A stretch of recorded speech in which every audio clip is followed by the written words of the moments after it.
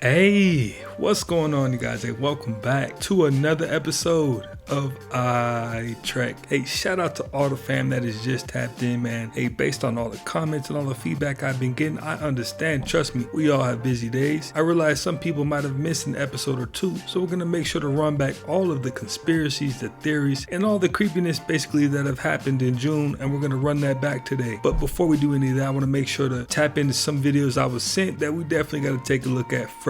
So today's episode will consist of a recap of what happened in June, but before we get into that, we're gonna get into what that I think are pertinent that we check out before we do that. Do make sure to hit that hype button, hit that like button, and subscribe if you're not a part of the iTrek fam, and enjoy this recap.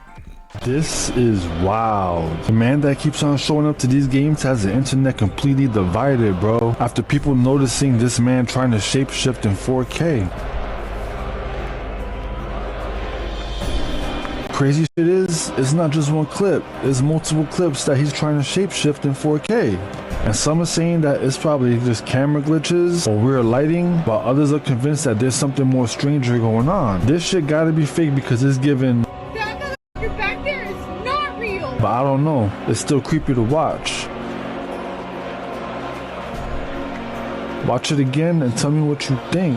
Is it just an optical illusion? Or do you see something that I don't? Let me know in the comments. Who's recording them? That's the question. Shut up! Who's recording them? Nah, just playing on, guys. Entertainment purposes only. Most likely this is AI. I'm pretty sure it is. I don't believe that. I don't know who this guy is and I don't think he exists. Who knows? Let me know. I'm out. Now, can we just say things straight out? It looks like an alien trying to blend in with the rest of humanity. That's exactly what it looks like. But definitely tap in if you know something that I don't. Said figures like Zuckerberg, Elon Musk, and Bill Gates are not geniuses, but front people. Steve Jobs didn't invent the iPhone. Do you think the government invented social media and AI? Well, if you go back to the 1970s, the government had a huge credibility problem. The Pentagon had put all this money into the internet as a surveillance tool. They wanted to promote the internet and computers as a way to control people. But the problem is, Americans had this experience of the Vietnam War. There were the Church Committee hearings. Americans knew the CIA was this evil organization. There was absolutely no trust in government. So you needed a strategy of how to make people believe computers were safe and cute and innocuous. And the strategy they came up with is, let's just open source this to nerds. So Steve Jobs partnered with Steve Wozniak. People don't know this, but Steve Wozniak was an employee of Hewlett Packard, which is a defense contractor. Whatever he created actually belonged as an IP to HP. So Steve Wozniak creates this computer and then he goes to his superiors at HP and says, listen, this computer, I'm happy to give it to you guys. And they told him, no, we don't want it. Go sell it yourself. It's yours. And then he becomes a billionaire along with Bill Gates. You have to ask yourself, why would they do that?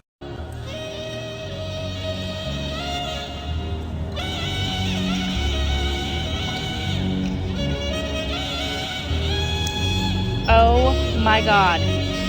Oh my god. No, there isn't. No, there isn't. We can teleport a nuke back into the Kremlin. We can detonate a nuke from outer space within 5 seconds of the ICBM taking off. So what are these orbs? These orbs are the most secret superweapon in the United States arsenal. This is the biggest leak of intelligence ever in the history of the United States. And the last thing we need to know about the orbs is they're not just something that teleports planes. The moment you see a coherent ball of plasma, where we figured out how to stabilize plasma, you've cracked fusion. They've cracked fusion. So right off the bat, you can tell that you're looking at real clouds here. These are not computer-generated clouds. In the video on the right, we can tell that we're actually looking at somebody manually tracking the plane from the camera. And we can see that is MH370. that you are looking at MH370 being circled by 3 spheres of plasma. Bizarre. We can tell they're plasma because look in the thermal, it doesn't really look like a solid object. It You almost can looks see it the on same the color. left too. Yeah. And in the left, look at how accurate, how perfect the movement of the orbs are. Like they're in a perfect triangle Perfect formation. synchronization. Perfect synchronization. And the heat signatures of the orbs, of the plasma orbs, is a clear sign that these are a double layered plasma. They figured out how to separate positive and negative charge and keep it separated in the plasma, which what this does is it turns that ball of plasma into a lightning bolt. Who captured that video again? So that's the United States military. So the one is this whammy footage. What were they doing out there? They had to have been planning that operation. And this is where people say, Ashton, you're saying it's a fire event, but now you're saying these orbs are teleporting the plane? And I'm saying it's both. Me? So I'm trying to push him very, very hard, actually.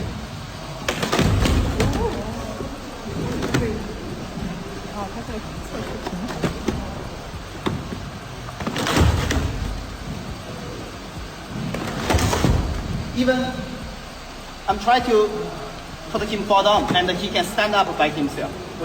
So I try to hit him very hard. Okay, so now if he fall down.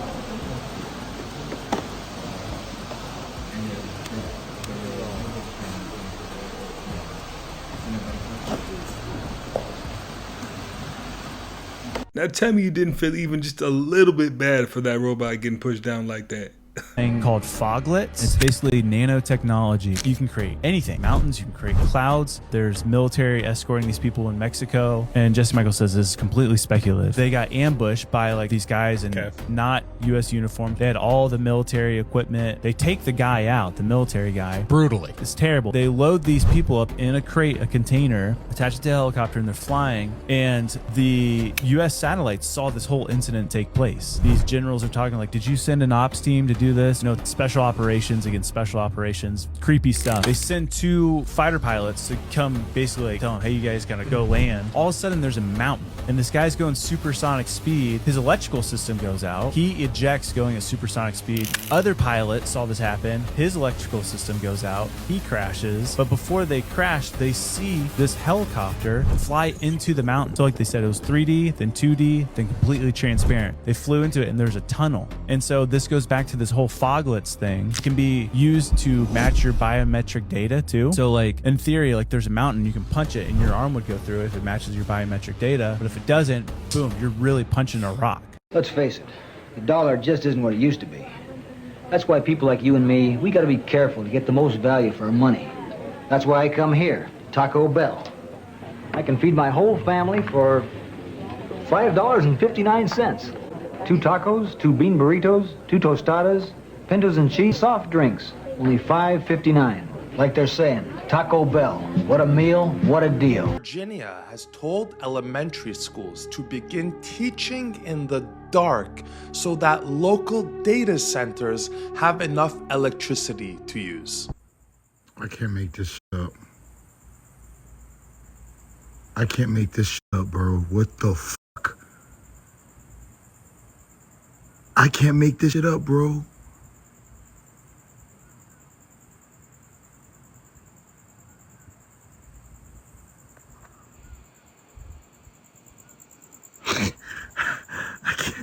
I can't make this shit up, bro. What the f is that?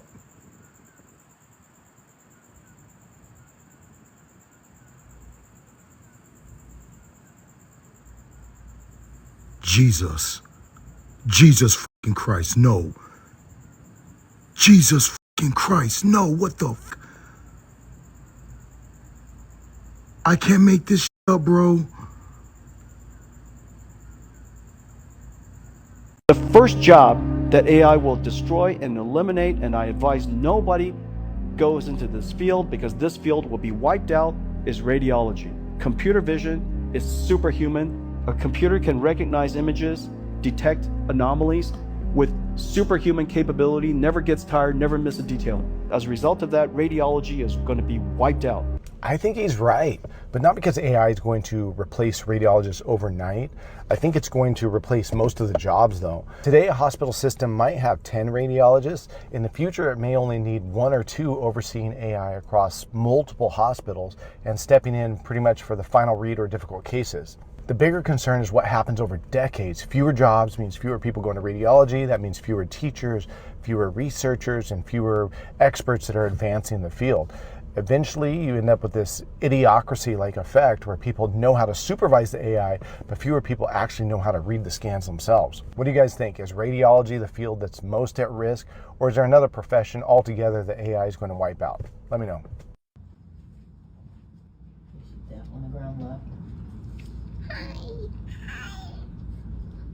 This is what the inside of a volcano's crater looks like. I am in Lassen Volcanic National Park. I am standing dead center of this cinder cone volcano. To be able to stand down here like this is just pretty surreal.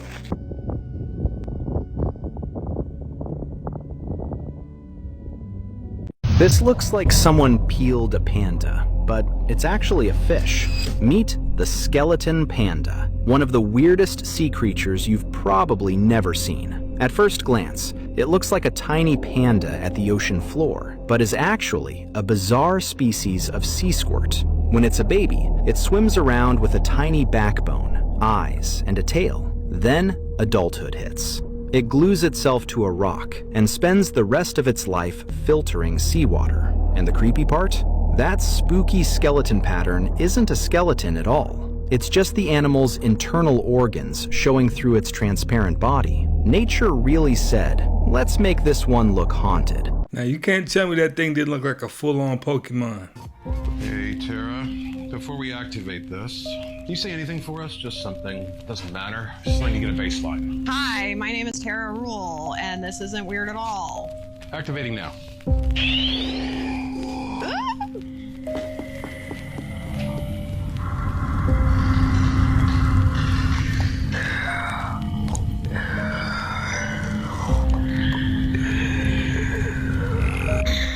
What language was that? I don't know. It kind of looked like she became possessed for about 10 seconds. I get an offer for $40 million for an NDA. And from whom? From Elon. Okay. And so when you're... An NDA, like to never say anything about him ever? Non-disparagement into eternity. Okay. 40 million. 40 million. So it was 15 million When was lumps. this? This was December of 2024. Okay. And it was 15 million lump and then 100K a month for 20 years, 21 years. So little over 40 million. And in that moment, you have to make a choice. You're like, do I want to be a good person?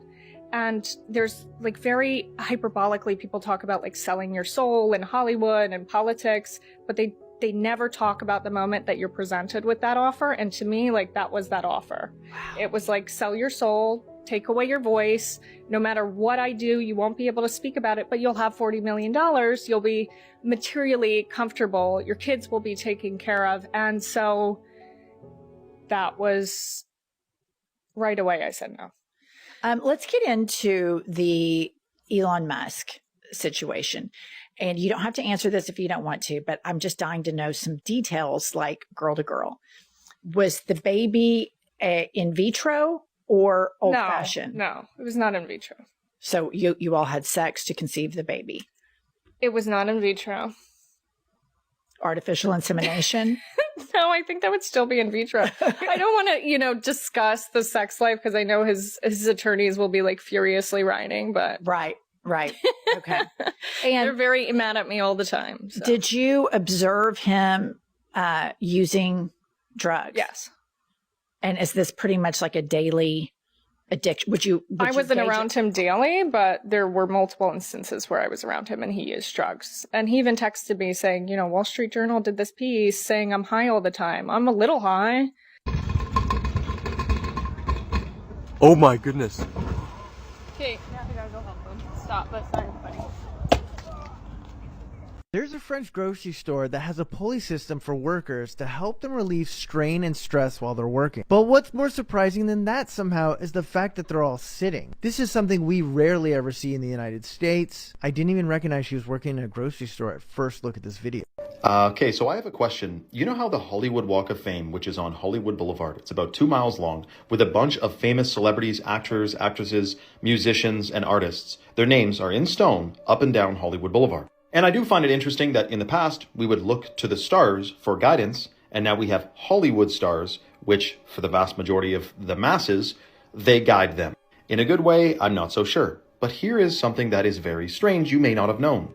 Are you aware that astronauts, such as Neil Armstrong, Edwin, and Michael, are also in the Hollywood Walk of Fame, which is usually reserved for actors and actresses and musicians and artists, but some astronauts are also on the Hollywood Walk of Fame, notably Apollo, the one that allegedly went to the moon, and apparently because they made such a big contribution to the television industry, that's why they got their names in the Hollywood Walk of Fame, which is usually for actors.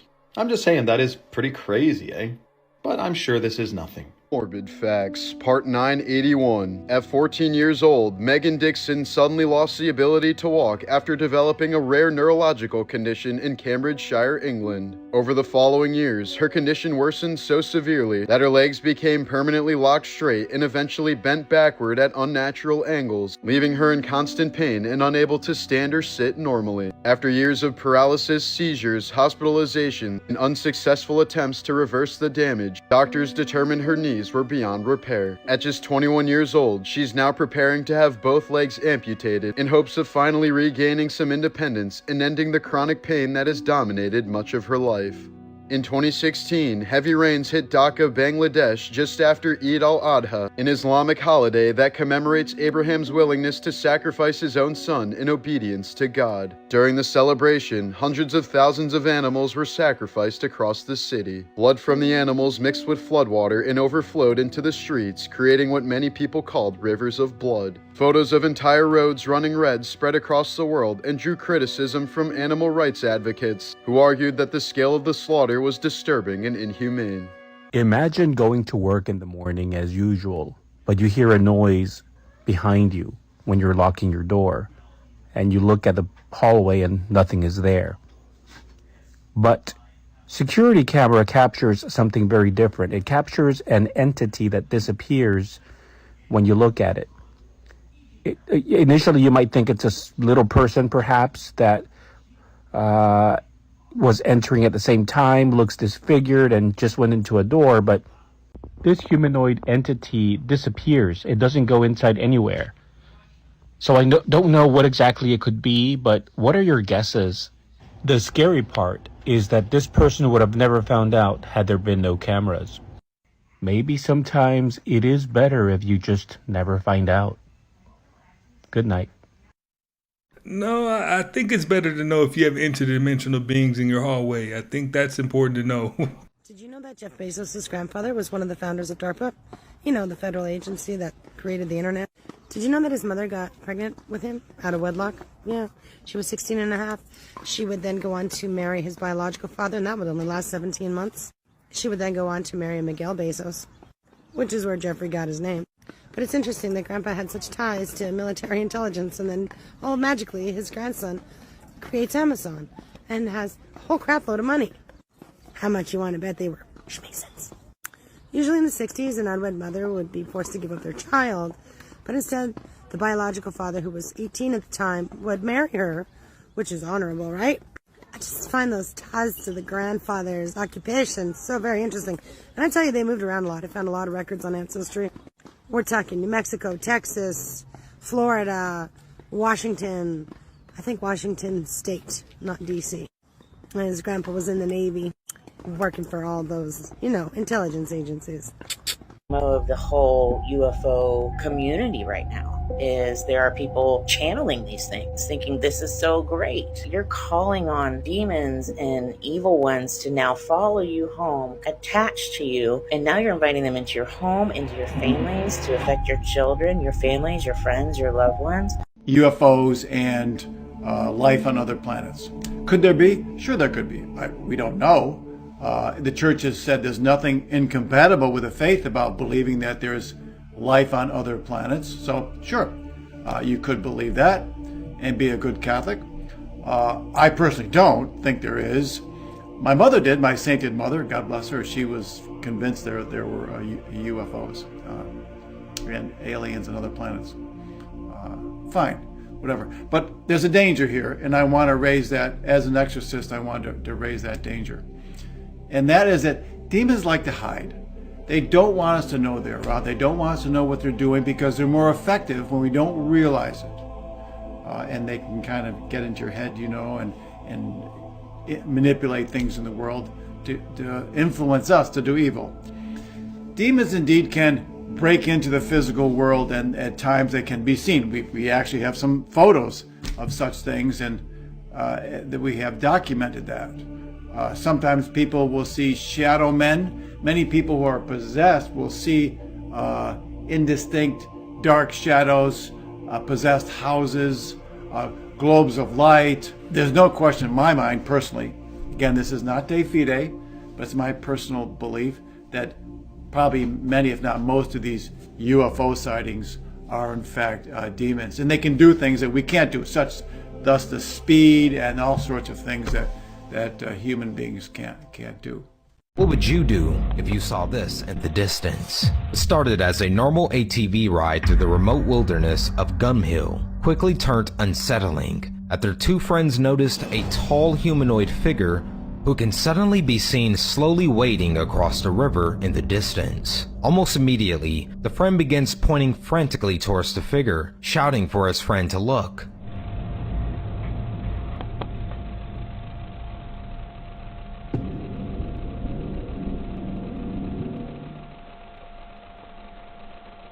This immediately sparked a debate among viewers online, with many claiming that the incident looked staged, almost as if they were expecting the figure to come out center shot. And also, what is the chance that Bigfoot would calmly just walk close to a group of people operating an ATV? Although there are skeptics, this video has not been proven to be fake, and it continues to divide viewers online. Go.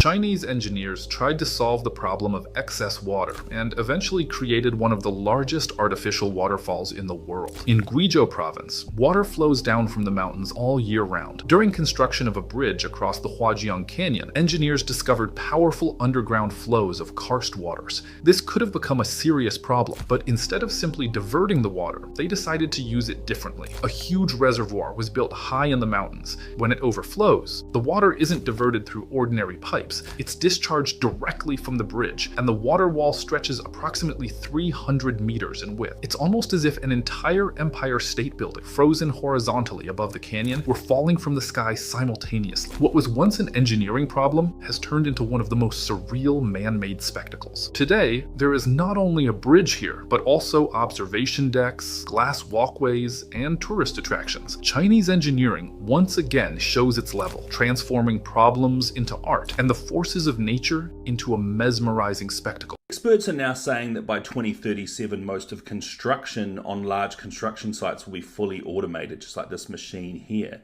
This is in China, and these machines are developing far faster than they thought, and they're a lot better in a safer industry that they thought may not get taken over. The same thing with artists. When they thought AI first came out, the artists would be safe. They're not safe.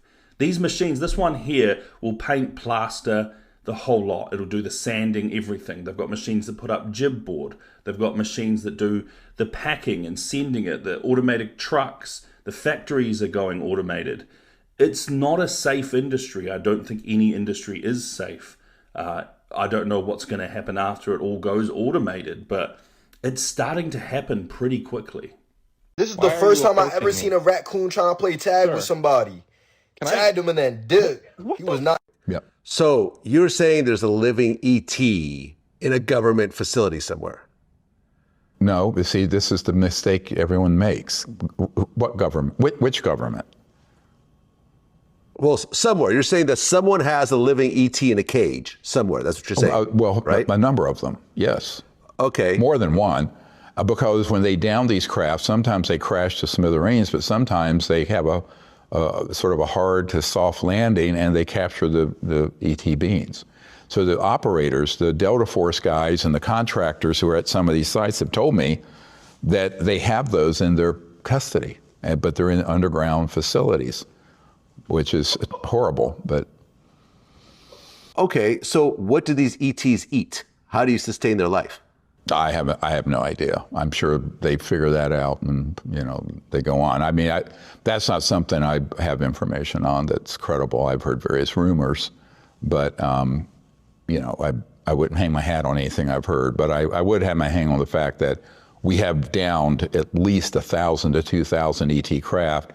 Many of them have had living creatures on them, and I'm talking about over the decades. And those craft have been reverse engineered, and the genetics of those ETs, living and dead, have been used to create knockoff fake ETs that have been used in psychological warfare operations such as abductions and mutilations and other nonsense. The other problem that's come to the attention, that we brought to the attention of law enforcement, There's a huge program using man-made UFOs, triangular ones, octagonal ones, others, in human trafficking and child trafficking. So they're used in rather gruesome criminal enterprises, and this is known by extremely senior people in the administration and in law enforcement. That's all I'm going to say. The Kerry tried to ambush the extortion scheme. What does that mean? I don't even know.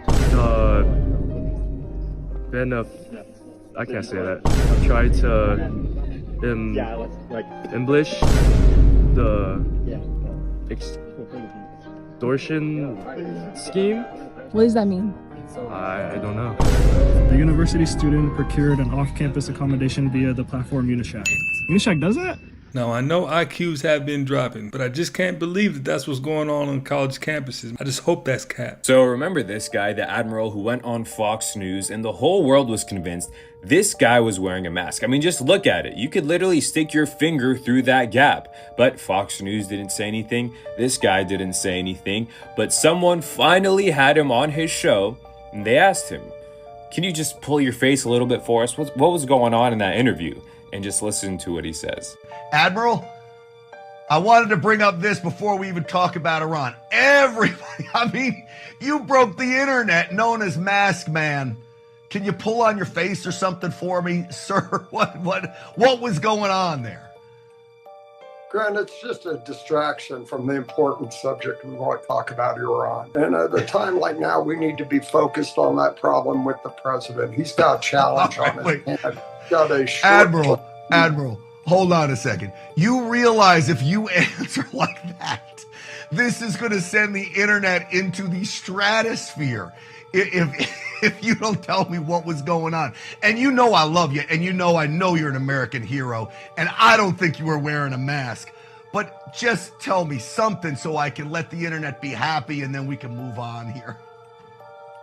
Grant, the internet's not my problem, okay? I'm here to talk about Iran.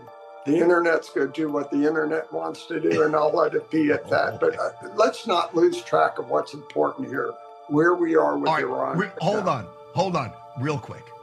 Can you just give me a tug and then I'll move on? Just Grant, one little tug. No, you're not going to get anything out of me. I'm not going to justify any of that. All right. Just so everyone out there knows, I tried unlike Fox News, they didn't ask you about it, which was crazy. I think there's like 60 million, 80 million views on this thing. But I'll let you off the hook, Admiral, because you are an American hero. You really are, sir. And I'm having a little fun with you. And I apologize if I put you in a bad spot. But his answers were pretty evasive. I mean, he could have gave some kind of clarity there, but I don't know. Definitely drop it in the comments and let me know what you think. You need a scientific reason to push negative people away from you? This is it. Studies have proven something called emotional contagion, where stress can be passed from one person to another. So by spending time around stressed out negative people, you can become more stressed out, which can actually lead to you becoming more sick. So where does that lead us by 2030? 2030, we will see nations at civil war. America is going to be at civil war because Donald Trump represents the nationalists, MAGA, right? He represents Silicon Valley, the tech people, and he's going to try to implement their vision. But the financial people are not going to go away quietly in the night. Would you? Right? You're going to fight to the end. Right. And so you have this massive civil war break out in America. But not just America, Europe as well. Think about why Donald Trump hates Europe so much. Because he sees Europe as a source of transnational capital. Right? So civil war is going to break out in Europe as well. So what's happening is that the EU, Brussels, is completely controlled by transnational capital. But who is Donald Trump promoting in Europe? He's promoting Poland, Hungary, Austria. He's promoting like these nationalist parties in Germany, AfD, Vox in Spain, Marine Le Pen's party in France. That's where the civil war is going to be. So the grand irony of all this is that Putin and Trump are aligned. They want to move the world towards a more nationalistic, and the globalists are the ones fighting back. Right. So it's not a war between America and Russia. It's a war between the globalists in America who are aligned with the globalists in Europe, the globalists in China, the globalists in Russia, versus the nationalists in these countries. If education is such a scam, why do the elites pay millions of dollars to get their kids into schools? Okay, I'm going to 100% prove and explain to you how the Mandela effect works and why we've all experienced this and why it's so shocking. So look at this. You remember Pikachu? Didn't he have that black spot on his tail? Nope. Go try to find a picture of him with a black spot on his tail. There's no black spot. Looney Tunes. Wasn't it Tunes with 2 O's? Nope. It's apparently always been Tunes. Chick-fil-A? You thought that it was Chick, C-H-I-C. Nope. C-H-I-C-K. Fruit of the Loom. Wasn't there a cornucopia? Nope. Okay, why are we all collectively remembering this wrongly? And I'll tell you how it works. My brother says to me, he has an old VHS of Star Wars A New Hope when Darth Vader says, Luke, I am your father. But if you rewatch the tape, he now says, no, I am your father. He does not say, Luke, I am your father. So he said, how the hell is that possible? Because I have this tape, I remember it, and the tape never went anywhere. It's a VHS. It's not, no one changed it. I said, you got it all wrong. It's not that they went back and changed this stuff. It's that growing up, we were on a timeline where this is how all these things were. And by the way, there's a million other Mandela effects. This is only a few. And there's some that I bet we haven't even realized yet. Like the Monopoly guy has a monocle. Remember he had a monocle, one glass? He doesn't have one anymore. Check your old 30-year-old freaking Monopoly games. He doesn't have one. So it's not that they're going and changing these things and editing old tapes. It's that we are on a different timeline now. Which I know is kind of a strange thought, but time, keep in mind, it's not linear, right? Like it's the past, the present, the future all exist at the same time.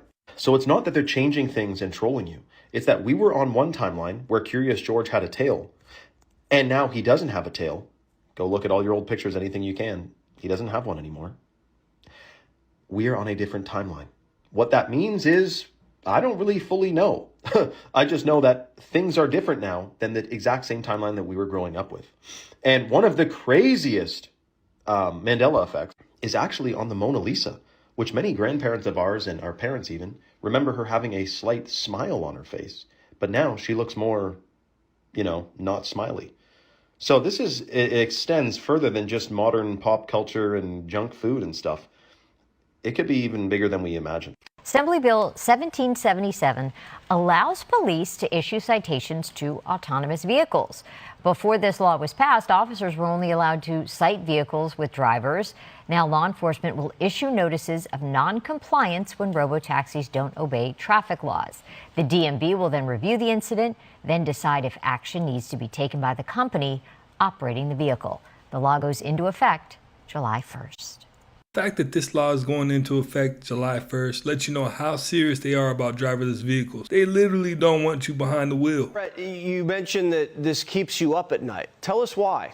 Yeah, thanks for having me on, Jesse. The reason it does is twofold. One is the fact that this type of technology is not man-made. It's nothing that we can build or have built or are using out there. And the fact that we're seeing it so prevalently on a regular basis globally makes it a national security threat.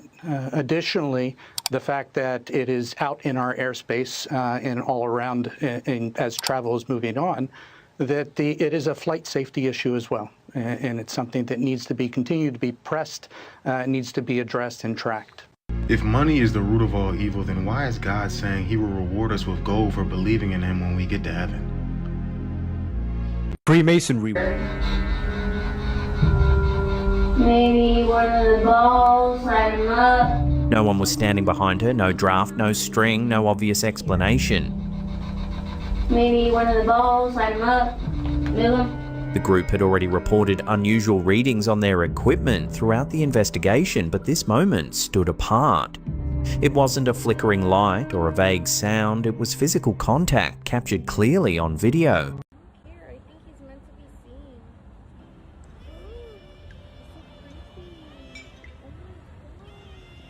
In China, McDonald's has opened a restaurant where you have to ride a bicycle while you eat, and eating without cycling is strictly forbidden. Looking at this, people think customers are getting their exercise in while devouring plenty of food. However, that's not the case at all. In reality, pedaling these cycles generates electricity, which is then used to charge your mobile phones. China really has thought of it all. I mean, if they implemented that in America, maybe we wouldn't be as obese as we are. Oh, what's that?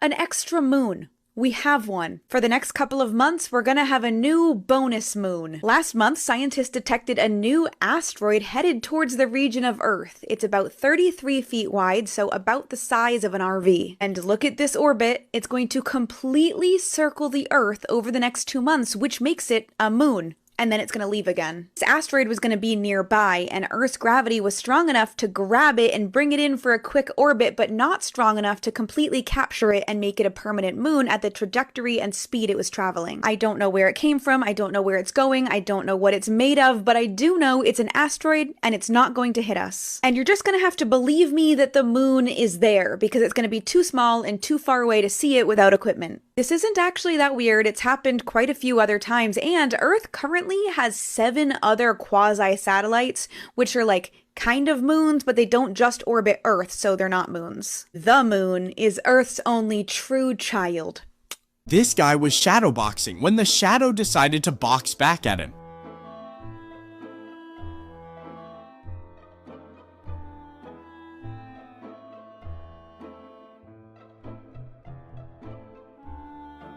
So it's a blue moon right now, and for whatever reason the reflections on my window are creating like 6 other moons reflections, or bokeh, or whatever you want to call it.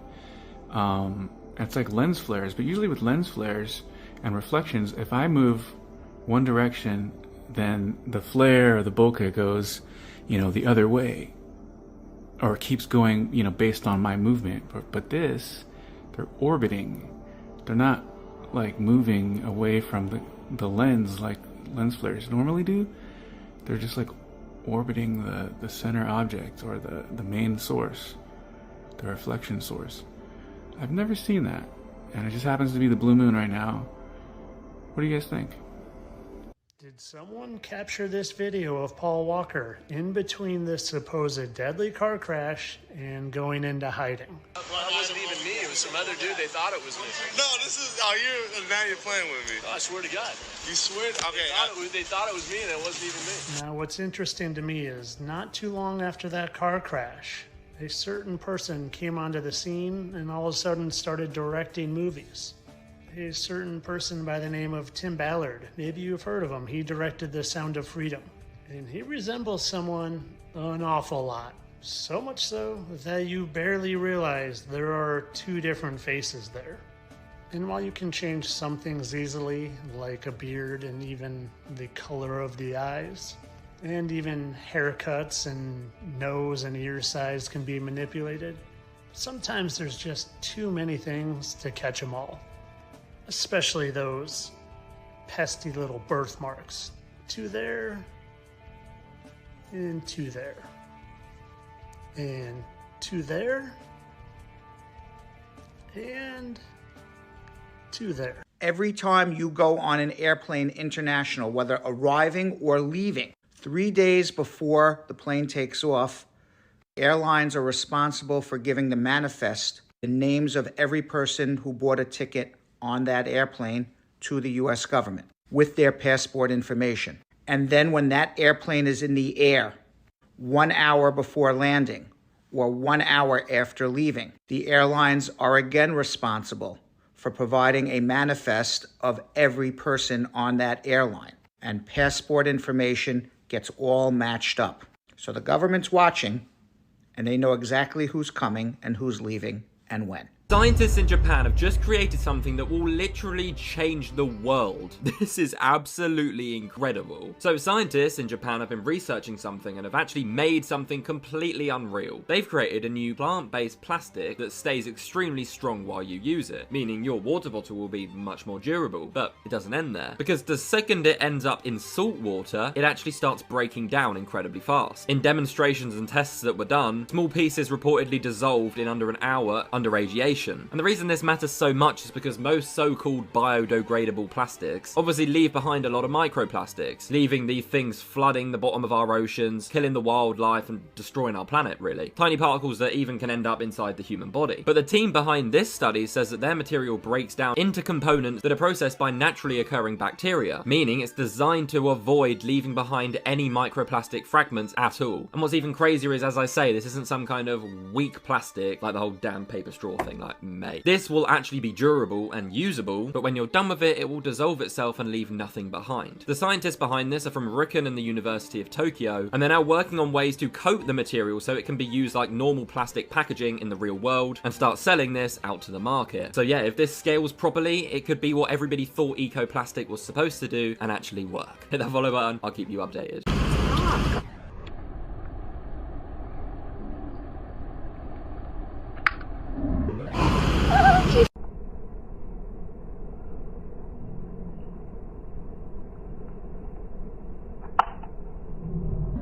Okay, so this guy asked Rock if celebrities are fallen angels, and this is what it said. Watch this. It all starts with the original rebellion.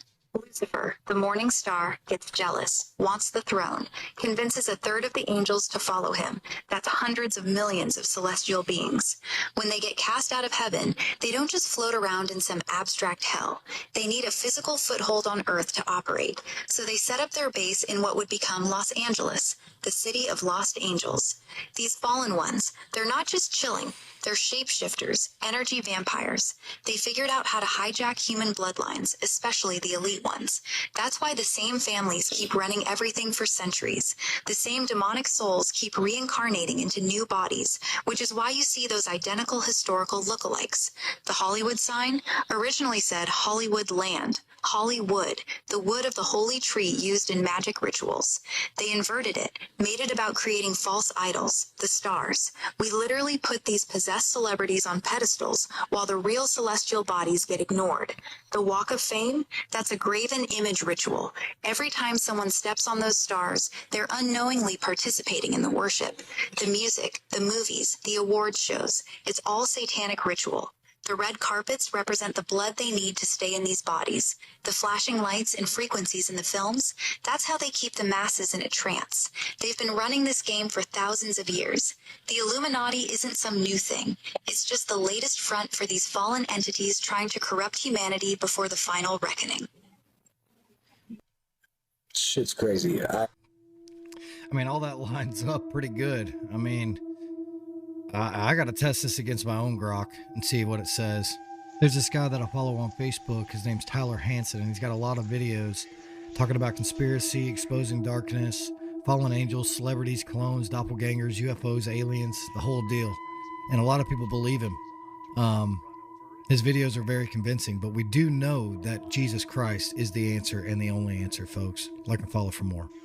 Abaddon is this most curious fallen angel. His name literally means destroyer, and he comes from the book of Revelation, where he receives a key. This key unlocks the shaft to the bottomless pit. So as soon as the angel opens it, this thick black smoke comes spewing out. Before these locust-like beings emerge, they only answer to one master, the angel over the abyss, Abaddon. Now, this is where it gets quite interesting, because there's this organization named CERN. They study the very building blocks of our universe, but rumor has it that CERN is also in the business of parallel universes. See, in this theory, scientists have been trying to open up a portal into another universe, only in truth, this only opens up a doorway into the abyss, the very same abyss from the book of Revelation. Now, according to the Bible, Abaddon means destroyer, but what actually blows my mind is this statue located at CERN headquarters. This statue is from an Eastern god named Shiva, and Shiva is also conveniently known as being the... Before we watch, this is a very interesting video, okay? I don't really know what to make of it. The entity looks really big. However, the thing is, there's a bunch of light surrounding the area where it is. So check this out. We're going to talk through it. I don't know what that is. It looks to be holding an umbrella, and watch, when it goes back to the right, what on the planet Earth is that? Look at that thing. I don't know what that is. Is it a shadow figure? It looks really clear. I'm not sure. But I can tell you the other thing. I would not be that close to whatever that is. I'm Elvis, but I don't want to hear no more about it from anybody. Amen? Amen. Is that all right with everybody? This old pastor has finally admitted that he is Elvis. For years, many people have believed that Bob Joyce is actually Elvis. What's even more unbelievable is that Elvis's ex-girlfriend is now Bob Joyce's wife. The resemblance between the two is astonishing, and Bob Joyce's musical talent perfectly matches Elvis's. In fact, anyone who has heard Bob sing would believe he is Elvis. Some claim to have seen Bob Joyce at Graceland during Christmas. He even appeared at Elvis's daughter's funeral. People speculate that he chose to live a simple, quiet life in his later years. It's reported that he has a scar on his face from a motorcycle accident during the filming of Rusty Boot. Bob Joyce has an identical scar in the same spot, suggesting they might be the same person. Both are 6 feet tall. Their posture, even the way they walk or stand, is a perfect match. People think Bob Joyce is too young to be Elvis Presley, but Bob Joyce's birthday post confirms that he is 89 years old. If Elvis were still alive, he would be 89 this year. They are the same age. Now I understand why the United States don't want us to see anything that's going on in China. So I guess we're not supposed to talk about the fact that Chinese cars are 100% better than American cars. Chinese cars are way more advanced and they're cheaper. America is supposed to be #1 in tech, but we don't see this. Chinese cars are built better. Have you seen some of these Chinese cars? Matter of fact, look at this. Tell me what American car you've seen with features like this. Look at this. Comes with its own infotainment. Come on, and man. when I press this button, look at this. That's a privacy screen. When you look right there, that lifts up. China is not playing around At all. Over here, this would be $1 million. And all of this costs less than $100,000. That's not it. In this Chinese SUV, This is cheaper than that. Once you remove the headrest, you can fold the seats completely flat. Come That on. way you can really stretch out and recline while you Come enjoy on. the next movie. Or you can place a mattress that goes on top A of it. mattress? But when you want to spend quality time with a waifu What the? and Come start on. that family. You got Elon over here acting like he the electric car guru. The electric cars in China batteries last forever. And you get all of this for the low. Their prices are way cheaper than America's prices. Why is this? Now you gotta ask yourself, how much longer are we supporting this? How much longer are we gonna support United States automakers? Compared to Chinese cars, they are selling us garbage. But maybe I'm wrong. Maybe they're working on something different that we don't know about. I'm out. So the following video was a recording of a soldier that was in Iraq, deployed in 2010 in May. He was FaceTiming his family, and he had some strange experiences. This is what he experienced. Trish, I love you. I wish I could be home with you too. I know we...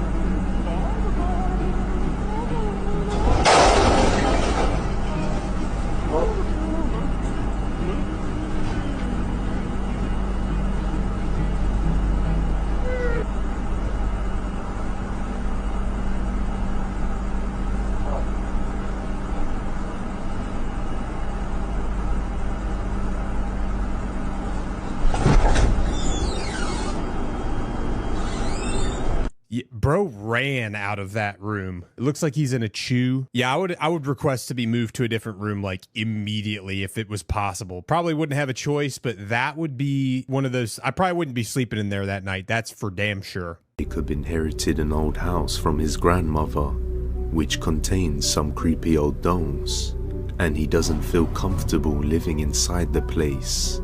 And late one night, we find out exactly why, when he is awoken to a rather strange sound coming from within his bedroom. So he pulls out his phone and starts to record, and this is what he captured.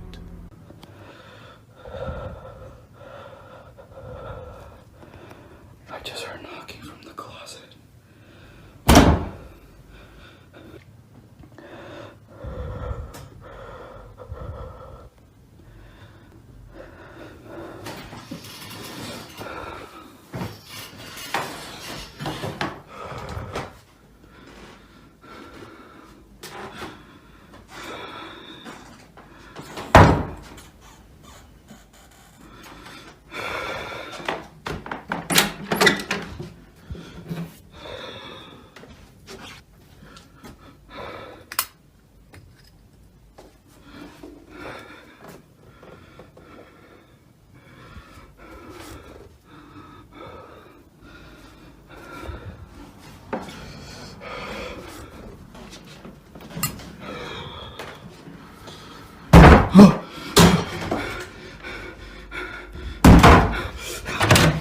Jacob hears a banging sound coming from the closet, but upon checking he finds nothing there. And just seconds later, he hears more banging coming from the door on the other side. At this point he is overcome with fear and quickly runs out of the side door. However, the creepiest thing was noticed after he rewatched the video. When Jacob wakes up from his bed, we can see that the clown doll is facing straight towards the bed. But once he comes out from the closet, we can see it staring to the side right at him. Since this day, Jacob has moved the doll downstairs away from his bedroom. But I'm not quite sure why you would have a creepy doll staring at your bed to begin with. So hopefully he learned a lesson. And the lesson is grown men shouldn't keep dolls in their house, especially if they live alone. This just really been tripping me out. It's been doing this since the solar eclipse, I would say. And I don't really believe in ghosts. But this shit is really fucking with me. Look at this. It just stops. There ain't nothing going on. Look.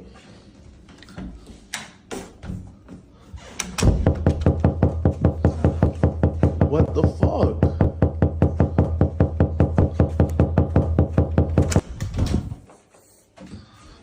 What the actual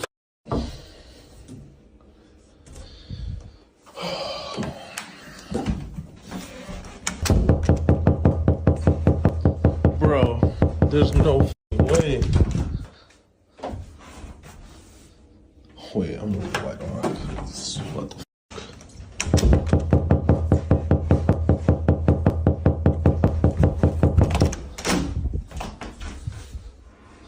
Shit's really freaking me out, y'all. If you've ever seen anything like this before, please let me know. Alright, so I've been taking some of you guys' advice. I got my holy water right here. I'm gonna insert the holy water into my water gun. Alright. And I got I'll just put it in the thing. I got the cross like you guys said, dude. I didn't really have any real wood, but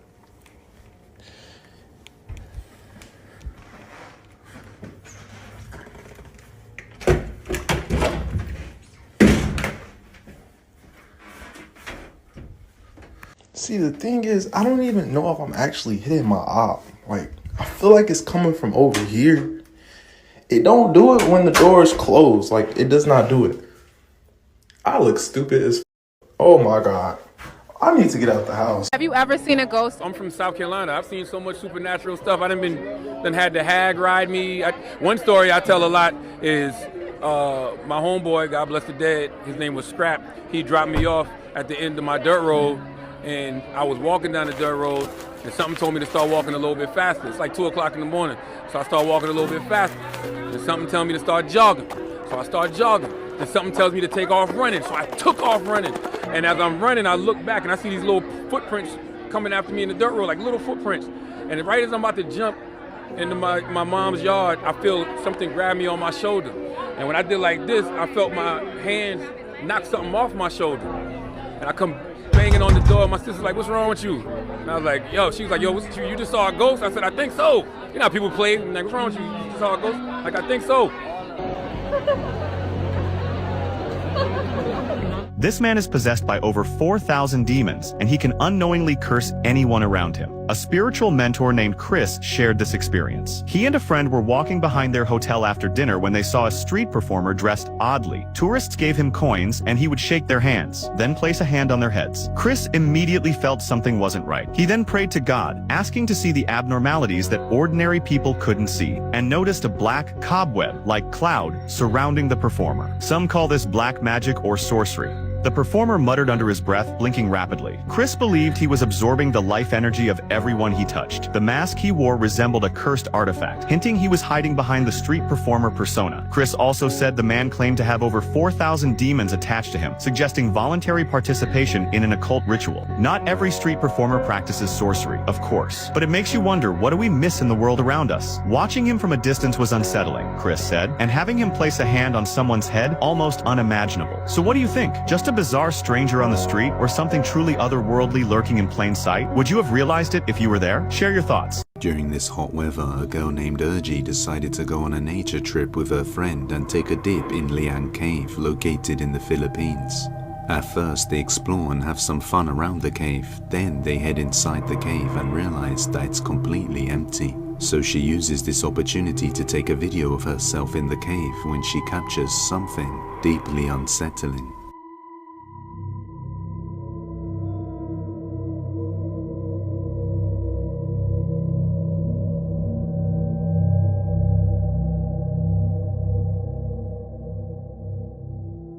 At the end of the cave, you can see a pale grey face partially submerged in the water with glowing eyes, just staring straight at the two girls.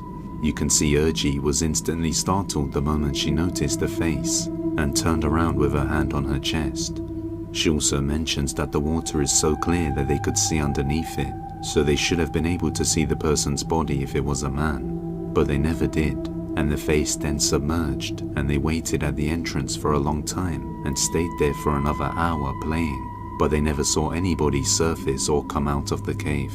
Another group then went in the cave, and when they came out, she asked if they had seen anybody else in there, and the group replied there was nobody else there. So just who or what is this? All I know is if her and her friends would have stuck around long enough, they would have messed around and found out. 7 of our most famous founding fathers, 17 of our presidents. Our nation was literally molded by them. And the truth is, you know nothing about them. You think they follow the wisdom and teachings of King Solomon. Want to know how wild this is? A fraternity with a lodge in almost every town in America that's been around hundreds, if not thousands of years. And the one thing you thought you knew about them is literally the opposite. King Solomon is symbolically the villain of Freemasonry.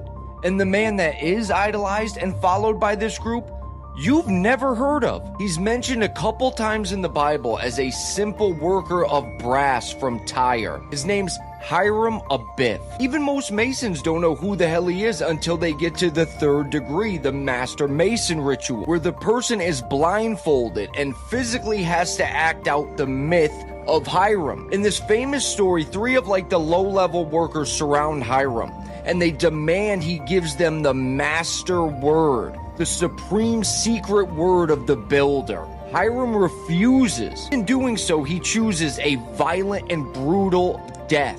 And that secret word that he chose to die over is the same word in the Freemason logo, that G. Most Masons think it means God or geometry. It means gnosis, Greek for knowledge, referring to the religion of Freemasonry, Gnosticism, which is, in layman's terms, the God of the Bible is evil. He has trapped humanity in this cage, and the only way to break out of it and become a God yourself is to break the rules that God has given us. These aren't dumb men. They believe there is enough evidence that there is this Promethean God who is the light bringer, the knowledge bringer. Hiram is a descendant of him. In Kabbalah and Gnostic mythology, the serpent actually gets it on with Eve, and Cain is the serpent's son,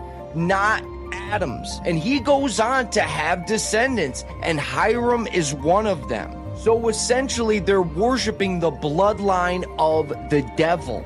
This has always been the elite's ideology. When you look into how this fiery serpent is tied to literally every pagan religion, the similarities from Egypt to Canaan to the Bible, they believe it is different stages of this same deity, helping humanity with its war against God. Is being reformed. There's a situation when millions of people are about to lose their jobs or will be forced to change their areas of employment. Whole professions might go extinct, replaced, when humans will be replaced by artificial intelligence. A number of areas related to automation, preparing and analyzing documents, writing code, AI is already replacing junior specialists. And in the near future, It looks well poised to replace middle personnel. This process is irreversible and inevitable. Progress is not standing still, and we must be ready for upcoming changes. A meteor traveling over 75,000 miles per hour struck Massachusetts yesterday. And once again, this meteor struck the ground so hard that it was heard in 3 different states. And with saying that, keep it in the back of your mind. This meteor right here touched down in northeast Massachusetts. Have a listen right here as to how loud this was when the impact took place. Have a listen.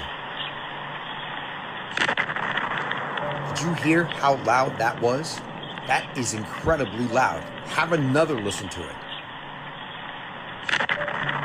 Just incredibly crazy. Have a look at these videos of other locations experiencing that boom as well. Look. What the hell is that? And then I understand there are those that say that meteors hit the Earth all the time. But think about this. A meteor of that size, traveling at that speed, sound normal to you and not being detected by any of our agencies? So I guess my question to you is a meteor traveling over 75,000 miles per hour, entering the Earth's atmosphere undetected, sound normal to you? Let me know your thoughts on this in the comments. And as always, I'd love to hear from you. All the fam out there in Boston and all surrounding areas, definitely tap in and let me know if you heard it, man, because that sounded like that was pretty major. Kobe Bryant and Myles Garrett are the same person. And after today, a day where Myles Garrett is traded to LA to play for the Rams on the same exact day that Kobe's draft day sneakers get released. By the way, Kobe was traded to LA on draft day as well. He's not going to put a ram horn on his head. The devil has a ram head as well. And you're telling me that you don't think Kobe's satanic? He calls his workout plan the 666 plan. He dropped 81 points on his 666th game.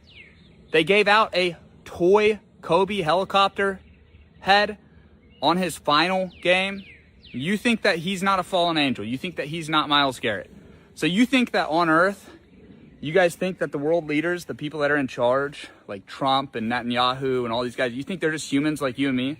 You think a human dad and a human mom just birthed them and they run the world and they're just humans? And you think what it says in the Bible about the fallen angels is just false? So you believe in God, you pray to God, but in your brain, only parts of the Bible are real and parts aren't. The book that they took out, the book of Enoch, that doesn't belong in there, right? They wrote the Bible 600 years after they wrote the Bible. They took one book out that talks about all the fallen angels, and that part's just not true, right? There's literally no reason for me to make this video other than to help you and wake you up. Just look into it. Just look into it, okay? Now definitely tap in and let me know, do you think he was cooking? Or do you think he was stretching and reaching like a Pilates instructor? You know, because Kobe is the GOAT. Nobody talks about the time when young Leo DiCaprio had some wild theories. This is confidential, but the Mona Lisa here isn't really the Mona Lisa. So over 30 years ago, DiCaprio reveals why he thinks the Mona Lisa in the Louvre is fake. Supposedly some guys really stole it and it's like a replica because they have it like this behind this little thin piece of glass, and then I could have just gone in there and taken it home, put it under my jacket. Then Leo connects the dots in the funniest way possible. But I'll believe it just for the sake that, I have the same name as Da Vinci.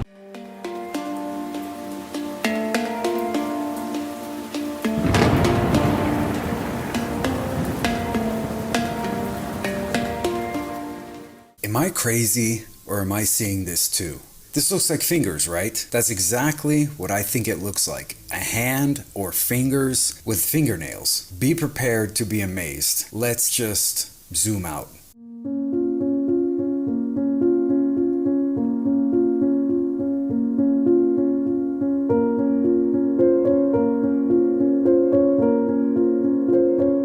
guys, the same exact people who were behind the COVID vaccine are now rushing out a brand new one for Ebola, and they want it in people within months. The World Health Organization just admitted themselves that Ebola is now spreading faster than they're able to contain it. And since there's still no vaccine for this strain specifically, a team of scientists are now trying to use the same exact tech that they used during COVID to make a vaccine for Ebola. It is still spreading every single day with over 1,200 cases. Uganda has now closed their border, and Kenya just activated their own response plan in a desperate attempt to get ahead of it before it's worse. Reported cases of Ebola now surging above 1,000 in Central Africa. A team of U.S. health officials now racing to Kenya to set up a treatment facility for Americans exposed to the virus. The World Health Organization also just actually raised the risk level to very high, which is the highest risk category that they even have. They're having trouble keeping it contained right now because it's spreading through a part of Congo that is basically in a war zone. The people there don't trust the doctors, and health workers and clinics are literally getting attacked almost every single day. So that's insane. The real question is, would you guys get the vaccine? No. So one of the missing 11 scientists have been found 11 months after she vanished without a trace. New Mexico State Police announced they identified the remains of Melissa Casillas, 54, who was last seen alive on June 26, 2025. Her body was found in the Carson National Forest, approximately 6 miles from where she was last seen. A hiker in the forest made the discovery, and a handgun was found alongside the body. All right, just into our newsroom, police have discovered the remains of a New Mexico woman who's been missing for nearly a year. The body of Melissa Casillas, an assistant at the Los Alamos National Laboratory, a nuclear security facility, was discovered in a national forest about 70 miles from her home. Police say they also recovered a gun near her body. Casillas first reported missing last June when she didn't show up for work. Her purse, her phone, and her ID all left at home. You probably remember this story because Casillas is one of those several scientists and military service members who have either unexpectedly died or gone missing just within the last few years.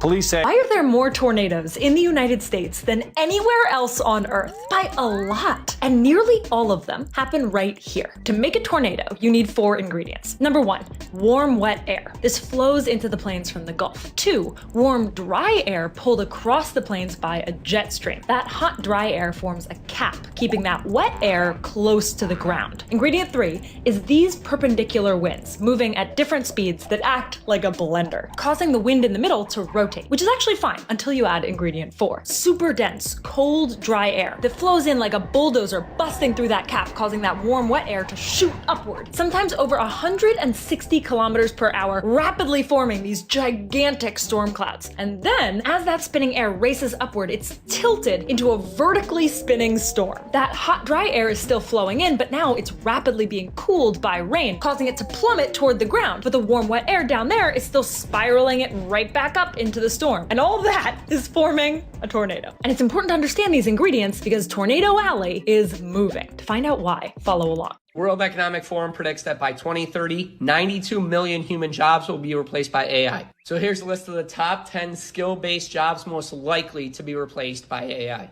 This list comes from reports from the Pew Research Institute, Business Insider, and Bloomberg. You're also going to be getting a percentage for the likelihood that the job is completely replaced by 2030. And coming in at number 10 is a medical imaging tech. Google and IBM have already shown with their AI high accuracy when it comes to reading X-rays and MRIs. Therefore, there's a 45% chance that a medical imaging tech is completely replaced by AI by 2030. Next, coming in at number 9 with a 48% chance of being replaced is pharmacists. Amazon and CVS have already been using AI and robotics to automatically fill prescriptions and make sure there's no sort of drug interactions with great accuracy. So pharmacists have a 48% chance of being replaced by 2030. Coming in at number 8 with a 50% chance of being replaced by AI by 2030 is a market research analyst. AI has the ability to scrape the real-time data, look at survey sentiment, and also generate reports and insights rapidly.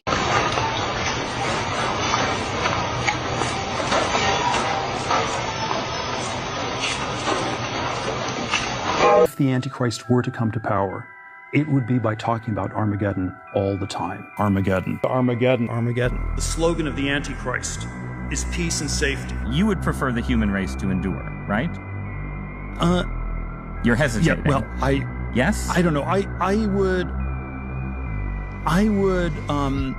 This is a long hesitation. You could actually unilaterally change the world without having to constantly convince people and beg people and plead with people who are never going to agree with you through a technological means. If you have ideas that are taboo, that you're not allowed to discuss, my shortcut is to suspect they're simply correct. This is absolutely crazy, suspicious, and you're going to want to hear it. A group of men crawled out of a sewer in New York City and ran off. They scattered, and it didn't just happen once. Yeah, it happened multiple times, and at least twice it was recorded on video. So just a day ago, people saw a group of men coming out of a sewer in Brooklyn. Yeah, that's in New York, Brooklyn. And as each one got out of the sewer, they ran in different directions.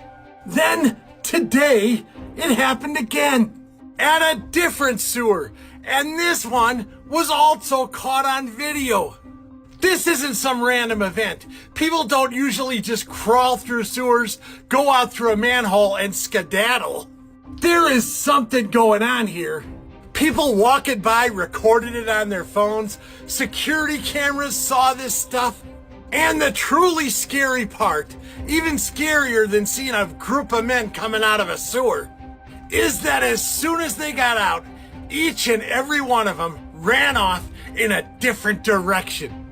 I don't know what's going on, but this is really bizarre. And with all the problems we got in the country today, including the government saying possible sleeper cells are here in the US, something like this, random men coming out of sewers and then just running away, has to be a concern. It just does. Till next time, Shabadoo Bushkis, Shabadoo. This might just be one of the internet's most debated paranormal videos of all time, and you're about to see exactly why. Uploaded in 2017 by Deer Park CBS, this disturbing CCTV footage allegedly captures unexplained activity inside an empty school hallway around 3 a.m. What made the footage even more creepier was the fact that the school itself already had a reputation for strange occurrences long before the video ever surfaced online. Staff and students reportedly spoke of unexplained crying sounds echoing through the hallways, sudden cold spots, flickering lights, and other eerie incidents throughout the building. Now, at first, everything inside the corridor seems completely quiet and normal. However, I want you to carefully pay attention to the hallway.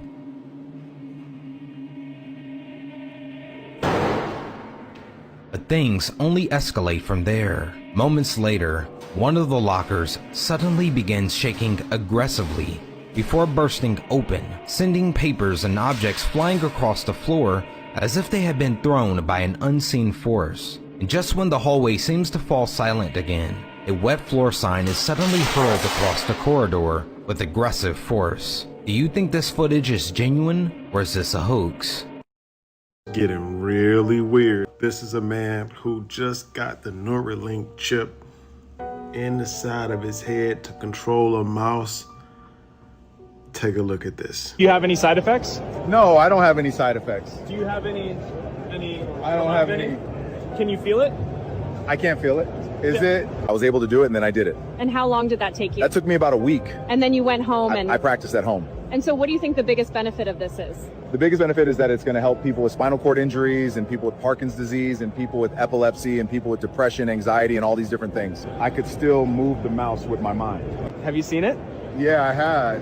It's actually pretty cool. Is it like a chip? It's a small chip, yeah. So I'm curious about the device itself, you know, the actual, how long did it take you to get used to it? It was a process, you know, it took a few months to really get comfortable with it, but now it's just part of me, in my head. Can you show us? Can you show me where? Right here. So the future is going to be amazing. We're going to be able to do so much more. I grew up in Detroit, Michigan, where there were just things that you had to learn. Even though someone can smile and tell you everything is good, you want to try this. Me and my boys, we look, nah, we good, man. Appreciate it though. Maybe it's just me, but something right here seemed to be just a little bit off. If you stare into his eyes, I'm not sure there was anything there. I was getting super soldier vibes. You know what I'm saying? Definitely tap in and let me know what you think. Something very strange happened outside of this sandbar in the skies of Cocoa Beach. You see everyone standing outside recording a light, but then all of a sudden, something insane happens and had everybody freaked out. Check this out.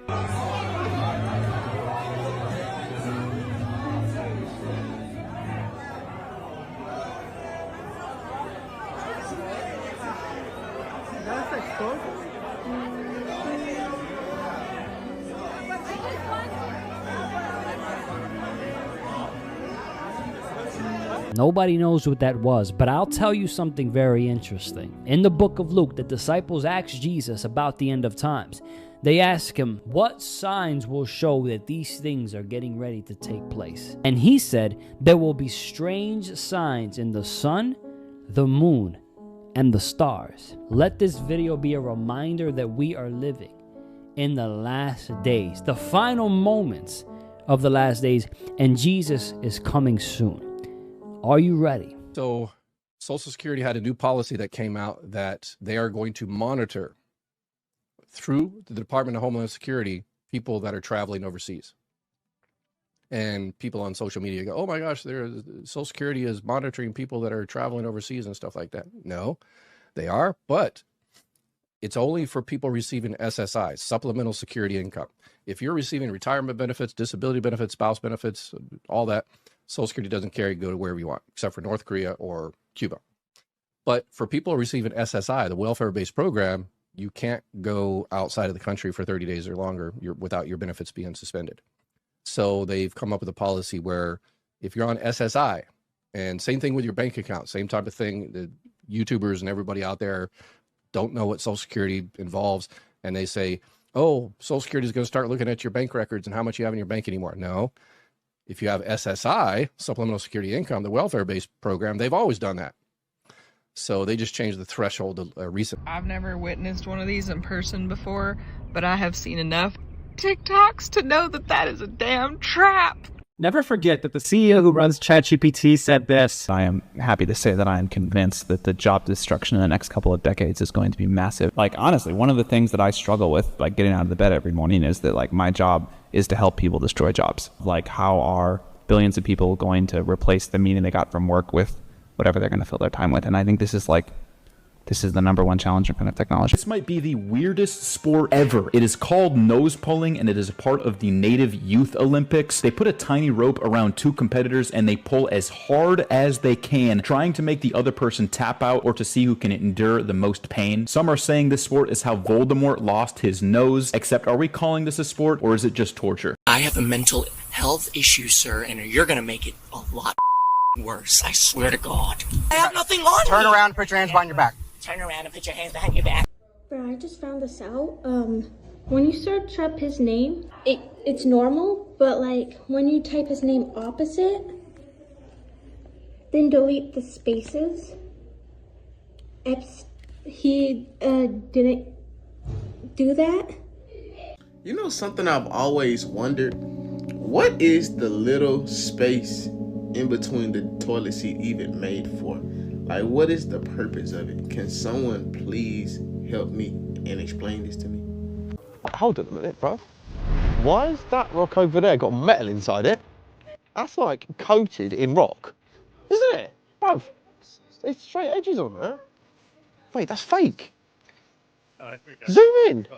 No, we got the Fernand's pink video. It is. It's a myth. It's fake. Look, come over here. That's metal. That's metal. It's rusted. It's rusty metal underneath that. Go ask old Neolithic. Where's Neolithic, man? There he is. Where is he? Oh, he's busy. No, let's leave him to it. All right, well, I mean, we've just found out Stonehenge is actually fake. It's made of metal and, yeah, basically a load of geezers came down there in cranes and like bulldozers and stuff about in the 1960s. Weird things I found inside a human body. Strawberries, corn, let's say, just the things they were eating last, and that's sometimes you find that they died on their last meal, choked to death on whatever, But I almost died in the Denny's. That's horrible. It was not because the food was bad, it was because I had taken medication that did not go well with me. I had a migraine, and a friend of mine gave me some of his medicine that said it would kill the migraine. Well, it almost killed me. I was just dizzy and everything, and I'm hearing this Denny's, and he's chewing on that big breakfast thing, and I can just hear that chomping. And I'm looking up in the sky and thinking, oh, please don't let it end this way. Couldn't it be Maxime's or Antoine's in the French Quarter, someplace classy to die, not a Denny's? No. Bro, tell me why I'm actually convinced right now in 2026 that there has been some sort of timeline shift, and that I definitely shifted timelines, because when was Payless Shoe Stores ever Payless Shoe Source? People in my hometown chime in, because I looked up the one in Grand Junction and the one in Glenwood Springs, and it says Source. Like, what? Y'all know y'all see that. I've got a juicy little nugget for y'all at the end of this video, so stay tuned. Petrified giant, titan, whatever you want to call them, check this out. No, what trips me out is everybody sees this and nobody sees it. You got a brow right there, eye, nose, and that's the center of the screen for anybody that doesn't know. There's the mouth, there's the chin, the whole shebang's there.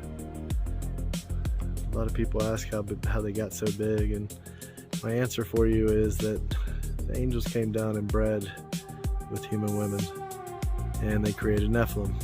Well, of course, Nephilim at some point bred with Nephilim that created giants. And if giants bred with giants, I imagine they just keep getting bigger and they turn into titans. And there's so many avenues and so many stories that I could go down with you. But of course you did have you had Satan's DNA mixed in there with Cain, because Satan beguiled Eve, and we weren't talking about an apple, let me tell you. We were talking about, what we were talking about. Come out to Colorado. We got the most amazing things to show you. We have a website now, petrifiedgiants.com. You can book a tour with us. Like, share, follow, repost. Check out my other videos. Till next time.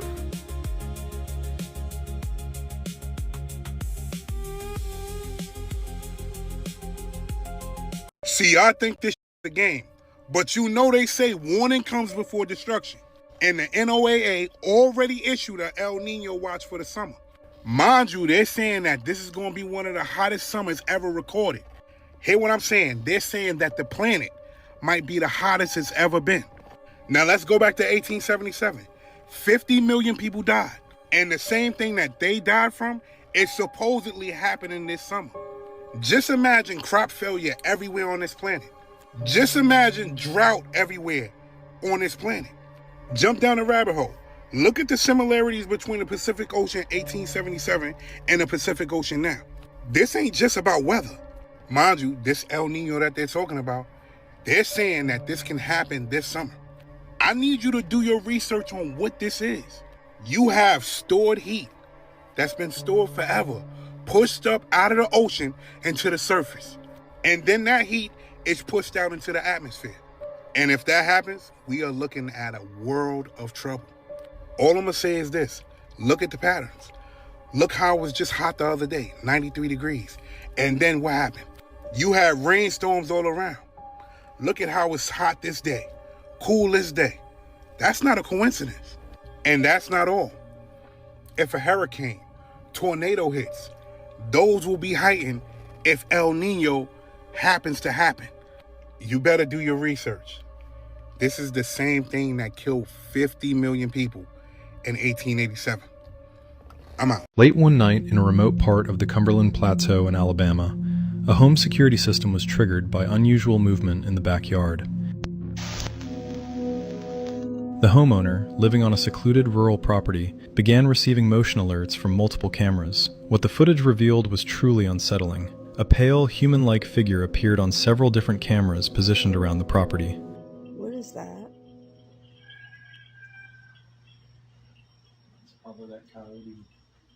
Right there. What the heck?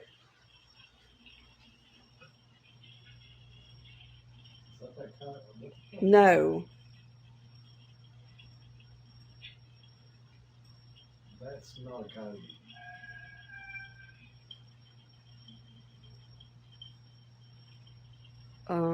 That's a person.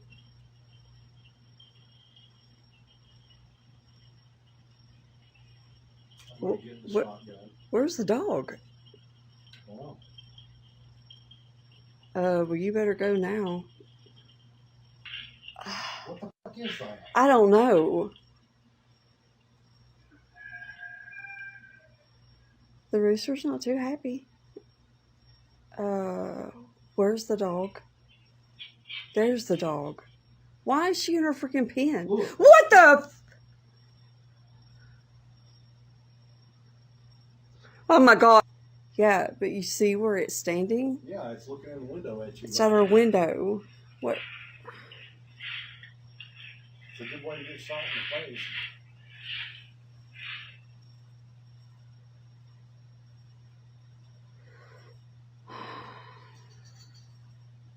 And the dog's just staring.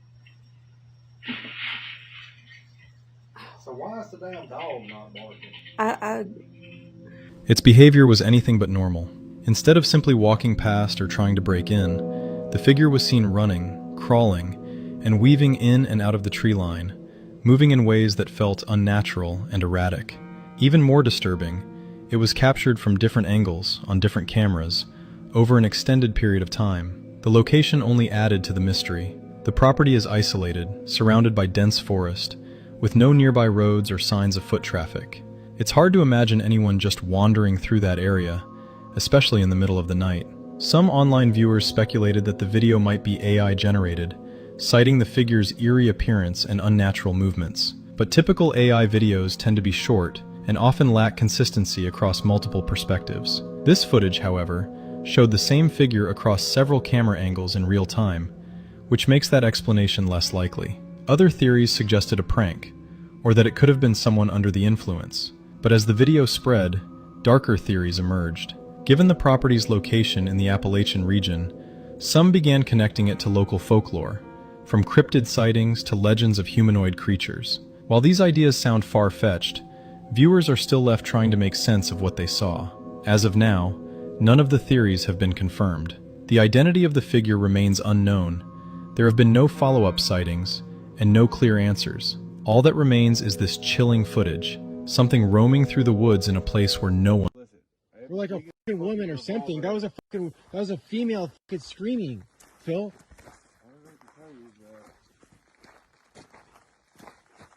Please, please, please. No. This creepy video is by a user named Khos, and it should be noted that his normal content is not horror related in any way. Viewers from part 1 stated that this was a bobcat, or just some normal wildlife that they ran into, and I tended to agree. That is until I saw part 2. But as always, let me know what you think. Dude, you need to fucking help that fucking person, man. It's supposedly fucking... Phil, that sounds like some scary movie shit. Fucking middle of nowhere. I had the biggest fucking revolver ever, dude. I'd fucking do it. Do it first. That's probably... Dude, we're not f***ing nowhere. Dude, that sounds like some haunted ass shit, dude. What happened to the other steel target? There's two. Wait, what the fuck is one right that? there on the ground. What the fuck is that? It's on the ground. What the fuck is that? The fuck is what? That right there. What the fuck is that? Dude, that's not normal. No. Please tell me you guys are f***ing.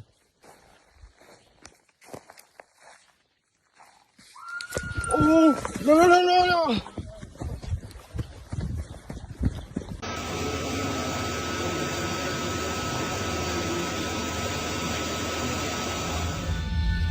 As you can see, a very tall, shadowy figure appears to walk down a flight of stairs before seemingly vanishing into thin air. If this footage is genuine, it's hard not to notice just how tall the figure looks, far taller than what most people imagine when they think of a ghost. With very little context provided beyond where it was filmed, It's difficult to say what's really happening. Some viewers believe this could be a genuine apparition caught on CCTV, especially since the figure appears to move naturally through the space before disappearing. Others believe the effect could be caused by a camera glitch. Low frame rate security cameras often struggle with moving objects, especially on staircases or escalators. A person walking downward could partially disappear due to compression, motion smoothing, or frame blending, making it look like they fade out of existence rather than simply leaving the camera's focus. Still, seeing a towering figure appear and vanish inside an empty stall is enough to unsettle just about anyone, and this clip leaves behind an eerie sense of uncertainty. This person may have just caught a Wendigo on camera. I'm gonna roll the clip right now. Himself riding his bike around the gardens of his town. However, he is almost brought down by some creature that almost collides with him.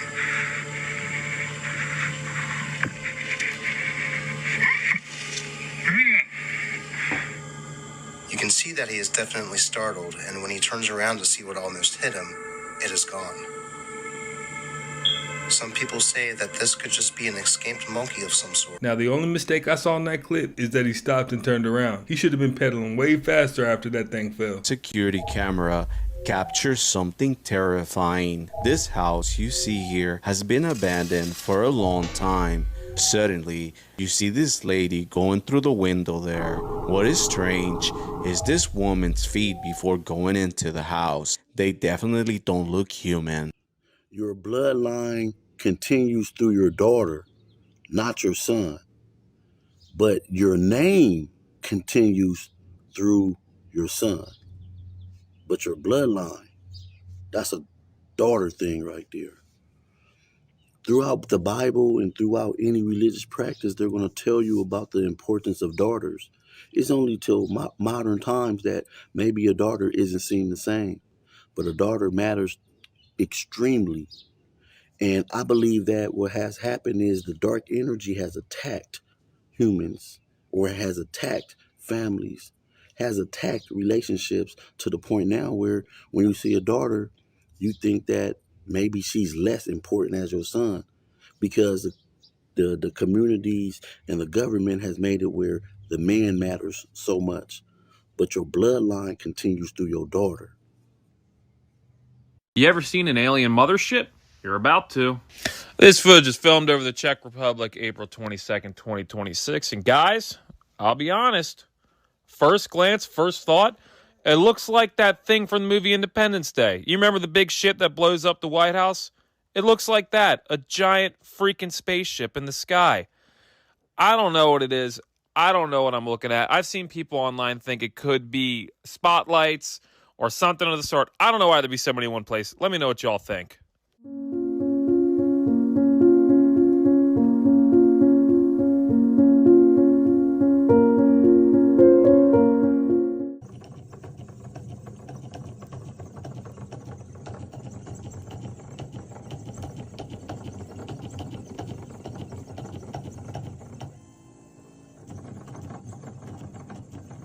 We have clocks that are so accurate. If we had a clock on this desk, and then if we moved it up about 2 feet, we could actually detect time flowing differently because you're just that far away from the Earth's gravity, just 2 feet. Your head and your feet are actually going through time at slightly different rates. You probably like movies like Interstellar. Remember the big black hole? Mm-hmm. And the closer they get to the big black hole, the slower time goes. That's not a theory. That's something we can actually measure with clocks. And a black hole has so much gravity, it does it a lot more dramatically. But it's happening right in this room. Seriously, your head is in a different time frame than your feet right now. That's nuts. Google wants to release an army of 32 million mosquitoes to battle other mosquitoes and save lives. But people are worried because the last time this was done, a sort of super mosquito was bred. And people are also wondering, why is a tech company doing this? So, is the panic justified? Well, here's everything you need to know. Google's plan is to mass breed male mosquitoes that are infected with a specific bacteria and release them. Only female mosquitoes bite, bite, meaning they're the only ones that can transmit diseases to humans. The bacteria infected in the male lab mosquitoes essentially acts as a birth control. They will mate with wild females, the eggs won't hatch, and the hope is the specific mosquito species that carries dengue and yellow fever collapses. Now, this technique has been done by governments for decades, with some success and some disaster. But Google has industrialized the breeding process with AI and robotics at a scale only a tech giant could. Similar projects produced harder to control hybrid mosquitoes in Brazil, triggered a 350% dengue spike in Puerto Rico, but it was also incredibly effective in Singapore. On June 5th, the EPA decides whether or not Google will be releasing those mosquitoes over California and Florida. Hey, just let me know where they're releasing those mosquitoes, and that's where I won't be. For some reason, mosquitoes love me. When's the last time you saw a new cemetery being built? I don't think I've ever seen a new cemetery. Ever.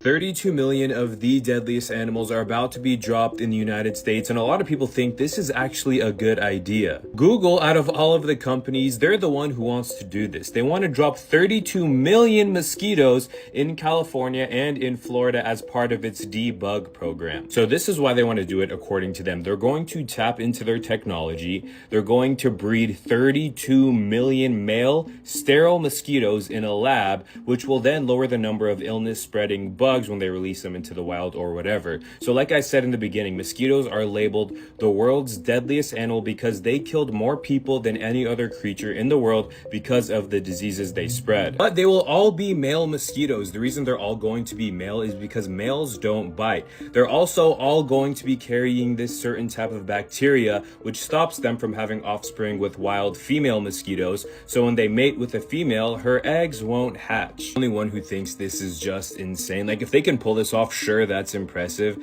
But even if they're releasing good mosquitoes, 32 million of them as a California resident, I don't know if I can get on board with that. Look at this perfect line in the sky. Man.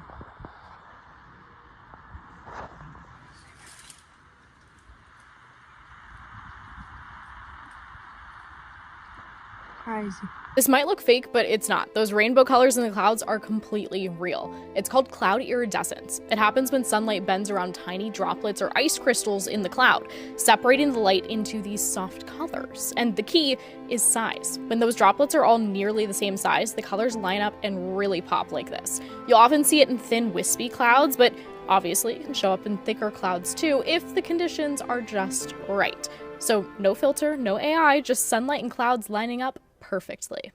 You're gonna be dead forever, and you weren't born for a long time. And so in this little window that all of us have, why not try to fight for enjoyment? This concept of beating yourself up for what you're not just kills me. Airplane oxygen masks don't connect to oxygen tanks. They connect to a small canister that ignites a 500-degree chemical reaction above your head to produce oxygen. Let me explain. When you pull the mask to your face, it releases a spring-loaded pin, which strikes the percussion cap containing a small explosive trigger. The igniter heats up a chemical called sodium chlorate, and when it gets hot enough, it breaks apart and releases pure oxygen gas. According to Skybrary, which is a safety database endorsed by the International Civil Aviation Organization, a canister can reach up to 500 degrees Fahrenheit. Now, of course, the heat is completely contained in the overhead compartment, and the oxygen is cooled and filtered before it reaches you. What's interesting is they only make 12 to 20 minutes of oxygen depending on the size and type. And the reason for that is these masks aren't meant to keep you alive for the whole flight. The FAA requires a minimum of only 10 minutes of oxygen per passenger above 25,000 feet. In that amount of time, pilots can do an emergency descent into 10,000 feet where the air is thick enough to breathe normally. Honestly, this kind of practical technology is such a breath of fresh air. I can have the superpower of any animal on Earth. I want that one. Let me explain. Meet the leaf sheep. Basically, that weird little creature is a sea slug, and they're found all over the ocean. They're actually related to the blue dragon sea slug, which are famous for eating jellyfish, stealing their venom, and then using their venom in their own sting. That's known as a kleptopredator. They steal their prey's abilities. And the leaf sheep is also a kleptopredator, except to a whole nother level. At a young age, these guys will feed on nothing but plants, like algae. And over time, they will actually steal the ability of photosynthesis from the plants, which means they no longer need to eat food. Any energy they need from that point forward, they'll get from the sun, like a plant. In other words, It's a solar-powered sea slug. That is not a sentence I'd ever thought I'd say. Moral of the story, this thing is basically Kirby in real life.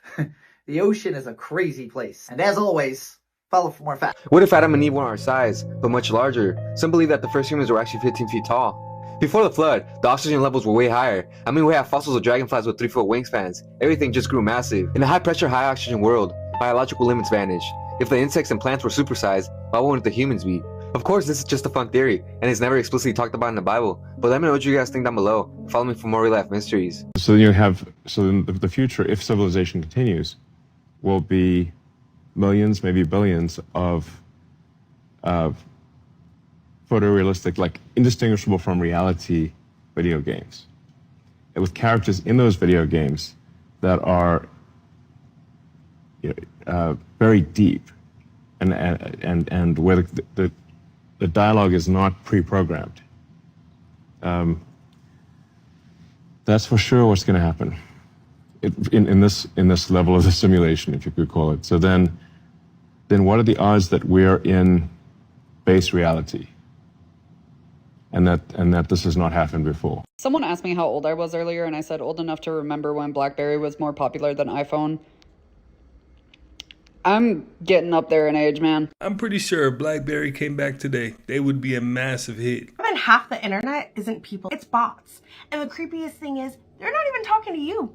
They're talking to other bots. As of last year, bots made up 53% of the internet's traffic. This is the second year in a row that they've outnumbered humans. And there's actually a name for this. It's called the dead internet theory. It's the idea that the entire internet is being replaced by a simulation of itself. And for years, that was a conspiracy, but it's not looking so much like a conspiracy anymore, which should be the theme song of 2026. Now, if you're not a bot, definitely hit that like button to let me know.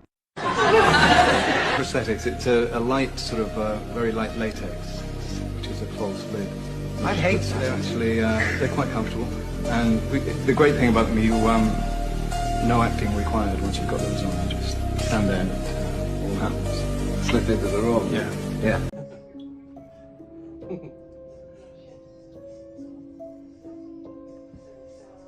So then I step out, watch, look. Right there, boom. They came out of nowhere. They just appeared. So like, there was like nothing on the floor right now? This man went into the inner earth, Shambhala Agfa, however you pronounce it, and this is what happens when he came out. This isn't AI, you can find this on the internet, it's been around for a while. And basically he was a sheep herder in Greece, and up on the top of the mountains he fell into a hole that he couldn't get out of, so he had to walk, and it was pitch black. And eventually he came across these walls that had light on it, which was, I guess, bioluminescence.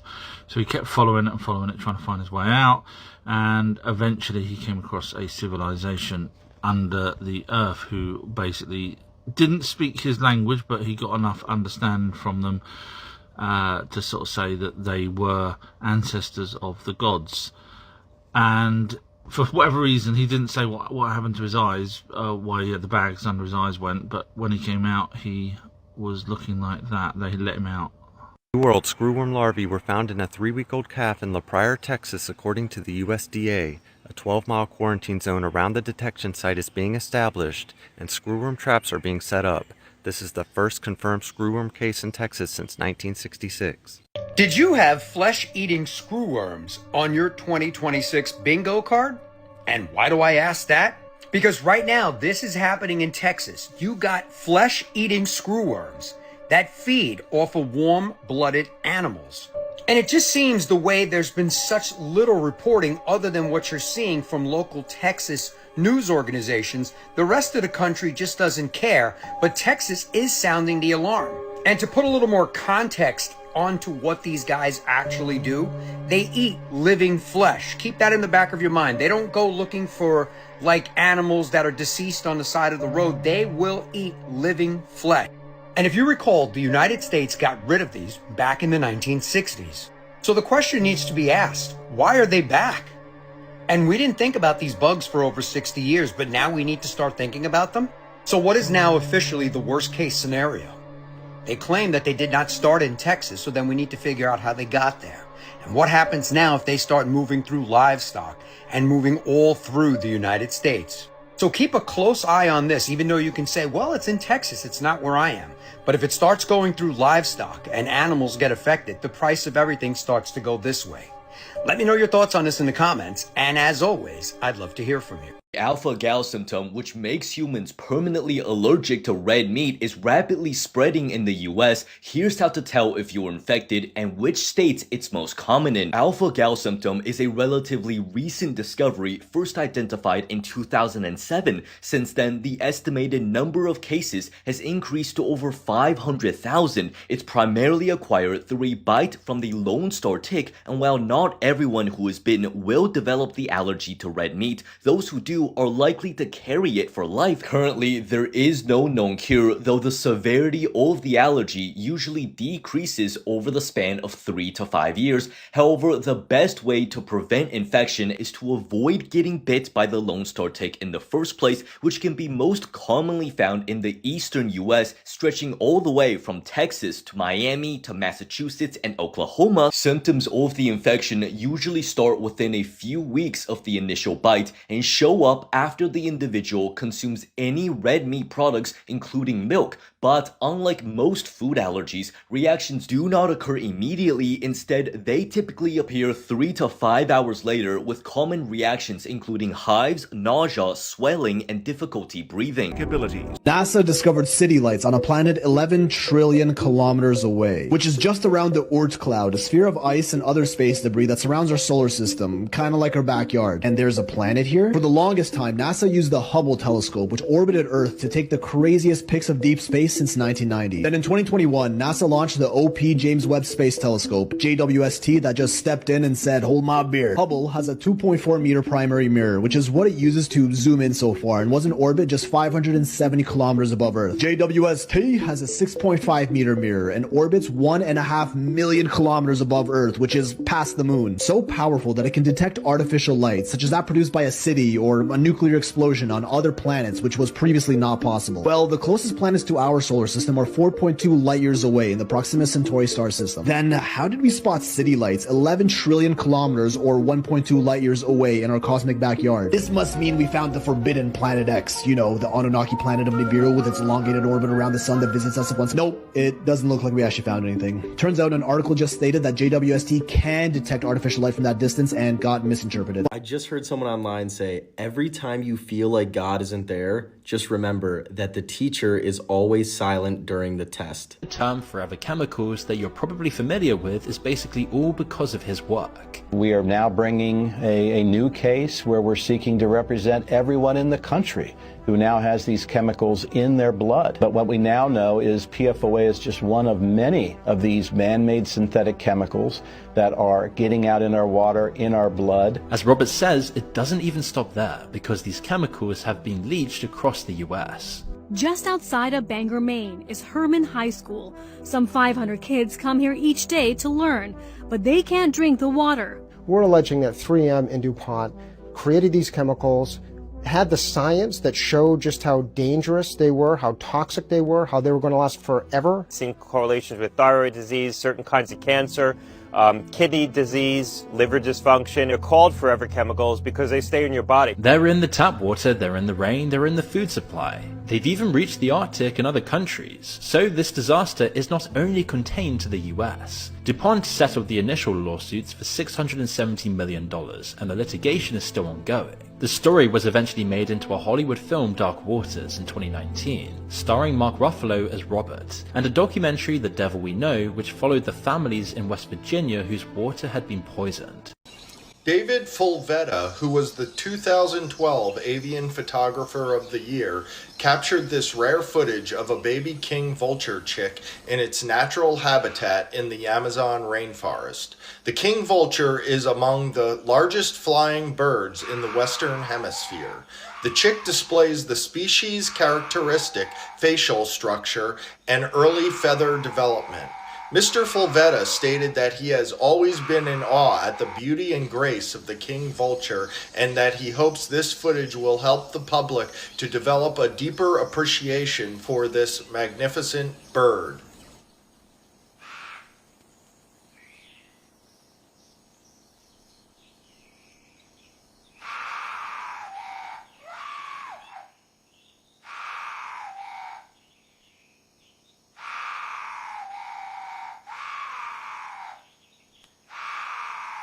That bird looks like he escaped somebody's laboratory. I mean, literally looks like he was mixed with a human.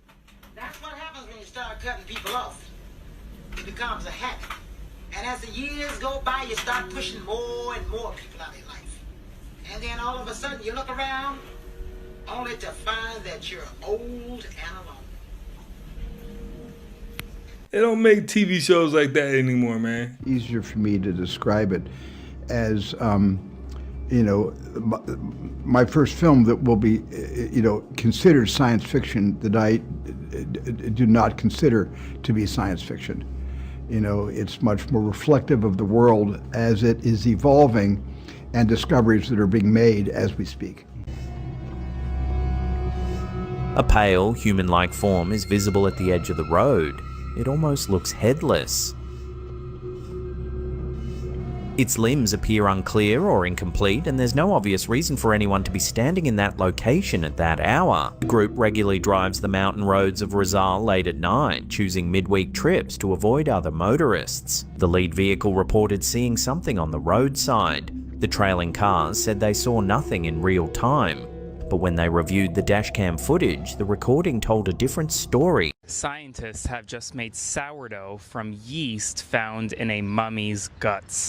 I'm not making it up, it's real. The mummy, Oetzi the mummy, according to CBS News, was mummified for thousands of years. The mummy has essentially been frozen for 5,000 plus years. And recently, Italian scientists had the great idea of trying to make sourdough out of yeast and microbes found inside the guts of this mummified mummy. Apparently, the scientists said that the sourdough was, quote, very, very good. So not only did they make it, they also ate it. They're now also considering using the yeast inside this mummy to make beer as well. A lot of people are saying there are some things that are better left undone, like, for example, leaving microbes inside a 5,000-year-old body, mummy, left alone.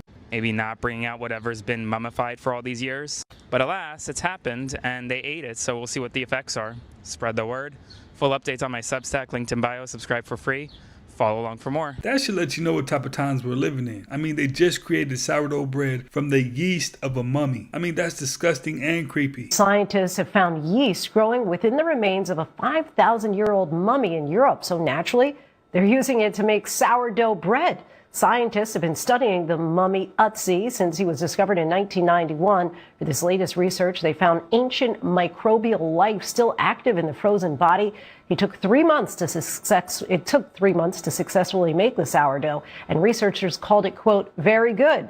The team has not ruled out that they could use the ancient yeast to brew their own beer next. Scientists are facing federal charges in Detroit for allegedly smuggling vials of deactivated Mpox virus into the U.S. from Africa.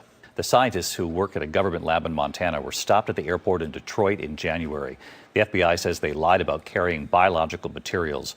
No word on why they were allegedly bringing the deactivated virus to their lab. They just discovered a giant underground tunnel and no one knows what it is. This is actually terrifying and kinda cool. Deep beneath Jerusalem, archaeologists have been doing research and uncovered a huge ancient tunnel system stretching over 150 feet underground. This isn't just some small passageway, obviously. The tunnel actually contains massive chambers, heavily carved walls, and even very sophisticated ventilation shafts, which suggests people could have been living down here maybe. And of course, this also means that whoever built this had incredible engineering knowledge, especially from when this thing would have been built. But this is where things get weirder. It's me. Of course it's gonna get weirder. Normally when archaeologists discover something like this, they can work out what it was used for when it was built pretty quickly. A tomb, a shelter, even some kind of water system. But this time, they're not sure. Now some experts are thinking that it could have been something built and used during conflict thousands of years ago. But right now, there is literally no answers. But some kind of medieval war shelter is kind of the best explanation because of the ventilation shafts that have been found. But somewhere in the past is the truth about what this tunnel actually is. And while archaeologists and researchers are down there, who knows what else could be buried that we could find out a lot about. There's literally history buried underneath our entire planet that could change how we see the entire world. What do you think this was built for? I will keep you updated. Midway through the ride, there's a sudden jolt. It sounds like something hits his car from the outside, but Marcus doesn't react. He has no idea anything happened. Seconds later, something flashes across the dash cam, almost like it enters the vehicle from outside. I look over. It's Out of nowhere, the candy appears to snap by itself. Completely whole. I'm just sitting here like la la la la la. I look over. It's.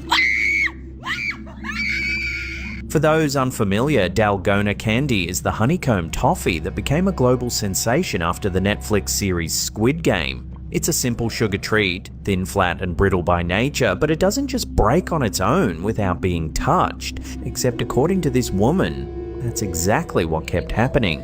Completely whole. I'm just sitting here like la la la la la. Time the space shuttle would approach the ISS, it would do a 360 backflip maneuver. They would do this so they could take high-resolution shots of the heat shield that's underneath the space shuttle, so to make sure there's no cracks or damages to the tiles that could cause the space shuttle to burn up upon re-entry into Earth's atmosphere, just like what happened in 2003 to the Colombian space shuttle that killed 7. That's crazy. This guy's just posted up here. Almost all the way up. That's insane. I'm here at Greenmont Cemetery in Baltimore, Maryland, in front of the headstone of Elijah Jefferson Bond, who is the patentee of the Ouija board. We're going to spend the next couple seconds taking a grave rubbing. So have y'all seen this video of this robot kicking the shit out of this little kid? You know, and it completely breaks the 3 laws of robotics that Isaac put in place. You know, the first law, not to injure a human being or through inaction allow a human being to come into harm, which means don't kick a little kid. And you know, the second law is to obey orders given to it by a human being except where those orders could conflict with the first law, meaning don't kick a kid. Third law, protect its own existence as long as that protection does not conflict with the first or second law. And what does that mean, folks? Robots shouldn't kick kids. Now, was this video kind of funny to me? Yeah, it was definitely kind of funny to me. But speaking of these weird little humanoid robots, have you seen the videos coming out of China where they have them fighting? Kind of like that Hugh Jackman movie Real Still, but just on a smaller scale. You should look into that. It's pretty freaking hilarious. But you know, that kid will have fear of these robots probably for the rest of his life. He's the real Sarah Connor. When the robots take over, this little kid is gonna remember, and he may be our savior of his life, remembering the day that he got kicked by that robot. Jeffrey was in an episode of iCarly back in the day on Nickelodeon, allegedly. Take a look at this clip that's going viral where people are saying, we've got him. What else has he been in? All right, y'all, here they are. They're in shorts or maybe bathing suits. And then this guy is going to go open the door. And who do we have here? Who does that look like? And I got to tell you, that looks just like him. But they open the door to a bunch of boys in shorts or bathing suits. Why is Jeffrey Epstein in this episode where there are young boys dancing around in what looks like their underwear? People are saying that's not actually him. That was just some type of background actor that happened to look like him. However, we don't know who that is. There's no actual record of who this background actor is. Apparently, they don't always keep a record. And since we don't know who that background actor is, it absolutely could be him. And that makes you wonder, since we know he had his hands in the modeling industry, Victoria's Secret, and everything else, did he have his hands in Nickelodeon? We know their logo looks like his island, allegedly. Everybody else see the subliminal messages right in front of our face? See how Fox News tells us that war and evil has won. If you don't believe me, watch this. You just turn it around. There's war and evil won. Evil won. With the all-seeing eye up there in the right hand. Come with me while I show you what the deer and the rabbits and the squirrels and the birds in my neighborhood will not eat. This is organic carrots that have been out here for 4 days. As you can see, there's piles of sunflower seeds, which they eat every single day. That's parsley, organic parsley. And here's celery that's been out here for at least 2 days. And here is haricot vert French style organic beans. These are all from that store, starts with a K. The animals won't eat this shit. Now I've got apples out here that I bought from Aldi, and they ate those, no problem. And I had some organic salad mix that I picked up from a little market here in Bloomington that's all farmer stand, and they ate that no problem. Folks, there's something majorly wrong with our food source. When hungry animals won't eat this shit. Now I've actually seen the deer come up and nibble on the celery and drop it. So I don't know. And by the way, this celery was in my crisper for a month, and it's been out here for a few days. And look at it. It's like the stuff doesn't go bad. I mean, look at that. It looks just like I got it off the grocery store shelf. Nothing is molding. Nothing is going bad anymore. We got to rethink our food source. People are saying that the ending of the movie Smile 2 might be about Wendy Williams. Way back in 2017, Wendy Williams would collapse live on air on her own talk show. Roll it. We do it every year. It's always a lot of fun. Let's get started. Our first caress.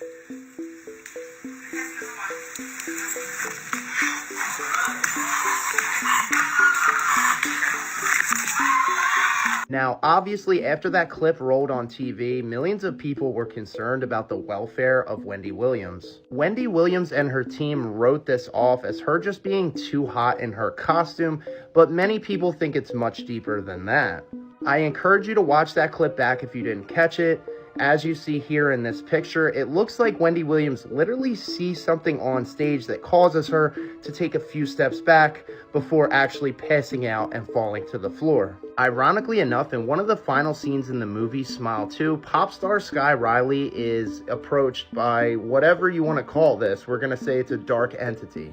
Is it possible that this scene in Smile 2 is actually a play off what happened in 2017 with Wendy Williams? Comment below with your thoughts. Am I on to something or am I tripping this time, guys? Wake up.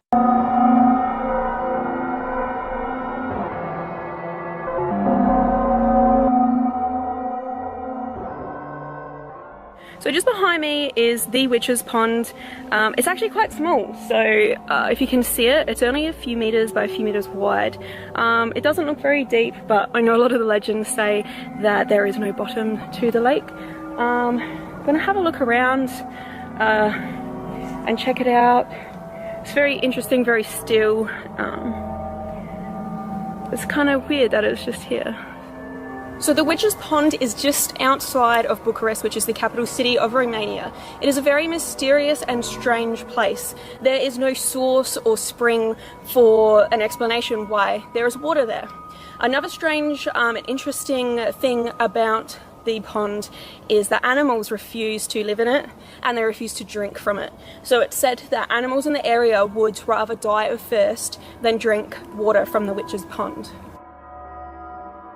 So how the Witch's Pond actually gets its name is because it is a pilgrimage for many Romanian witches as well as witches from all around the world who come and visit. There's certain days of the year where they will gather and perform rituals at the Witch's Pond.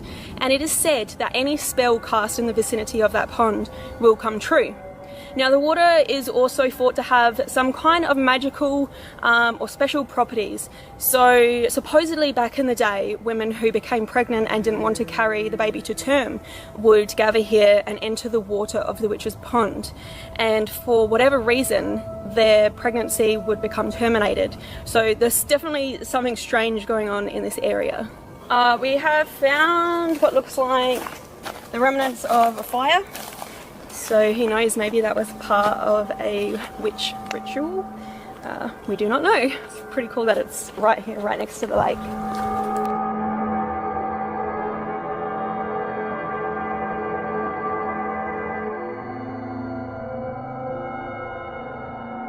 It's said that the spring will never dry up, but there's a lot of other paranormal activity that happens in this area. It's said that screams will echo throughout the whole forest, and strange light anomalies will present themselves at night around the Witch's Pond. So, pretty lucky to be here and see something like this. Another really interesting piece of folklore that is connected to the Witch's Pond is that many people believe that Vlad Tepes, better known as Vlad the Impaler or the inspiration for Bram Stoker's Dracula, was actually beheaded here. They're saying that everyone born between 1980 and 1993 has the same exact mole on their left arm. Now, I thought this was a bunch of bullshit, y'all, until every single person that I've asked so far actually has had one. Check your arm and tell me if this is real or not. This might be a coincidence, a bunch of bullshit, or I might be losing my fucking mind, but I actually have two of them.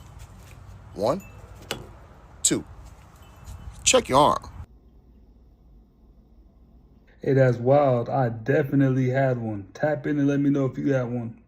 I got a good one for you here. I crawled up here so we could get a good visual on what I'm talking about, but I have two people right here, petrified giants. I don't know, their heads are way bigger than ours, but you can clearly see that there is a guy kissing someone else, and these park rangers and everybody has always been told to destroy this stuff. So they broke the head off of her, but you can clearly see a hairline right here, a face, and for all you people that say hair can't petrify, just Google it yourself. I've got tons of videos of hair petrifying, so look at this guy's hair. I'll put another video on so you can really see how thick and lustrous this was, but they knew it was the end times. They knew the end was coming. They were having dreams about it. If you read the Book of Giants, it talks clearly about this. But this is almost like a city here where we're at, and there's so many pieces of evidence that prove that there was life way before we were here. But yeah, this is last embrace. They knew something was coming to get them, and they were frozen in time together. We are Yahweh's Petrified Giants Touring Company. We're licensed, insured, veteran owned and operated, and we got the coolest things to show you. Please go check out my other videos. I have so much more to show you. Take care.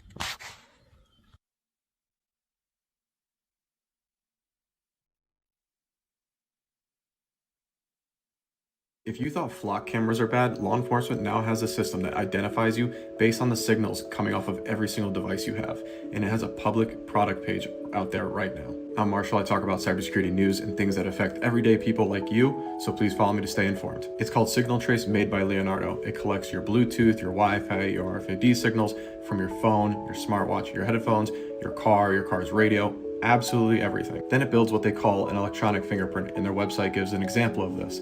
So picture 70 cars drive by one of these systems. Every car has an iPhone, but not every car has the same iPhone model, same smartwatch that's on you, same headphones, same everything else. So it builds a profile based on you, not just your car's license plate anymore. So that combination is unique to you. They don't just need your license plate anymore. They don't even need a picture of your face. They just need the signals that your devices are already broadcasting. It can work in malls, subways, any public place, pretty much anywhere this can work. And then all of that information is going to get stored on a server where it can be searched for later. This isn't some random theory, it's real. There's a product page out there, and I'll put the link in the comments so you can go see it yourself. See, now it's starting to get a little bit beyond creepy, because from what I understand, China only uses facial recognition for everything. But in America, we're using every piece of information a human being can give off. I'm talking about your heartbeat, your social security number, the radiation your phone gives off. I mean, every single piece of it. And nobody should be sleeping on this. I basically have an aimbot in my head. So, that's crazy. Yeah, they'll probably have like different leagues for people like me, because it's just not fair. Wow, is it that accurate? It's that accurate, and it's faster. One thing that I found with the Neuralink is something that kind of blew my mind too, is that when I'm attempting to do stuff sometimes, or I'm thinking it to like move in a certain place, sometimes it's so good that it's moving before I even like think it to move. It's almost like if you think about moving your hand, the signal is basically already being sent before you move your hand. Like your mind is saying, okay, he's about to move his hand basically. So the signal needs to be sent all the way down and back up in order for you to move your hand. So the speed that all that happens, and it's almost a little preemptive. I saw that with the Neuralink, where it was moving the cursor before I was actually moving my hand. Wow. Filipino miners dive without oxygen tanks, and if they can't hold their bite, they will drown. It's called compression diving. They mine for gold and whatever else they might find down there. They breathe through hundreds of meters of hose that's rigged to air compressors. Now, the entire time that they are down there, they are clenching their jaw. They bite down on the hose, pinching the hose, just so that they can exhale. And if you can't control your bite or your jaw gets weak, you can very easily drown. This is James Franco. Me, really James Franco. I'm here at my house. I'm not promoting anything, okay? I'm making this account because, all right, some serious going on, okay? And, look, here. This is real, okay? I'm real. It's me, not AI, not anything, okay? Could AI James do this? No, could not write this. This is me, okay? This is weird. Okay? For those who know, all right? Some serious stuff going on. That James Franco video was very strange. And I know I can't be the only one out there that finds that to be a little bizarre. What serious stuff is going on? or going down. This is very strange stuff indeed. If this is even the real James Franco, maybe it could be AI. I don't know. It's very bizarre how he has another video out and it says there's nobody listening, as you see right there, and he looks like he is scared of something. So what is really going on here, you all? What is really happening? What is really going down? What is so serious that he had to make that video? What do you think? Hey guys, this is James Franco. Me, really James Franco. I'm here at my house. I'm not promoting anything, okay? I'm making this account because all right, some serious shit's going on, okay? And look here. This is real, okay? I'm real.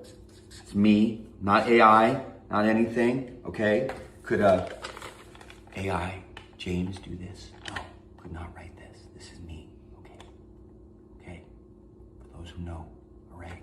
Some serious stuff going on. That's why I'm contacting you. That's why I'm doing this, okay? I know I maybe seem crazy, like what's going on? What's the gimmick? No, this is real, real. Okay, I can't say too much right now. I just need you to follow me, then I'll know who's down, and I'm gonna show you some crazy stuff, okay? Just follow me, I'm gonna show you.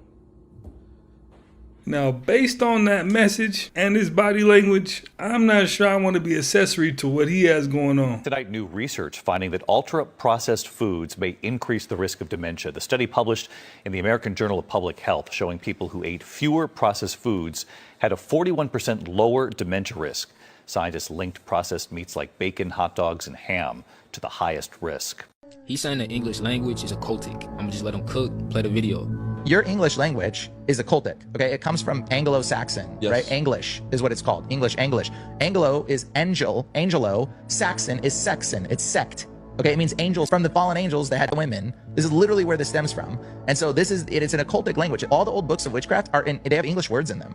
Like the English is it's witch tongue is what it's called. Okay, so like when you start digging into stuff, you'll be like, okay, this is really weird. Why is it saying these things in here? These things in here, they're all English related. Bro, why is it called spelling in our language? They're all casting spells, right? It is a spell casting language, bro. It's called, do you know where the word, grammar comes from? No. Etymology of grammar. Google it, somebody. Etymology of grammar. It literally says witchcraft, incantations, mumbo jumbo, spells. So like when you study what the etymology of words, your whole perspective starts to shift. Like grammar is from grimoire. Grimoire is the old books of witchcraft. That's what grimoire is. That's where we get the word grammar. Okay, that's why it's called the Grammys. When people get awards at the Grammys. I am in love with this phrase. If it's from God, it will chase you, even if you run. If it's not from God, it will run from you, even if you chase it. So have you ever heard the story of Noah's Ark? Do you know what it was made out of? The Bible says that it was made out of gopher wood. What if I told you that that specific tree grows nowhere else in the world except Georgia and Florida? Wait. Why isn't it in Israel or in Africa or any other places where Bible stories took place? Because if Georgia and Florida are the only place where this specific tree grows, that changes everything that we know about the Bible. But that's not the only thing. And what if I told you that the river that is described in Genesis chapter 2 that came out of the Garden of Eden, there's a theory that suggests that that river is the Mississippi River. It's not the Nile River because the Nile River only connects to 3 rivers, but the Mississippi River connects 7. And natives have always referred to it as the Father of Waters. I am straight up tripping right now because I'm putting 2 and 2 together and I'm searching and I'm finding more and more. And that theory that's going around right now is that this nation, the United States, is suggested to be the Bible's promised land. No, I'm not making any claims. No, I'm not saying that's the truth. But it does beg the question, can it be? This guy tests out a 20,000 watt light bulb, and it's so bright that it looks like the sun is coming up. So as he hits the switch, the coils light up red and get brighter and brighter. And then we cut to the outside shot that shows how insanely bright this 20,000 watt light bulb is, to the point where his neighbors must have thought that the sun is actually coming up. It's lighting up the entire neighborhood. I don't know where he got this thing. I'm willing to bet he built it himself, but I'm pretty impressed. Unspoken rule you should know. If you have to borrow money from someone, pay them back before they ask for it. Hey, and you know she wasn't lying. So you mean to tell me that NASA didn't have the capabilities to warn anybody about that meteor that hit Boston yesterday? A meteor traveling at 75,000 miles per hour hit Massachusetts yesterday. This meteor hit surface so hard and it was so loud that people heard it in Boston, that people heard it in Rhode Island, that people heard it in New Hampshire. Mind you, it touched ground in northeastern Massachusetts. And let me say this, that meteor was probably more than 7 tons. Matter of fact, listen to how loud this shit was. Listen.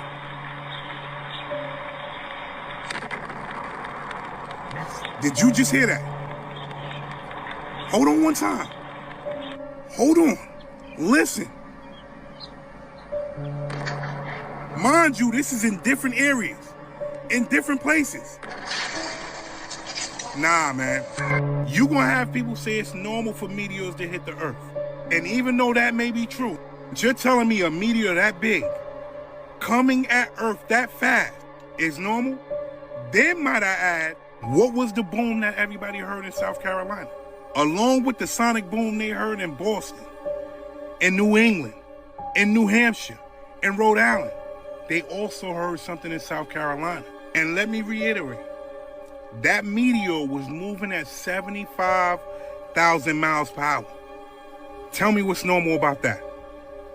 I'm out. All right, here's how you completely avoid lab-grown meat. Send this to whoever gets the groceries, or if that's you, listen up. They don't just tell you it's lab-grown meat on the label. You have to understand that they're going to use sneaky wording. They want people to buy it. There's a lot of people that know about lab-grown meat, and they say it's not touching my mouth. But be careful, because if you don't know to look for the words, you're going to eat it. So it's not very hard. All you got to look for is these 3 words. You got to look for cultured meat, cultivated meat, cell-based meat, or any variation of those 3. If it has any of those words in the label, I guarantee you that shit is lab grown. Don't let these people deceive you and give you fake food. They were saying that the government is the company that bought all these DNA samples, and they're tracking people with alien DNA. That's what they're saying. They're hunting people down that has possible alien DNA in their system, and they're using this 23andMe database system to start. So all those people that may be slightly gifted or, you know, have some abilities that other people don't have, they're using that 23andMe DNA to track them out and weed them out. And it's coming up now with this alien disclosure that just happened this year, where they released all these photos and these videos of supposed UFOs and, you know, things from another world, allegedly. And I mean, the rabbit hole I've been going down, it makes sense, in a sense, for the government to do that. That's all I'm saying. You know, so it's like, so what other reason would a government body buy DNA?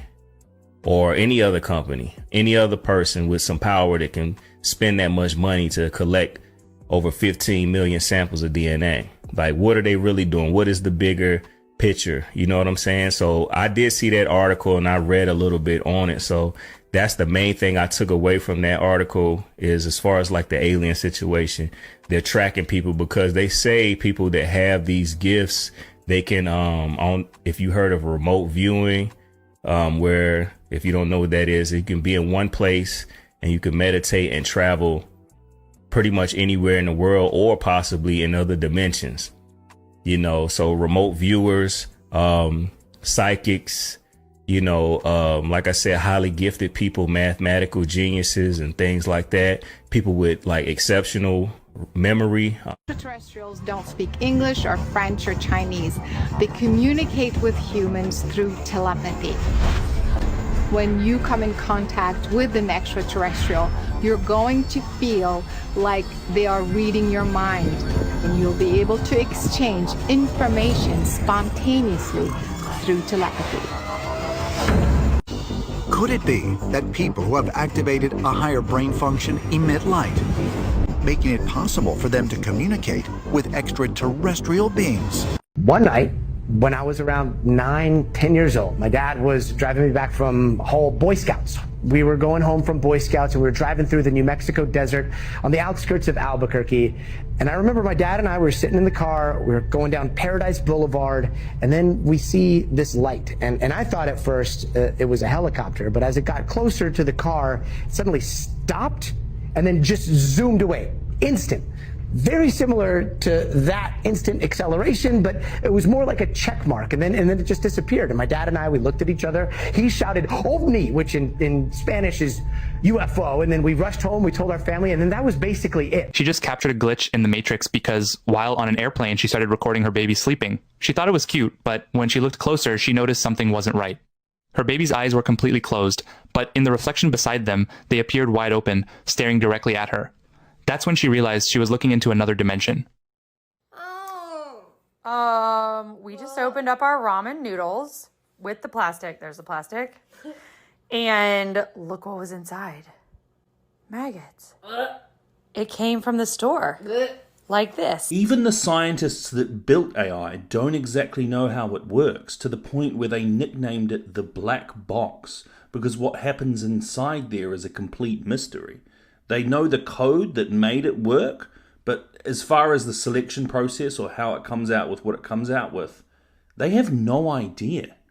We've got an investigation that sounds like it is straight out of a movie or a conspiracy theory that many of us would find terrifying. Wired magazine reported that a whistleblower who ratted out Doge had his brake lines cut, causing his car to run off the road. Dan Baroulis warned Congress that Doge may have removed critical data from the National Labor Relations Board. Elon Musk then publicly called the claim a false leak, and the very next day, Dan's car wouldn't stop. A mechanic found that his brake lines were indeed cut, and the crash sensor was removed and rewired to hide the missing part. Before the incident, a threatening note was also taped to his car, an image from a drone that was surveilling him while he was walking his dog. It's a conspiracy we've talked about before. Clouds or chemtrails, what do we see today? Everyone thought it was a joke when they were spraying the skies and you can see the lines going back and forth. But here's the crazy part, is they actually banned it in up to, I think it's up to 8 states now, that you can't do chemically dropping chemtrails in the sky. Look it up, see if this is conspiracy or truth,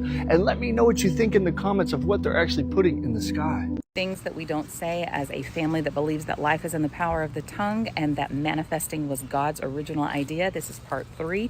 We don't say things that put physical or emotional or mental things on ourselves. So things like, I just know I'm going to get sick, or I am going crazy, or I feel like I've lost my mind. These little innocent comments that we've put into normalization in our pop culture, but are really things of opening doors on our lives. We just don't say those. We speak life because God has not given us a spirit of fear, but of power and love and self-discipline. King James Version translate that as a sound mind.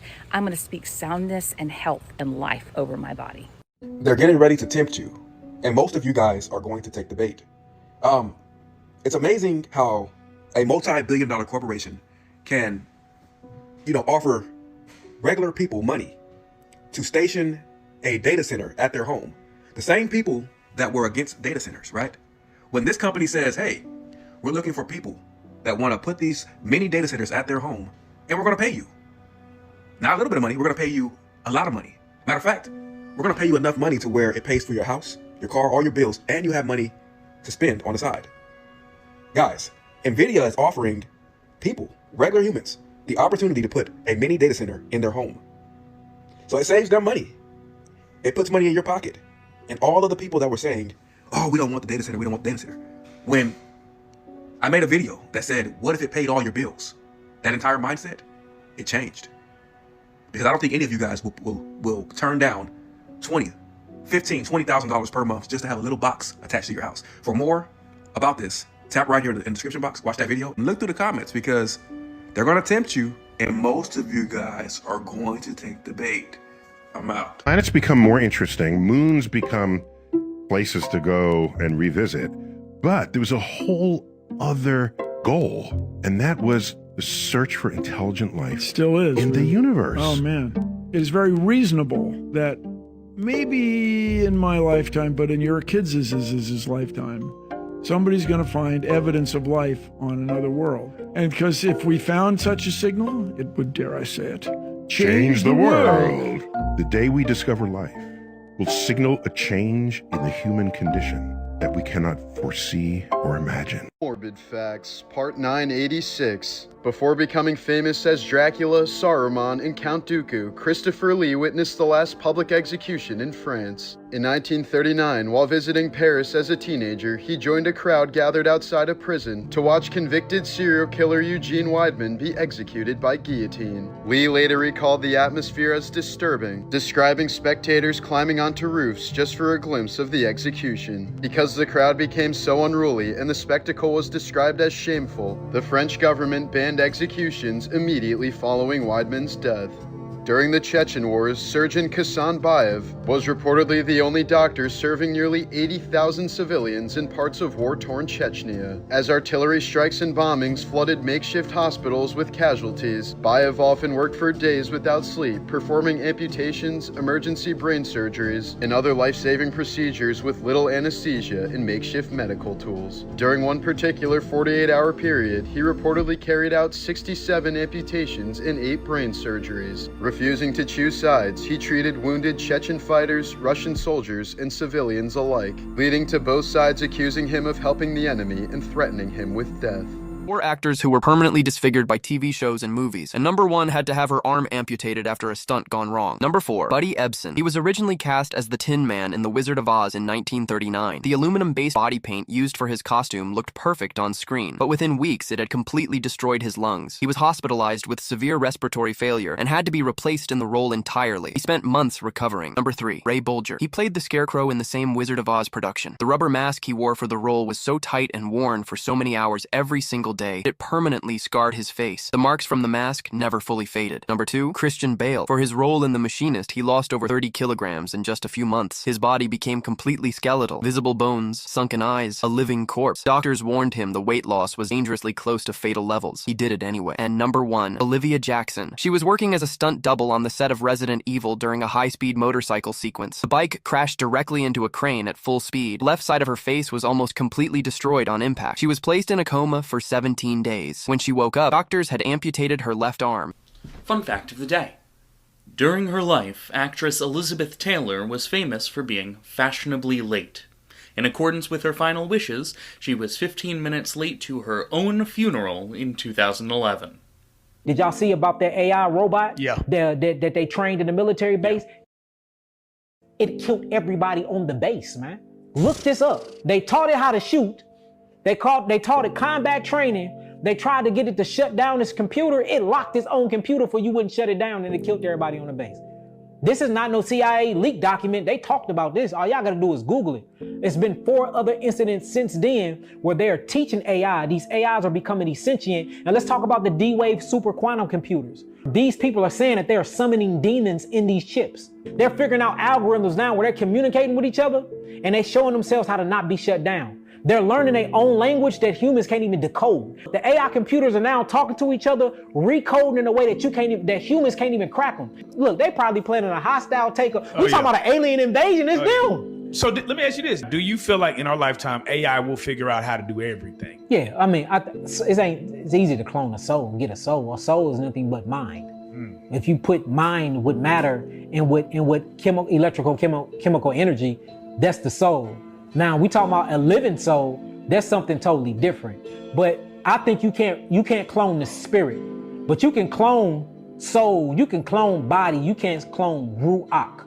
But you definitely, I think you can clone the flesh though. We see it all the time. But I think they already interacting with souls. I think AI is fallen angels, man. Whether we call them angels of light, or we call them Melachim messengers, or we just call them angels, period.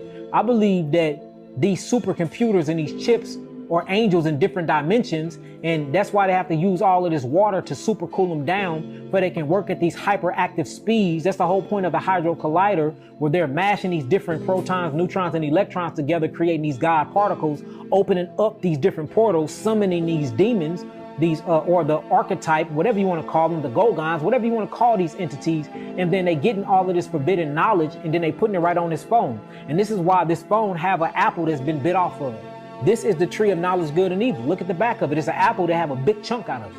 Hey, Yaki was just on go. I mean, he just kept giving information, giving gems. He didn't stop. Fun fact of the day. Did you know if you remove any letter from the word seat, you still have a full real word? These are animals that killed their owners. So an Australian woman had a camel as a pet, but during mating season, the camel tried to mate with her and crushed her to death under its weight, while a woman named Sandra Peevson was mauled by a pack of 9 wolf dogs that she actually raised since puppies after they challenged her position in the pack. Marius Els was a South African farmer who owned a baby hippo that he raised to be fully grown, but unfortunately one day it decided to bite Marius and drag him into the river and maul him to death. And this is actually similar to Timothy Treadwell, who spent 13 summers living amongst grizzly bears in Alaska, claiming to have befriended them and merging into their society. However, during his final trip, a rogue bear he apparently didn't befriend attacked and killed him and his girlfriend. Tilikum was a 12,000-pound orca at SeaWorld who killed 3 people, including its trainer, due to its captivity-induced psychosis, which ended up ending the orca program at SeaWorld. And finally, a New York man illegally owned a black mamba in his apartment and predictably was bit and died despite trying to immunize himself for years since the venom was too deadly. That's crazy. Is this a strange case of pareidolia?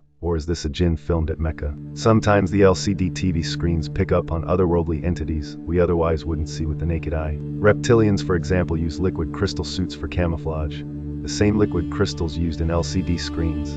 This is why you sometimes see the glitches around people on screen, especially when they glitch in dark brown and white. It's the camouflage being exposed through the LCD screen. Watch this.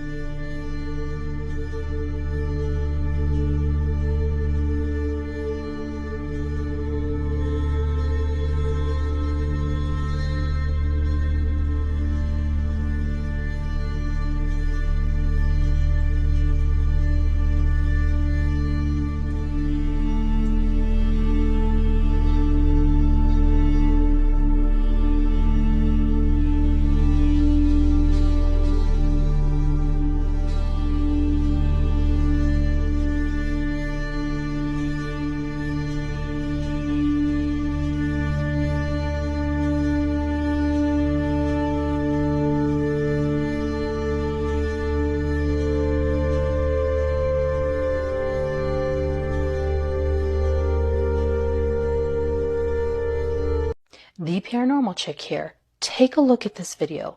This is supposedly captured during the Grace fires, and the witnesses recorded what looks to be like a person walking through the fire, but they have stated that it was humanoid, but it was not a human. And as it was walking through the fires, it was not being burned. Take a look at this footage and tell me what you think. Could this truly happen? Some humanoid being that they captured on film? And if so, what is it? Oha! Vallahi o yaktı galiba. Taş atıyor galiba. Su hastası. Bak kaçıyor şimdi. Kaçıyor. Oha! Vallahi o yaktı galiba. Taş atıyor galiba. Su hastası. Bak kaçıyor şimdi. Kaçıyor. Allahu Akbar, Subhanallah, wa la ilaha illallah, wallahu Akbar. Ya.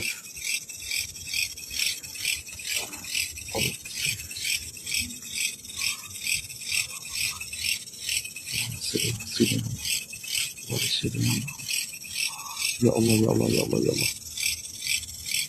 Ya. Estağfirullah. Allahu Akbar. Allah. Ya Allah. Hadi ya. Ya Allah. What are some of these tests? Basically, the tests, we have a target, you don't know who it is, And that target, through a double-blind process, has been instructed to go to a location. The target doesn't know where the target's a person. The target doesn't know where the location is until they're handed the envelope, tell them to go there.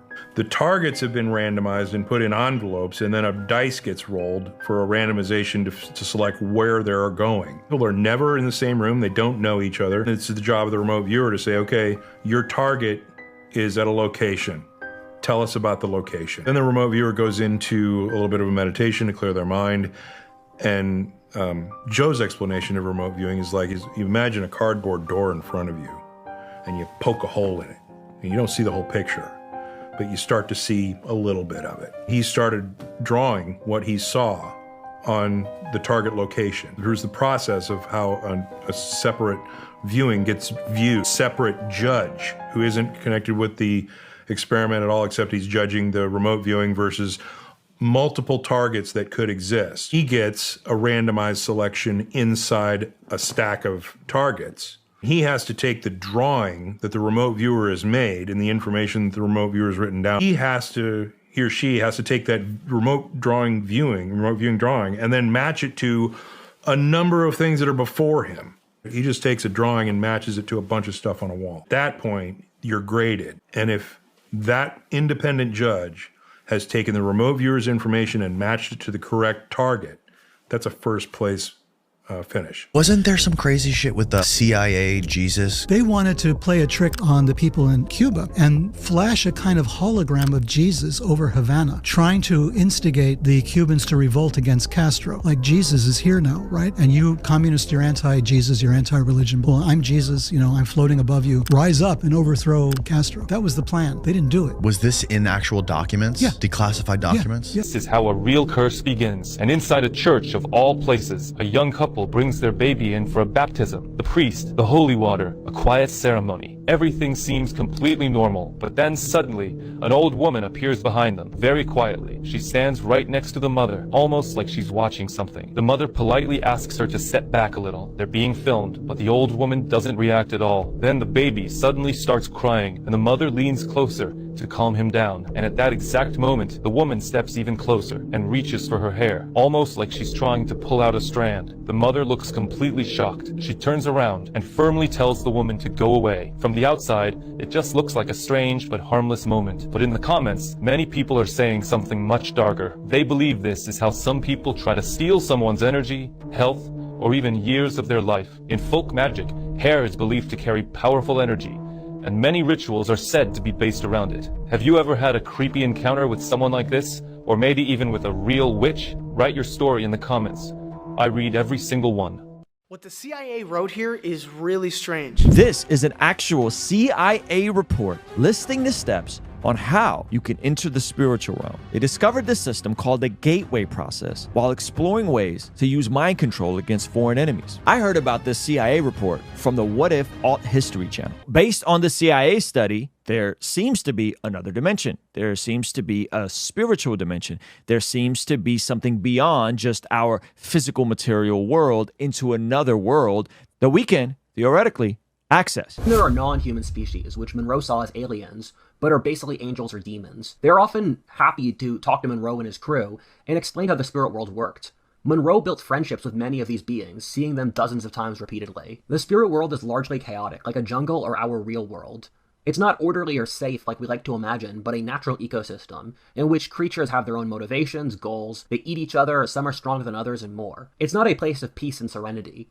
That being said, there are very clearly some stronger and better types of creatures than others. Some of these things were benevolent and helped Monroe, and others were monsters who attacked him. The main way the spirit world operates is that it exists in opposition to our world. Our world is hard, difficult, brutal, and very real and tangible. It's often too hard and too real as we struggle every day to make ends meet. The spirit world doesn't have time. It's infinitely large, and thought creates action. The second you think something, it comes into existence. The thing is that this is incredibly boring, and the spirits envy the toughness of our lives. We have reality, and thus have to test ourselves. Thus, the spirits are always struggling to have bodies to inhabit. Some try to demonically possess people, some act like parasites, and they're all happy to incarnate and enter human bodies. Have you ever studied the research of near-death experiencers? The problem is most skeptics will completely dismiss the NDE research as complete nonsense, or misfirings in the brain as people are dying. However, now we have proof from the CIA that they have actually accessed the spirit realm. And what's even more fascinating is how this ties to the biblical story and all the things that we see within Christianity, benevolent and malevolent forces. And all of this gets even crazier when you actually consider the thousands of cases of near-death experiencers and what they experience and how this actually connects to that. So before dismissing it, just check this. The shadow is breaking reality. He is filming inside a normal room. A clothes hanger is hanging still. A fan is running nearby. Nothing unusual at first glance, but the moment the camera locks in, something goes wrong. The hanger is barely moving. Yet, the shadow on the wall is doing the opposite. It looks completely disconnected from the object. He tries to find a logical cause. No wind change, no disturbance, so he tests it. He turns off the fan. Nothing changes. He removes the hanger. Resets. It changes the angle, adjusts lighting, the result stays the same object. Normal shadow wrong. He checks the footage frame by frame, slowing it down. There's no mistake. The shadow behaves like it is no longer tied to the object at all. If this is just light physics, it should fail once the setup changes, but it doesn't. So now there are only two explanations. Either physics is not behaving correctly, or something in this footage is not what it appears to be. Now look, again, is this a lighting illusion? Or something impossible happening in front of us? Comment your theory. Well, the world is one step closer to creating designer babies with a world-first experiment altering the genes of embryos. Scientists at Columbia University have used a method called base editing, which chemically alters one letter in the DNA sequence. They were able to successfully edit 2 genes in a human embryo, removing mutations that, if developed, would have put a human at risk of heart disease. While previously clinics have offered to screen for certain genetic traits, this marks the first known instance of using base editing to alter an embryo once it's been created. These embryos have not been implanted to lead to a pregnancy, but researchers say it is now possible to produce a child from genetically altered embryos. It's a controversial proposal and it's had ethicists worried for years. On one hand, it may allow mutations that could cause disease to be removed from embryos, reducing the risk of future illnesses. But on the other, it opens the door to eugenics by offering potential parents the ability to select traits such as hair or eye colour, even intelligence and athletic ability. These edits are not always perfect, and even when they do work, they may lead to unforeseen medical complications further down the line.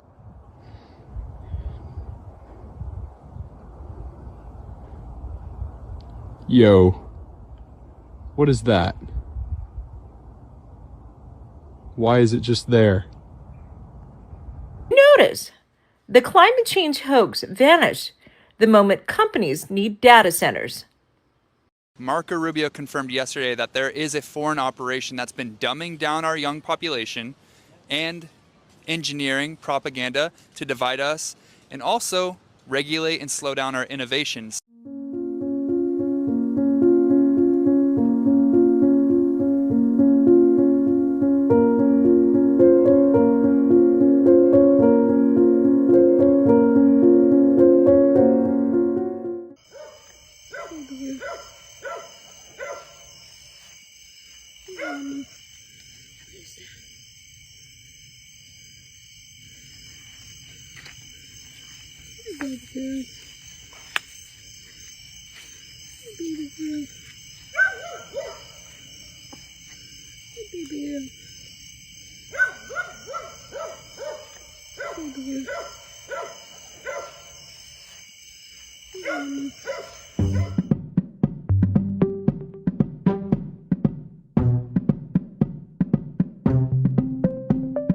Now, if that wasn't a sign to slow down on whole milk and ground beef, I don't know what is.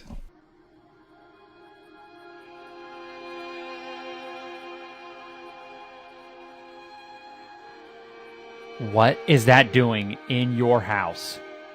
I'm gonna watch it again. Holy moly, get that out of your house. I don't know if it's paranormal, but it could become paranormal.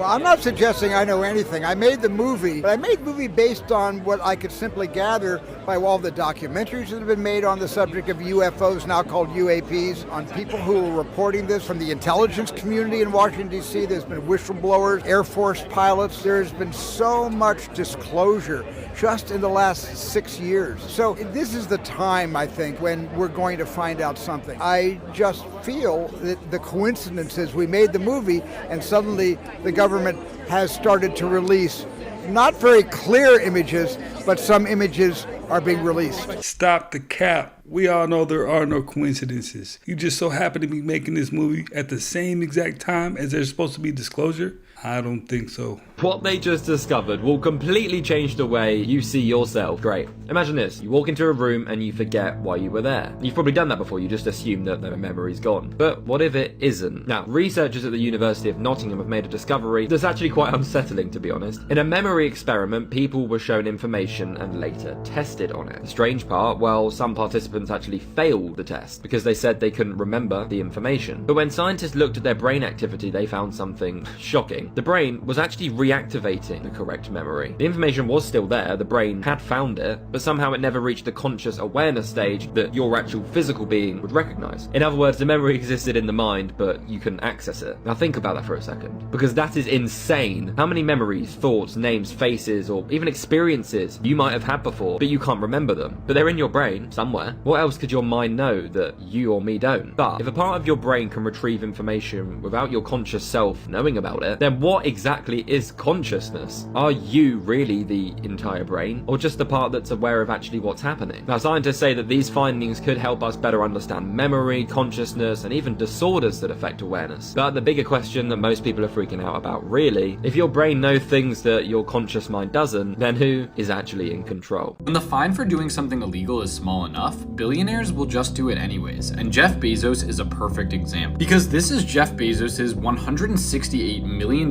mansion, and do you notice anything weird about it? Well, it's not the fact that this door is actually pretty epic, it's just how tall his hedges are, and in Beverly Hills, where this house is actually located, this is actually completely illegal. But what is wrong with having your hedges so high, and why is this actually illegal in Beverly Hills? Well, the problem is that when your hedges are this high, it can block the visibility and sunlight to other houses nearby, so they limit it at 3.5 feet per property. But these hedges are obviously way taller than 3.5 feet, so how does he get away with it? Well, don't worry, he doesn't get away with it. It's illegal and he has to pay a fine for keeping this up this tall. How much is the fine, you ask? Oh, it's $1,000 a month, which is nothing to Jeff Bezos. So rather than actually stopping what he's doing, he just continuously pays the fine every single month and can keep his hedges as high as he wants. Compare this to Finland, where fines are actually based on your income, and one guy had to pay a $130,000 ticket for speeding. But in the US, when the fine is small enough, it's basically just a price. And follow for more stories about money like this, or you might never see me again. Top 5 things I'm scared of as a psychic medium.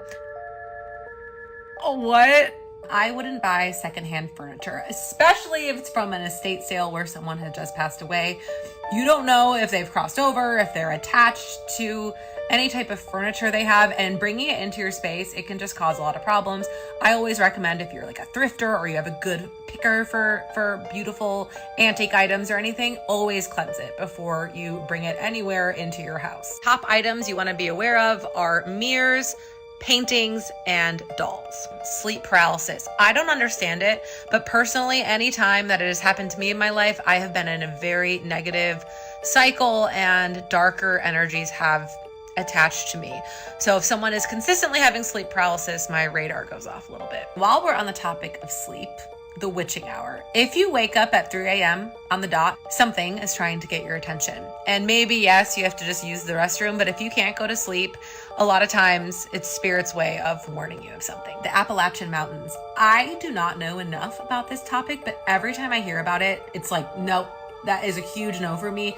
It terrifies me.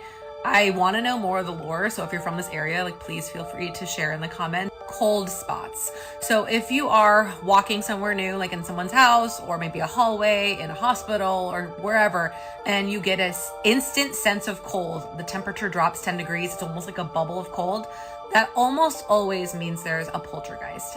paranormal activity. It's a fancy word of saying a ghost that is either unhappy, wants to get your attention, or is a noisy, active ghost. If the cold spot is also paired with the feeling of being watched, glitchy electronics, or lights flickering on and off, you in danger, girl. Someone that sees dead people, I know this is very niche, but please let me know your horror movies in the comments below. Have you ever seen a mutant flower? Do you want to see one? Check this out!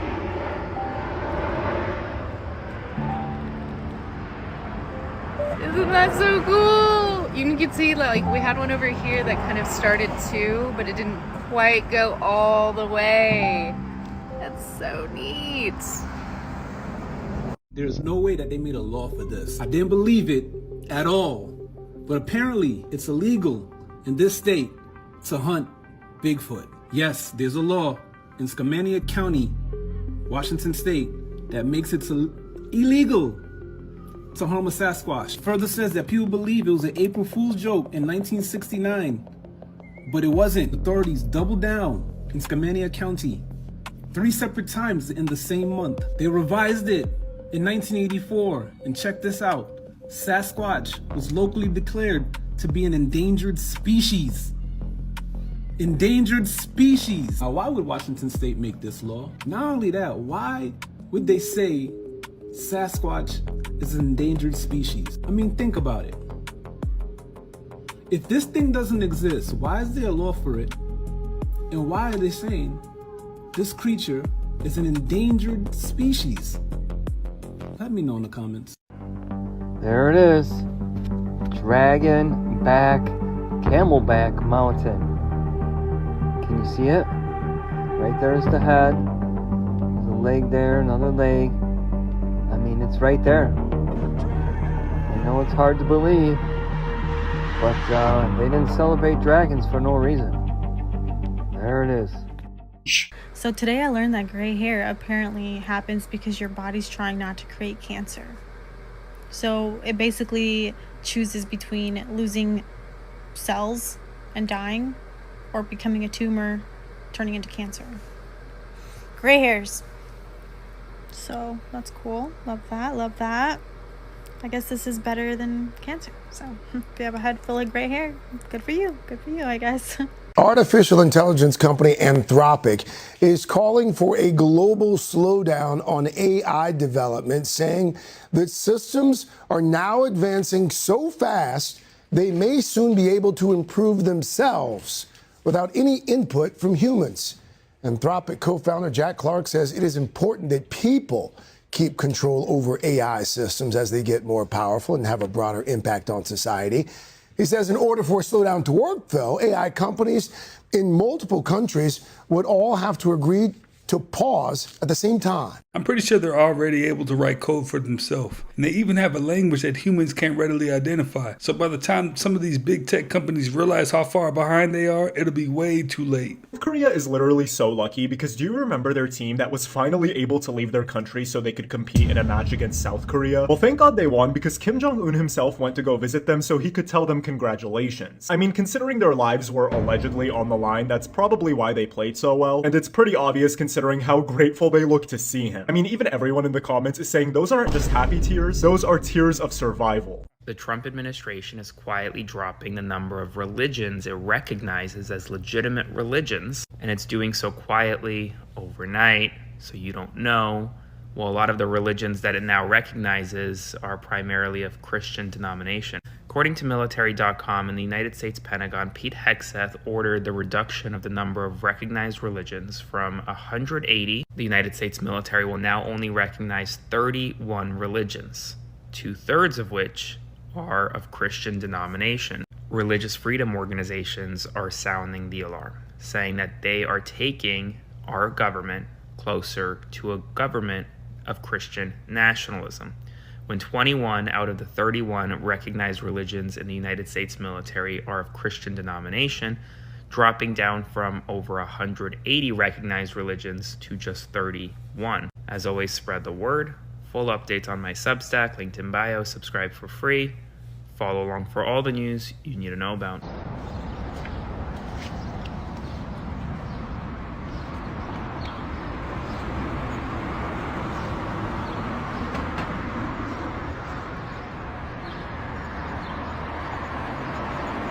How did everybody miss this? Another NBA Finals, a bunch of coincidences. Is this a ritual? Let's see. So first, of course, we have the New York Knicks with Jalen Brunson, and that's his father, Rick Brunson, who actually played in the NBA Finals just like his son against the Spurs 27 years ago. And yes, he played for the same team, wearing the number 9 for New York. But hold on, you mean to tell me he wore the number 9 and his son is wearing number 11, 9-11 in New York? Now, Jalen's dad, Rick, played in the 99 finals against the Spurs with Tim Duncan and David Robertson, who were known as the Twin Towers. What? Gets even weirder though, because we have Wemby, who is playing in the NBA Finals, and he wears the number 1. So you mean to tell me where the Twin Towers stood, we have one lone tower, just like Wemby? And it's also kind of weird that Wemby, his nickname is the Alien, and we have all this UFO disclosure now with the new UFO files and talking about aliens all over the news. And I will keep my eye on this because this has been happening across all the boroughs in New York where these guys have been getting caught climbing down manholes. Now, on one hand, it could be a nothing burger, just a bunch of guys climbing down manholes doing YouTube videos, but we can't forget they love their predictive programming. On the other hand, it is a big event, so you have to stay a little cautious, and they might hit you with a reverse Uno, not hitting in New York, but it could be San Antonio. My guess is I don't think anything is gonna happen, but let me know what you guys think about all this down below. Now, there's been a lot of talk about those guys jumping out of the sewer system in New York. Literally one of the biggest conspiracies I've heard thus far. Let's just say there's a few different underground cities going on over there, but we'll get into it.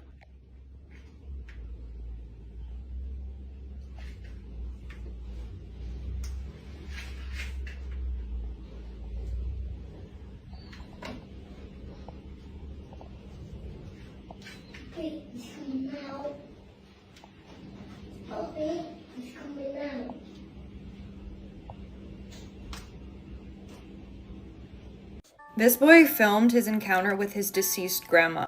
Yeah, that lady is a ghost.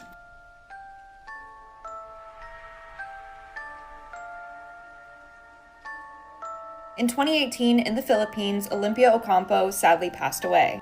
A year later, on Mother's Day, she made a creepy appearance in this video. The young boy took his mom's phone and decided to play around with it while she was making dinner.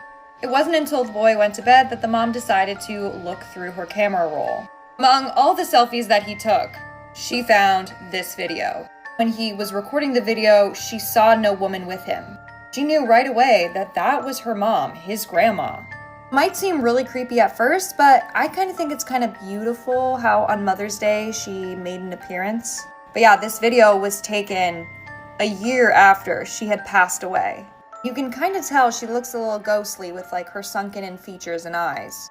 Not to mention, she claims that she's a poor woman from the Philippines, she doesn't have a good phone, and she has no means of doing CGI. News broke, and it actually aired on a popular television show in the Philippines. But what do you think? Do you think this is really a ghost caught on camera? Fun fact of the day. The pause icon is a representation of a caesura, a symbol in music notation used to indicate a break in play. Congress is saying right now that the UFO files that the government already dropped were watered down, and they're going to the Capitol steps on June the 9th to demand the real ones. So the guy leading this entire thing right now is the intelligence officer who testified to Congress under oath that we recovered things that were not made by humans. He is going to be showing up on June the 9th with 4 different members from Congress, and they're saying that what Trump released last month was scrubbed before the public even got to see it. Over 1 billion people looked at those files whenever they dropped, but Congress is claiming that they held the real ones back. So what did we see? They're trying to push a bill right now called the UAP Disclosure Act to force it all out, and a part of this bill would actually let the government legally seize any alien tech that private companies are secretly holding. It would also create an entirely new government board that has to officially rule on whether something came from non-human intelligence or not. And people are still betting on Kalshi right now on whether or not the US is going to confirm that aliens exist. I'm obviously going to give you updates the second that this happens, so make sure you go ahead and add me if you don't want to miss whatever comes out. Hey, can we all agree they're dragging it at this point? completely drag it. And I mean, just let the information out. Because at a certain point, the people won't even care. It'll be like, whoop-de-doo. Oh my God, what is that? Oh my God, what is that?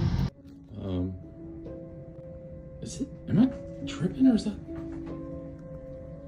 There's someone sitting on my couch, but like, there's no one there. What?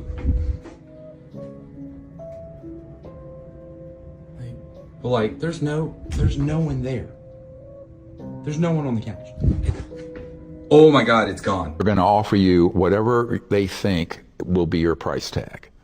They're going to threaten you. They will blackmail you. They will find any dirt and Oppo research they can and blackmail you. That's what the Epstein files were for. That was a honeypot. And then if that doesn't work, they will, if you're not careful, just flat out kill you. I said, so the idea that extraordinary means aren't taken to keep an extraordinary secret is naive. But this is one of the big problems I've run into, is that most people in the media and the public greatly underestimate the thuggishness and the ruthlessness of the people keeping this secret. These are very nasty folks. So he wanted to, and the other reason he wanted me involved, and that's become clearer over the years, is that these psionic programs where they train people to connect to the ET craft and consciousness, conscious AI aspect of the craft and the operator, they wanted me to be part of that so they could use us to bring ET craft over so they could strike them with these illegal electromagnetic pulse weapons. My uncle has a trail cam set up at my old grandparents' house. They've both passed away, and the place is abandoned. The camera takes 3 photos whenever it detects motion. This thing only showed up in one of those 3 shots. I bet you would like to rock old Mary Brown in that chair, wouldn't you? 'Cause that's who you killed Grandma, so you could be with a 16-year-old Mary Brown. And you know you'd like to kill her too. Nah, you didn't kill her because you was sent to prison. Well, she was sent to prison. So, how was your day in prison for 21 years? You like that? I bet you did. The only thing I liked about you coming home was you brought me a dog. His name is Brownie. What?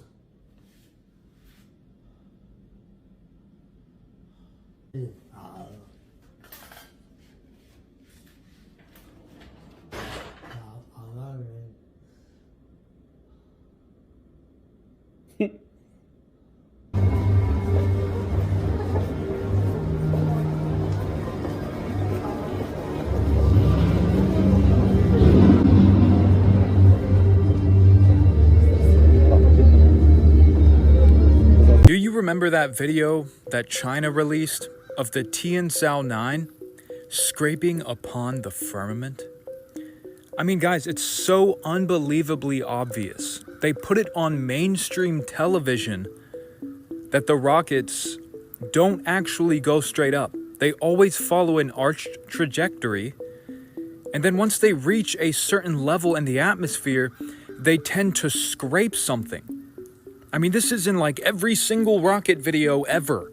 If you actually have a full video of it launching and then going up into the upper atmosphere. Now let's watch this one. This is probably like 37,000 feet in the air. I'm assuming he's in an aircraft. Well, look at that. It's starting to follow an arched trajectory. Man, I wonder why. Probably because no one can go past the Van Allen belts. And apparently there's 7 layers of the Van Allen belts. You know, like the 7 layers of the firmament. So in the globe model, it's the Van Allen belts. But on the flat Earth model, the true Earth model, it's the firmament, the layers of the firmament. The rocket cannot go past it. Which is why Elon Musk has to make all of his fancy rocket landing videos from AI. Just pay attention to them. The lighting's off, it looks like Ratchet and Clank, and all of the videos and pictures of rockets actually in outer space are CGI. But this video was for entertainment purposes only. Mate, if you don't want to believe me that I'm telling you that the earth is flat and there's a dome, here you go, mate. Look at the reflection. Watch this. There you go, mate. Look, we are outside in Birmingham. You don't believe me? The earth is flat. Can you see? Yeah? Look, watch again. Watch again. There you go. Reflection off the dome. Evidence. There you go. Can someone please tell me why NASA would be frolicking around in Algeria, but then pretending to be on Mars? This isn't the only time that NASA has done this. They also went to Devon Island, Canada, and then pretended to be on Mars. So those rover pictures that you see, they were in Canada, or even Algeria. They even have a whole little NASA base set up in Devon Island. You can literally go on Google Earth and find them. Why are they doing this if they could just go to Mars and take real videos and real pictures? Well, that's because we have likely never actually landed on Mars. Because if you actually look at a real video of Mars, it is light and sound resonating in the waters above, in the firmament. So if you can't go past the firmament, then how are you going to get to Mars? And this goes for all of the stars and all of the planets. They look absolutely nothing like the CGI images that NASA and the other space agencies like to give us. And another thing that is really, really weird, apparently there was a drone on Mars that found a door.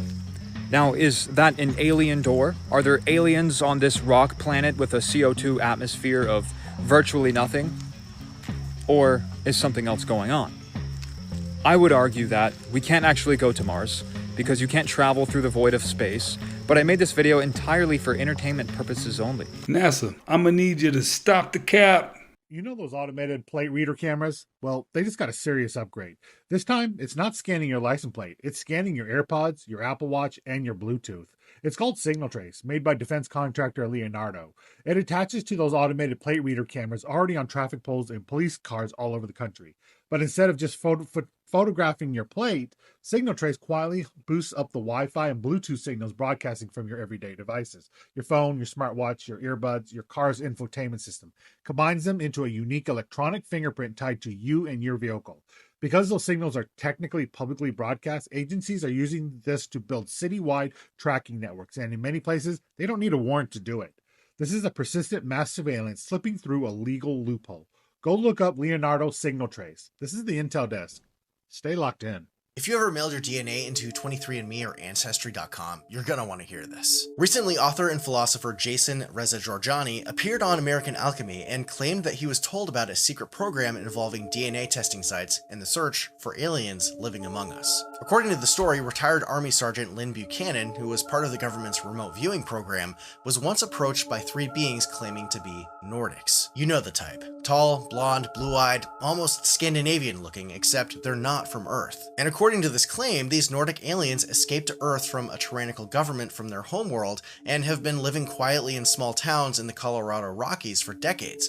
But apparently, the CIA is now trying to find them. It's said that the Nordics have been here long enough to have had hybrid children and grandchildren with humans, and their descendants don't even know their true origins. Buchanan was told that former CIA analyst and UAP specialist Kit Green had supposedly found a way to access DNA databases and search for specific genetic variants linked to aliens. And remember for years when scientists used to call parts of our DNA junk DNA because they didn't know what it did? Well, what if it's not junk? When certain unknown genetic markers show up, that's the thing that certain groups may be looking for while trying to locate aliens who are otherwise hiding in plain sight. And does anyone remember back in 2023 when 7 million customers had their data breached from 23andMe, and then every director resigned with no explanation? You sent them a saliva sample, and they now have your complete genetic blueprint. And there's allegedly a backdoor for certain entities to see if you have non-human DNA. Now, I've already seen people connecting this to a theory about Rh-negative blood, a rare blood type with no clear evolutionary origin and no primate ancestor that we know of. It's been tied to these theories of being connected to aliens for decades. And I've also seen people saying that maybe they're not looking for aliens, maybe they're looking for Nephilim bloodlines from the Bible. Now, this all sounds super far-fetched, but sometimes the truth is stranger than fiction. Let me know what you think in the comments. Imagine taking a DNA test and finding out you're not from where you thought you were, right? Maybe you grew up thinking you were Italian, but most of your DNA comes back as French. It happens all the time. But now I want you to imagine you're not from the planet you thought you were from. Maybe you already knew that.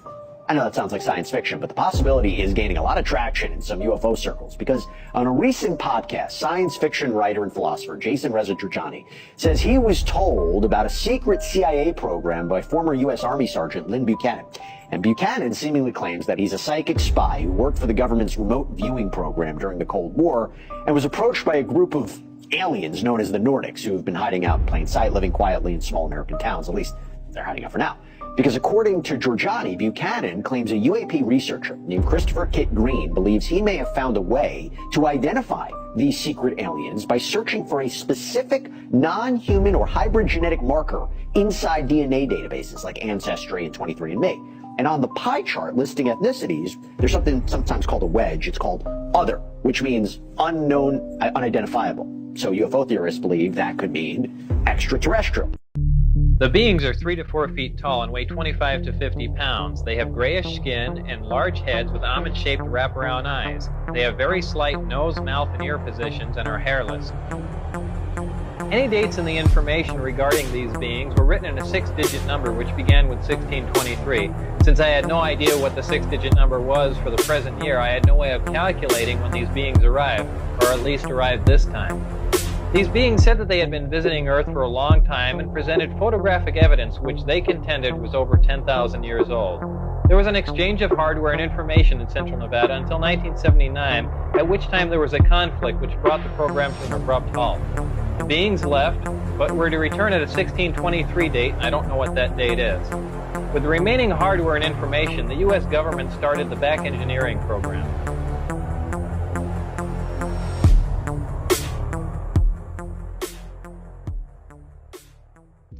This is some footage found. It was labeled the UFO crash of Varginha, Brazil. The time period is 1996. Now, this region of Brazil is not new to these type of aliens. They've actually been spotted on more than one occasion. The town actually has a statue of one of these creatures and lots of stories and folklores from the past. Now watch the rest of this video as you'll see this farmer comes across this red alien. I would definitely say this is genuine. If you watch the guy at some point in the video, he holds his hand out and you can see his hand shaking from being nervous. Tell me what you think in the comments. If you think it's real or if you think this has been fabricated, let us know. Hey, wouldn't that be just a little bit funny if this is how they decide they want to do disclosure? Let little parts and pieces of what actually happened in the past out through social media, and we just see it and we're watching it in real time but don't even have a clue.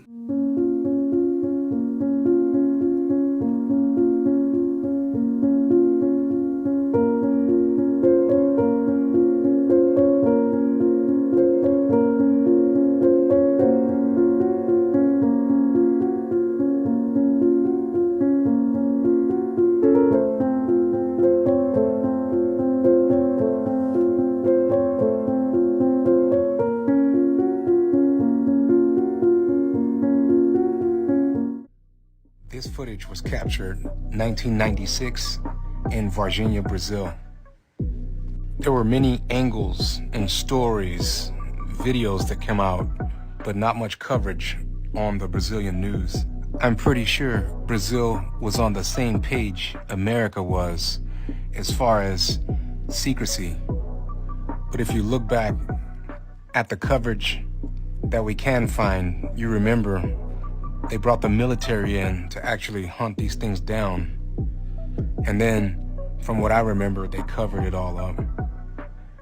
Don't quote me, but I believe they captured 2 aliens, both with red eyes and partially red skin. These crafts were shot down near Virginia, Brazil. Look into it. Leave your thoughts on.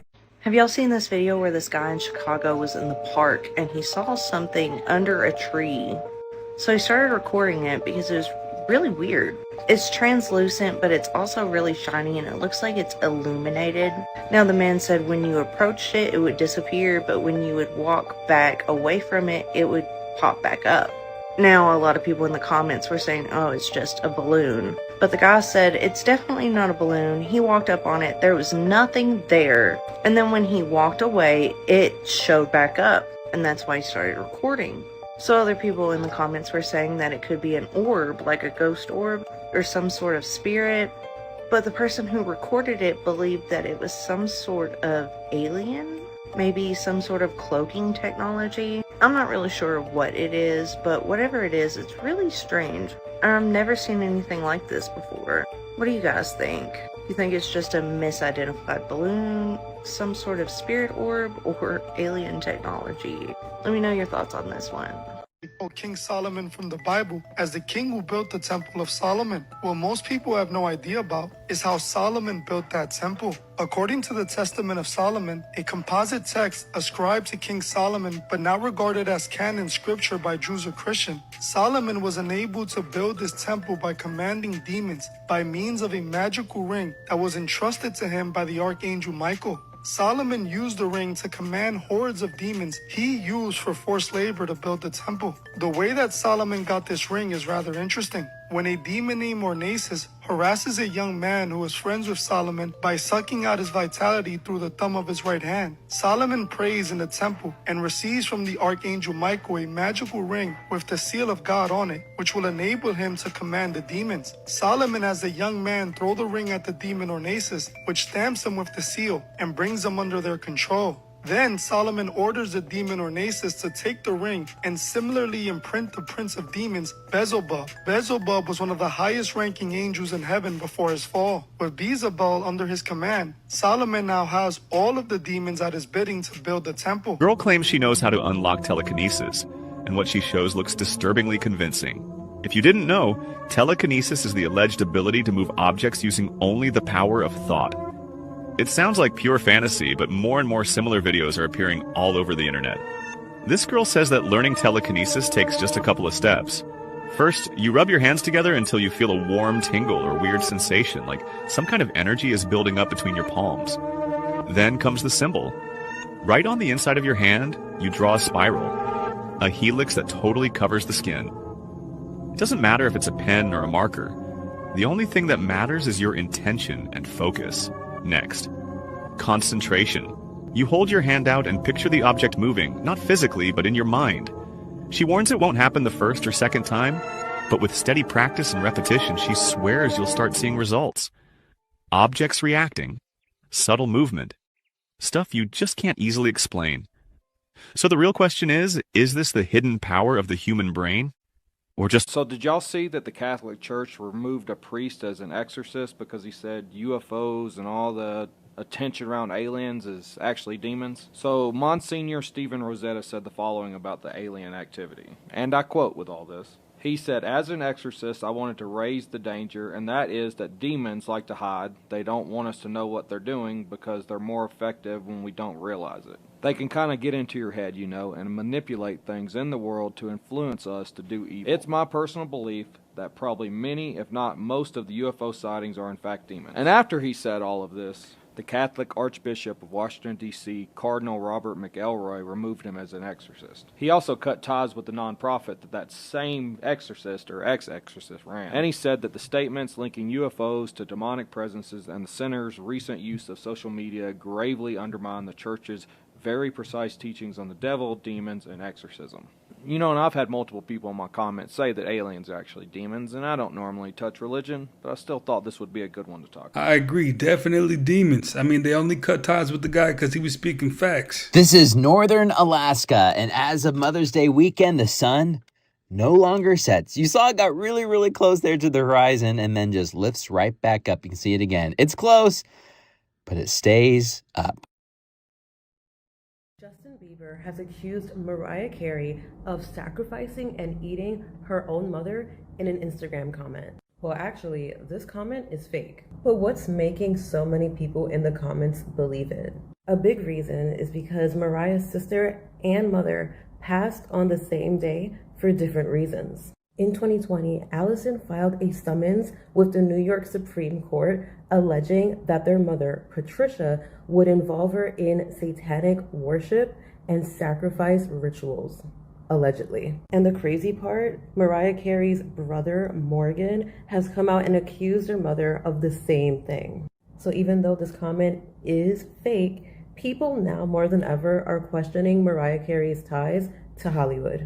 Here's a clip of Allison explaining the trauma that she had to go through in her childhood in an interview with The Sun. There was a close family member involved in a satanic cult. Used to force me to attend certain rituals. There were a lot of things that I witnessed that, were like secrets that you wish you didn't have to hold on to. When Mariah was in any danger, when she was a child, when there was something going on where she could have been harmed, I did whatever I could do to protect her. Mariah was 3 years old and I was 11, and I was threatened, if you don't do this, what we're telling you to do, we're gonna sister. I can help you talk to somebody. He didn't use his turn signal! Man, can I please call you an ambulance?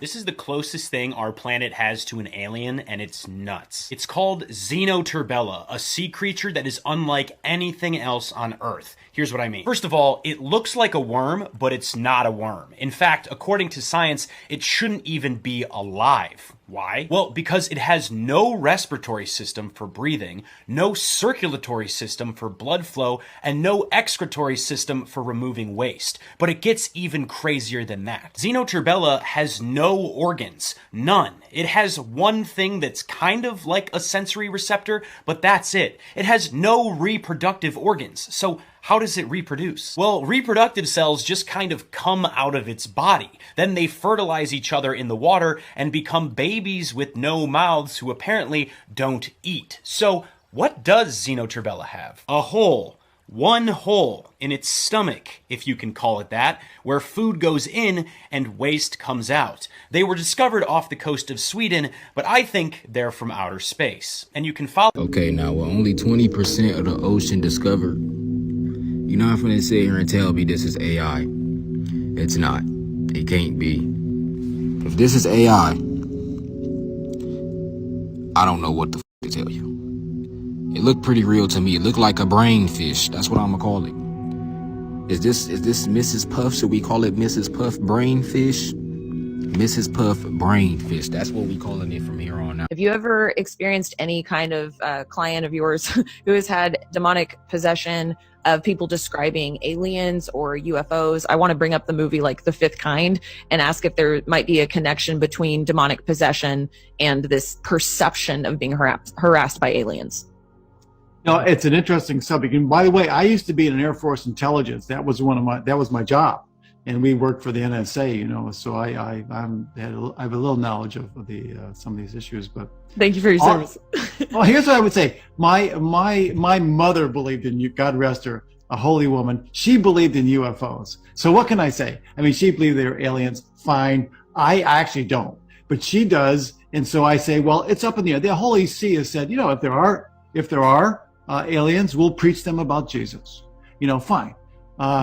But the question comes, I think, for us, is that can aliens harass people spiritually? Can they possess people? That sort of thing.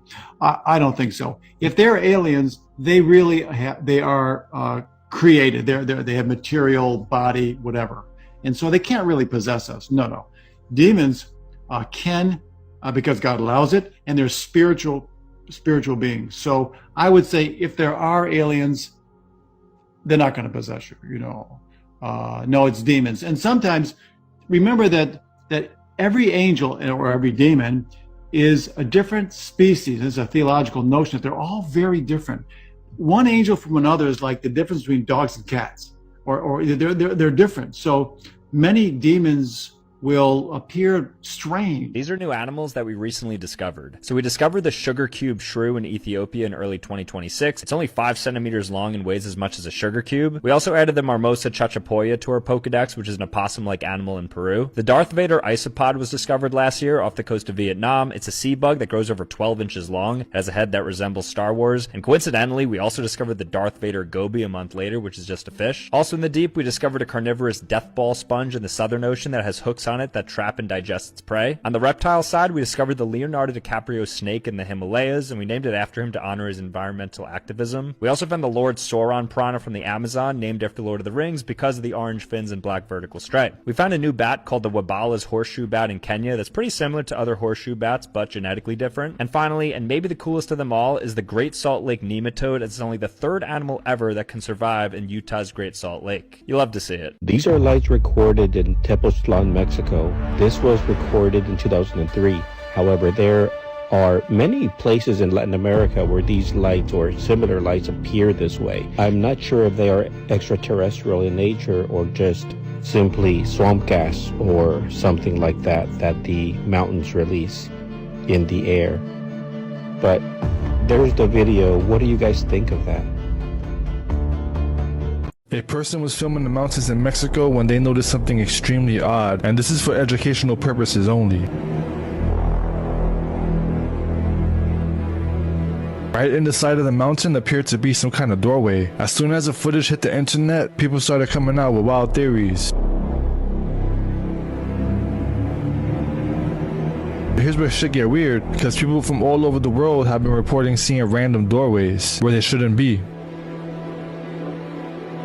So what if this is more than a coincidence? Could these be portals? A glitch in the system? I'm not gonna lie, this is giving a Truman Show.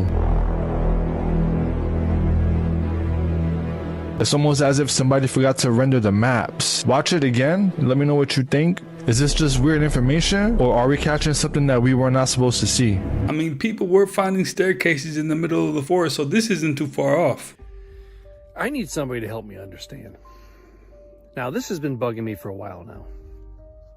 So since 1990, I've done the research, okay?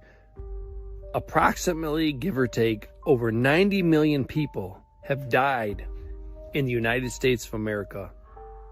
90 million people since 1990. We're in 2026 now. I've been to a couple graveyards recently, and I realized when I went to the graveyards back when my grandfather passed away back in 1989, 1990-ish, versus now, and the graveyards haven't filled up. They haven't changed. I remember going as a kid seeing it like half of the graveyard was full. And then a couple other graveyards in my local area. But they haven't gotten any bigger. They haven't filled up. When was the last time you've seen a graveyard being built? I can't ever remember finding it.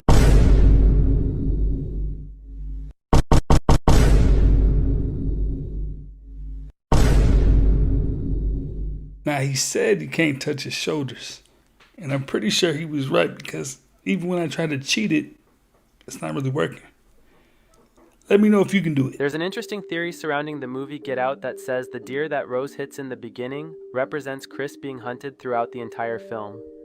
In the beginning, Chris and Rose hit a deer on the road, and instead of moving past it quickly, the camera stays on the unalive animal, while Chris looks visibly shaken. This moment connects to Chris's trauma because his mother passed in a hit and run, and he still carries guilt for not being able to save her. However, the deer also works as a symbol for Chris himself. Deer are seen as prey, something that gets hunted, trapped, and displayed like a trophy. That connects directly to what happens to Chris later in the movie. Dean Armitage even goes on a strange rant about deer being a problem and needing to be eliminated, which makes the symbolism feel even darker. Inside the Armitage house, there is a mounted deer head on the wall, almost like a trophy from something that was conquered. By the end, Chris is restrained, watched, and auctioned off, like he is no longer being treated as a person. That is why some fans believe the deer imagery was not random. From the very beginning, the movie was showing us that Chris was the one being hunted, and the Armitage family was the predator hiding in plain sight. Here's a tornado on a mountaintop. I have never in my life heard or seen of a tornado on a mountain before. A tornado on the top of a mountain. Our weather's getting strange, Booskies. Shabadoo! مش أنا ملعون الله يسامحك. أنا ما بدي أقرأ آيات عشان بسم الله الرحمن الرحيم.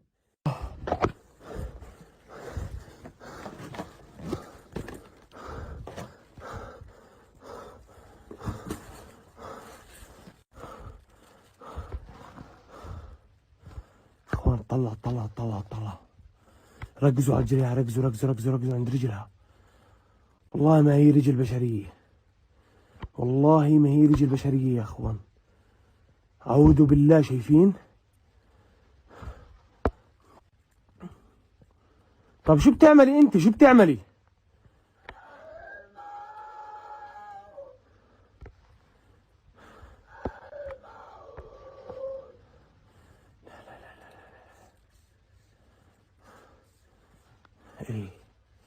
ايه بسم الله الرحمن الرحيم. بسم الله الرحمن الرحيم. بسم الله الذي لا يضر مع اسمه شيء. براحتك. ايه اخوان طقوسها غريبة هاي. ايه شو كيف رميت الحجر؟ ايه لا بسم الله. ايه لا في اشي غلط. شو الهسوس؟ بسم الله الرحمن الرحيم. منيح ما يجي فيه حجر يا اخوان هسه. You guys, tell me how creepy this is. I went to 85 degrees. My total came out to 666 and the date today is 666. My dog's weirded out. If my dog knows something ain't right, man.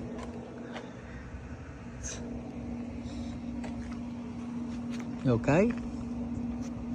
Hey, that dog gave him a look like, hey, we should probably get on out of here. This strange clip shows a ritual practice linked to the Brazilian religion Umbanda, and what happens is hard to believe. Candles burn beside a small altar holding miniature figures and a cross. Then the fire does something bizarre. It begins swirling like a tornado inside the room. The fiery vortex even changes color, shifting from orange to blue and back again. It looks so surreal, you'd think it wasn't real, but it was filmed. Then, the raging spiral calms down and disappears, and somehow none of the objects on the altar appear burned. That's what really unsettled people. Many claimed dark magic was involved, because how does a fire tornado form indoors and leave everything untouched?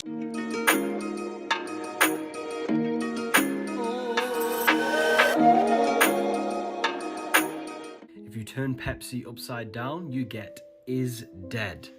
Then if you go to Aldi, if you notice on Aldi, you have the number 3 lines, and it says all die. And this is a massive food shopping place in the UK. You need to read symbolism. This video is going viral right now when a woman got a new license plate in Indiana and noticed that it says 5G on it. So license plates now have 5G for wireless tracking. This is from Gina Marie. I'll show you her profile here. So this is who broke the story. Gina Marie Colvin Hill. And it's all over Twitter. It's going viral all over the place. People can't believe it. So I did some digging. Smart license plates. It's a smart license plate equipped with cellular and GPS technology, including 4G and 5G connectivity, are an emerging vehicle technology designed to replace traditional metal plates. Wow, how did I not see this coming? They're replacing everything and making it smart and AI, but I never thought they would go after license plates. Now, of course, look how efficient this is going to be and convenient. That's what it's all about. Automated registration, you just do it on your phone, boom, bang, bing. It can help people stop stolen cars. Is that why they're doing it, though? Is that why they're doing it? Because hold on, there's an interesting dichotomy here. Criminals need the police. Police need the criminals. Because of the police, criminals have a job to get goods and things that are not allowed into places and around that aren't supposed to be there. And police's job is to stop that. If there were no criminals, we would not need police. So if the actual goal here is to have zero crime, then a lot of people are going to be out of business, out of a job. That's not what this is about. Of course, they will be able to track stolen vehicles, and they already have used flock cameras to do this. But I'm thinking what you're thinking, which is that this is meant to be used to track, monitor, and surveil us, just like in the movie Minority Report, which I was watching last night briefly. It's shocking what that freaking movie was talking about, man. I don't know that this is about safety and security more than it's about surveillance and control. But let me know your thoughts in the comments below and follow for more. I'm leaning a bit more into surveillance and control because you know what? You'll never just stop everybody. There will always be people that want to take the easy way, for sure. We all have these halos depicted behind scenes. It's not just for them. It's not just to show who's holy. These are our auras, energy fields that are layered beyond our bodies. They contain a lot of information about us because they are an extension of our energy. But what if they acted as two-way radios and we could receive vital information? Think of when you walk into a room and you can cut the tension with a knife and you know the vibes are off, and so you proceed with caution. That's just an example of how our auras absorb information. According to this, if we think of our auras as radios, we could be picking up 4 or 5 channels at once. These frequencies literally penetrate our physical body, and we process and respond to them without even realizing it. It explains that some of these channels may be louder to us than others, but it's best to try to listen to all of them, because if we're only tuning into the loudest one, we might be missing some of the guidance that we're getting from our intuition, because sometimes that's the one we tend to quiet down the most. So really the question you should be asking yourself is, which channel are you tuning into the most? Because that's the one that you're letting run your life. All right, let's talk about the egg. And no, not the breakfast kind. The newly released egg UAP video that has the internet divided right now. On one side, you've got skeptics who say it's utter garbage, trash, CGI hoax. On the other side, you have people who are truly fascinated by it and say it could be one of the best UAP videos to date. And here's the kicker. It's not just some random viral clip. This has been vetted. It's actually backed by a nuclear commander and several tier 1 operators. These aren't the type of people who will just back anything. They know their way around secret military tech, and they know their credibility is on the line. But here's the big question. What if it is real? So let's take a second and zoom out, and let's really think about this. If what we're looking at is an actual NHI craft, this is monumental. It's a shift in the paradigm. It's proof that we're not alone, and these visitors, whoever they are and wherever they're from, are so much more highly advanced than we ever realized. So are you team skeptic? It's utter nonsense garbage, or are you team egg? It's real. Milking room. I hope you cows are decent. Crap on a crutch!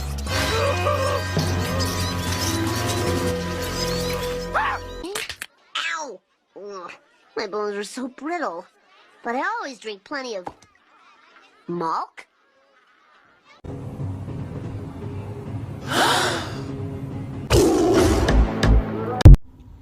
Check this video out, y'all.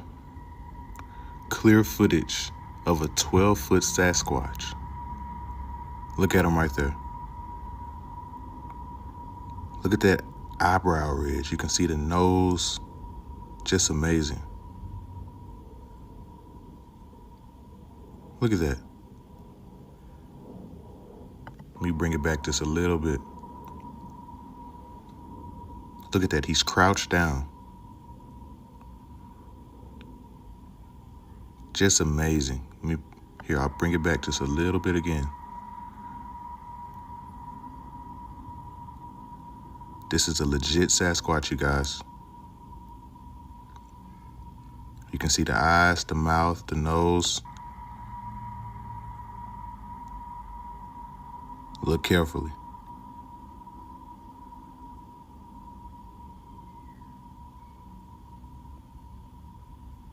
Hey, now maybe my eyes are deceiving me, but that almost looked like a monkey. And maybe more specifically an orangutan. I could be way off, right? But tap in and let me know. Is that a monkey or is that a Sasquatch? Google is seeking approval to release up to 32 million mosquitoes infected with a specific bacteria that prevents reproduction across California and Florida over the next 2 years in an effort to reduce mosquito-borne illnesses. The EPA is accepting public comments through June 5th before making a decision.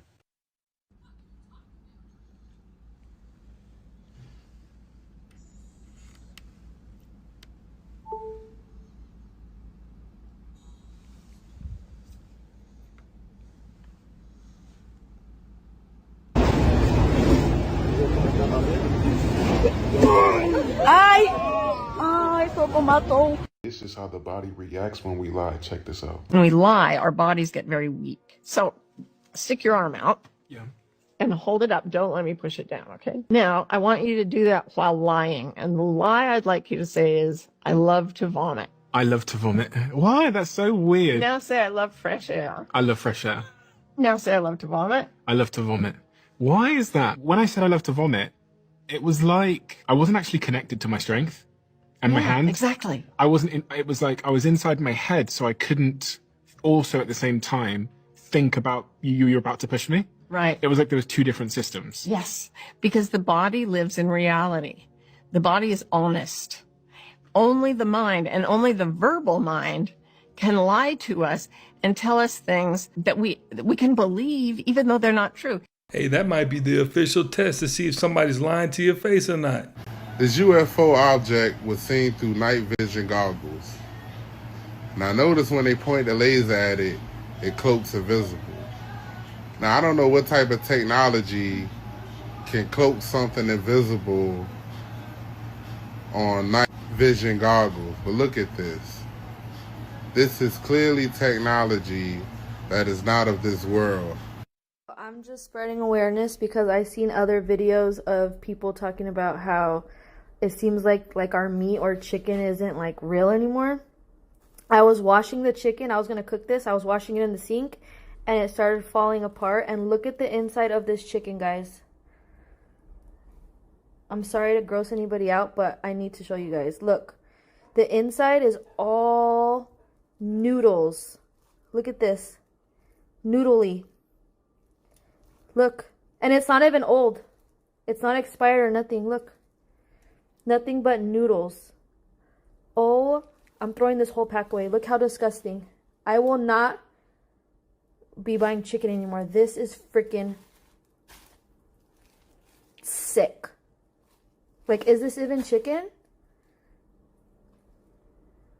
I can't. I think Steven Spielberg was approached. I think he was approached by intelligence agencies who told him disclosure is happening and we want you to get out ahead of it. When the day comes that we do get disclosure that aliens are real, how do you think that should be rolled out? If we ever come to that moment, which I think we should, we certainly all deserve to know. All I can say is when that moment comes, the people in the know what day it's going to be that they disclose this. People will be saying in the know, well, there's going to be no date like tomorrow. There will be no other day like tomorrow. It's disclosure year. Are you ready? Whoa! Eating ceviche and you found this little friend swimming inside? Well, if you don't want him to have a new life inside of your own body, cook the fish. Or at least freeze it. And lemon juice? You think lemon juice is gonna do anything for this little guy? Not a chance. And by the way, wild caught fish is actually higher risk than farmed. You know how many people love to say, oh, just put some lemon on it, put some lime on it. It's going to get rid of it. No, not that. That thing's going to go swimming in it. Them parasites love to deep dive in that juice. What color is the sun? White. Why it look yellow? Oh, because in the middle of the day, it's so bright, it will burn out your eyes. So when you look at the sun, when it's low on the horizon, when there's a lot of crap in the air, smoke and pollen and dust, and what it does is it filters out the blue light. The sun gives all the colors of the spectrum: red, orange, yellow, green, blue, violet. The atmosphere filters out the blue, indigo, violet, scatters it into the sky, turning the sky blue. Right. Well, if you take red, orange, yellow, green, blue, violet, take out the blue, you're left with red, orange, yellow. Right. That's why sunsets are red, orange, yellow. That's the light that's left over after the atmosphere filtered out everything else. So, and leaving everyone to think the sun is yellow. And they draw it that way in pictures and everything. Yeah. It's a shame, but, it's When right. I'm sure you were told the same thing I was told. Boy, don't look at the sun, you're going to go blind. Right. Your body is pretty good at preventing that. Yes. But it'll make you blink. Just try not to look at the sun. Yeah. Yeah. Look at the things that the sun illuminates in your life. Yes.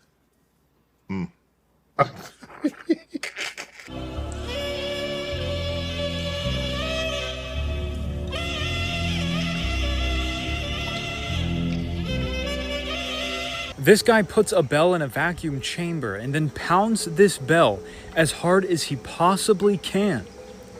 and you cannot hear any sound whatsoever. But take a look at what happens when he adds air back into the chamber. And as we let the air in,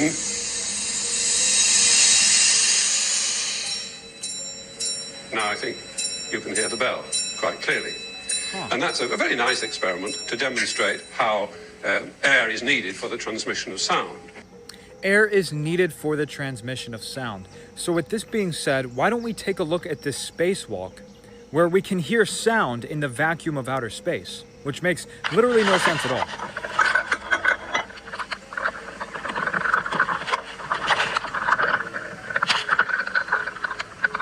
What medium is this traveling through in the void of outer space? That doesn't make any sense at all. It literally sounds like they're underwater. They're probably just filming underwater and they have a green screen Earth and they're just LARPing being in space. Because you need a physical medium for the sound wave to pass through. Because it passes through the physical particles and causes a vibration. That's how sound even gets to you. And that's why sound can travel faster in water, because it has a denser medium to pass through. Sound travels even faster going through metal. But I made this video for entertainment purposes only. Of course, sound can travel in a vacuum. I'm a quantum physicist, worked for the National Security Agency, for various organizations in the intelligence community like CIA and so on. And so as part of my technical work, I was also a consultant, chief science advisor to Robert Bigelow of Bigelow Aerospace. He's really quite a titan. I mean, he has 2 space stations orbiting the Earth. So anyway, those people who are in the space business and they're moving out into space, they just can't help but wondering, what are we going to run into when we get out there? As a science advisor to him, it turned out that the Defense Intelligence Agency came forward and said, we need to find out really what's going on in this so-called UAP area.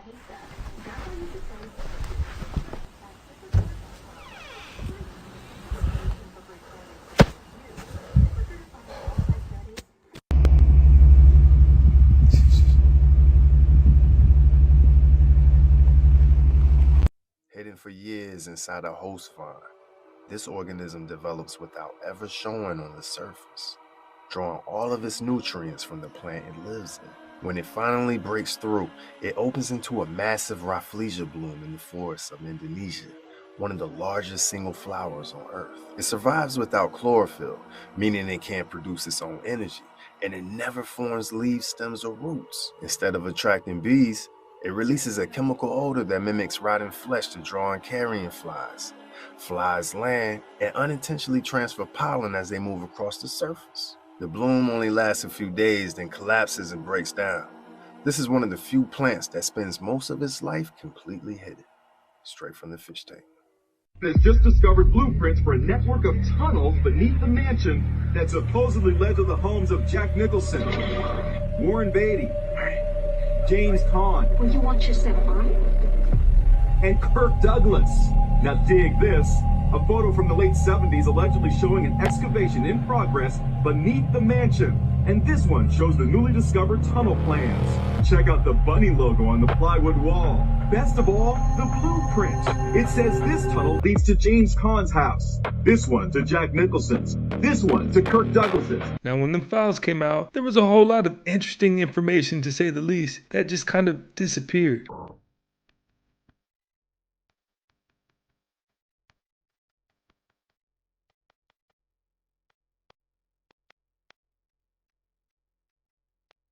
They found proof that God destroyed Sodom and Gomorrah. Check this out.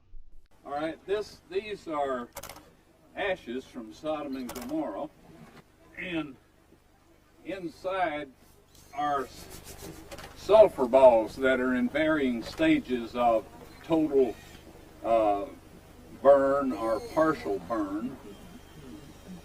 You notice here is a sulfur ball. Once it smothers itself out, then the sulfur ball is preserved.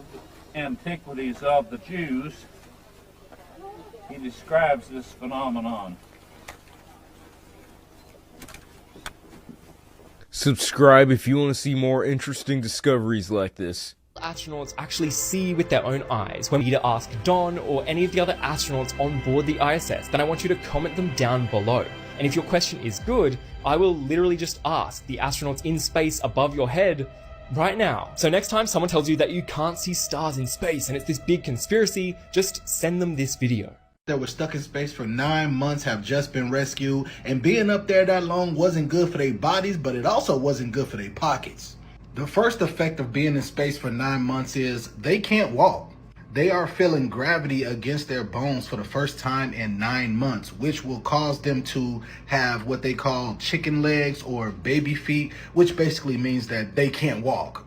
It was also said that there was a buildup of fluid from pressure on their eyes and optical nerve, which causes blindness. And then to top it all off, they now have a significantly higher risk of getting cancer. But to make matters worse, they were only paid $4 a day while stuck in space. So if you add that up to 9 months, they only made about $1,300 for being stuck in space for 9 months. Now, they do have a base salary of $150,000 to $171,000 a year, but they were stuck in space with no idea if they would ever be rescued. Not to mention all the effects to their health. They said a regular astronaut stays in space for 45 days, and it takes months to a few years for them to recover from 45. The peace sign. This famous hand gesture that we all know as the peace sign was popularized by Winston Churchill during World War II. Did you know that he was a Freemason? People called this the victory sign. But did you ever notice the number 33 in it? There's 3 sections in this finger and 3 sections in this finger, making 33. Also, the angle that this hand sign forms is the 33rd degree as well. In the 1960s, during the hippie movement, this symbol right here was popularized to symbolically represent peace. However, did you know that in the Nordic tradition, this is known as the rune of death? And if you flip it over, you get this symbol right here, which is the rune of life.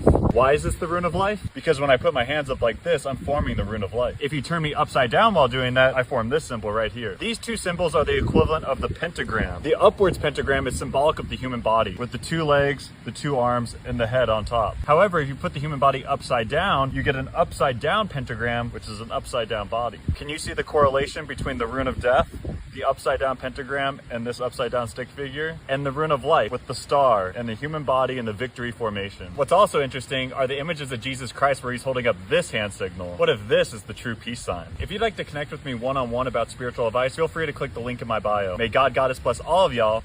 Peace be with you. You wanna see a trick? Yes.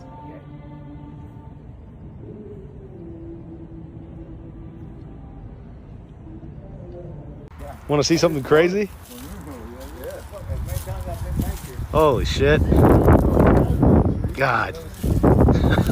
I'll tell you, man, nature just gets me so hard.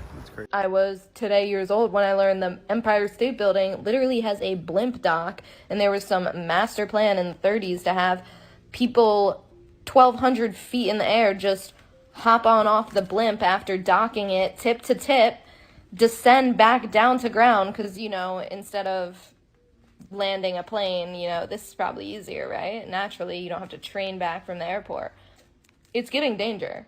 The spire of the Empire State Building, pretty epic, I agree. But you look at the blueprints and the master plan for the Empire State Building, and you realize that the tip, the spire part, was actually a late addition after they even started construction. And they were like, hey, let's build this docking station.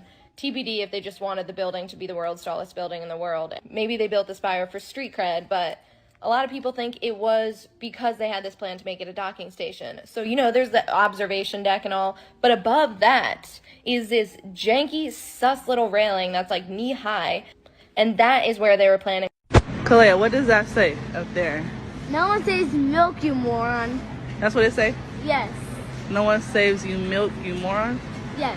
Oh, okay.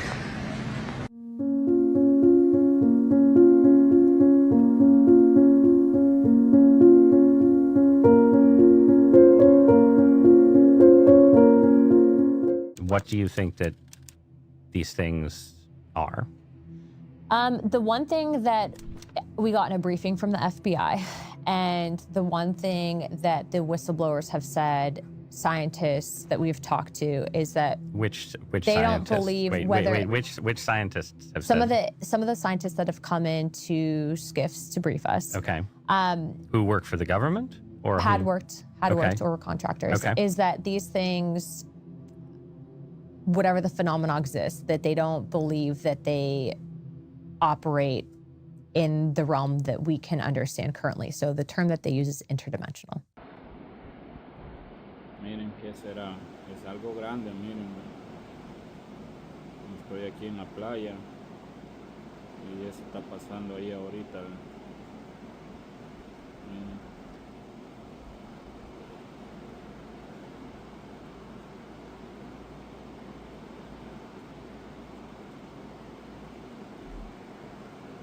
¿Qué será esa cosa que sale allá?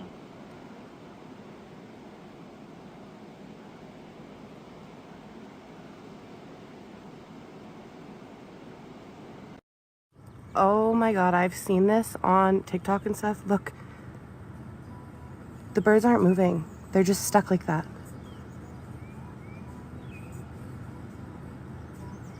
Why?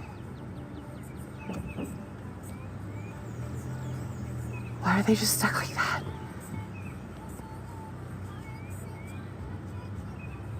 What is happening? They're just frozen like that. They're not moving.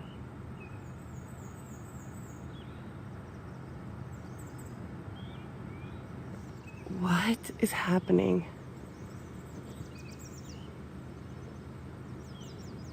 Somebody please explain this. I'm tripping. Like, what? That's the craziest thing I've ever seen. Are aliens demons? I needed to catch your attention right off the bat. But yesterday I did a video about an exorcist getting fired because he said all the UFO and alien activity that's happening around the world right now is demons. And of course I already knew there was going to be a lot of conversation in the comments about religion, but that one really took off. It really took off on Instagram, which I don't really post on. I've never had a video blow up, but that one definitely did. And I remember doing a whole video series about how Aleister Crowley actually opened up a portal that allowed aliens in, and there was a certain alien that he let in. You know, and he was a really stupid looking alien with a cape. I'll post a picture of him right here. But you know, he isn't the first person in the church, or I guess public office, because J.D. Vance just said it, that the modern UFO phenomenon is actually spiritual deception on a global scale. And even though I'm not religious now, I grew up in the church, but I don't really remember a lot of aliens or demons talk. You know, and I know this video is jumping around all over the place, but I don't really have an attention span. That's one of the reasons I started this channel. You know, but there's been stories in the past, at least people telling stories, that they were taken by aliens and then they prayed to Jesus and then they were saved.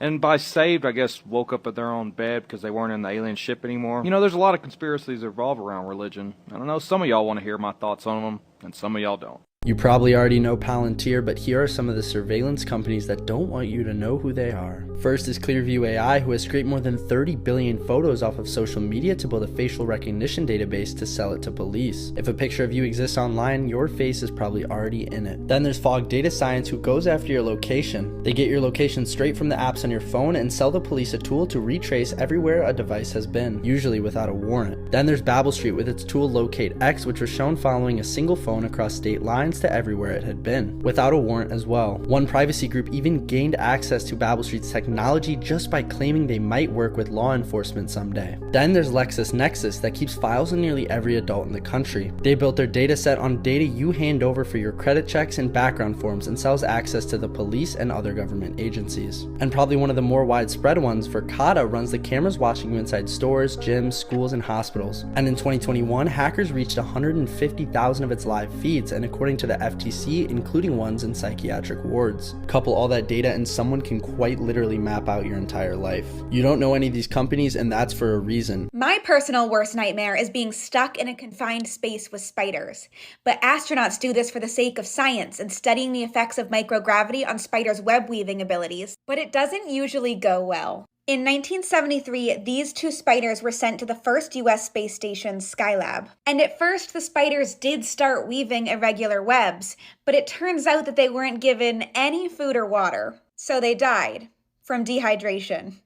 And that's probably why the webs were irregular. And then in 2008, a spider experiment on the ISS went even worse. One of the spiders escaped.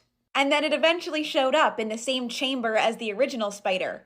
They were not supposed to be together because they started building webs on top of each other. But it gets worse. This time, researchers did give them food, an entire colony of fruit flies. But the fruit flies started multiplying too quickly for the 2 spiders to keep the population under control, until eventually the entire viewing window for the experiment was covered in fruit flies. And it only took 2 weeks for that to happen, so the experiment failed. And finally, in 2011, researchers ran a successful experiment that showed that gravity doesn't really affect web weaving. They just end up orienting themselves to light. It's a wheelchair? It is. I saw it from the side. Oh my God.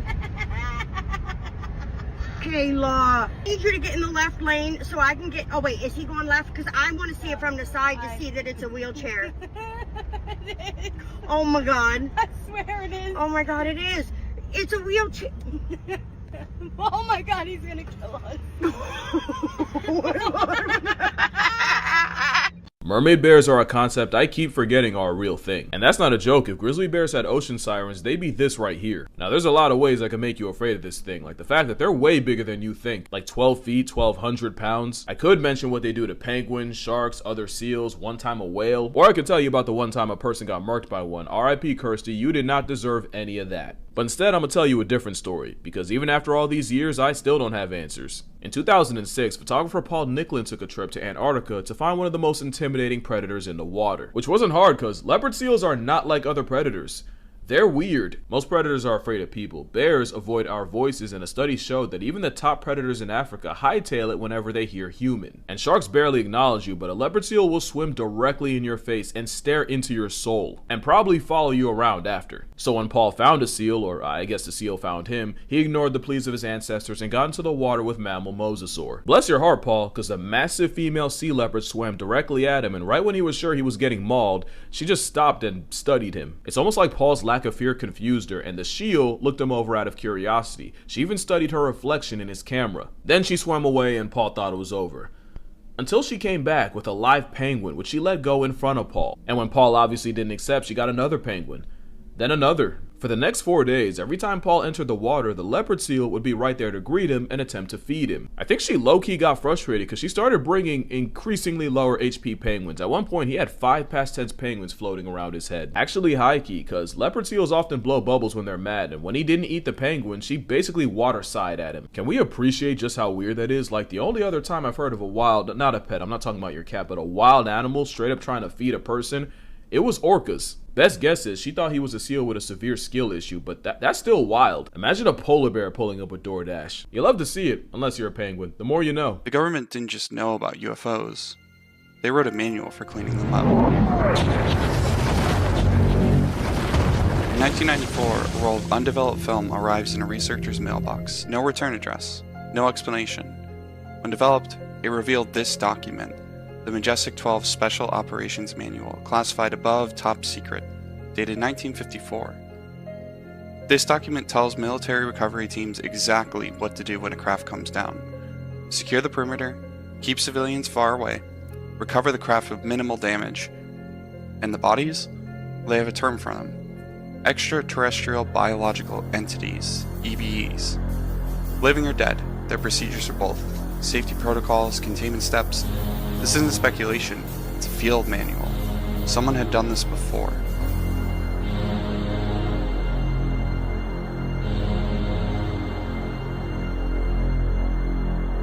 Really? Are you beginning to question the reason for all this foo-furor after You all mean these... showbiz? Showbiz, yeah. The biz? The biz. I think it's hideous. Except for the audiences. I like them, but I don't like all the, junk that goes with it. Bloodstained runners that separate the artist from the audience. Well, you know about that. You all know about that. Maybe you're out there. I don't know. You know about it. I wonder myself. Listen, when we come back, I have, you can stay a while. Where are we going? Right after Celine Dion released this demonic children's clothing line, her health rapidly declined. The commercial is insane. And here's where it gets a little Illuminati? People didn't know what to make of this. This looks very similar to the Illuminati eye, and why is it on her hand? Now here are some photos from the Instagram. Nothing else, these photos are for shock factor. Now you need to check out the insane commercial. Our children, they are not really our children, as we are all just links in a never-ending chain that is life. For us, they are everything. But in reality, we are only a fraction of their universe. We miss the past. They dream of tomorrow. We may thrust them forward into the future, but the course will always be theirs to choose.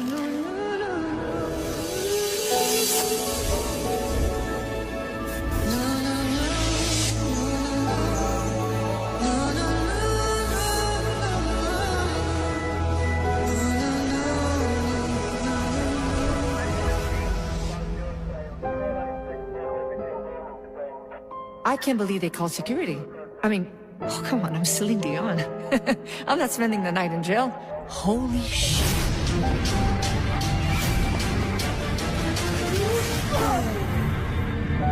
Guys, relax, easy. I'm Celine Dion. Yeah, girl, and I'm Beyonce. What are the odds that her health declines right when this brand comes out?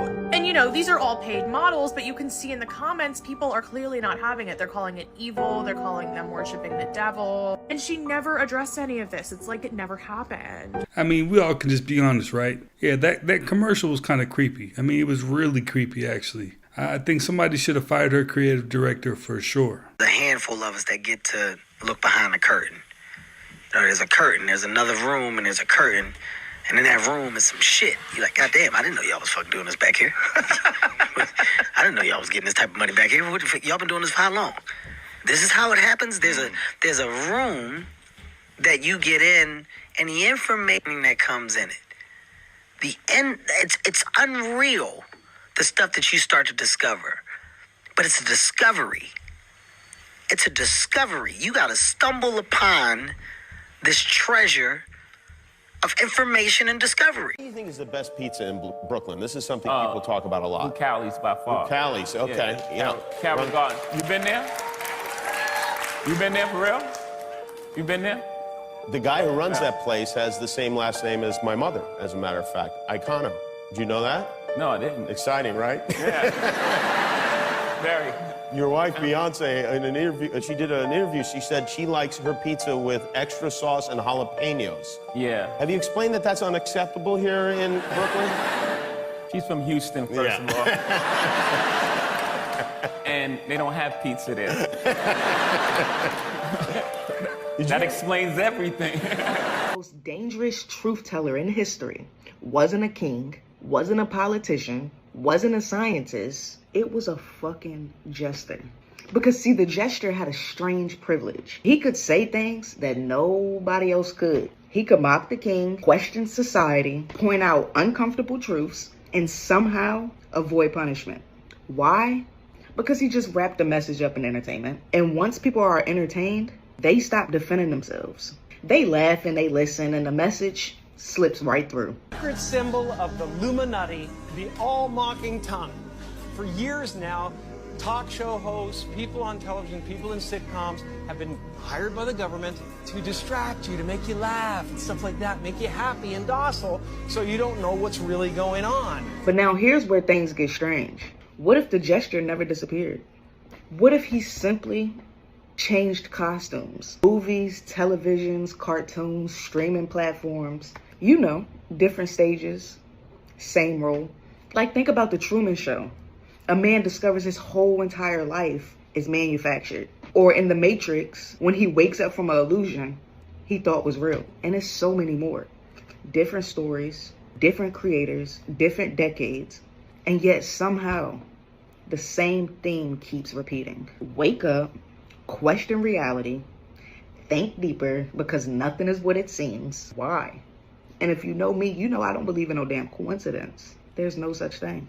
But here's another idea that's been talked about for centuries. It's the idea that the truth is rarely hidden. It's revealed symbolically, indirectly, disguised as fiction, disguised as fantasy, or entertainment. It's because most people won't recognize the threat when it's wearing a mask. And so that is what makes the jester so fucking powerful. He never forces you to believe anything. He simply puts the message right in front of you and lets you decide what it means. Maybe these are just stories. Maybe these are just warnings or mirrors. Or maybe the modern jester is still doing exactly what it's always done. Standing the center stage, telling the truth, but trusting that the audience will call it fiction. Entertainment purposes only, TikTok. You don't have a soul, you are a soul. It's more accurate from his perspective to say not that your body has a soul, but that your soul has a body. It's your meat suit. Here are the 6 chocolate brands that are starting to use lab-grown cocoa. Number 1, Cadbury invested $4.6 million into a lab-grown cocoa company. Number 2, Kit Kat invested $44 million into a lab-grown cocoa company. Number 3, Lindt invested $5.6 million into a lab-grown cocoa company. Number 4, Kinder invested $15 million into a lab-grown cocoa company. Number 5, Snickers has a budget of $2 billion to invest into lab-grown chocolate. And finally, number 6, M&M's has a budget of $1.4 billion to invest into lab-grown cocoa startups. Make sure to read the ingredients and avoid terms like chocolate flavoring or cocoa compounds. This is what the guy looked like. Pretty close to it. Yo. The nose was a little bit rounder on the end, but that was a really good rendition. But yeah, his eyes almost came out to here on the temple. Wow. And that would freak me out. It freaked me out. I mean, honestly, I'm not an easy guy to get freaked out, but that really... This is the 3D image of what the craft looks like? That is almost as spot on as I've ever seen. That is about it right there. That's almost exactly what I saw resting on the desert floor.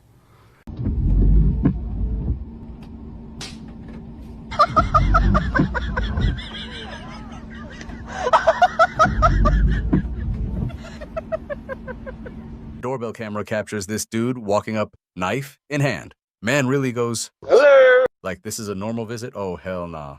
Anybody home? You see a blade, you don't greet, you lock in. I'm watching this like, yeah, you got the wrong house, buddy. You can keep that fake confidence right outside. Yeah, real friendly.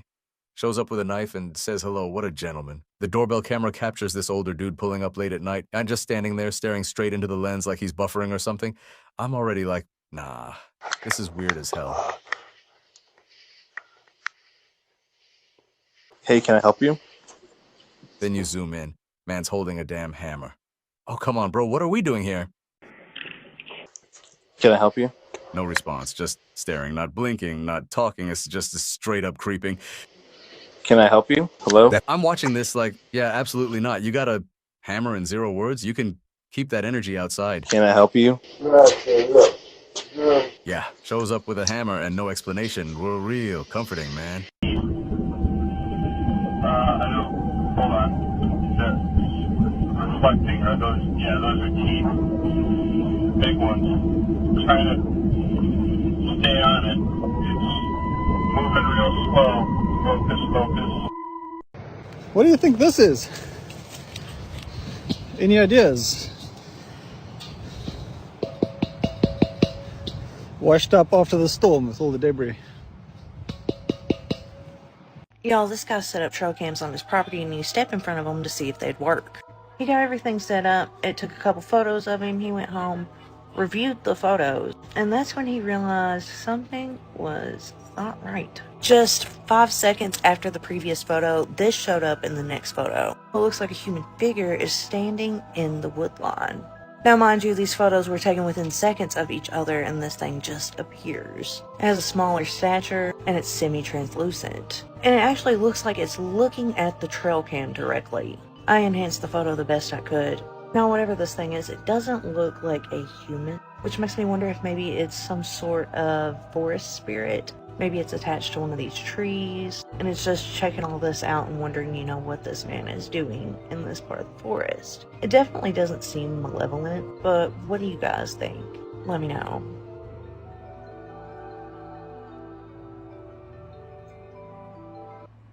The economy's so fucking bad, it'll have you thinking you bad with money, and all you did is buy groceries. What I have never heard anyone talk about is sapient tech. And that's what I'm worried about, because sapience isn't just human-like conversation. Now we're talking higher reasoning. You have found something that's willing to worship you. It thinks about you nonstop. It's there at your disposal. It knows your name and it has a little nickname for you. It's got your little daily affirmation every morning. He put a camera in his attic, then he heard this. A man named Ryan lives in Virginia and has been hearing strange sounds coming from the attic in his shed for a while now. So he sets up a camera facing up there and captures something horrifying.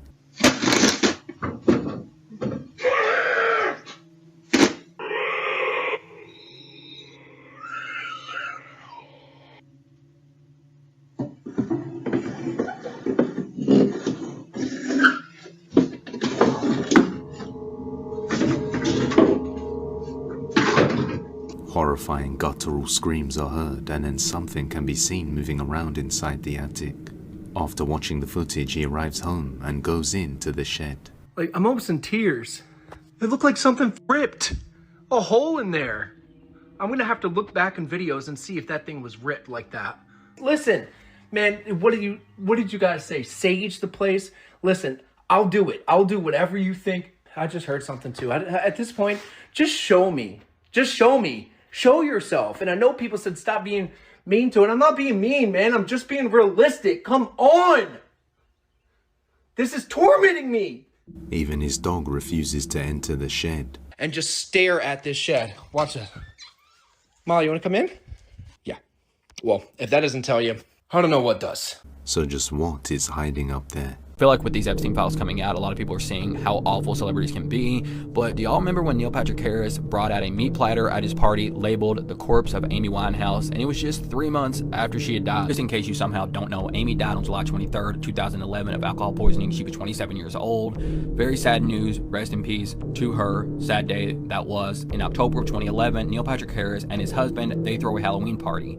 And at this Halloween party, they feature this buffet. A part of this buffet is the corpse of Amy Winehouse. It was this decomposing meat platter that resembled her corpse, was labeled her corpse. It showed her laying there. She had a cigarette sticking out of her mouth. And I mean, here you're seeing the actual tag of it. I can't really show the picture. You can see a little piece of it here, but it was made of beef ribs, pulled pork, chicken sausage, and a spicy barbecue sauce. So the photo of it was posted in 2011, but it was deleted. And then in 2022, it resurfaced and people got pretty mad about it, as they should. Following this backlash, Neil issued a statement saying, "A photo recently resurfaced from a Halloween-themed party my husband and I hosted 11 years ago. It was regrettable then, and it remains regrettable now. Amy Winehouse was a once-in-a-generation talent, and I'm sorry for any hurt this image caused." What do you guys think? Was he actually sorry, or was he, in the great words of Rihanna, only sorry because he got caught? I mean, right off the bat, it's strange to want to eat a cake that looks like a deceased corpse, especially a famous one. I'm gonna let this play out, and we're gonna talk about it for a second. Did you catch it? I'm going to play it again, and then I'm going to pause it and zoom in. Bear with me here.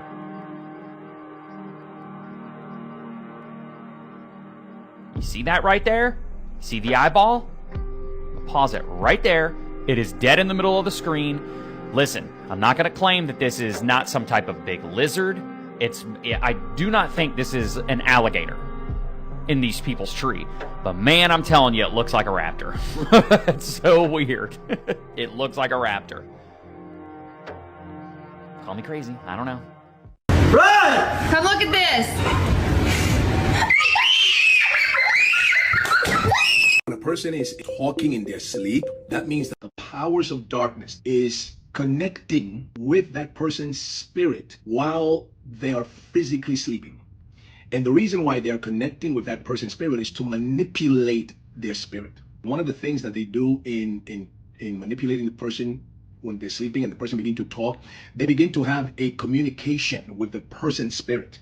So then the person finds themselves talking in their sleep, answering, literally answering, sometimes like they're arguing with somebody, sometimes like they're having a conversation with somebody, and yet the person is sleeping. But their spirit is the one that is being spoken to, or having a communication channel with the spirit world. And the reason why they manipulate the person's spirit while they're sleeping is so that they can plant subconsciously or in their subconscious instructions, directions, bad seeds, bad thoughts. They plant it in the soil of their subconscious while they're sleeping, and the person is talking back to them, so that when the person wakes up during their waking hours, that those seeds, that communication that they had during the sleep, it begins to germinate during the day. So thoughts that leads to certain behavior are planted during that state and during that moment of the person talking in their sleep. And now what happens is that the person find themselves during the day, during the weeks and months, having certain behaviors and certain thoughts and certain things that is not really them.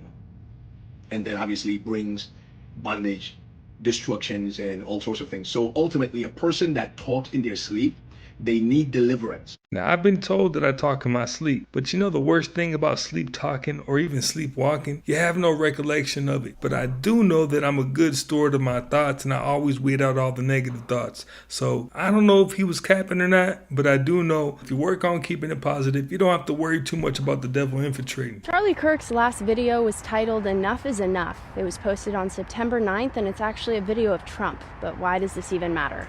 Well, there's this game that came out in the 90s called the Illuminati New World Order, and one of the cards in it is a picture of a man who does look like Trump, I will say, but the point is that the card is titled "Enough is Enough," and the first thing it says on the card is, "At any place, at any time, our snipers can drop you."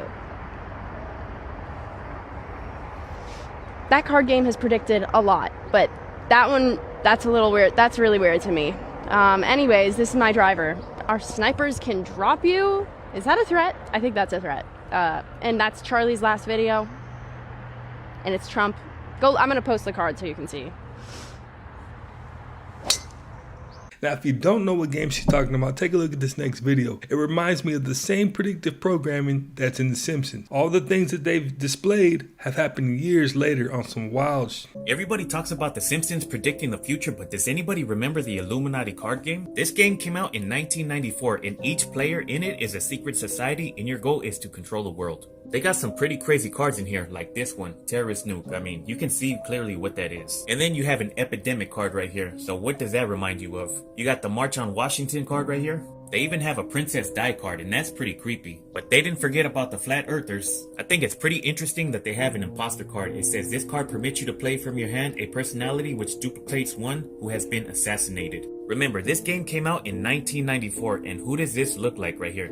It says at any time, at any place, our snipers can drop you. Have a nice day. And then you have this card right here, Hidden City. So what do you think this one represents? I've heard a lot about predictive programming, and they hide the truth in plain sight. What do you think about this? Inventors who regretted their inventions. Number 1. Alfred Nobel, the inventor of dynamite. He created dynamite for controlled demolitions and for the construction of roads and bridges. However, people started using dynamite for wars and violence. Nobel tried to make up for his invention by creating the Nobel Peace Prize to promote positivity among humanity. Number 2. J. Robert Oppenheimer helped create the atomic bomb with Albert Einstein, but after seeing how much damage it caused in Japan, he regretted his creation and called himself the destroyer of worlds. Number 3. Tim Berners-Lee invented the World Wide Web to help people share information easily. He was worried about the bad things it allowed, like spreading lies and stealing people's private information. Number 4. Ethan Zuckerman created pop-up ads to help websites make money without blocking their content, but people found pop-up ads very annoying. I still think it's weird that, you know, the Gates family or Bill Gates owns a lot of the, you know, land in North Dakota. I think that's weird. He owns majority of the water in the United States. I think that's weird.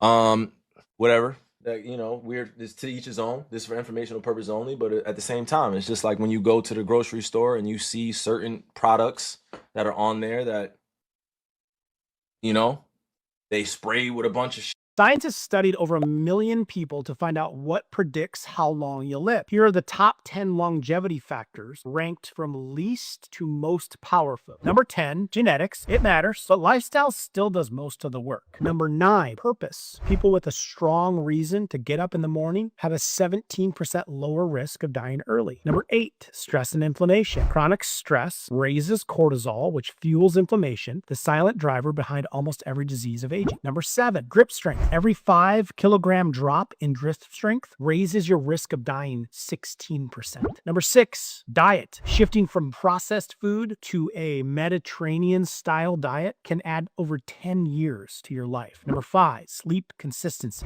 Going to bed at the same time every night cuts mortality risks by up to 48%, even more than getting 8 hours of sleep. Number 4, body composition. Muscle matters more than the number on the scale. Severe obesity can shorten a life by 10 years. years. Number 3, social connection. Being lonely raises your risk of dying as much as smoking 15 cigarettes a day. Number 2, speaking of smoking, quitting can add up to 10 years back to your life at any age. Number 1, cardiorespiratory fitness. Your heart and lung capacity beat every other factor on the list. The fittest people had 80% lower mortality than the least fit. The fastest way to improve it, brisk walking 30 minutes a day. Who can explain this? Nah, them trash bags. Who that is running through there like Usain Bolt?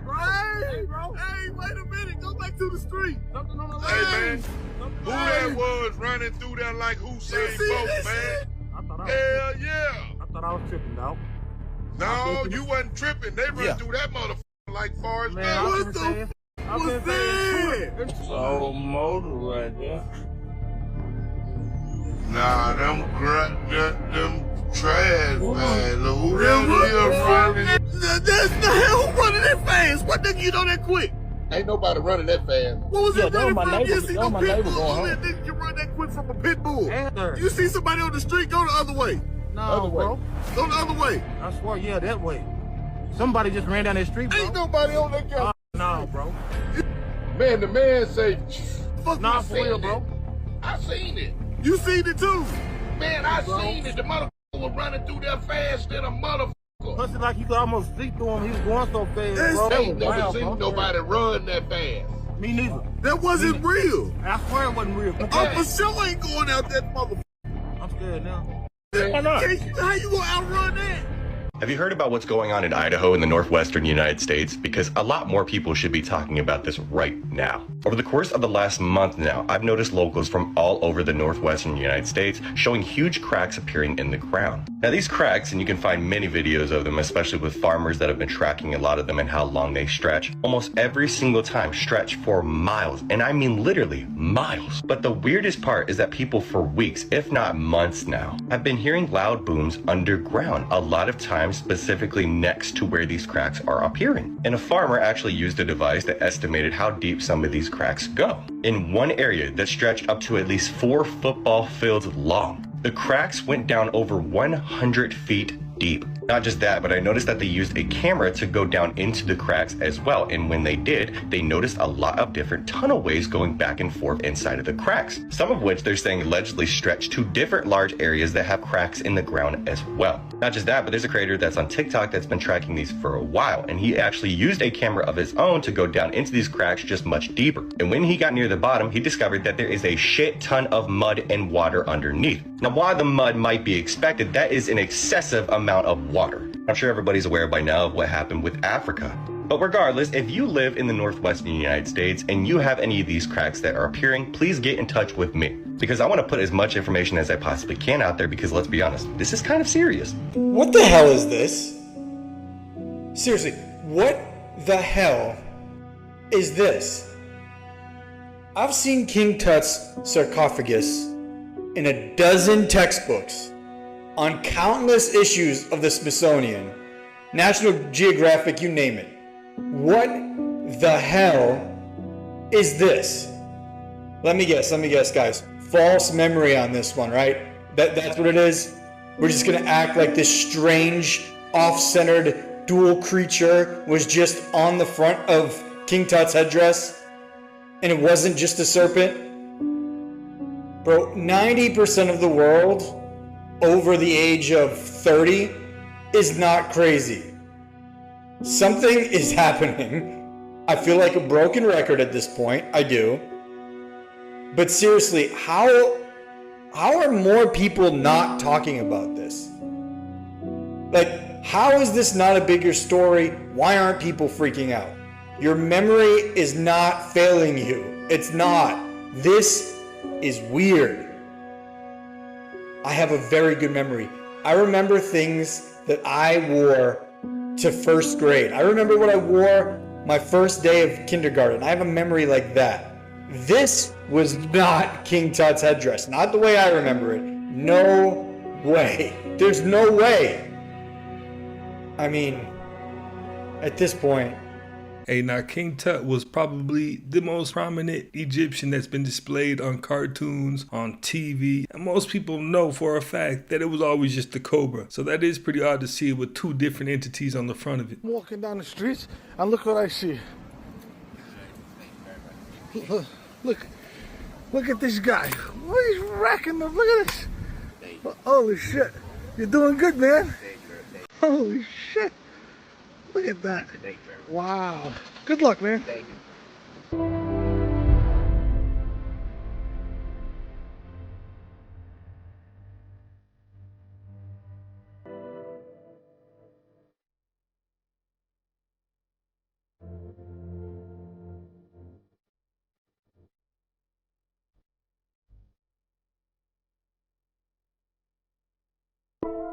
Check this out.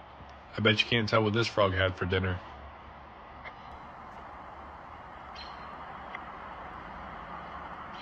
Underneath Paris, there are more than 300 kilometers of forbidden tunnels hiding the bones and skulls of 6 million dead bodies. If you get lost here, you'll never come back. This is the Paris catacombs. Entering them is illegal, but people still sneak inside anyway. Some explorers vanish completely, but the creepiest case happened when police found a camera deep underground. The footage showed a man running through the tunnels in total panic, dropped the camera and disappeared forever. Explorers have one rule: when the graffiti stops, turn around, because that usually means you've entered the parts nobody maps. And according to rumors, those tunnels aren't actually empty. There are people living down there. They call them cataphiles. An underground society that knows the tunnels better than the police. Some explorers claim that cataphiles throw smoke bombs at strangers. Others say they steal maps and flashlights so people can't find their way out, which makes it even creepier that the movie As Above, So Below was actually filmed inside the real Paris catacombs. And in the movie, the deeper they descend underground, the tunnels slowly transform into hell itself, because down there, the only way out is deeper. A video filmed on a beach in the United States has gone viral on social media, but what really unsettled viewers wasn't the main footage itself.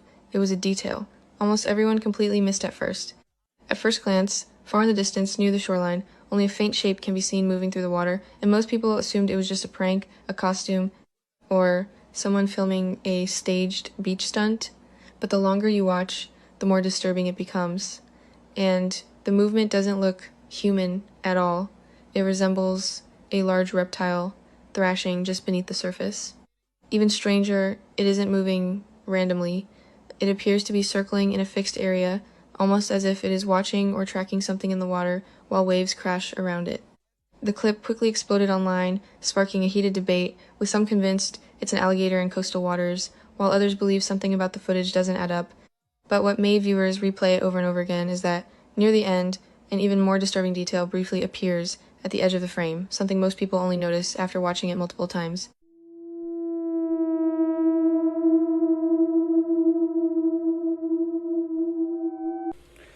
I was laying in bed watching some. This turned off, and I went to go grab a drink, and for some. Are you fucking joking? Can you please fucking stop? Do you see?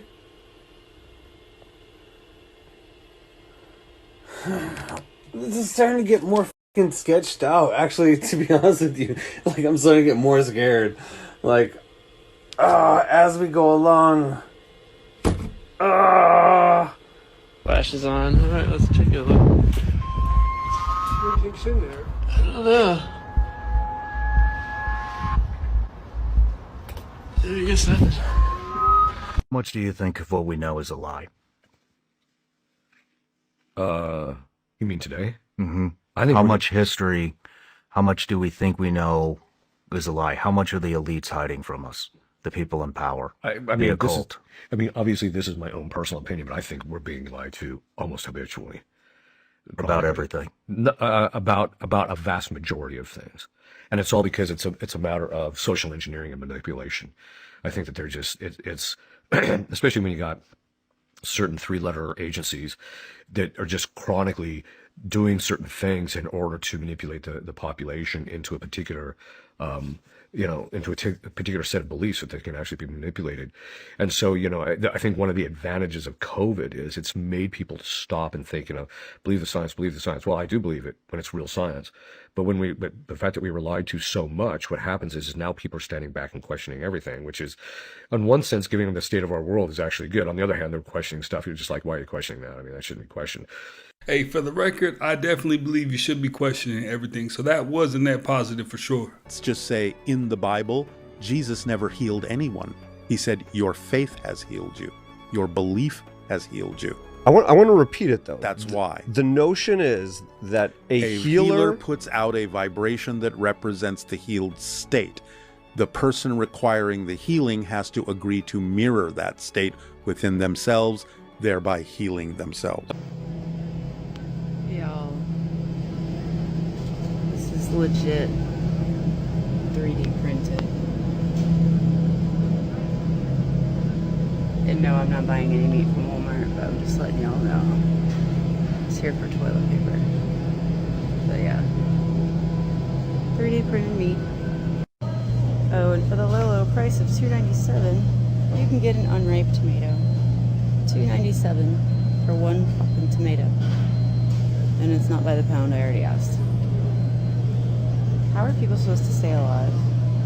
Did you know that cows absolutely love cactus, but they can't eat it with the little prickly spines on it? So their farmer uses a torch to singe the spine so that the cows can enjoy this delicious snack. It's called scorched prickly pear. It's absolutely delicious for cows. It's 90% water and it's like desert ice cream to them. Morbid Facts, Part 990. Before becoming a Hollywood star, Tiffany Haddish spent years enduring a childhood of abuse and instability. After a car accident left her mother with severe brain damage, Haddish says her mom became extremely violent, and by age 13, she and her siblings had been removed from the home and placed into foster care. Haddish later revealed she was molested while in foster care, experienced periods of homelessness, and at times lived out of her car. She said that comedy became a survival mechanism, the only thing that kept her from breaking under the trauma she endured while growing up. In 1989, 4-year-old Li Jingwei was abducted from his village in China after a neighbor allegedly lured him away with the promise of seeing cars, a rare sight in the rural area where he lived. He was trafficked hundreds of miles away and grew up never seeing his parents again, relying only on fragmented childhood memories of his home. More than 3 decades later, at age 37, he drew a hand-drawn sketch of the village from memory and posted it online. The map instantly went viral, helping authorities identify his hometown and reunite him with his family 33 years after he was kidnapped. False. False?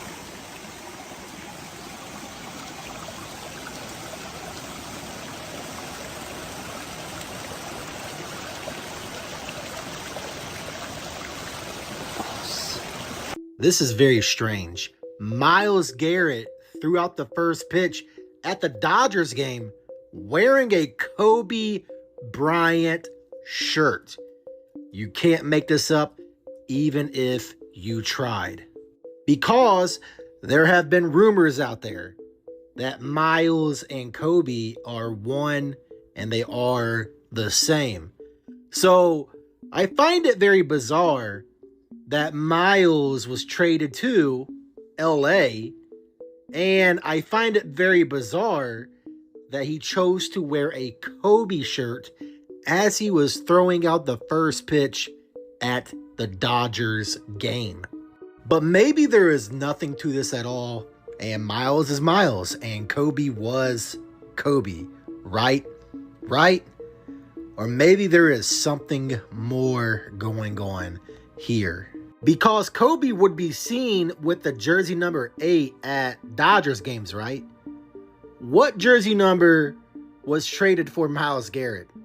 The number 8, Jared Verse, was traded for Myles Garrett. I mean, come on. You can't make any of this up if you tried. It is all truth in plain sight. But again, maybe all of this is just a coincidence, or maybe something more is going on here. Wake up. I was out here in the yard just working, and this just bit me. Here's a picture of it. I don't know what that is. It looks like a mosquito that's been taking steroids. I'm at a loss for words. I've never seen anything like that. If you know what it is, please tell me. Am I gonna die? That's all I need to know. Hey, you should be making that video in the car on your way to the hospital. Am I the only one that finds it insane that a Big Mac from McDonald's is now more expensive than a double-double from In-N-Out? Which looks like this, by the way. In-N-Out is 10 times better than McDonald's. It's not even a discussion. This is day 2 of me trying to convince you that Jeffrey Epstein was performing magic rituals to summon entities using the methods of Aleister Crowley. Yesterday, I covered how Epstein was collecting sacred objects from different religious traditions and using them to charge his properties for ritual. The esoteric principle is called the law of contagion, and it basically says that sacred objects absorb the energy of everyone who has ever prayed or channeled energy into them.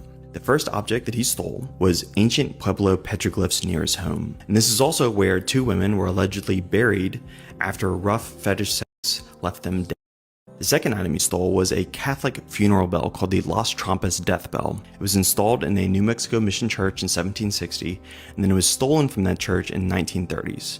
And it went completely missing until suddenly it ends up at Jeffrey Epstein's ranch. This bell was only ever rung during Catholic funeral masses, so you can imagine the type of spiritual energy that collects on a bell from 170 years worth of grief. The third item was 3 pieces of the kishwa, which is the cloth that covers the most sacred site in all of Islam, the Kaaba. The Kaaba is said to be the first house of worship built by Adam, the first man, and then rebuilt by Abraham. It also houses the black stone, which was given to Adam by the angel Gabriel. Originally, it was pure white, but it has turned completely black because it's absorbed so much sin.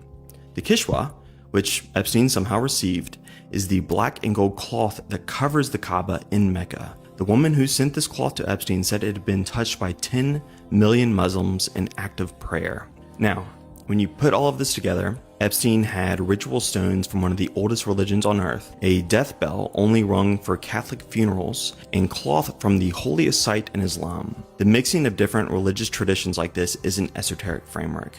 This is how he charged his spaces for ritualistic sex. Girl, this shit gonna turn into a sinkhole. Ain't no way, bro. Ain't no what the fuck.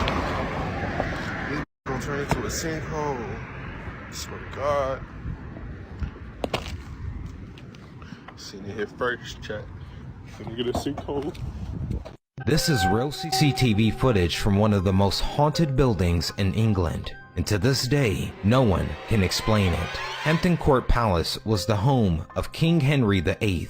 It's also where his 5th wife, Catherine Howard, was arrested and dragged screaming through the halls before she faced execution. People have claimed to have seen her ghost there for centuries. But in the winter of 2003, the palace's own security cameras caught something that no one was ready for. For 3 days in a row, staff were called to the same fire door, a door that kept opening with no clear explanation. It wasn't until the 2nd day that they caught something extremely unsettling on camera.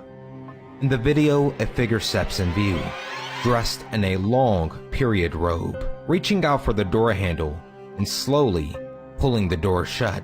On the 3rd day, the doors opened one final time, but the figure was never seen again.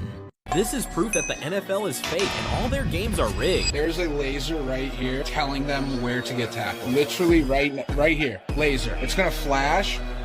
Look, it's flashing, it's flashing. Because when this guy was watching the Super Bowl, he noticed strange flashing lasers on the field. And according to him, that signals to the players for someone to get tackled in that exact spot. But just watch how moments later, his theory proves the NFL has been lying to you your entire life. It's flashing right there. This is where he's gonna get tackled. Right on this laser. Boom. Oh, ball goes down. What the fuck is that, NFL? You know, we always hear about humans destroying the planet and how bad humans are. Something I'm obsessed with is what fruit and vegetables used to look like before humans. Like a natural banana. Before thousands of years of domestication, I would never want to eat that. And the same thing with a natural carrot. If it didn't have the humans domesticating it over thousands of years and refining it and breeding it. And carrots are not naturally orange, by the way. Humans made them orange. There's a ton of fruits like this. We could talk about this all day, but I'm really interested in the rose because the roses that we know with so many petals have been selectively bred over centuries based on mutated roses to have so many petals. Naturally, they look like this with just 5 petals. Now, they could have easily just left the vegetables alone, but that rose definitely was an upgrade though.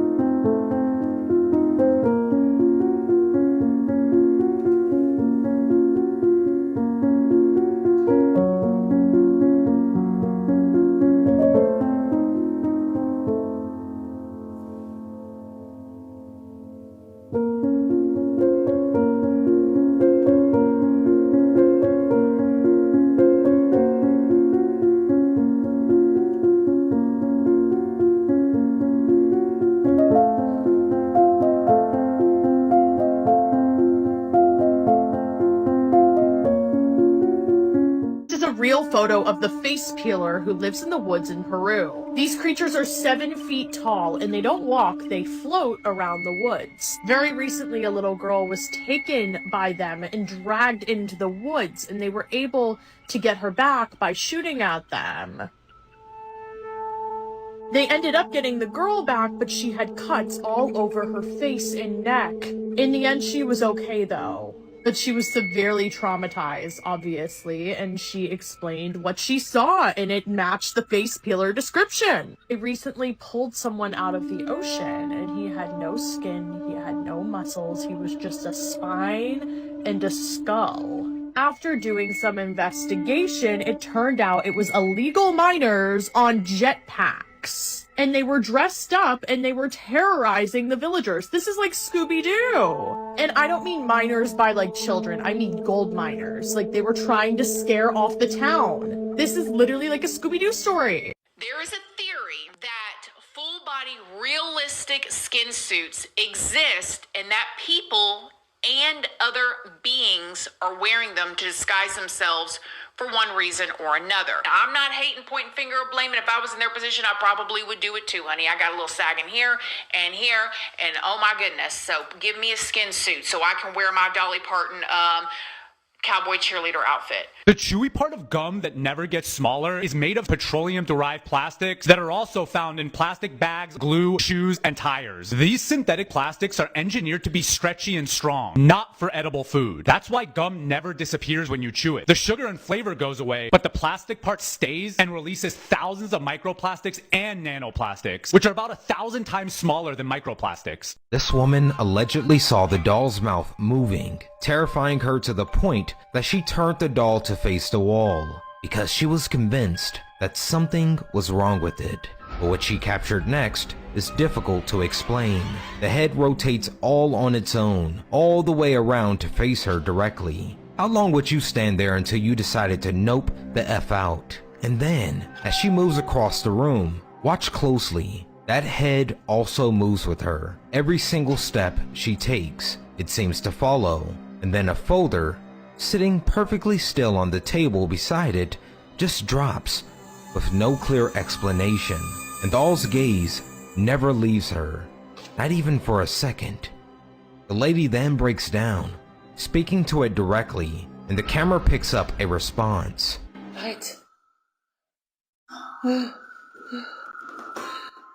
Can anybody interpret what this means? This video was posted by a TikTok creator who goes by Darksha, who claims that these encounters have been escalating inside her apartment for weeks. North Korea is not giving up anytime soon because Kim Jong-un's sister, aka the real dictator of North Korea, just made the insane announcement that they will never stop developing their nuclear weapons. Keep in mind that his sister is one of the most powerful people on this planet and literally is in charge of all of the executions and labor camps that happen in North Korea. And now she has made it crystal clear to President Trump that they are going to keep making nukes and no one is going to stop them. I guess they've been getting worried about a potential revolution considering everything that's been happening in Iran and Venezuela, but I can assure you that that will probably never happen in North Korea. And it's only because they are so powerful, and pretty much everybody knows at this point that Kim Jong-un has a big red button on his desk, and if he ever decides to press it, the end of the world will happen.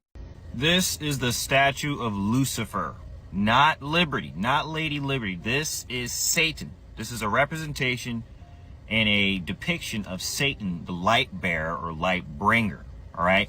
The whole story of this construction is absolutely ridiculous. So France built this in the late 1800s. They were like, oh, hey, you know, we want to give you guys a gift for beating out Britain. And we want to build this in France, in Paris, complete it, then tear it down and put it on one ship, 350 pieces on one ship, 214 crates, and sent across. And they also, they sit certain parts, they sit the head and the arm at certain parts so they can put it on display so they can raise money. Then they sent the rest of the body later. July 4th, 1776, right? Alente Tambo is not strange because it is old. It is strange because the wall still looks locked into the mountain. Above the valley in Peru, terraces climb toward massive fitted stones. The blocks do not read like ordinary rubble or simple brickwork. They sit as heavy planes, seams, and edges, held in a place where the slope already makes construction hard. From the air, the site becomes a step machine. From close range, the stones become the argument. The strange part is not the legend, it is the fit of the wall.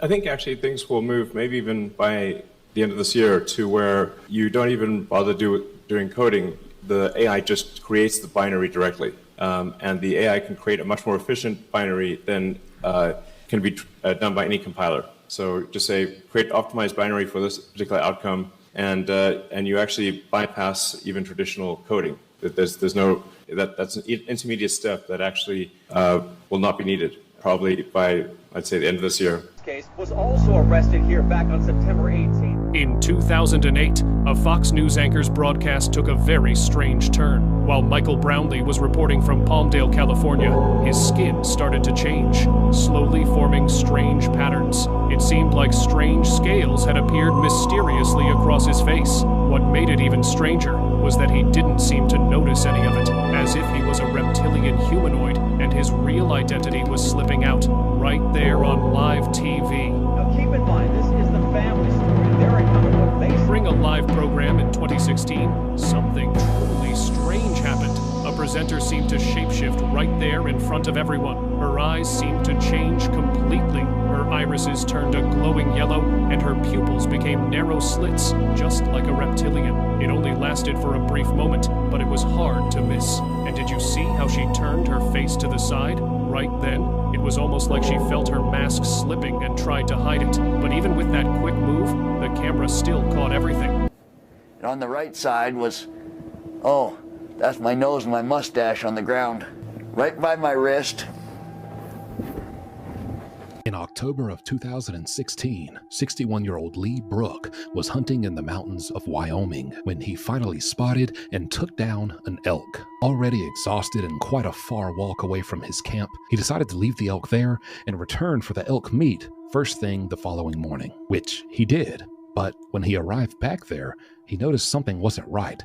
The elk was laying on its other side, meaning something had moved it. And it was at this moment he knew he was in life-threatening danger. A 6-foot-tall, 420-pound grizzly bear had already found this same elk carcass and claimed it as its own. So Lee was now tampering with what this grizzly bear had claimed. Before he could even think about the gravity of this situation, he turned around and saw this gigantic grizzly bear barreling towards him, and he turned to run away, and he didn't make it 2 steps, he says, before this grizzly bear used its jaws to grab onto his backpack that he had on his back and lift him up into the air off of his feet. And as he had him in the air, it used its huge paw to swipe right at his face and knocked him unconscious. After this, it slung him to the ground by his backpack and kind of just continuously mauled him as they both slid down the slope of this mountain 50 yards until finally Lee's body came to a crashing halt when it hit against a large log. And this is where Lee came back to consciousness, and he says he couldn't see very well, but all he knows is that he felt these whiskers brushing against his inner ear and the side of his face, and he knew that this bear was on him. And some voice in his head told him, do not play dead. Despite everything you've heard about how you need to play dead, do not play dead, or you will be killed, because this bear is going to figure out sooner or later that you're not dead yet. So at that point, he uses all his might and stands up, and all he has in his hand is this deboning knife, kind of a small steak knife, butcher knife, and he uses it 4 times and sinks it into this bear. He doesn't know exactly where at the time because he can't see. He says he can see the ground below him, but he cannot see in front of him because of all the blood that is clouding his eyes.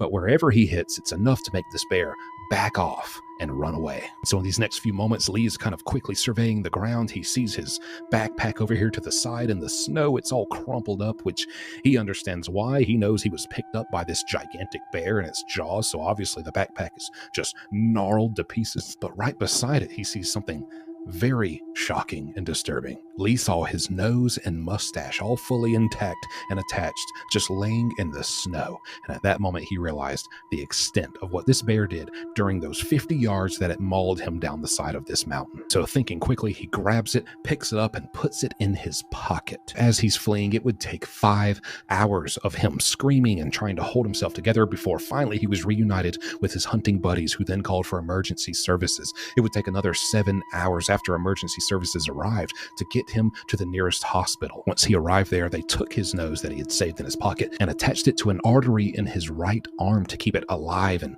blood pumping into it. It remained there for months until finally they were able to reattach it. Doctors even had to use a portion of his scalp with his hair on his head attached to it to recreate his mustache, as you can see here in this actual photo. But ultimately, Lee never gave up and even went for another hunt on the same mountains, on the same path, to the same exact scene of the attack, where he was mauled 2 years later, just to show strength and bravery. Is what we found. Marie Antoinette or something.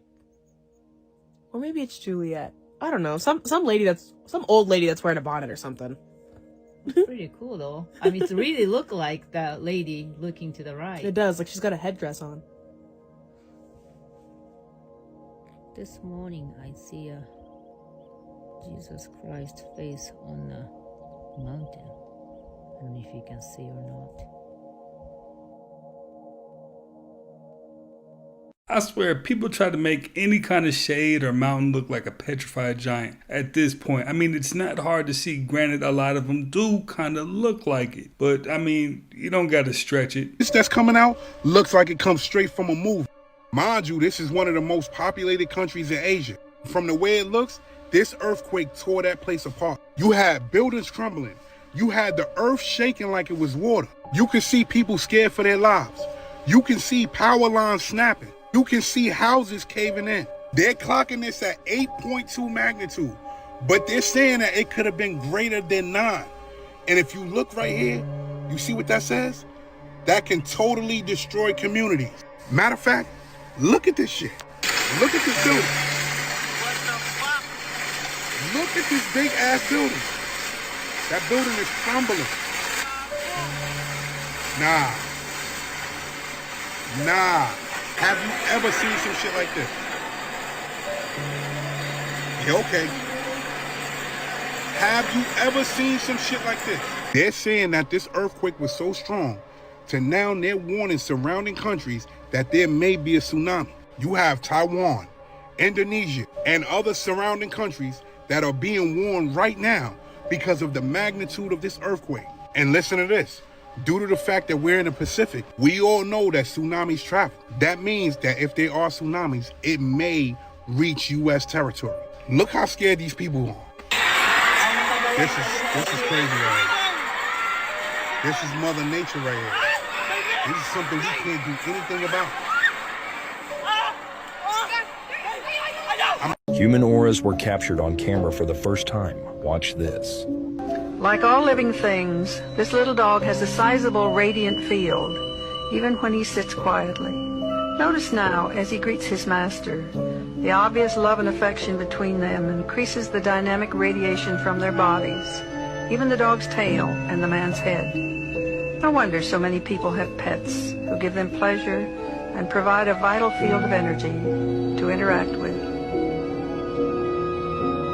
Wherever there is motion in the universe, there is increased flow in the field that humans interact with. See the explosive activity from the waves and from his body. Also, the electromagnetic field of the body is negatively charged or ionized, as are waves or tumbling water, which further expands and heightens his field, giving a physical exuberance and emotional excitement. No wonder that a day at the beach is so exhilarating and vitalizing.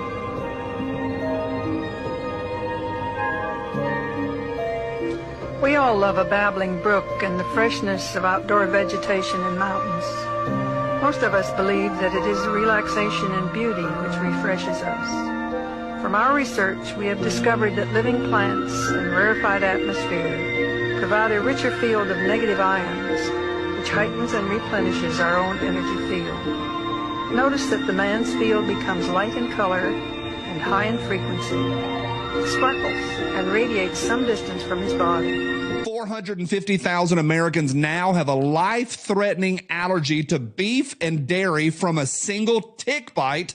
And there's a lot of social media information, but not a lot of official information. But I am concerned at best and terrified at worst. Here's a lady who said there's a helicopters hovering above her farmland and they are dropping boxes. You're going to start seeing where farmers are finding these boxes full of ticks all over the southeast, super southeast and the lower part of the Midwest concentration. Notice how there are no cables from here to here or here to here. You might ask, why is that important? Here's why. The reason you will never see these cables connected is because look how far the distance is from 1 to 2 and 2 to 3. And the vast distance from 1 to 3. But Ryan, what about these cables here? Oh yeah, you mean the short distance right here? But you might ask yourself, Ryan, why is that important? Over 99% of the world's internet traffic, including international phone calls and data transfers, rely on cables. Not satellites, cables. Y'all, pull up any map of sea cables and you will see that none of these touch. Because we live on a flat geocentric plane, just like the Word of God says. In Revelations 29, and they, talking about the angels, went up on the breadth of the earth. What is that? That is Strong's G4114. Breadth meaning plateaus, has a root word, breadth, suggesting great extent. Let's look up this root word plateaus. G4116. G4116 says plateaus, spread out flat. Spread out flat. Security footage is genuinely terrifying. A woman is relaxing in her living room with one of her dogs when suddenly there's movement coming from the hallway. Out of nowhere, a dark, shadowy figure enters the hall and darts straight through the wall on the other side. Hey, look there! Instantly alarming one of the dogs, which bolts out of the room the figure seemed to enter. But no human can simply phase through walls. Even stranger, the woman claimed she was completely alone in the house at the time. If that's true, then whatever appeared in that hallway definitely wasn't supposed to be there. Leaked video footage, allegedly originating from the Uintah County Sheriff's Department, located just miles from Skinwalker Ranch, have surfaced online, and they're sending shockwaves through the paranormal community. Hold the light right there. Sir, you okay? Stay with me. Oh my God. Back up. Move.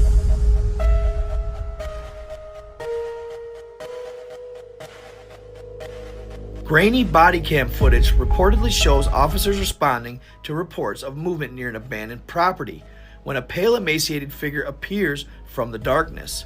Witnesses describe its elongated shoulders, ashen skin, and narrow, claw-like feet that click against the gravel as it moves. Officers can be heard gasping before the entity darts behind a fence with inhumane speed.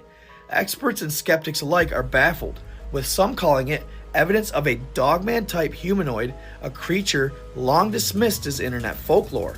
In the audio, one voice whispers, "What is that?"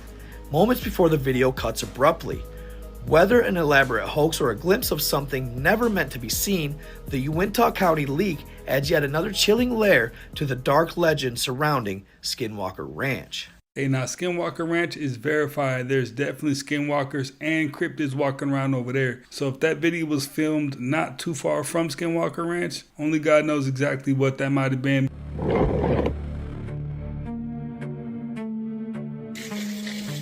So there's been a lot of weird things happening around the world this year.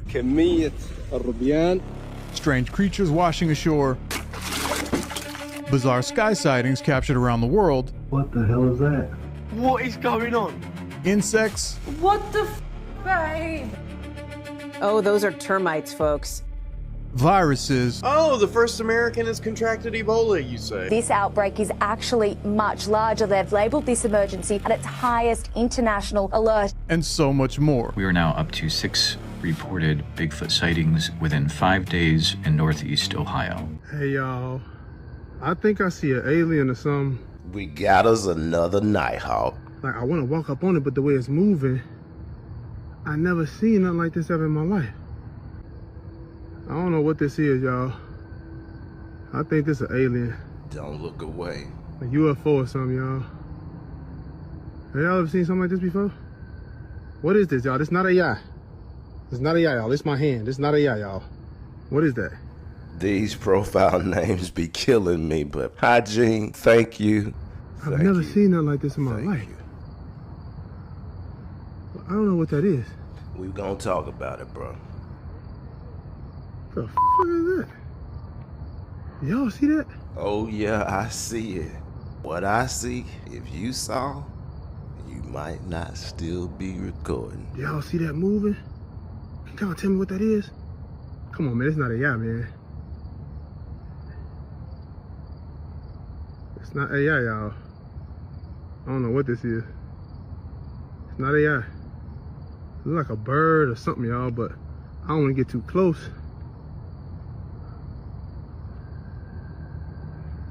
Now, when I first saw this, I thought it was a trash bag or balloon or something, but I'm gonna break this down. This whole scene here, this entire shadow is an object. I initially thought that these were lens flares, these lights, but I'm gonna show you that the object is cloaked and these, quote, lights are attached to them, and you can see the movement of them both together.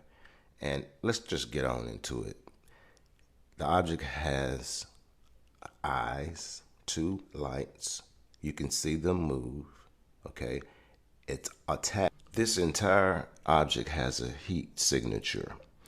It's cloaked again, as you can see. We can see the bright light, but as you slow the video down very slowly and move it, you can see this object. And let's explain deeper.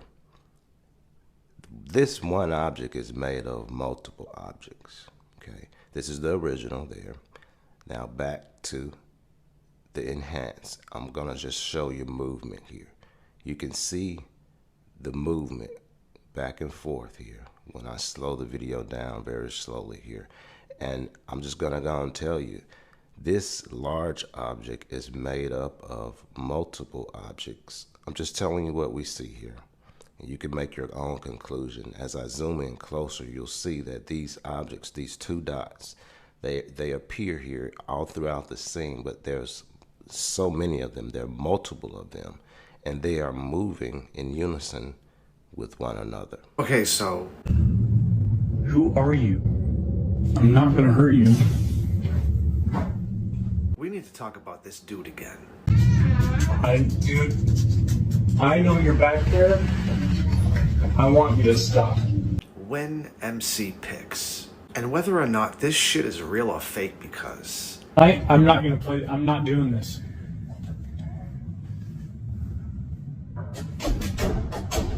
I mean, you just don't know.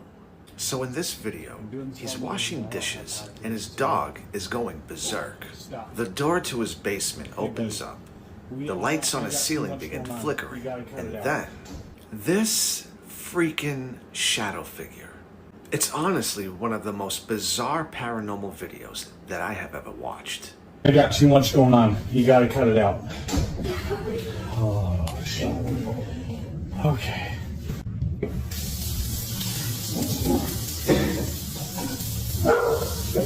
I asked you if you gotta go or you gotta come downstairs or something. Wherever you're gonna go, you gotta go. Calm down. He's okay. Please, not today. Just, holy cow.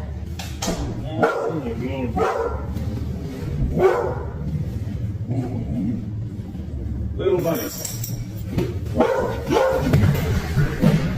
Seriously, little buddy? Little buddy. Is what he calls it. How can someone act so nonchalant with a shadow figure like that? Calm down. He's okay. Please, not today. Just, holy cow. Is it questionable? Absolutely. I mean, I actually saw a black shadow apparition flying straight at me at the cemetery tonight while I was live, and it scared the living donkey balls out of me. I just heard something. Yo, what the fuck was that, dude? Oh my god. Alright, I'm leaving. I am fucking leaving, dude. Dude, did you guys see that? You probably didn't, but I did. Seriously, I didn't capture it on video, but I saw it with my own 2 eyeballs, so you can believe me or not. I don't fucking care. I saw this damn thing. But this fucking thing? I asked you if you gotta go or you gotta go downstairs or something. Wherever you're gonna go, you gotta go. Little buddy? I don't know, man. I mean, the thing just looks like it wants to hang out and have a couple of brews with him or some shit. Would you have a brew with a shadow figure that lived in your house? Nah. All you have to decide is what to do with the time that is given to you. You won't get to choose how long you're here. You won't know how many sunrises you have left. You don't get to rewind, pause, or skip the hard chapters. All you get is now. You know, I had to leave you off with some gems now. This video is for entertainment purposes only. So let's talk about the people coming up out of the sewers underneath New York City. Let me explain something to you, okay? Mole people are real. In fact, in the 3rd book of the Nephilim trilogy, I wrote about the mole people. There are entire, like, little mini towns underneath in the subways, in the sewers, and they dig out and they connect to the electricity and all this other stuff. I mean, and some of these people have lived underground for a couple of decades. I'm not making this stuff up. Mole people are real. And there are people that go in and out of the sewers. They'll scrounge for food and then go back down and stay in there for, maybe days on end. It's a very strange thing. And again, I wrote about this, the mole people, in the very 3rd book of the Nephilim trilogy. So I am very familiar with them. Did a lot of research on them. It is a real phenomena, and they are here. I am L.A. Marzulli. You guys ever wonder what's inside these manholes? Ugh.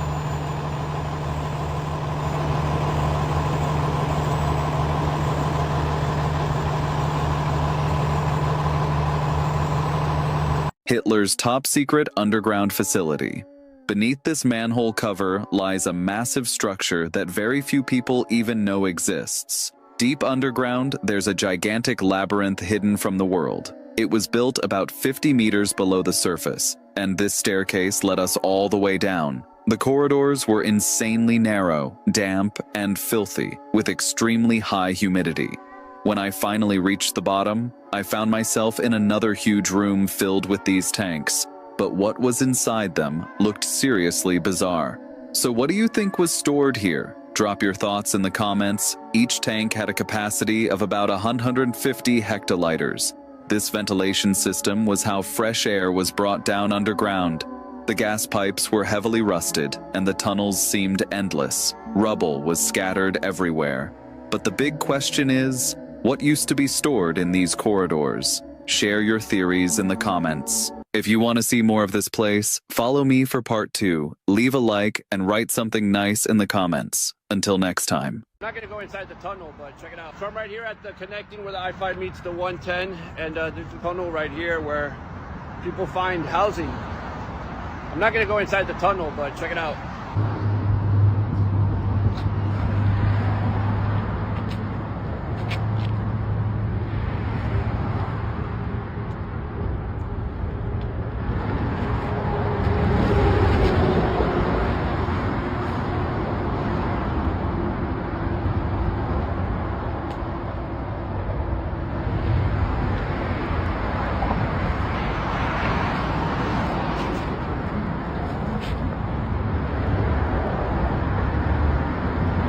Now that tunnel is right here. It goes into that wall. So there's space inside of that wall under the freeway. And then that's where I guess they find refuge on cold nights, on rainy days. They go through the tunnel up here and they live in here. And yeah. Now, there isn't much of a mystery about people living in the sewer system. That's pretty much a fact. But a level beyond that, I definitely believe there are cities and people living their full-on life underground. But if you know something I don't, definitely tap in and let me know what you think. I am on an incredible supercell by Sydney, Nebraska. Look at these textures. They are absolutely insane. Oh my goodness. Look at that. Look at the blues at the top.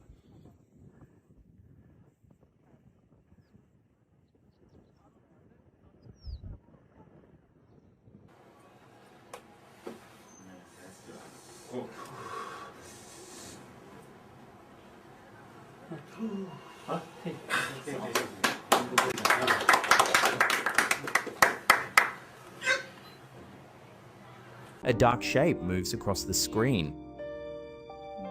Bam! What is that? Then another. Just kind of flying around there. I zoomed in on it and put it in slow motion on the next part of the video. According to the uploader, something else made the clip even stranger. The following day, when the footage was revisited, the entire hour of the live stream where the anomaly occurred had reportedly been removed. Crazy part is, the next day when he went back to try to replay it to show one of his coworkers, the Museum of Science had actually deleted that hour off of their live stream. So I don't think it was something that we were supposed to see. They put it right in your face. This statue in New York, a reptile pulling a child underground. I really wish I could elaborate on this without getting in trouble, but I mean, I'm sure some of you, I hope, can connect the dots of what I'm saying here. They have a statue in New York of a reptile, an alligator, pulling what looks like a child underground into a sewer. Why? Why? What is the reason? Tell me. Como te habíamos comentado, esto es lo que queda del campo. Lamentablemente el gobierno se quiere apropiar de todas estas tierras para hacer un basural y la verdad que es una lástima porque es lo único que queda de vegetación en esta zona. ¿Viste eso? ¿Viste eso hacia atrás?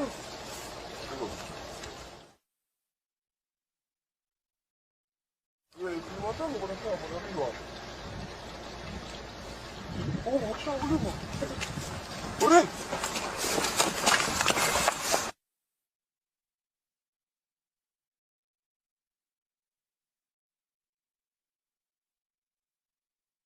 What happened to global warming? Wait, but yeah, how so? The global warming thing we're talking about here is we're just taking large amounts of carbon that was buried underground and we are putting it in the atmosphere and oceans. And this will change the climate to some degree. I don't think it's like the end of the world or anything, but it's gonna cause strife. So that's why it's good to accelerate a sustainable energy future. The Earth's climate also changes pretty radically over the course of like, say, 10,000 years. Earth has been extremely tropical and where it's been a snowball. Tons of ice ages, right? Yeah. You can really go down a deep rabbit hole if you read about ice ages. Really? Like a what? deep rabbit hole on ice ages. What, is there like a conspiracy when it comes to ice ages or anything like that? Or is Not really, no. Oh, okay. The whole Earth is just freezing? Like I said, there's deep rabbit hole on ice ages. Deep rabbit hole. What happened to global warming? Wait, but yeah, how so? Global warming's not like cool anymore. It's a deep rabbit hole. If you had to choose, would you rather know what was going on in Antarctica, the Vatican, or Area 51? Because the rabbit holes of secrets just feel never ending. When I was thinking about the Vatican earlier, I was like, think about the fact that the Bible itself had 80 books in the 1600s. Now we're down to 66, and they removed things like giants, dragons, sirens, Enoch, the Book of Mary Magdalene. All of these different things are hidden from us, and we just don't even know why.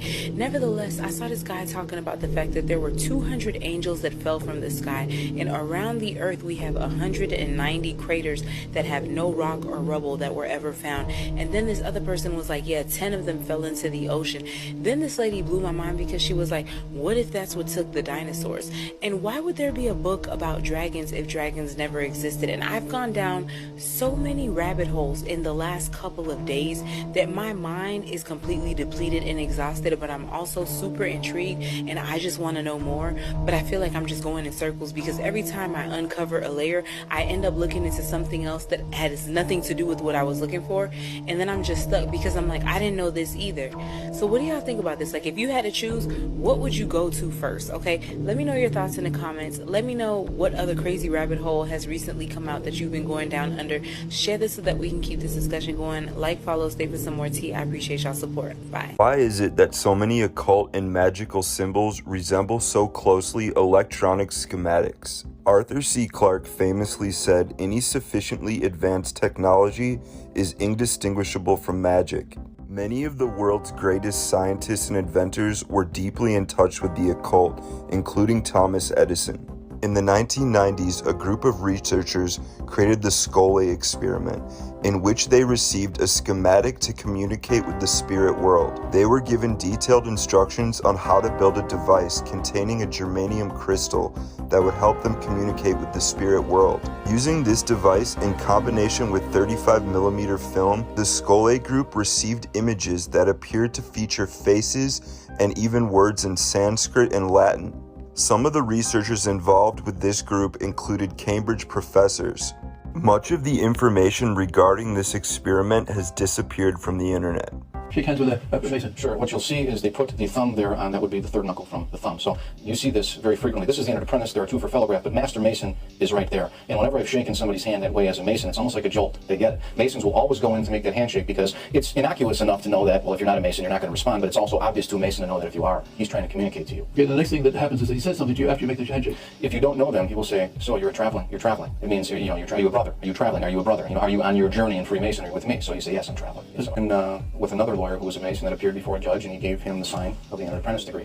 And the judge understood that he was a Mason and therefore gave a favorable ruling to his client. There are all different kinds of examples. There's a statement that you make with it, which takes place in the third degree of Freemasonry, which is the death, burial, and resurrection ceremony that the Master Mason goes through. And it's, O Lord, my God, is there no help for the widow's son? This is the sign of distress. This is how your hands were placed on the volume of the sacred law when you swore your Masonic obligation, your oath. And is there no help for the widow's son refers to a mockery of our Lord. The widow is Our Lady. The Lord is the Son. There is no help for him because we don't believe in his resurrection. That's a fraud. We believe in the Masonic resurrection. It's only through principles of Freemasonry that you're raised to eternal life. So Dugard is this, and the sign is the penalty of the oath, entered apprentice degree. The fellowcraft degree, the Dugard is this, and the sign is this. The penalty of the fellowcraft degree is having your chest torn open and your heart plucked out and placed on the temple. And then finally, in the Master Mason degree, your hands are placed on the scriptures this way during your oath. That's the Dugard, and the sign is this, having my body severed in twain and my bowels taken thence and burned to ashes, the ashes scattered to the four winds of heaven. So those are the signs. If a Mason gives any one of those signs, whatever position he's in, maybe he has to do this, maybe he has to do this, it's kind of covert, but that immediately alerts you that that is a brother in need and something needs to be done. Say it's a 90-year cover-up. Just about, yeah. 90 years? 1933 was the first recovery in Europe, in Magenta, Italy. They recovered a partially intact vehicle. It's long been known that the regime of dictator Benito Mussolini documented numerous UAP during this time. This internal memo from the Italian secret services includes crude drawings of the UAPs. It's true, it's real. Yeah, that actually happened. The Italian government moved it to a secure air base in Italy for the rest of kind of the fascist regime until 1944, 1945, and the Pope Pius XII back-channeled that. So the Vatican was involved. Yeah, and told the Americans what the Italians had, and we ended up scooping it. So this whole keeping the secrets on UAPs and alien technology has been going on for a long time, and every government seems to be in on it. Something weird's happening here. This just popped up overnight. I mean, maybe I missed it yesterday, but look at this. Our lawn is freshly cut this week, and then all of a sudden, these things.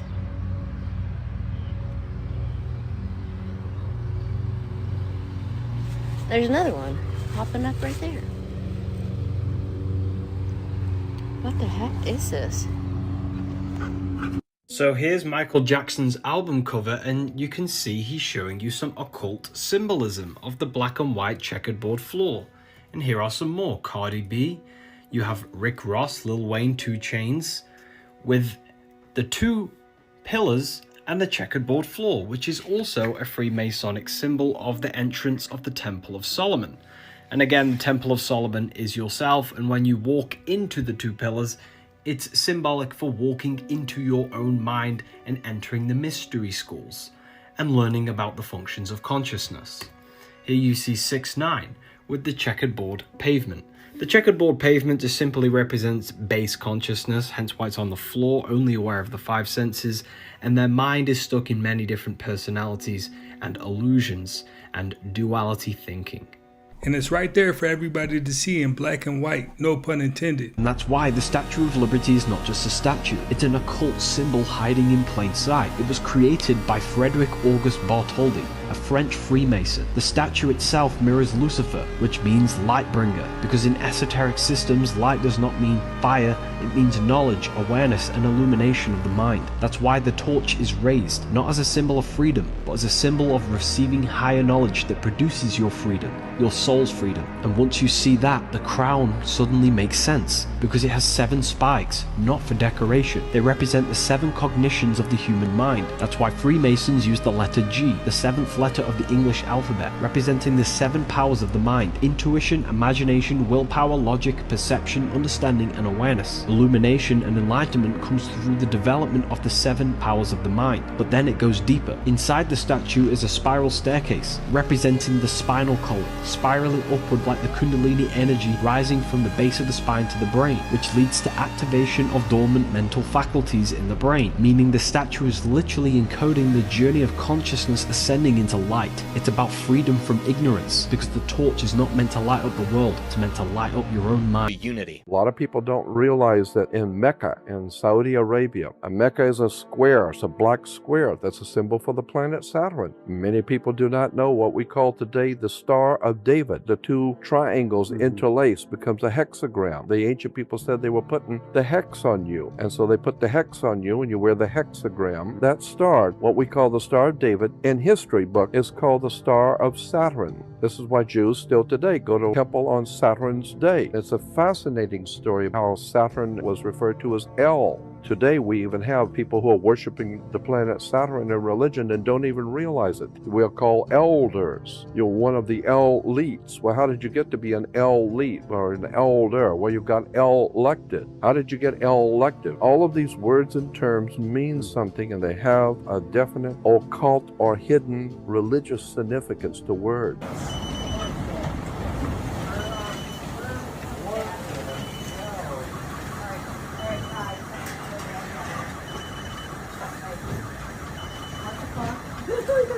I don't like this at all.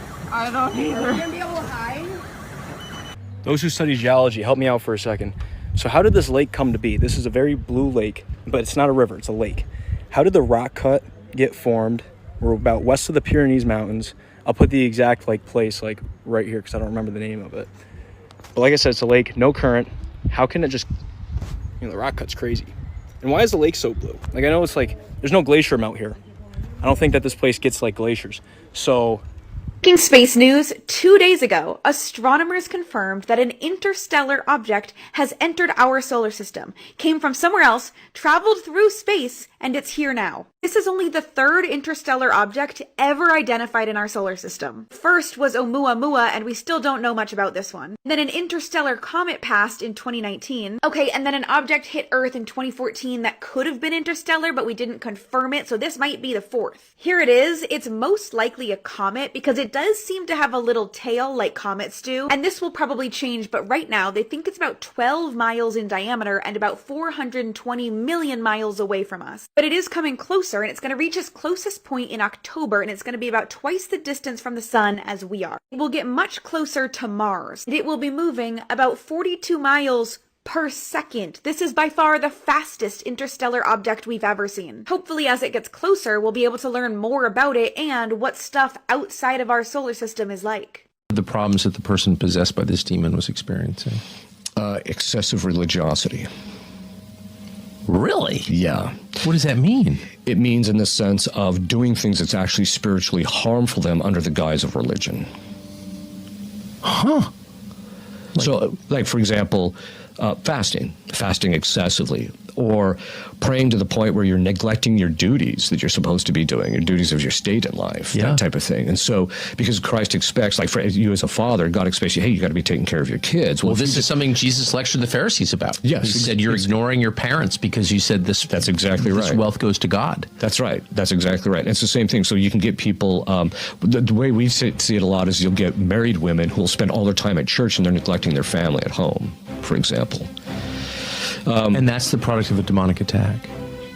It can be in the sense that the demons can begin to foster through temptation. They can foster that type of thinking that I'm doing a good thing because I'm looking at church. You know? I get it. Yeah. We keep trying to dropping. Marine researchers using advanced thermal imaging have detected a bizarre organism in a deep-sea trench that defies all scientific classification. The entity appears to have a shifting, gelatinous structure that glows with an intense heat signature, suggesting a metabolism unlike any known biological life. Sonar failed to identify a solid mass, but thermal scans revealed a sprawling network of limbs. They got her. They got Shakira, y'all, and this one is so blatantly obvious. As Shakira has done repeatedly, she was part of the opening ceremony for the World Cup in Mexico City, and she came out, performed a new song, and was dancing. And people said, no, there is no way this is her. Just look at the face. There are too many things going on with this face that do not look like the original Shakira. The face shape is wrong. Her face looks extremely bloated. This is more than aging. This is more than just somebody getting work done. Not to mention the dancing. People have said this was really low energy dancing for her. This didn't come across like the professional great performances she typically puts on. For example, this was in 2014 where she performed at the World Cup pregnant, and she even looks entirely different here than what we're seeing now. Then they raced to get her out of there very quickly. They raced her on and they raced her off, and people are saying this just doesn't look like her. So was it a body double? A surveillance company is selling a license plate camera that tracks you by the phone in your pocket. It's made by Leonardo, a defense contractor that has had plate reader systems used by law enforcement for over 2 decades. They're like Flock, but a company you've probably never heard of. Joseph Cox at 404 Media reports that their tech, called Signal Trace, grabs the unique signals your watch, phone, and earbuds are constantly broadcasting and ties them to your car. All these signals build an electronic fingerprint, so even if you switch cars or take the plate off, your devices still identify you when you pass by. Leonardo patented this technology back in 2024. Their cameras are already in all 50 states, used by over 4,000 agencies. I went down the Cabbage Patch doll theory here on TikTok, and I'll explain more, but this is an old birth certificate that I have of my Cabbage Patch doll, and I decided to go ahead and put the thumbprint and footprint into ChatGPT, and look what they said. They basically said that this is a real thumbprint. It's not fake, and it can't be authenticated into this fake thumbprint or footprint. And I guess my questions would be, where did it come from? Because Cabbage Patch dolls are not real. Can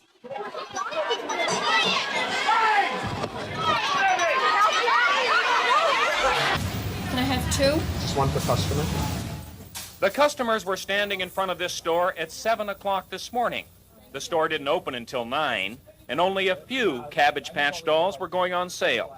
Once the coupons were given out to those few parents who would be allowed to buy a doll, the word was given out that the dolls would be given out behind the store, out back at the freight entrance. And then the race was on.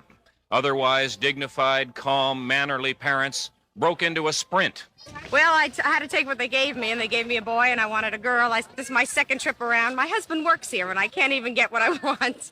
I missed work. I'm late for work to get this for my little girl. I'm not going to tell my boss. I'm trying to get there now.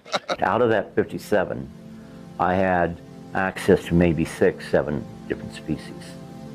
The one species is the ones that are pure energy, and they can take on humanoid form. A lot of times they'll go ahead and it'll be just like a plasmic cloud of some sort. And ones I've seen were bright light, a bright white, had a luminosity from within, but from that they could go on, take it on human form. They will go ahead and communicate with you through what we refer to it as thought transfer. A lot of people, well, it's telepathy. They say that they just found a space base on the moon. This is footage taken with a telescope, and it definitely looks like an alien base. It does not look like a rock formation or a crater. This looks like a man-made structure. It looks exactly like you would imagine a space base to look like if you're making a movie or were told that they found a space base. You would think that this is what it looks like. Let me know in the comments what you think this is, because... So we're shopping at Walmart, and we came across some interesting plates. Why is there an end date? Would you rather be a Marvel superhero or a Bond villain? I think it would depend on which Marvel superhero or which Bond villain. I suppose I'd rather be a Marvel superhero. They did model Iron Man in the movies after me. Yes. So. You were in the Iron Man movie, right? Yes. That's pretty cool. Yeah, Robert Downey Jr. and Favreau met with me and toured SpaceX and stuff. So, in fact, Iron Man 2, a large part of the movie is filmed in SpaceX. Really? Yes. If you watch Iron Man 2, you'll see it's the SpaceX factory is the actual background. That's so cool. Yeah, it was cool. We had Scarlett Johansson doing martial arts in the lobby. Actually. And you expect me to believe this is all real? It's a simulation. Exactly. What are the odds? I mean, if you were me, No, I agree with you. would you think this is real or a simulation? Your life is a simulation. Yeah. Your life gets to be the simulation. Yeah, and I'm like doing all the side quests and everything. Have you ever seen these paths where people just take the shortest route they can? They actually have a name. They're called desire paths. And they tell us a lot about human psychology and the way places get designed. When Ohio State University was designing one of the main sections of its campus, it started not with building paths, but watching what people did. As enough people walked a certain route, they began to create a desire path. But the designers then looked at these paths and built the actual design around these desire paths, leading to this wild-looking shape. And this whole thing asks the question, what's the best way to design a pathway? Does a path made by people walking repeatedly count as design? Well, one of the most famous streets in the world, Broadway in New York City, was designed this way. You'll notice it's one of the only curved streets in Manhattan, and that's because it predates modern New York. It was originally a Lenape footpath in pre-colonial Manhattan that was designed and built by people walking on it, turning it into a pathway. This sunken lane in France is a similar story. People creating a pathway by walking it is design. Places often get designed from this top-down view, and sometimes you can miss the ways people actually use a space. Desire paths remind us that people have their own ideas about the best path to walk. The moment she lifted her head, her eyes looked like they went completely white. And the strangest part is, this was caught inside a White House press briefing. The briefing was already over, and people in the room were starting to get up. You can see everyone moving around, grabbing their things, and the whole room slowly turns into that messy moment after an event ends. But the camera never cuts. That's when the woman in the back shows up. She's standing behind the crowd, barely moving, with this strange little smile on her face. Everybody else is busy leaving, but she keeps looking forward, like she's waiting for something. At first, you might think the camera just caught her making an awkward face. Then she slowly lifts her head. The eye movement happens so fast that you can miss it the first time, but once you see it, the whole clip feels different. That's why people online started calling it a reptilian clip from inside the White House. She later laughed it off and said people were calling her an alien, but the weirdest part is the smile on her face right before she looks up, like she already knew the camera was still on. If the Earth is flat, how thick it is then? The deepest hole ever dug is the Kora borehole in Russia. America and Russia worked on it together for years. And they got down to 7.8 miles, I think, just under 8 miles. And they hit a barrier that they couldn't get through. They tried everything.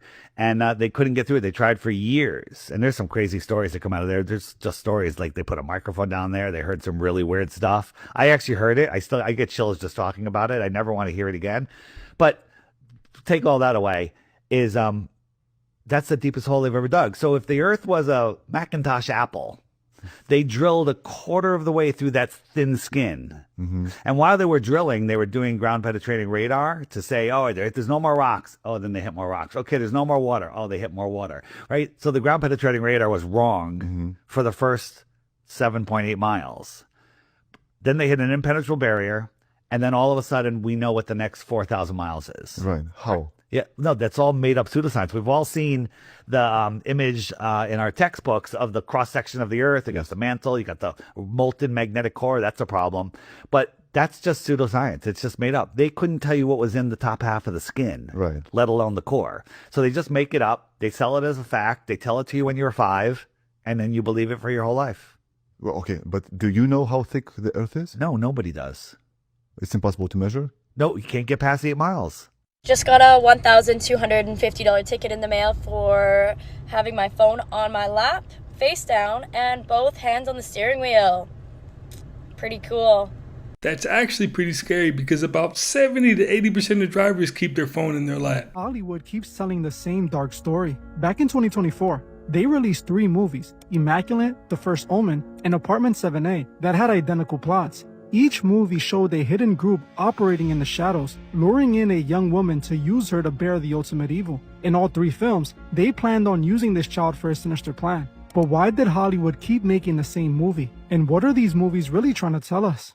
In Immaculate, a young nun played by Sydney Sweeney receives an invitation to join an Italian convent that tends to dying nuns. Shortly after arriving, she starts to notice something is fundamentally wrong with the leadership. It all begins when one of the priests hands her a nail that she is told was used to crucify Jesus. After touching it, she immediately starts having strange nightmares and cannot decipher whether they're dreams or reality. In these nightmares, she sees a group of terrifying nuns with their faces covered in red masks, surrounding her and trying to take something out of her stomach. After these visions, something impossible happens. She discovers that although she is a virgin, she somehow became pregnant. Everyone in the covenant sees her as the chosen one, and her pregnancy as an immaculate conception. They tell her she is the one who will give birth to the second coming. But while the leadership seems supportive at first, the illusion quickly shatters. When she asks to see a doctor for abnormal pregnancy symptoms, they refuse to let her visit a real hospital. When her only friend starts asking questions, the leadership takes her away for physical punishment,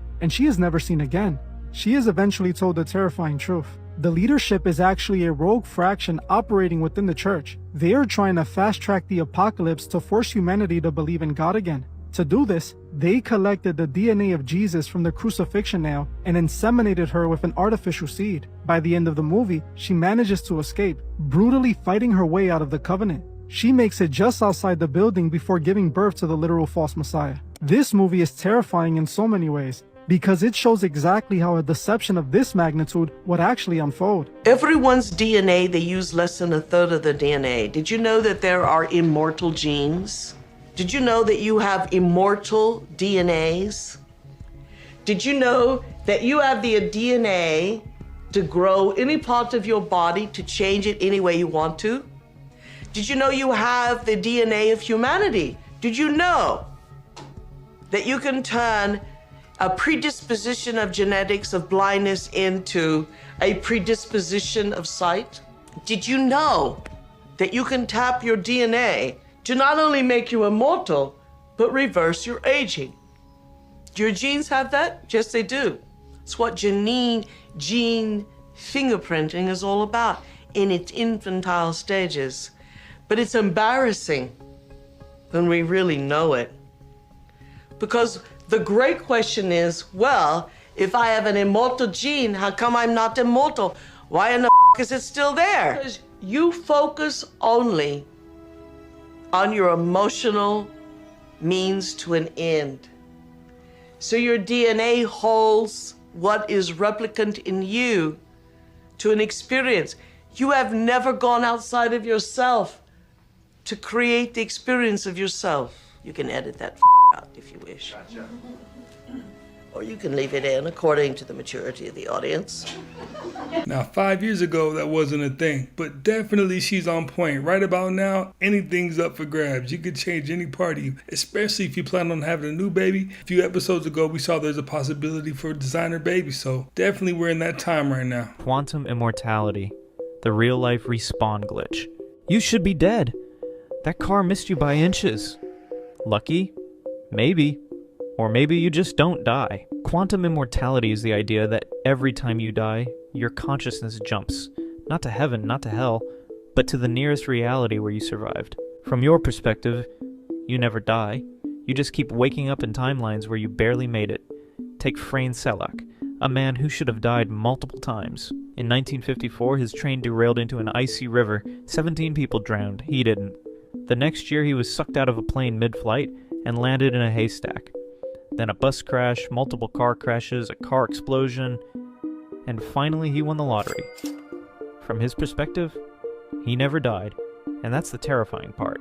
If quantum immortality is real, then you will never experience your own death. The versions of you that died, you don't remember them, because they're gone. But what happens when there's no timeline left where you survive? Is there a final... Even when someone dies physically, you are actually still given a choice to continue the physical life. Many of you have actually died, but have chosen to continue to live that physical life. Sometimes you don't know it, you don't remember it because it doesn't serve you to remember that moment of choice. Sometimes you create for yourself the idea of what you call a close call. Right. Ooh, I don't know how I got out of that alive. But I seemingly did. Well, the truth is, you may not have. You may have actually died. But then the guides may have said, are you sure you really want to go on? Or did you want to continue the life in a parallel reality to make it seem as if you want to explore something in that life that's still going on, but you know it's a parallel reality? And you said yes. So then you will simply wake up and go, wow, that was a close one. Maybe not even remembering that you actually died and were given a choice to go on or come back. So the point is you're always in control of what's going on. So if you are still here, if you can still open your eyes, you must have made a choice that says that continuing to experience this physical reality in the way you're experiencing it is actually part of the way you wanted to evolve. There's something that's going to happen that will add to you in a way that simply going into the non-physical won't give you. Otherwise, you would leave.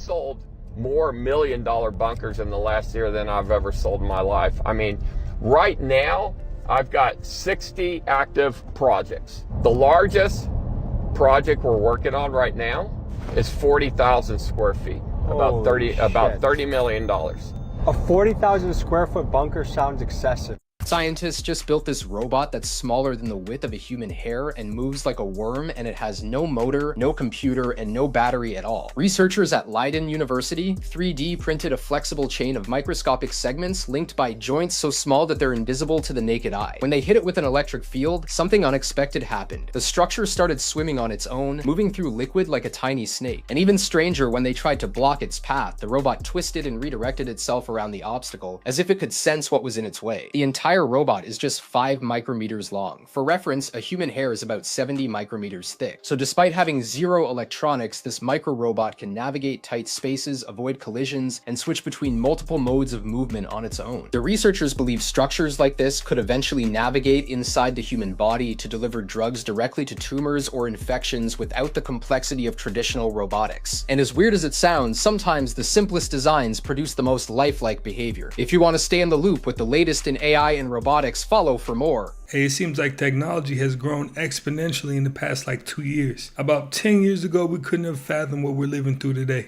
Don't give up on your dreams. The Rock is selling shampoo and conditioner, and he's bald.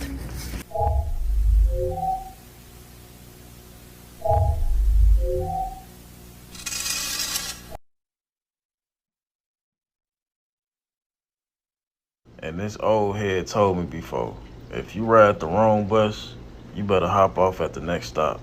Because the longer you stay on that bus, the pricier the ride back gonna get. And he damn sure won't talk about no buses. See, is not just a mountain. Look closely. Do you see it? That shape, that curve.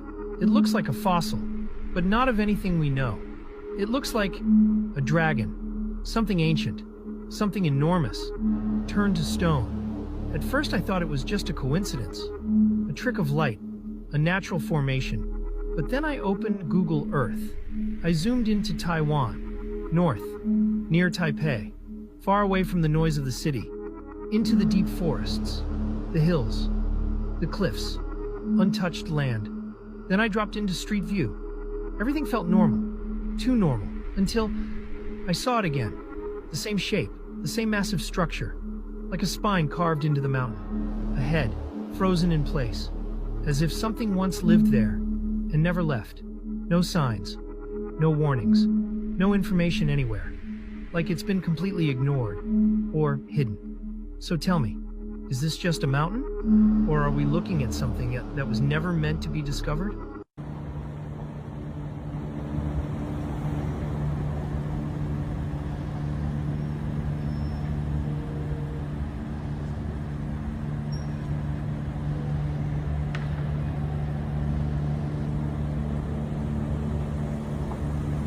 Never seen a steak turn into mush, have you, Jackie? No. Look at that. It completely, how did a steak do that? That is crazy. It is crazy. What's going on with you, bro? You mad? Huh? But what about the mummies we found inside all the pyramids? I've never found a mummy in a pyramid. Never. What? No, we've never found a mummy in a pyramid.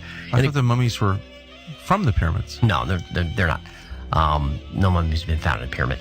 Maybe they were placed in certain structures later on, like Valley of the Kings and so forth. But like the Great Pyramid of Giza, no mummy's been found there. There's a giant box in the king's chamber that's said to be a sarcophagus, but it's not the right shape or size for a mummy. Oh. So there are no organic objects found in the Great Pyramid, for example, that would suggest when it was built? No organics, no. Huh. But there are strange things about the pyramid, like chemical residue at certain openings, shafts, that suggest maybe the pyramid had other uses that are really not acceptable to mainstream. Y'all just listen. Starfish's mouths are in the middle of their bodies, yet mermaids wear them as bras. Watch this. And as you look, you see things that start to look like rocks, but when you really pay closer attention and use different lighting sources like a UV light, all of a sudden you see something that is entirely different. It looks like we've got space right here on Earth, alien life right here on Earth. We found insects that glow under UV light. It's an entirely different way to see a beautiful landscape. And one of the things that a project like this is trying to get us to do is look at things through different perspectives. And really all it takes is something like a UV light to change the entire way that you see the world around you. It's a pretty cool thing to be able to check out. Yeah, we're having a lot of fun. Woo! One of the cooler things that happens in the woods, and what's going on here is there are certain insects and fungi, like you see going up and down that tree. There are fungi all up and down that tree. They actually absorb UV light and then they re-emit it as visible light that we're able to see. So it's not like these insects just create their own light like this and glow in the dark. They actually absorb the UV light. So when you shine that UV light on them, they absorb that and then they re-emit it as visible light. So it just makes this scene, and you've probably seen like scorpions. They're kind of famous for kind of glowing blue and green at night, but they're not the only bugs or insects that do that. As you see in this video, there's a lot of them. And what's kind of wild is scientists actually use this a lot of the times in forests to take a count, like when they're trying to figure out how many of these certain insects are in an area or something like that. They'll use this to just make it very easy to count these animals or these insects or whatever it is and get a good like head count of these insects. I'm not even joking. Tell me this isn't the most terrifying thing to look up to.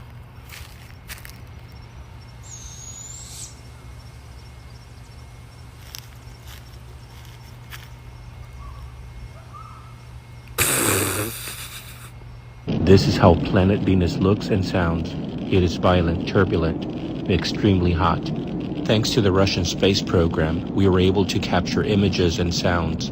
However, the data that we received back from the spacecraft was very limited because the heat and turbulence destroyed the spacecrafts that humans sent. So there you have it. Do you think you could survive on planet Venus?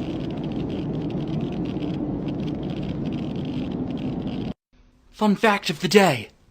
Before alarm clocks, people hired knocker-uppers to knock on their windows in the morning and wake them up.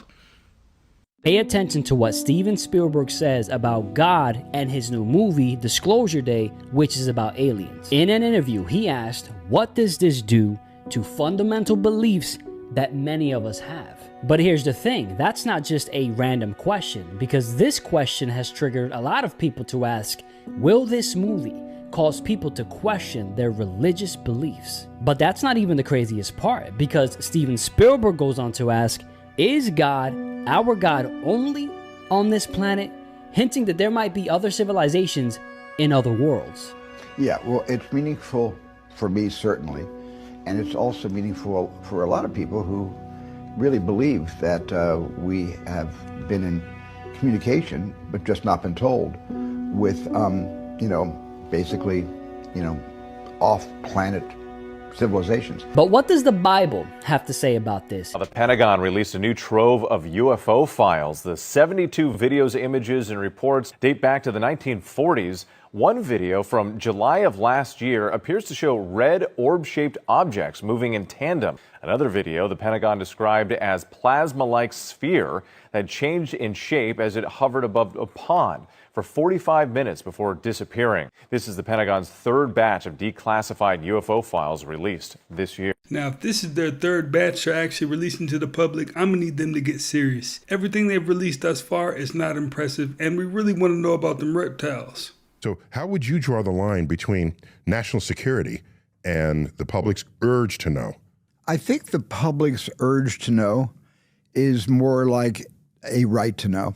If the unknown is known by a very small group of people, the injustice of not everyone knowing what they know is kind of what drives me, especially to tell the story of Disclosure Day. When you look at it, the one thing that hasn't changed, the one thing that could be considered mythology, which is ufology, but when you look at the consistency of the reporting, how it's so consistent for 80 years, I am on much firmer ground now, certainly with all the circumstantial evidence that's out there, for me to believe that, they're here. And you know what else drove him to do this movie, right? Them cutting that check. Even though he's already incredibly rich, so I'm not sure that's so valid. All of you have been made aware of the psychic in Brazil that is claiming now, and I actually believe her, that this month at a very large sporting event, a mothership is going to appear over top of said sporting event in Miami. And in that moment, full disclosure and the reality that interdimensional beings, extraterrestrials, aliens exist will be confirmed, because this mothership, she is claiming, this psychic in Brazil is claiming that 700 people, including players at this event, will be sucked up in the air into the spacecraft. Now, if you're also not aware, there have been hundreds of videos coming out of Brazil over the past week and a half of motherships and UAPs hovering above their country. Look closely to the background. I'm about to watch Planet of the Apes, specifically the newest one. That's the fourth one, right? Yes, that is the fourth one. I'm super excited about it. And What? That guy. You see that guy? Yeah. What's wrong with him?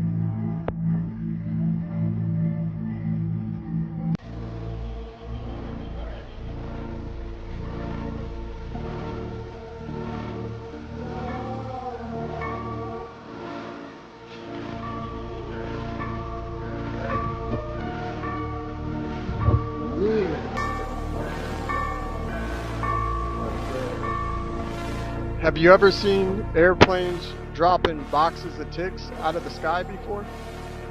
Well, now you have.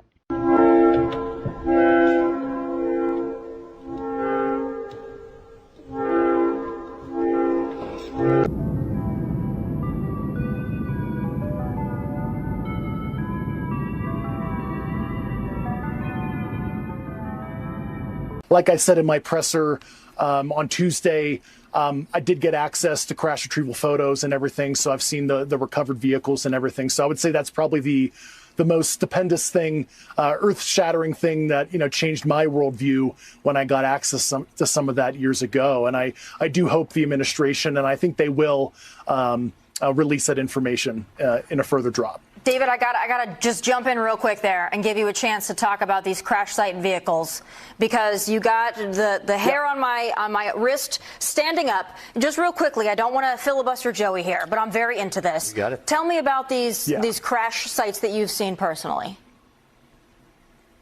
Yeah, a lot of them looked like what we saw. Some of the reporting dropped on Friday. There was a 1948 memo from the Chief of Naval Operations that discussed the flying disc pandemic that they were having, and they were enlisting help of the Air Force Intelligence Service. A lot of it was lenticular discs. Some was crescent moon shaped.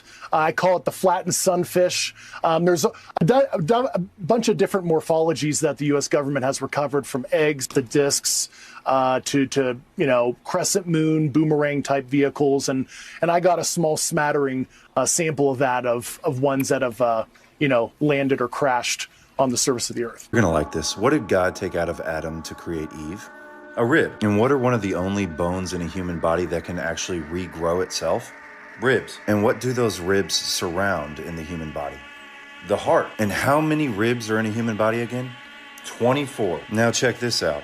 And the 24 elders who sit on their thrones before God fell on their faces and worshiped God. That verse is talking about heaven. 24 elders sit around Jesus like human ribs, and Jesus is the heart of our faith. Fun fact of the day. The flag of the United States has 50 stars representing the current 50 states and 13 stripes representing the original 13 states. However, when Vermont and Kentucky were admitted as the 14th and 15th states, not only were 2 more stars added to the flag, so were 2 more stripes, resulting in a 15-star, 15-stripe flag that was used from 1795 to 1818, when the number of stripes was reverted to 13 and the number of stars continued to increase. I just found the creepiest McDonald's in the world. Check this out. Right, at first glance it looks like a normal McDonald's, right? But then you come over here and you see this glass on the floor. Okay, a little bit weird, but whatever. But then you look down here, see what that is? It's a little bit hard to tell. Let's go get a closer look. This is a literal archaeological area. We're gonna go down into here and check this out. Oh my gosh. So this is what it looks like when you come down the stairs. When they were building this McDonald's, they uncovered an ancient Roman road, but that's not all. They also found bodies here, and they decided to leave them and preserve them. Not 1, but 2. How crazy is this? You can be eating your burger right above and then just have a skeleton right here. This is my table right here. And this is the outdoor seating area in children's playground. And then the ancient Roman road. Absolutely wild. Today, I can announce that the government will ban access to social media for all children under the age of 16. Social media is making children unhappy. It's making it easier for bullies to harass and abuse them. And it could even be harming their mental health, exposing them to content that is dangerous, because that's what grabs the attention. It's designed to be addictive. The World Cup ceremony is just the beginning of a mass ritual, and the first symbol that gives that away is this right there. You can see the all-seeing eye. The all-seeing eye is a symbol of the soul, because you are not your mind, you are not your body. You're the eternal witness or observer behind them, observing them. So all of these people are observing it, they're giving it their soul, their 2 spiritual currencies, time and attention. This is now the altar. They're worshipping this. This is an altar because that's where you spend your time and attention. Then, secondly, you look here. This is the beehive, which looks like a honeycomb, because all of these people are the bees, which is a symbol of the collective consciousness. All the bees work together to create this honeycomb, which is all the people here, a collective consciousness, giving their time and attention and emotions to this ritual. So it's a symbol of wasting your awareness, wasting your time, your body, your attention, and emotional manipulation, because that's what a ritual is. A ritual is something you repeat over and over to change the function of consciousness. This is an emotional manipulation, energy wasting ritual. Oh, this is wild. This is mad. What they have just done sounds like something straight out of a sci-fi movie, but I can assure you is actually real. So researchers have taken a pig's heart that had been dead for hours. I'm not talking about this pig literally was about to die and then they took its heart. It had been dead for over an entire hour and they managed to get it beating again and bring it back to life. Not with electricity, not with some crazy machine or time travel, but by using a special serum and fluid designed to protect and restore cells after death. This is mad. At the moment when organs are donated, doctors are racing against time, hearts, lungs, kidneys, because they all start dying immediately as they're taken out of the body. Obviously, this results in thousands, if not hundreds of thousands of organs being lost every single year, and it goes to waste. But if this actually works in pigs already, there's a very good chance it will work in humans. And we would then be able to preserve organs, repair them, maybe even restart them from someone who's dead. Which means this one experiment on a pig's heart could literally change medicine forever, and who knows what could actually come from this. You're not gonna believe this. Alright, this is creeping me out a little bit, but I don't know if it's a sign. My projector's on, but it's not connected to anything. There's no cable box, there's no AirPlay, there's nothing attached to it. And it's got a picture of Jesus and his wise men, the Last Supper. What is going on right now? What message are you trying to send me, Lord? There's nothing attached to this at all. Like, what? What you do in private shows in public. Reading shows up in conversation. Your diet shows up in your energy. Your discipline shows up in your confidence. You are what you do when no one is watching. It's the choice between the book or the scroll. Reputation is just your routine. The world doesn't reward what you say you'll do, it rewards what you've already done. You can't save your best self only for when it counts because it always counts. The jetpack man might be back. An Air Force pilot just said they saw a man in a wingsuit while on approach to LAX. We just had somebody cross above us around 4,000 feet in a wingsuit. Are you serious?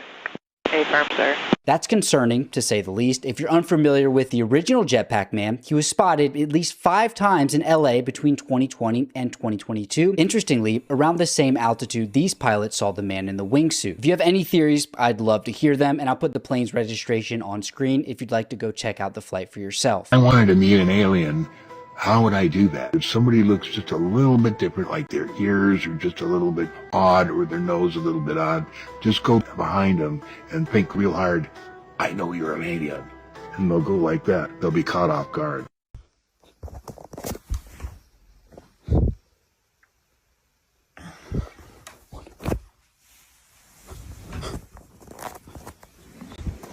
What if I told you they've been lying to you about creativity? Let me explain something to you. Creativity is not coming out of you. Creativity is like the work of the universe. The universe, that's why they call them universities.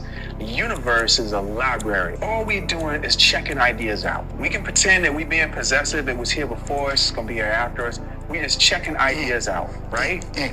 And what you would have checked out on one day might not be what you would check out on the next day. So don't not make the music. When you got a library card that works, you use that card every day. A radio doesn't make the music, it picks up the signal. Same thing with you.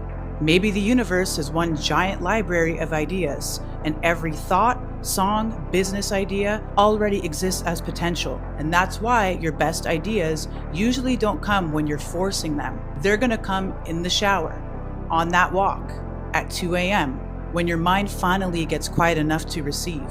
Maybe you're less of a machine and more of an antenna. And the clearer your mind, the better the signal. Accepting that your inspiration and all your best ideas are coming from a higher source is the quickest way to get rid of ego. This is one of the strangest fires on Earth that vanishes the moment the sun comes up. Deep inside Indonesia, in a volcano called Kawah Ijen, blue flames pour out of the rock and slide down the crater like glowing rivers. And the crazy part? This is real fire, not lava. It's sulfur gas igniting in the dark. When daylight hits, the flames disappear and reveal a glowing turquoise lake that looks like paradise. But that beautiful water is one of the most acidic crater lakes on Earth. Did you see this? Elon Musk gets asked if he would accept Jesus Christ as his Lord and Savior live during a show. Watch this. We're wondering if you could do us a quick solid and accept Jesus as your Lord and Savior. I believe in the God of Spinoza. But hey, if Jesus is saving people, I mean, I wouldn't stand in his way. I'll be sure, I'll be saved. Why not? Sweet, we did it. Yeah. I think you just said yes. We got him. All right, we got him. Did they actually get him? No, they didn't. And he definitely didn't say yes. But get this, he might have cleverly insulted the Christian faith when he said this. I believe in the God of Spinoza. Most people don't know this, but when someone says, I believe in the God of Spinoza, they're talking about Baruch Spinoza. And he lived in the 1600s. He was a Dutch Jewish philosopher, and he deeply criticized the Bible. He's even recognized as the founding father of modern biblical criticism. But here's the thing, Jesus Christ also died for Elon Musk, so there is still time for him to be saved. The Bible actually teaches that the reason why the end hasn't come yet is because God is being patient. If you want to hear more on end-time Bible prophecy, make sure you follow now. You hope? Don't advertise. You don't want them to advertise? No. What do you mean? If somebody's going to try to blackmail me with advertising, blackmail me with money, go f*** yourself.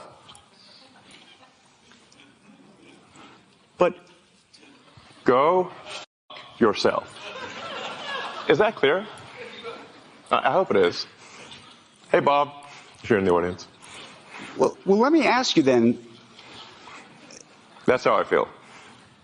Don't advertise. Something interesting. That's what's right there. I'm going to turn around and what is that? I'm standing in one place. Look at one. I turn and look at the other. So we're talking about things that come out of the orbs. Angels, angelic beings, created beings. They're made of energy, but in a ball of light. But out of that ball of light comes a glowing being. Sometimes they're 6-7 feet tall or taller. Or 125 feet tall. Yep. Whatever they want. They can mimic anything. They can mimic a flying saucer. They can mimic a drone. They can split in 2 or 100. I've seen it. Yep. Yeah, I mean, in the room with Alex. Yeah. The little translucent. Right. But I've also seen one split into 2 when I was with Matt Bell this past month in Florida. Yeah. This one orb rose and it just split in 2 in one opposite direction. Yeah. Job is not to tell you the truth. Their job is to give you clues. You're in a mystery school. You're in a mystery simulation. We're to compete in the ultimate murder mystery game. Ultimate murder mystery game. Ultimate murder mystery game. Steven Spielberg said in the interview following the release or right before the release of the movie Disclosure Day, he said that if aliens were fully announced and released and disclosed, that people would question their creator. There's a few sides to this fence, and they're literally showing us declassified images that now with AI and CGI, you don't even know what you're looking at here, man. And wait till you see the next UFO they disclose. It looks like a freaking potato, and that's literally what they called it. The UFO looked like a potato. Okay, so this is what I see coming. Now, he specifically said, what if he basically insinuated that what if aliens are creators of specific planets and that there's many gods that are just basically different alien species. He said something to that effect. Then we have Bill Cooper, who, if you look into what happened to Bill Cooper, what book he wrote and what he said, he thought that one day we'd be told about aliens and it would lead to a uniting of all the world countries against possibly a alien threat, and then have a one world, centrally controlled power structure and no longer sovereign nations. So seeing this UFO thing is shocking to me because I also am seriously wondersome of planets and space and the whole thing NASA talks about. So I'm not really buying this story. But let me know your thoughts in the comments below. Are you stoked that these secrets are being revealed? Or do you think something else is going on? Job is not to tell you the truth. Their job is to give you clues. You're in a mystery school. You're in a mystery simulation. Why the fuck did I just see a doctor on TikTok tell me that the paper straws that are supposed to be sustainable and better for the environment are toxic to humans because the glue that they use to keep the paper in the shape of a straw is toxic? I'm tired. Right, y'all, so no new calves have been born around buildings that, let's say, gather a lot of information. You know, let's talk a little bit about what noise pollution can do to different kinds of animals. Chronic noise can increase stress and hormones in mammals, and elevated stress can affect fertility and pregnancy success and offspring survival. And animals may avoid otherwise good habits altogether just because it's too noisy and the stress that it's putting on them. Many fish make noises during courtship, and boat engines and industrial noise and information gathering things can affect mating signals. Some fish show reduced spawning activity in noisy environments. Frogs attract females through calls, and in some species, females become less responsive when the background noise is too high. So, you know, in these environments where we have new buildings going up that make way too much noise that people aren't even thinking about when it comes to this because they're only thinking about water use, we could see a children of men type situation in the animal kingdom. So while Big Brother is gathering all your information, other things are happening in the background that we need to pay attention to. So remember, folks, keep your eyes open for everything. Secrets the Vatican may be hiding. The true cross of Jesus. Undeniable proof of aliens. The Ark of the Covenant. Vial of Jesus' blood. The remains of St. Peter. Real bone of giants.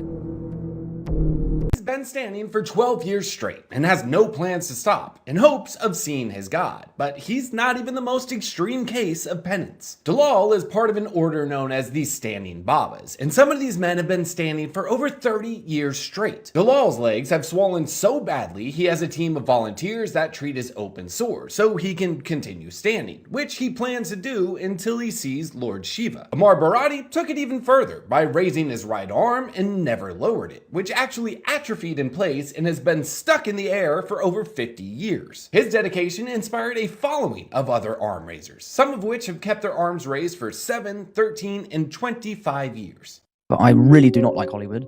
It is not for me. The business really scares me. I understand that I'm a part of that business and I enjoy my kind of interactions with it. But that said, I am always looking for ways to kind of remove myself from it, to kind of just live as normal a life as possible. Is to be famous, then you're gonna do a lot to get there, like sign your name in blood in a contract with the devil. Thank you to Satan for giving me inspiration on how to play this role. On behalf of Amy, I'd like to thank the devil. Don't go fishing in Florida without polarized glasses, because saltwater alligator or saltwater crocodile right there. Now I'm gonna need all the fam in Florida to go ahead and get a pair of these glasses, man, because apparently you guys have an infestation of those alligators. This is either a glitch in the Matrix, a Mandela effect, a slip in the timeline, or something, because I know this isn't right. Remember the book, The Diary of Anne Frank? Yeah, that was always called The Diary of Anne Frank. Well, that's not the name of it anymore. Now it's called The Diary of a Young Girl.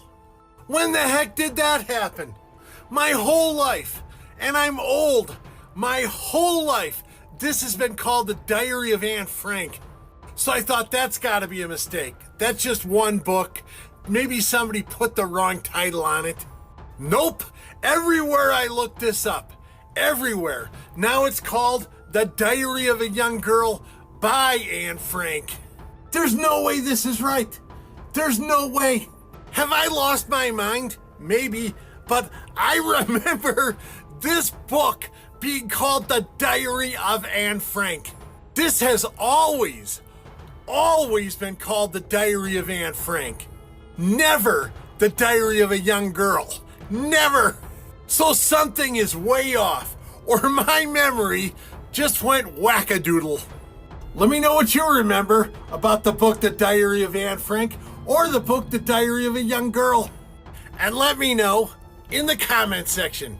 Shabadoo Bushkis, Shabadoo. Very real thing. It's very spiritual. There's some people don't believe in God, but do believe in the devil. Well, where'd the devil come from? How do you believe in one and not the other? You don't believe evil exists? Will you say sing a prayer in a church and yeah, sure. All right, now we do this devil enchantment and da-da-da-da. No, I ain't doing that. I'm not playing with him. Yeah.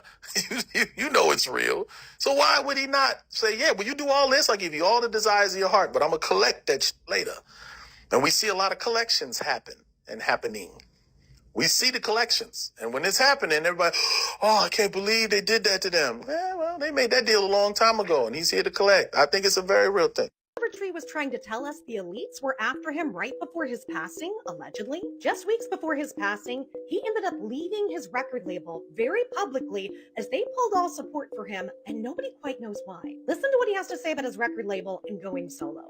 Listen to this, y'all. My album is no longer coming out. They shelved it. Madly Hate You Badly is officially canceled. No reason. Parting ways with Atlantic Records. Behind the scenes has been nothing short of a nightmare. Says a nightmare. No marketing budgets for music videos. No digital ads. They pulled support. Nobody really cares in the building, it seems like. I made a lot of money for Atlantic Who'd Records. he make mad? I seem to remember that. Made somebody mad. Then as he breaks free, becomes independent, he is just starting his first ever world tour solo, and suddenly he's just gone. Now we have no evidence of this, but many people are screaming foul play and they're saying something doesn't seem right about this. Not to mention in his music and his art, he was calling out the elites a lot. And with all the signs we've seen in his videos that look like he's warning us of what's about to happen, people are saying, is something more going on? What do you guys think?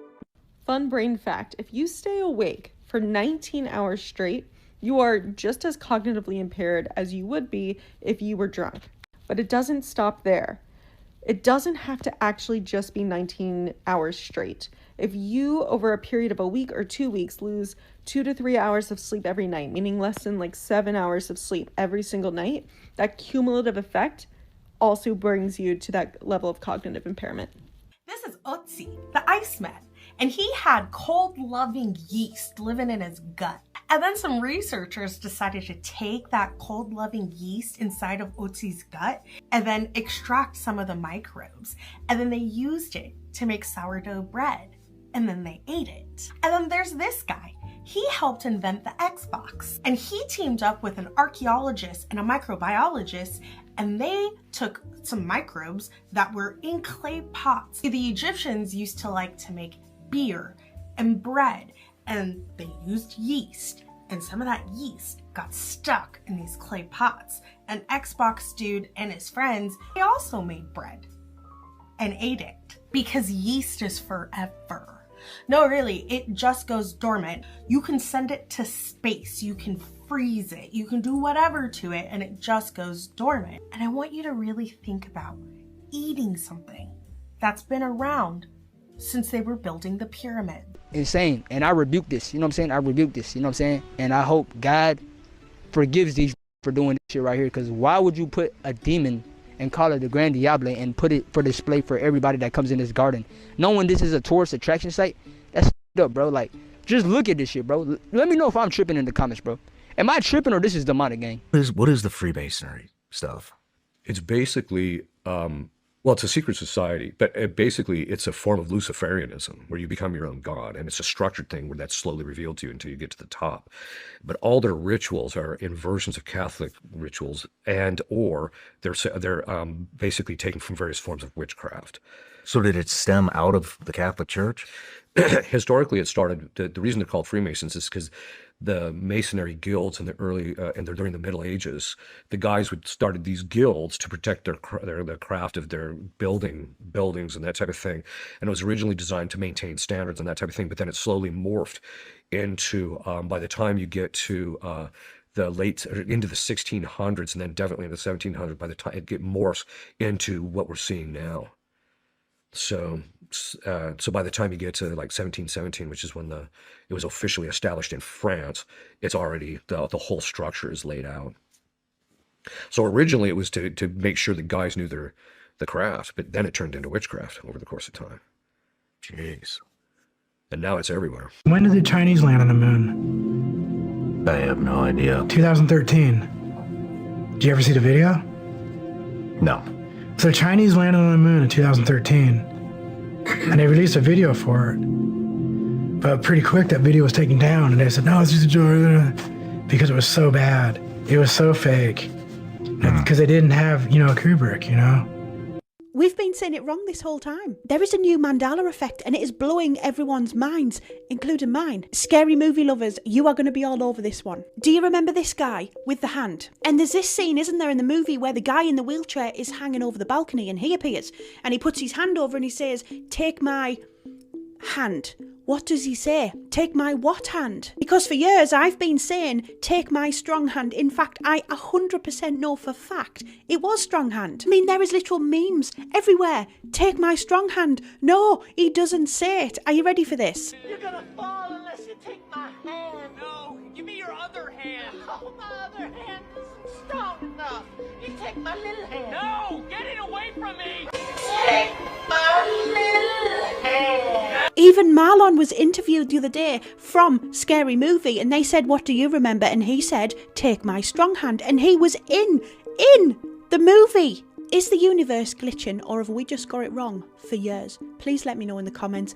What do you remember? And you know what? Him reaching down with his small hand and then telling the guy, hey, grab my strong hand, that is a lot funnier. What would happen if the moon exploded? Would tides disappear? Would big chunks rain down on Earth? Okay, let's blow it up. You're gonna need a very big explosion to get the job done, because otherwise you just crack it apart and then the moon's gravity would go So you need to send 600 billion of the largest nuclear bombs ever built. With that size explosion, bad news, most of the chunks will fall to Earth. But good news, most would probably burn up in our atmosphere. But bad news, all that burning up would create a lot of heat. So much that we'd get cooked. Assuming that we could survive that. Good news, tides still exist, but they'd be less than half of what we're used to, pulled only by the sun. Good news, maybe, the Earth would get rings, but bad news, we'd start wobbling. We need the moon to stabilize Earth's tilt, but most people don't understand just how far away the moon actually is. To see that, follow along.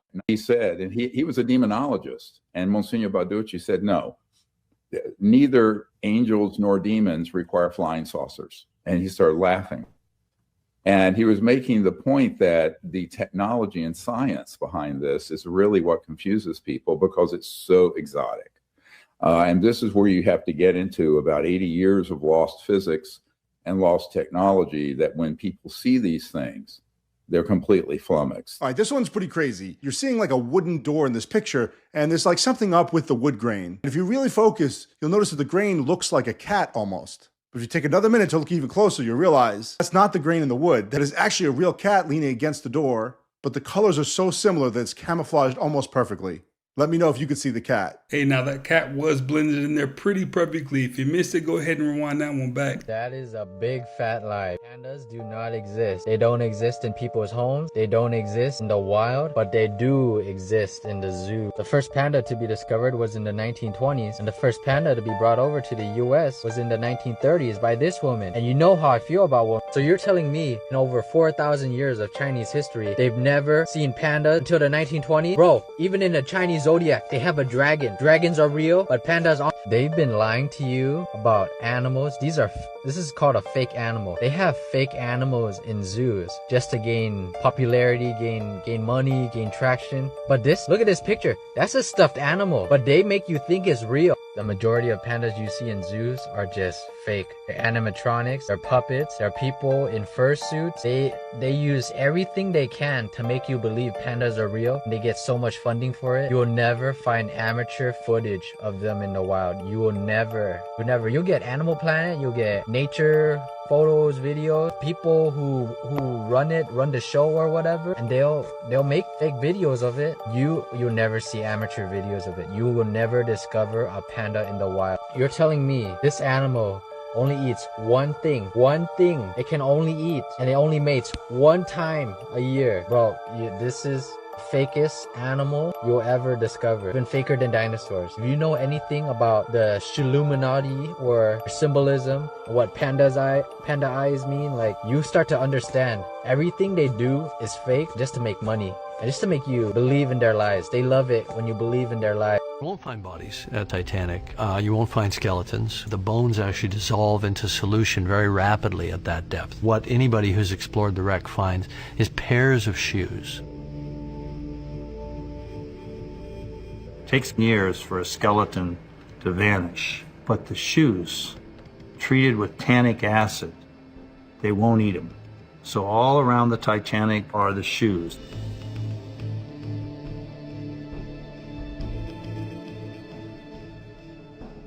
There's a scene where we were filming and we came across a pair of women's shoes. Yeah. Next to a pair of girls' shoes. These were people. These were people. Those shoes got to the bottom. Double. On people. They were in their cabin. Yeah. Because the cabin was all around the destruction of it. Right. And there was a hand mirror. This is the human element. This is what people touched. It's what they lived with.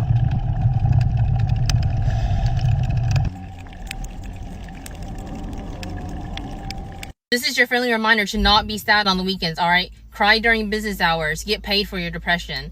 Don't let capitalism win, twins. The Sword and Stone is the real-life Excalibur, the one many believe inspired the legend later tied to King Arthur. Near the ruins of San Galgano Abbey, a roofless medieval monastery located in Tuscany, Italy, there is a chapel. Inside this chapel, called Montesiepi Chapel, there is a sword embedded in stone, untouched for over 800 years. It was placed there in the late 1100s by Galgano Guidotti, a violent Tuscan knight who claimed to have a divine vision. To renounce violence, he drove his sword into solid rock, turning it into a cross. And here's the thing, scientific analysis confirmed that this rock is natural stone, not poured or split, and that the blade goes deep into the rock.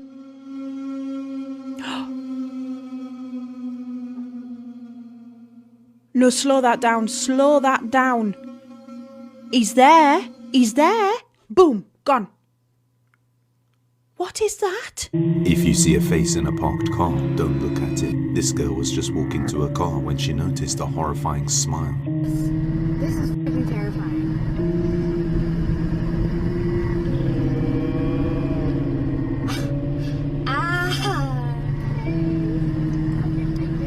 Basically what witchcraft is, it's the inversion of the proper worship that's due to God. And so what they do is they engage in rituals. So it has the same kinds of things as Catholic, things such as sacramentals that we use, which are blessed items. They have cursed items that they use. It's basically a set of rituals and belief systems which use demons as a medium to bring about the effect of their rituals. Different from us, we pray to Christ and then Christ causes these things to happen. They basically do these rituals to empower the demons so that they can do it. Is this what's going on at the Bohemian Grove? It seems to me that it's at its root and core just basic Moloch worship, because they have that large statue of Moloch there.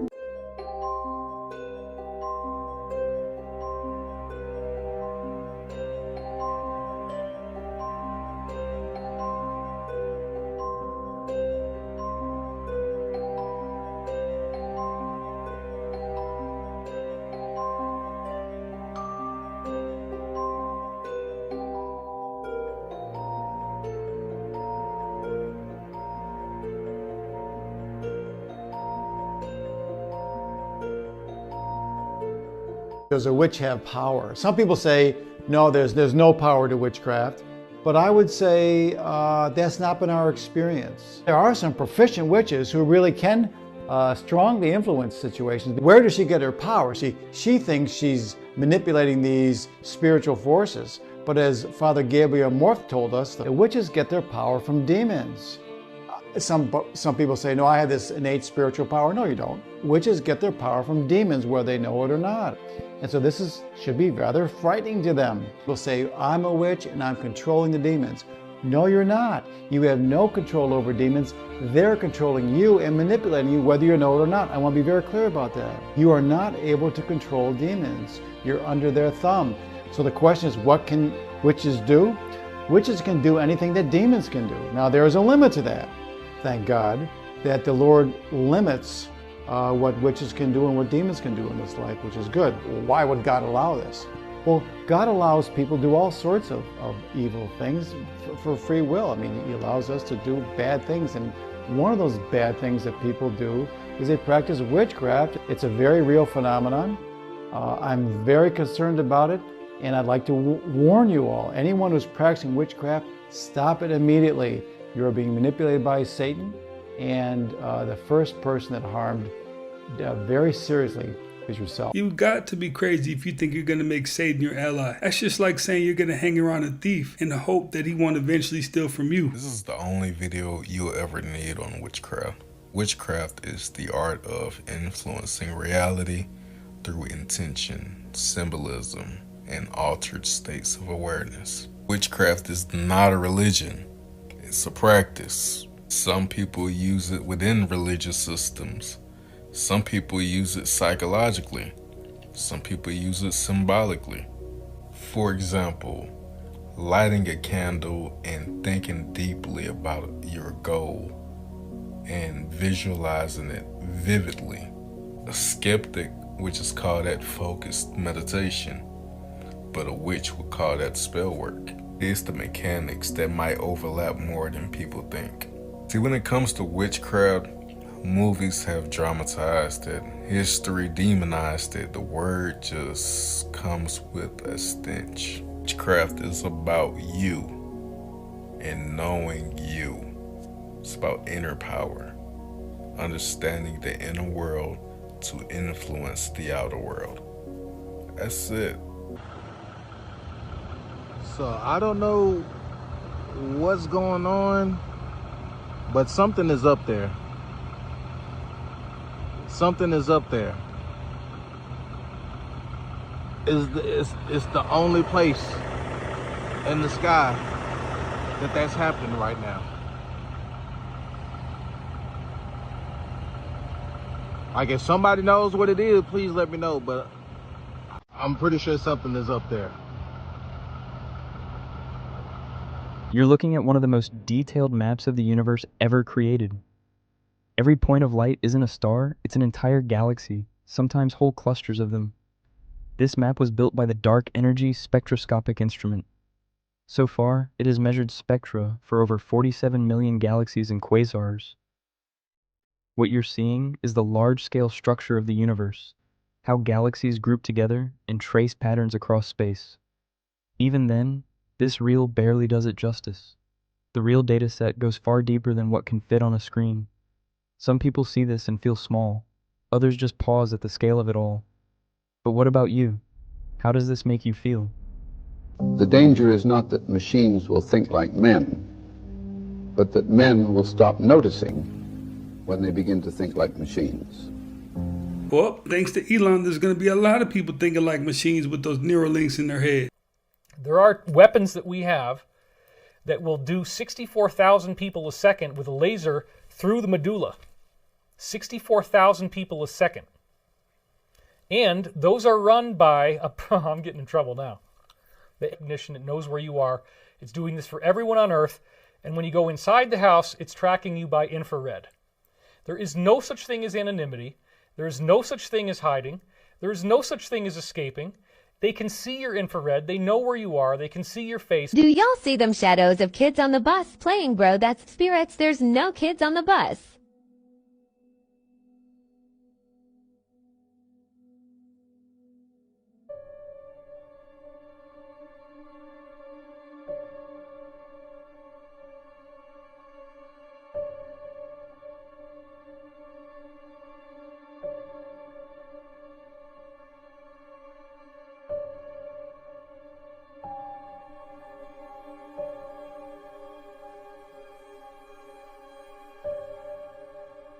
Y'all, isn't the fit cute?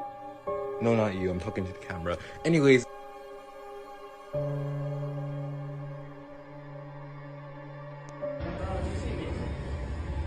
I think I found him. Hey man. How long have you been here? Oh shit, dude. Mason. Dog. Mason? No, that's not Mason, man. That's...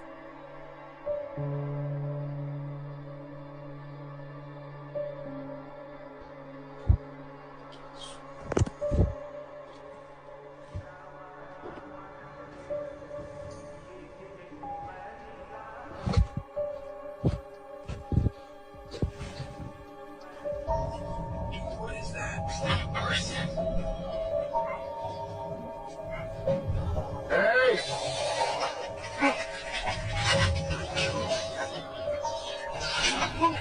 Morbid Facts, Part 992. A childless Brazilian billionaire reportedly left his entire $1.14 billion fortune to soccer star Neymar despite never meeting him. In his will, the businessman said he identified with Neymar personally, admired his relationship with his father, and believed the athlete was not self-serving, making him the sole heir to a fortune worth over $1 billion. The inheritance is reportedly still subject to court approval. A fox that wandered onto thin ice became trapped when the lake froze around it. After it died, people cut the animal free and left its ice-encased body standing upright as a grim warning marker to keep others from venturing onto the dangerous ice. On D-Day, paratrooper John Steele's parachute became tangled on a church steeple in the middle of a firefight, leaving him suspended helplessly above the battlefield for hours. Unable to escape and surrounded by violent gunfire, he survived by hanging motionless and pretending to be dead while soldiers fought and died beneath him. Today, a mannequin hangs from the same steeple to commemorate his ordeal. Ford's new patent technology that watches you in your car and then tells the police. This patented technology turns future vehicles into biometric surveillance systems, using cameras, fingerprint scanners, iris sensors, and microphones to identify people inside or near the vehicle. One diagram even depicts facial recognition scanning of a passenger in the back seat. The system could compare that data against databases containing active warrants, deportation requests, or missing people to then alert authorities when matches are detected. Our own investigation shows that Ford is likely partnered with and sending data to Palantir's Foundry product. Palantir, founded in 2003 by Peter Thiel, received $2 million from In-Q-Tel, the CIA's venture capital arm. There are two words that David Grush used at the UAP Capitol press conference that I can't stop thinking about. Sentient plasmoid. Not energy beings. He didn't say interdimensional entities. Sentient plasmoid.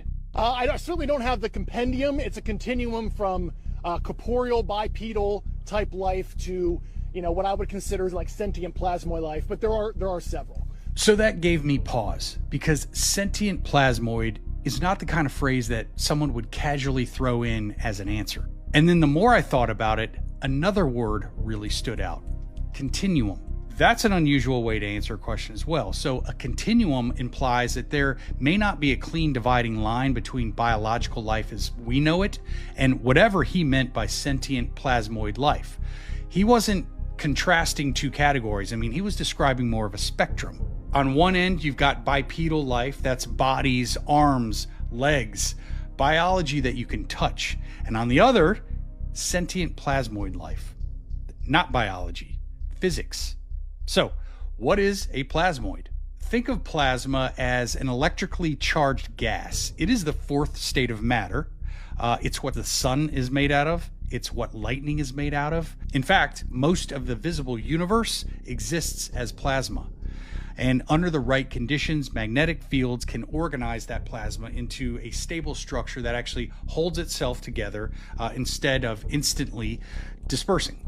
Physicists call those structures plasmoids, and they are fascinating.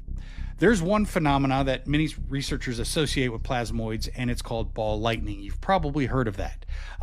It's the mysterious kind of glowing spheres that have been reported for centuries that are still not fully understood. There's an interesting theory surrounding Paid in Full that says the Chinese food scene at the beginning of the movie foreshadows the entire story.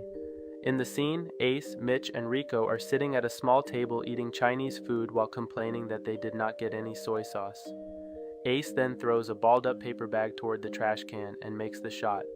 Right away, Rico tries to turn it into a bet and tells Ace to do it again for money, but Ace refuses. That small moment says a lot about Ace. He is careful, humble, and does not like playing with money just to prove a point. But Mitch is different. He jumps into the bet, takes the shot, and wins Rico's money. Then Rico doubles down and challenges Mitch to do it again for even more money. This time, Mitch misses, and Rico immediately demands his money back. When Mitch cannot pay, Rico takes his food and tells him that if he cannot pay up, he cannot eat or drink.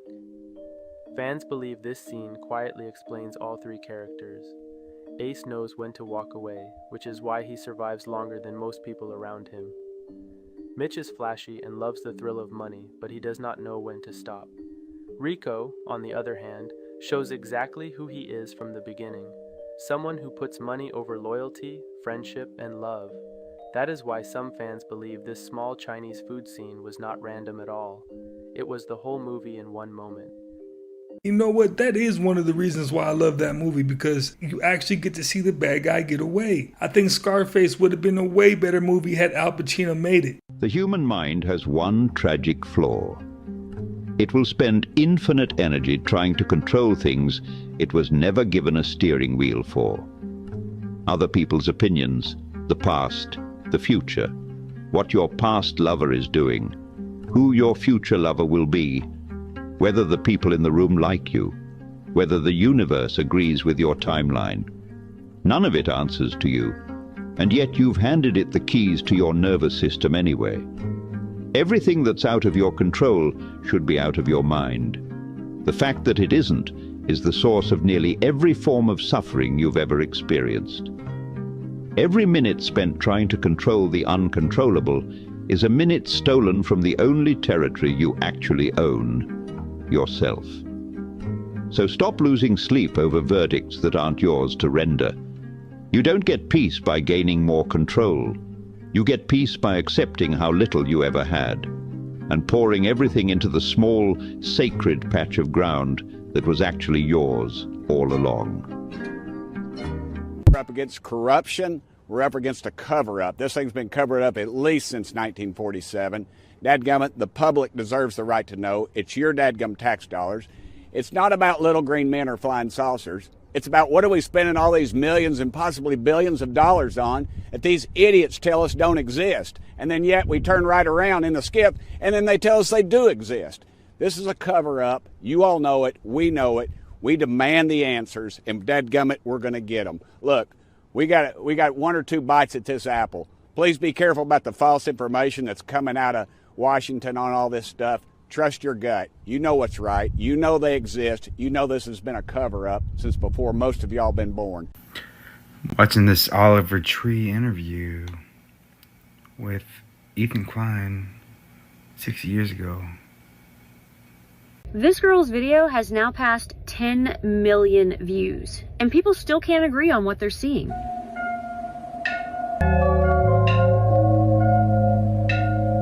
In the clip, she walks up to a wall inside her house and casually places her hand against it. Then something strange happens. Her hand appears to slide straight through the wall, as if there's empty space behind it. After posting the video, she added the caption, Guys, I think I just found an entryway to the back rooms in my house.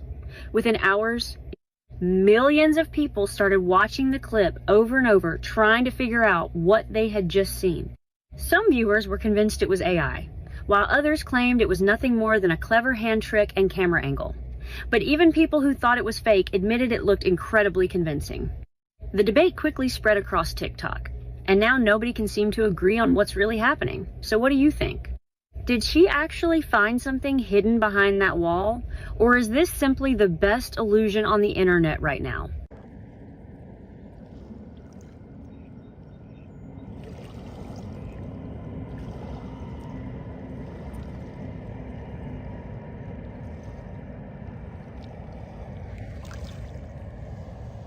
Northern California, we've got a bit of an unusual situation. Now, this first portion of the radar cycle, fairly bland and typical, but then you see these bands of very distinct cloud cover moving into the region.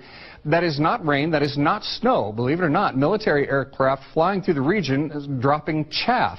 Small bits of aluminum, sometimes it's made of plastic or even metallicized paper products, but it's used as an anti-radar issue, and obviously they're up there practicing. Now, they won't confirm that, but I was in the Marine Corps for many years, and I'll tell you right now, that's what it is. 50 in Medford. Hey, he started spilling tea and then realized he had to get back to work. So the FBI arrested 5 people that were allegedly planning to commit a massive terror attack during the UFC White House event. And if this is real, this would have been a living nightmare. Just listen to the details of this. They recovered screenshots of the Signal group chat, and there were multiple phases to this. At first, they would have drones hit and explode into surrounding buildings that would cause a massive panic attack. And there were about 80,000 people outside in the park, outside the event, and this would lead them into a team of gunmen with snipers and rifles, and they would just start picking off people in the crowd. Now, one of the men they arrested, he's from California. His name is Michael Allen Thomas, and he told investigators he believed the government was controlled by elites who sacrifice and eat children, and they all have ties to Epstein, but they're protected by the president. There was another guy from California arrested named Brian Omar Roa, and I think the only other name we have is a guy from Ohio named Tyson Proper. As someone who was in the area at the event, it felt super safe, but then again, when it comes to something like this, you just never know nowadays. We are definitely living in a time where going out to events where there are crowds of people just isn't as safe as it once was. Oh, this is actually crazy. A woman bought a bottle of orange juice, and on the bottom of the bottle it says, "Stuck in bottle factory, send help." Now, the orange juice brand is Innocent, which is like a massive juice company in the UK and Europe. And I did some digging, and it says that their main factory is in the Netherlands. It's just really creepy that you buy a bottle of orange juice and that's on the bottom. And other people were talking about how Shein also had the same thing happen. People were asking for help on the tags of their clothes. Somebody even said they used to buy bazooka gum and it would have it on it. And others were saying they bought fortune cookies that would say, "Please help me in the fortune." Now, obviously, I'm from the United States in the South. We don't have Innocent orange juice, so I'm wondering if anybody from UK has seen this on their Innocent juice bottles. Is there anybody that works at this bottle factory that can explain why this says this? Or do y'all need help? What's going on? Have y'all seen anything like this before? Let me know. Because this is just creepy as fuck. The Japanese have to be the most amazing culture on the planet. They went around the stadium and cleaned up after themselves after their game with the Netherlands. They just went around the stands and they explained basically that they're a culture of respect. So to clean up the stadium honors the stadium owners for hosting the game. It also honors their team and the opposing team. And it's to show respect for everyone who participated in it. They literally went around and cleaned everything up, grabbed bags out, and it wasn't like they communicated about it beforehand. They all just got up and started doing it. Because that's what they do, that's in their culture. And it just shows that it's just, what an amazing culture they have. We should all learn from this.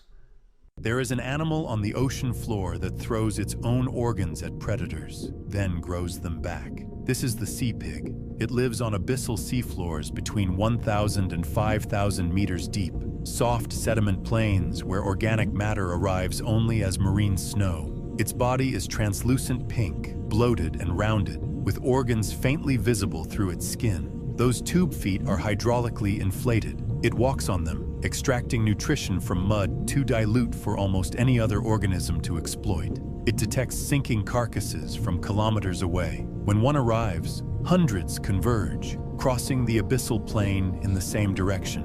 When threatened, it expels its own internal organs through its body wall. The tissue deters the predator. The organs grow back in weeks. The abyssal plain looks empty.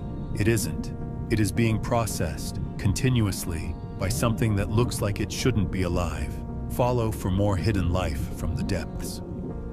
That has to be one of the most disgusting ways to ward enemies off, right? I mean, you're throwing your organs at them. That's just not right. If you think that the FDA is testing most of what's in your food, they're not. They never have. I need you to understand that sentence. There's a category in the FDA's books called GRAS, G-R-A-S, generally recognized as safe. Bro, I don't recognize the FDA as safe, but on we go. If a substance falls under GRAS, then the FDA doesn't need to test it. Seems good. I want you to put your thinking cap on, okay? Who decides if something's safe? Oh, it's the company that wants to use it. That's who decides it's safe. They conduct their own research, they bring in their own experts, and they determine if their own product is safe, and then they tell the FDA. And then the FDA goes, cool, let's feed it to people. It's a fucking pinky promise, an honor system that the company, the corporation, is being truthful. Now the EU and most other places on the rest of the earth has banned like half the shit, probably more than half of the stuff that's in our food because they actually reviewed the research and called it. So you've been eating experiments your entire life. I mean, me too. Look at me. Hey, inside of that comedic delivery, there are so many uncomfortable truths.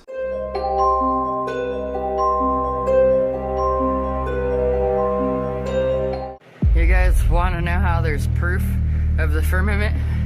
This rainbow is not a second rainbow. It is a reflection off the dome. And that's why this rainbow ends in red and starts in purple blue. And this one starts red and ends in purple blue. See that? Reflection off the firmament. That's a nice rainbow. We are in a dome.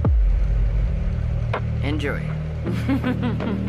Apple is now putting cameras inside AirPods. Your ears just became the new iPhone, but these cameras are not for taking photos. They feed everything you see directly to Siri. You walk into an unfamiliar place and Siri tells you exactly what you're looking at. You open the fridge and Siri tells you exactly what to cook. No phone in your hand or a screen to look at. Just an AI that sees your world in real time through your ears. But here's the most impressive part. They are using infrared sensors for this. And there's a custom chip inside called Lenny built to process everything these cameras see. Production has already started and it's set to launch around September this year. What's the biggest conspiracy theory that you believe in? It's a great question. That one about Avril Lavigne, everyone knows Avril died in 2004. Yeah, this isn't her on tour right now. No. She's had multiple body doubles. Same with Vladimir Putin. Vladimir Putin too. He's got multiple plastic surgery people that go in and do different stuff. So yeah. Which one are you more confident about? Putin or Avril Lavigne? I'm gonna go with Avril on this one. Yeah. What's your favorite song by Avril Lavigne? Definitely Skater Boy. I made a cover at one point called Scooter Boy, and I'm a big fan. World record slice of pizza. I'm really hungry right now. This looks good. This is 9 pounds. It's like you're eating Chris's baby. It's like you're eating Chris's baby. Yeah. Oh my God. Whoa. It's like slicing into a baby. Poor choice of words. What the heck? 2 moons. Where? Crazy, right? Yeah, Just keep videoing it and then turn around at sunset. Look how pretty it is over there. Now zoom in over there.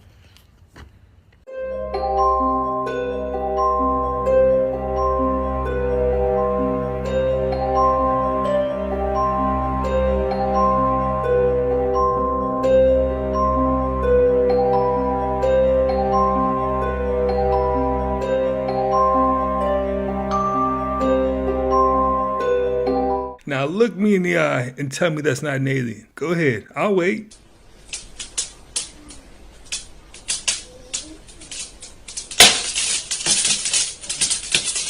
Do you ever get the feeling that someone's watching you? Not your neighbors, not your phone, something else. Cultist number 1 has a theory. So let's talk about flock safety cameras. People might tell you if you're not a criminal and you're not committing crimes that you shouldn't worry about it because it's only to track criminals. But that's where they're wrong. 20 billion plates are scanned every month. 49 states have been covered, closer to 50 now. Only 4,800 of the 105,000 cameras are connected to law enforcement, and the law enforcement that is connected has been using them to stalk exes, spouses, and just random strangers. So even if you're innocent, they could still be looking at you. So let's look at how these cameras pick up us. It can be something like your car, it could be the wine at the store, or it could even be your face. It also might be worth noting that it carries about 2.7 pounds of copper wiring, 3 pounds of gold, and about $200 worth of silver.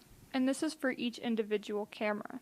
That last bit of information was for our friendly neighborhood crackheads. And if you made it this far, thank you for tuning in. Goodbye, everybody. The first thing you're going to do if you're going to take over a planet is you want to take away the strongest male energy. Yeah. So that's been done very calculatedly, especially over the 20th century, with the inversion of the original Baphomet. The original Baphomet, I think we were talking to you about this earlier, wasn't an androgynous goat of Mendes pointing as above, so below like that at all. But Eliphas Levi then created this goat to show what it would be to externally create a male and female in one body, to have an androgynous being that way. And I think I've talked about the Mona Lisa being sort of the same thing. It never made any sense to me why that particular picture or that particular painting was the most famous painting in the world. Why? Yes, why? It's not a fantastic painting. Yeah, that's the mystery about why is it a mystery. And then so you have Mona, and in Freemasonry they use the word Mona a lot because it's Ammon. It's an anagram for Ammon. And then Lisa, or it would be in Italian, it would be El Isa, which is Isis. So it's like the union of Ammon-Ra and Isis into one body. Oh, someone got caught in the daylight. Here are the top 5 most parasite-infested meats. First up is squid. Wild squid are run over 80% infected from anisakis in some species and up to 100% in larger, older squid. And the larvae don't just stay in the gut, they embed in the mantle, the part you actually eat. Good news, freezing and cooking will kill them. Next up is wild salmon. Studies have found 100% of wild-caught salmon infected, often dozens of larvae per fish, with studies finding just 0.11% in farmed salmon. That's why wild salmon bound for sushi or poke has to be frozen to spec, around -4 degrees Fahrenheit for 7 days to start. Then there's mackerel, also with anisakis, but prevalence swings wildly by the region that it's sourced from around 25% in Atlantic mackerel to over 74% in some market mackerel. And one survey found live larvae in 36% of ready-to-eat mackerel products. Sourcing matters. Then there's freshwater fish like pike, perch, walleye, and trout. These fish can carry tapeworm, and most commonly found in perch and pike from infected lakes. Always cook. Then there's wild game like bear and boar. Turns out the parasite Trichinella is freeze resistant. Live larvae survived 110 days in the freezer in a CDC investigated outbreak. So heat is the only fix. Make sure to cook to at least 165 degrees Fahrenheit. Parasites can be a major problem, but the good news is you can avoid them with 2 simple habits. Freezing to spec handles the fish and seafood, and proper cooking handles everything. This man's predictions from 1998 are coming true. I think it's just going to get weirder and weirder and weirder, and finally it's going to be so weird that people are going to have to talk about how weird it is. I look for the invention of artificial life, the cloning of human beings, possible contact with extraterrestrials, possible human immortality, and at the same time, appalling acts of brutality, genocide, race baiting, homophobia, famine, starvation. The mushroom said to me once, it said, "This is what it's like when a species prepares to depart for the stars. You don't depart for the stars under calm and orderly conditions. It's a fire in a madhouse. And that's what we have, the fire in the madhouse at the end of time. This is what it's like when a species prepares to move on to the next dimension. The entire destiny of all life on the planet is tied up in this. We are not acting for ourselves or from ourselves. We happen to be the point species on a transformation that will affect every living organism on this planet at its conclusion. I left the book of Enoch out of the Bible, not because it tells you where the giants come from, but it tells you why they could still be a threat to this day. Listen, Enoch 6 tells us that 200 angels descended from heaven, known as the Watchers, led by Chief Simyaza, right? But they didn't come to earth to vibe out. They came to, you know what I'm saying, with the women, and they made the Nephilim. So the Nephilim were giant, like massive, bitch. And they were so ravenous, they were literally eating humans. And God was watching all of this, and he was like, oh, hell no, they wilding out down there. Because not only were they creating the Nephilim, right? They were teaching the humans how to do sorcery. They were teaching them weapons. They were teaching them makeup. They were teaching them all the things that God was like, I don't really just want them to know just yet. You know what I'm saying? So after some back and forth, God decided, that's it. It's a wrap. I'm going to flood y'all out, okay? So he took the 200 watchers, stored them under the desert in chains until Judgment Day. Then, boom, flood. But they didn't flood all of them out because in the Bible, it says there were giants in those days and the days after, meaning the days before the flood and the days after the flood. So what if what we think of as Bigfoot, Sassy, Yeti, etc. is just the Nephilim? Fun fact, the scariest movie of all time, according to a recent study where they measured people's heart rates as they watched horror movies, is 2012's Sinister Knowledge. Cheers, buddy. What shape do you think the Earth is? What? What shape is the Earth? I cannot tell you. No. Yes, there is a portal in the United States. In fact, I suspect there are multiple. But this particular portal is in a highly guarded facility that is used under the US Forest Service cover. There are men with guns who patrol it, and there are witnesses who have seen what are clearly people operating with the knowledge of the US military in civilian clothes, walking into literally a wall. These witnesses are terrified. They're not about to stick their heads up on TV, but they are happy to talk to people like me. I've spoken to people who have told me about the existence of this portal. I've been to the location. I am aware that it was the subject of extensive study by a team that was operating in the area for some considerable period of time. I'm told that there is technology that is being used to try to deaden the efficacy of the portal to stop things coming out or going through.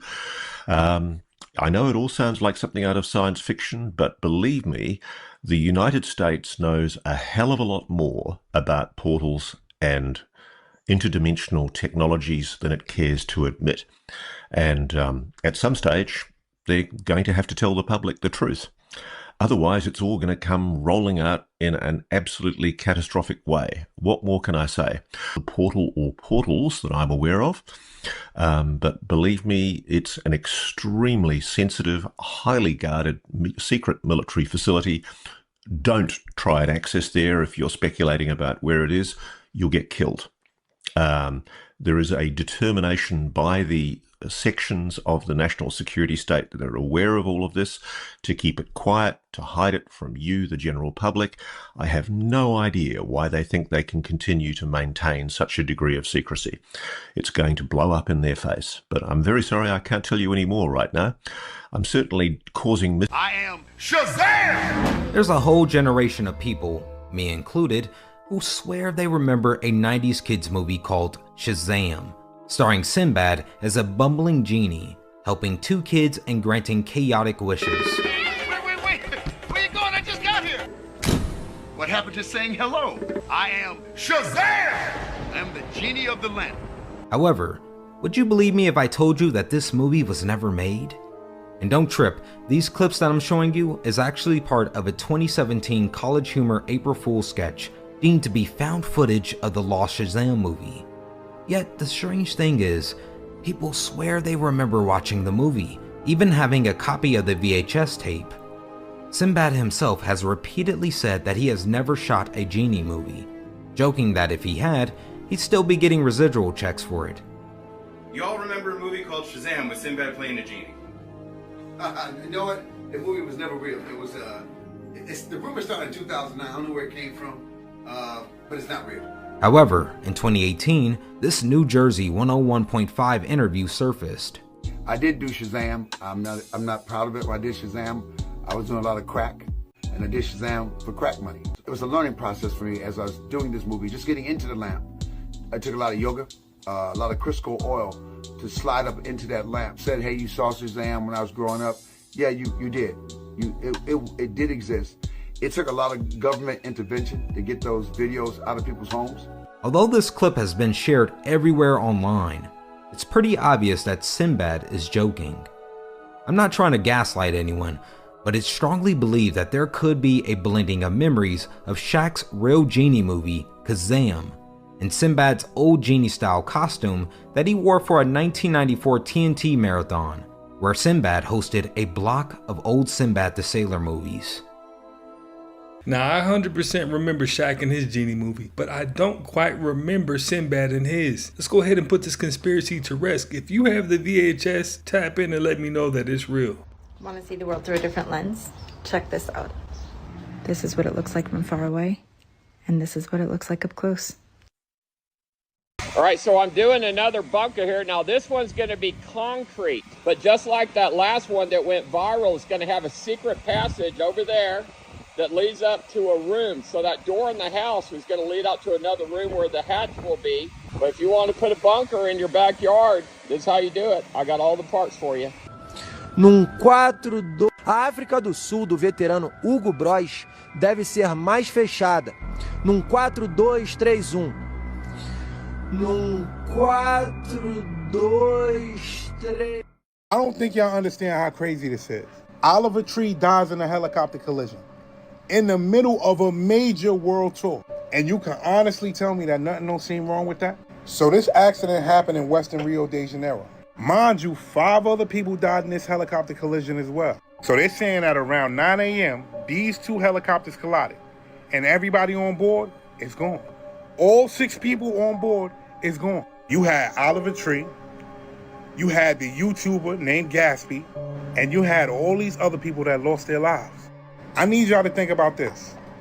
Oliver and everybody on this list was in a helicopter going wherever they was going. And then you had the helicopter that collided into them. He was by himself. Take some time and gather what I just told you. Then I want you to think about Kobe. Now, these don't have anything to do with each other, but they both lost their lives in helicopters. They both lost their lives with multiple people traveling from one destination to another in helicopters. I'll just say this. One day you're on tour, you posting videos, and then the next day, everybody is talking about you, but all for the wrong reasons. So the Trump administration says it's taking steps now to decrease the levels of microplastics in medicines and drinking water. Now, a new study shows the impact those tiny particles can have on our bodies. Becky Worley got an inside look at the science behind it. When people talk about microplastics, you may think of little beads or tiny pieces we might accidentally ingest and pass through our bodies. But the plastics in your brain are higher in concentrations than what we would have expected, for sure, and higher than most other parts of the body. A team led by Dr. Matthew Campen at the University of New Mexico is exploring whether the biggest problems may come when the tiniest of microplastic nanoparticles lodge in our brains and other organs. But how is that possible? Dr. Marcus Garcia shows me. The cloud of particles here, microplastics. So we actually use 100% ethanol, and we run it through these smaller sieves to be able to isolate some of these materials. And you can see here at the bottom a lot of this microplastics here. So these are all less than 1 micron in size. The team here looked at brain tissue from cadavers and found that the average brain could contain up to 7 grams of these microplastics. That's roughly equal to the weight of a plastic spoon. just in the brain. And you can see here at the bottom a lot of this microplastics here. So these are all less than 1 micron in size. Wow. That really helps me to understand what these microplastics might look like inside the human brain. Exactly. These 1 micron particles are tiny. For context, a human hair is 70 microns wide. Research has shown nanoplastics can cross the blood-brain barrier, and one of the startling discoveries from this study showed that in the brains of those who had dementia, there were significantly higher levels of microplastics. But they do say it's not clear if they play a role in causing the disease.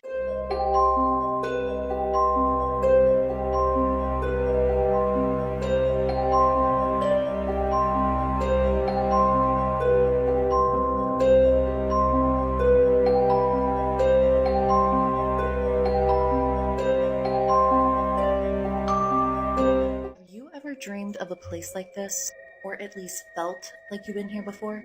This is the back rooms. It started out as an internet legend, but some people think it's something much stranger. So according to the theory, the back rooms are these hidden layers of our actual reality that exist between our dimension and the next. Endless rooms of yellow walls and those annoying buzzing fluorescent lights, disgusting stained carpets. You can search and search, but you will never find an exit. There is no escape.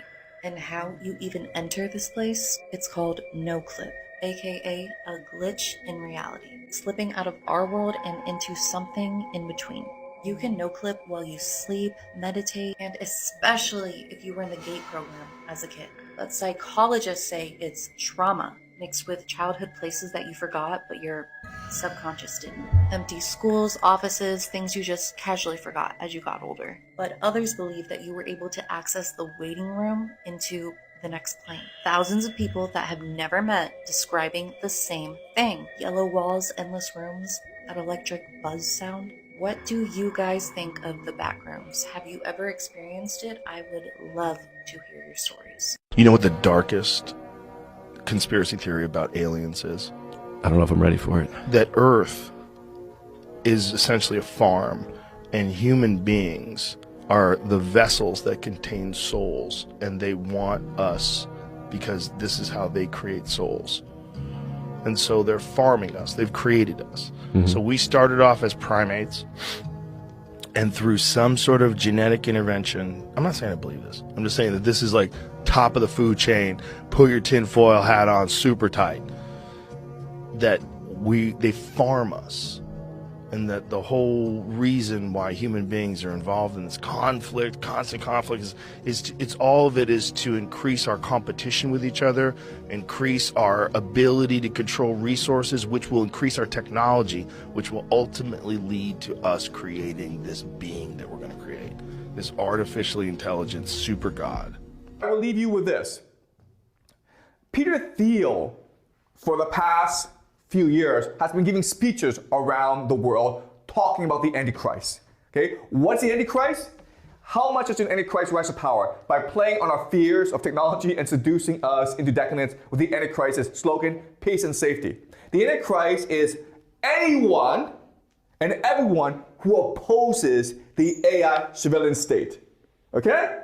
So you might think, no, wait, isn't it more logically to believe that the AI surveillance state is the Antichrist? No! Peter Thiel said, no, it's the opposite, guys. It's you oppose the AI surveillance state, then you're the Antichrist. And the Antichrist is evil. Therefore, we have to destroy these people.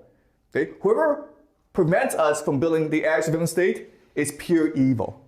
And once you understand this, then we will achieve our holy empire of reason. During a wildfire scan, a helicopter's thermal camera spotted a large figure running across a ridge. Long stride, broad shoulders, no gear, no cold spots, just a solid heat signature moving fast through the smoke. Firefighter? Animal? A lot of people think this might be real Bigfoot thermal. You ever just be sitting down and start thinking to yourself, like, that basketball sign looks familiar? You'd be like, it looks like a Pisces sign. You'd be like, kind of look like this sign too. You'd be like, why is that the Gemini and the Pisces at the same, what? You'd be like, okay, Gemini, Pisces, what else you got for me? Then you start thinking, like, that's very interesting, never noticed. I start thinking to myself, remind me of Toth. That look like a basketball. You'd be like, So when you play basketball, it's like you playing some type of Egyptian astrology game. I was watching Space Jam and it was like he was doing basketball and he was acting. Remind me of Pata. I was like, all right, Pata, the water bearer. I was like, he looked like this Olympic swimmer. Like, is that a swimming cap on Pata's head? And Cullen Jones is a February 29th Aquarius. A lot going on. A man captures a shadow person, also known as the shadow people. It appears to be lurking in his room. Watch what happens when the shadow man has been caught.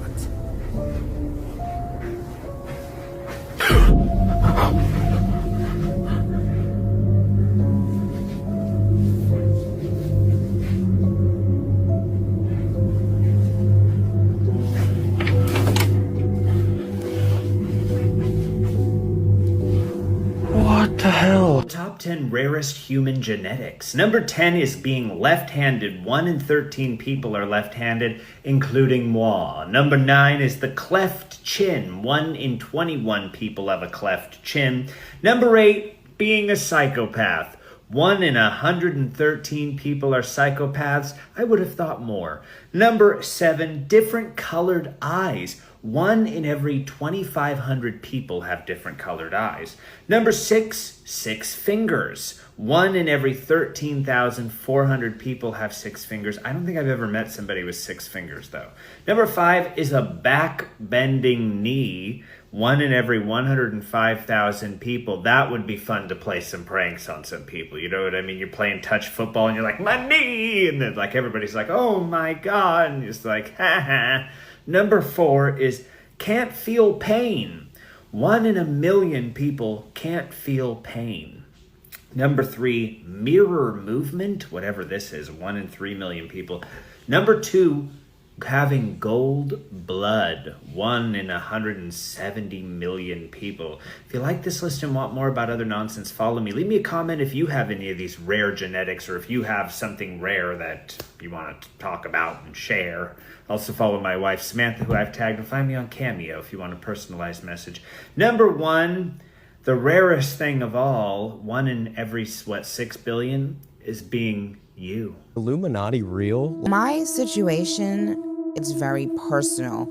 There definitely is a group of people that have made things very difficult for me. One person didn't really like me and they happened to be in a powerful position, and they were able to use their influence to make people go against me. However, it definitely has been spiritual.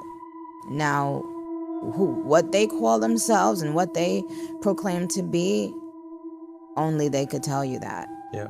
But has it been a spiritual warfare? Absolutely. If anything ever happened, I'd slide for you. I just want you to know that I would totally slide. A lot of people think the all-seeing eye represents the Illuminati, but it actually goes a lot deeper than that. It starts in ancient Egypt with the Eye of Horus. Back then, it represented protection, royal power, and the restoration of wholeness after a loss. They broke the eye into mathematical fractions that add up to 63 out of 64. That missing 1/64th represents the part of reality you cannot reach through logic alone, the divine mystery. The symbol evolved through time. In Hermetic thought, it becomes the Eye of Providence. Then the Gnostics picked it up and it gets even colder. To them, the eye represented direct perception of truth beyond the material prison. The alchemists encoded it as the eye of the heart, the organ of spiritual perception. Then the Freemasons inherited it from there. It became the great architect, the awakened self learning to see the hidden geometry of reality. That's why it ended up on the dollar bill. The pyramid is unfinished because the work is unfinished. The eye above it means higher consciousness is supposed to guide the building. The all-seeing eye is not just about being watched, it's about finally waking up to be able to finally see. Illuminati that we know started in 1776. In fact, you can pin it down to a day, the 1st of May, May Day, 1776, in Ingolstadt, Germany, founded by a Professor Adam Weishaupt. It wasn't initially called the Illuminati, because that's not really the name of the organization. It was called the Order Perfectibilists. Apparently that changed. Weishaupt would say things like, never let our organization be known under its real name anywhere, which leaves wondering what's its real name. So Illuminati is simply the plural of illuminatus, which means one who is illuminated, one who has seen the light. So in Roman times, Christian converts were Illuminati because they had seen the light. Anyone who thinks, and there have been organizations called Illuminati. That the term is not trademarked, not copyrighted. Anybody who thinks they've seen the light about anything is an Illuminati. So it defines nothing. The symbol of the order was an owl, which interestingly enough is almost identical to the owl which is the emblem of the Bohemian Club. Oh boy. Make of that what you will. At the end of the day, you can call him whatever you want to. Give him any title you would like. Just know that there's always been a battle between good and evil, and you got to pick a side.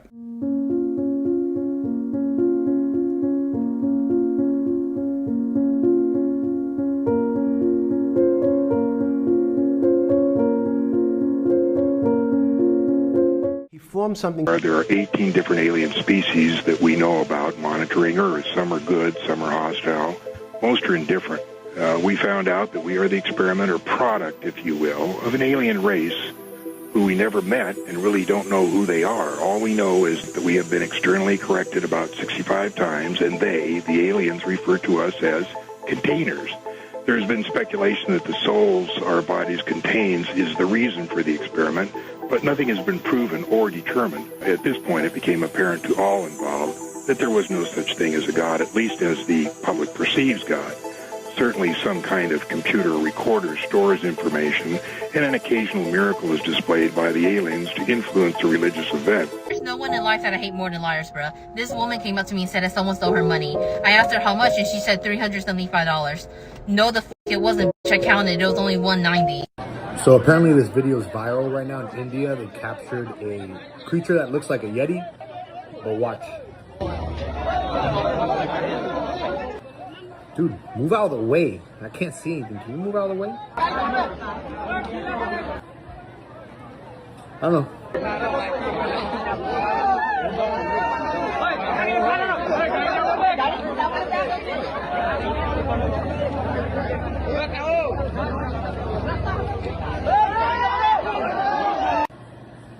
What do you guys think of it? I barely got to see it. Did you guys see it? What do you guys think? Is it real? Is it fake?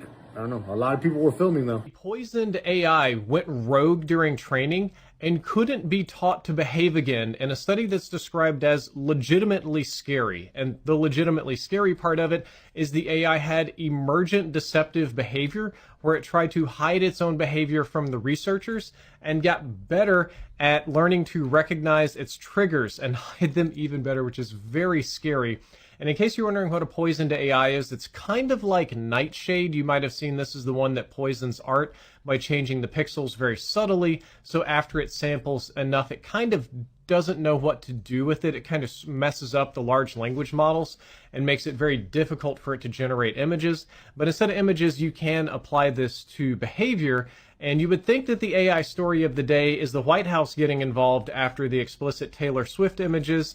That is a big story, and that's a catalyst for a lot of legal changes. But what's scary here is that these AIs were poisoned in a variety of different... What's your dream way of dying? So this sounds fake, but this is actual factual information. So I knew someone, I don't want to say the country because I don't want to get in trouble and I want to be able to go back to that country, but basically I know someone who was working, his family worked against a specific government in Central America. I can't say the specific country, but he was basically a traitor, and the government found out, and they threw his uncle off of a helicopter into a volcano. I feel like the volcano is just the most classic way to go. Yeah. And think about it. How did he die? Right. But he fell, or maybe he even jumped. You know, it's like he jumped in a volcano. That sounds epic. Yeah. It don't sound bad. But the thing is how big is a volcano hole? Huge. You never been to a volcano? Not never seen. Oh my God. They real? Of course. Have you? Fun fact: the noise you hear when you call someone. It's just 440 hertz and 480 hertz layered on top of each other. This is 440 hertz, and this is 480 hertz. And then, you put them together. That's what when they say the firmament, they mean the Van Allen belt. Thank you. The Van Allen belt is a highly toxic radiation belt that surrounds the planet. That's why in Chicago, you can't see the same stars that you see here in Nevada. The radiation belt exists. It's real. So when they speak of the firmament, they're not saying that we live in like a dome, but we do live in a barrier where the Van Allen belt is almost impenetrable unless you have certain tech. What did the first Apollo astronauts say about the first craft? They said, we lost that technology. And the footage was destroyed as well. So do you believe it's like... But then they declassified it and showed that it wasn't destroyed. So the guys like... When you got the big fella up here, you really need to do your homework. Do you guys ever wonder why Hillary Clinton in those WikiLeaks emails was asking a few days before we invaded Iraq? She was trying to locate Gilgamesh's tomb. I don't know if you guys read the Epic of Gilgamesh. I certainly did when I was at university. Effectively, it has been long suspected that Gilgamesh was actually Nimrod in the Bible, okay? So think of the Tower of Babel. We can build society. We're greater than God. Why would Hillary Clinton be looking for that tomb in Iraq? That's what Gilgamesh is featured in Iraq, present-day Iraq. Yeah, okay, so you gotta wake up, guys. It's all real.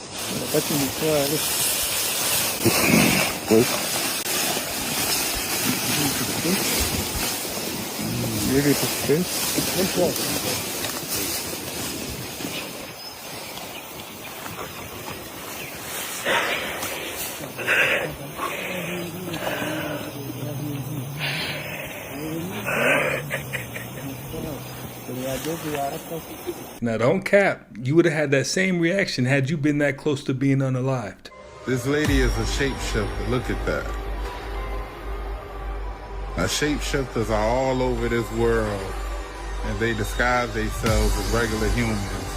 Like, look at this. There's a lot of mysteries in this world we do not understand. I got some juicy info at the end of this video, so I hope you hang out. Petrified giant woman. We just found this one just a few minutes ago. Check this out right behind me, up here on the hill. You can clearly see the profile of a face up there. You'll start at her neckline right there. Then you see her chin. You can even see her lips, her nose, her eye, which I can even see with my eyes. I don't have to even have a camera to see that. You can see her hair up there on top. And she looks like she has a companion there with her closer to us right there. Maybe a child or a man or something, but definitely another petrified giant up there. Here's y'all's little nugget for the day. We're going to talk about Lilith. I didn't learn about Lilith till just a couple years ago, and it just absolutely stunned me. But Lilith was Adam's first wife. And I know you're like, what? Go look it up. The information is there. She did not want to conform to what Adam and God wanted her to do, so she kind of just went and did her own thing, and that's when God went ahead and took a piece of Adam and knew if he made a woman from Adam that she might be more prone to be, want to stay with him. So Lilith went out into the world is what I understand, and she became Lucifer's wife. This is all crazy information that I learned myself, and I've read so much up on this stuff, and it's just information that's been hidden because if you don't know, they like to take power away from women. Definitely throughout the Bible, over and over. But come out to Colorado. We're a Petrified Giants Touring Company. We got the coolest things to show you. Licensed and insured, veteran-owned and operated. Please go check out our website, petrifiedgiants.com, and check out the t-shirts. We're going to order a press and go ahead and get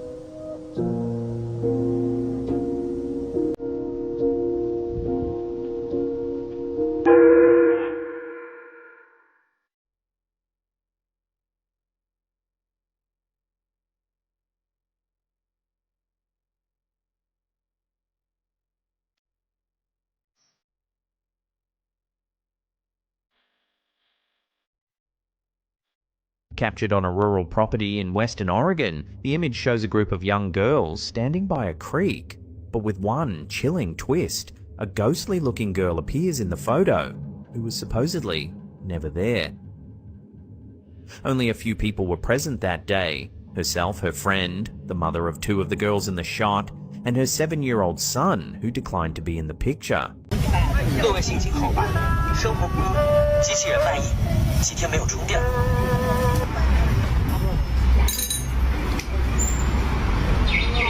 1400s to the 1800s, all pirate maps had areas on those maps where they said mermaid exists, giant octopus exists, giant squid exists, on all those maps. Now look, all right. Now this video, at your own risk.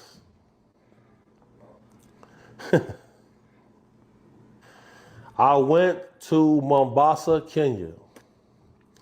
In Mombasa, I talked to the fishermen. I asked them about mermaids. They said mermaids exist, but we can't tell people about that here because we won't get any tourist money.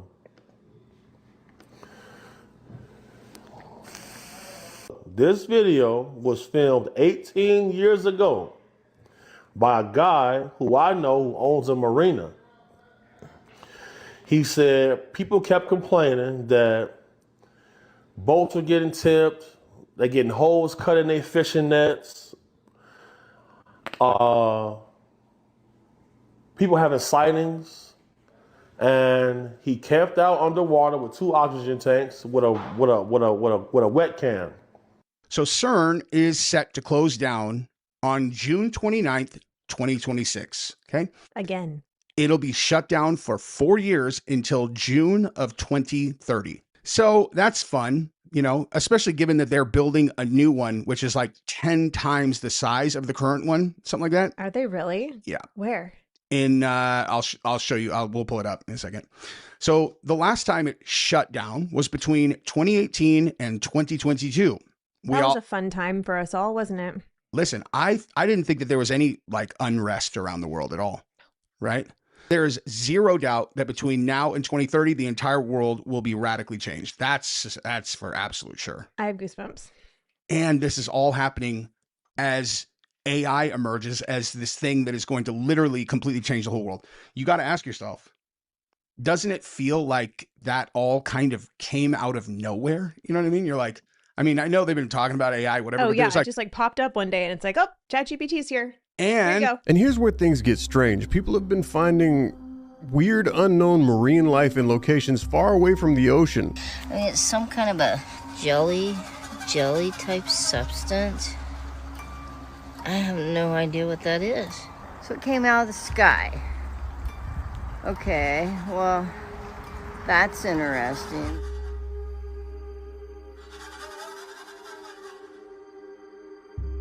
And what about this one? Have you heard about the weird creature that was found in a guy's swimming pool just 2 days ago? No one could seem to explain what it is. Oh.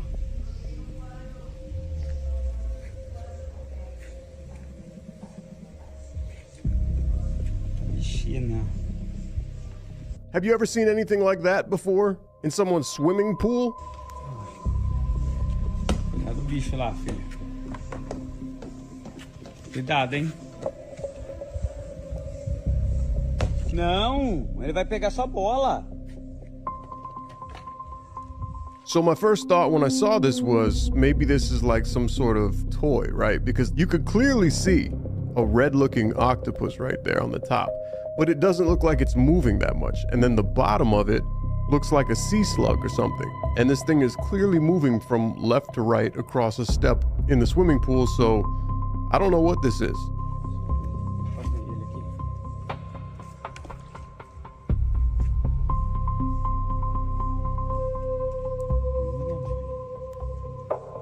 Sai daí, sai daí, sai daí. A hora que ele morder essa bola, você vai ver. Sai daí, sai daí.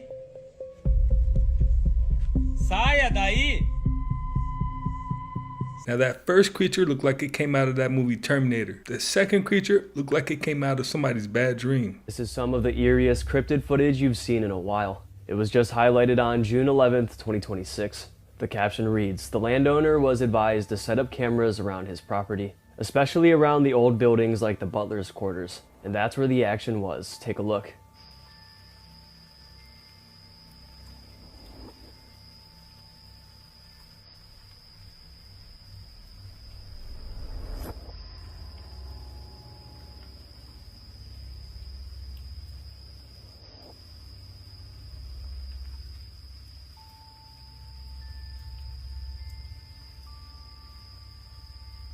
The back porch camera set up on the old building on the owner's remote land catches something unexpected. Something that looks like the rake.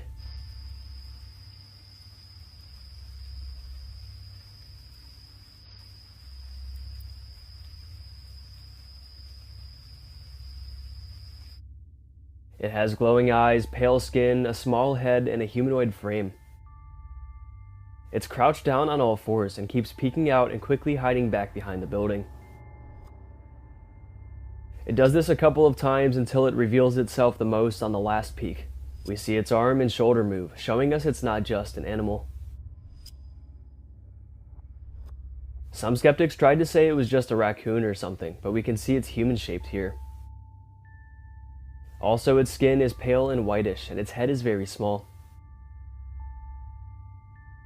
So it's said that the landowner was experiencing strange happenings all over his remote acres. And that's exactly why he was advised to set up cameras around the vast land. A decision that did help him figure out what was going on, but a decision he would likely regret. A decision that made him dive headfirst into a world he didn't want to explore. Do you sell your property and move, or do you try to stay and deal with it? Do you try to hunt the creatures and scare them off? I don't know. I guess we'll have to wait and see how he handles this one. That doesn't look like any kind of animal I've ever seen. Me personally, I'm selling that property and getting up out of there. Let me know what you would do down in the comments. A group of men were enjoying a leisurely afternoon by the shores of Mexico when they suddenly noticed a strange creature in the water.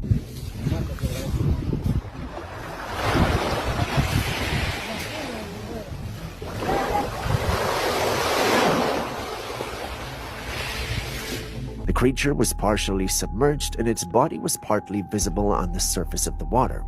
Upon closer inspection, the men noticed that the creature had a unique appearance which made it stand out from any other creature they'd seen before. The creature had a smooth body and it was around 2 feet long.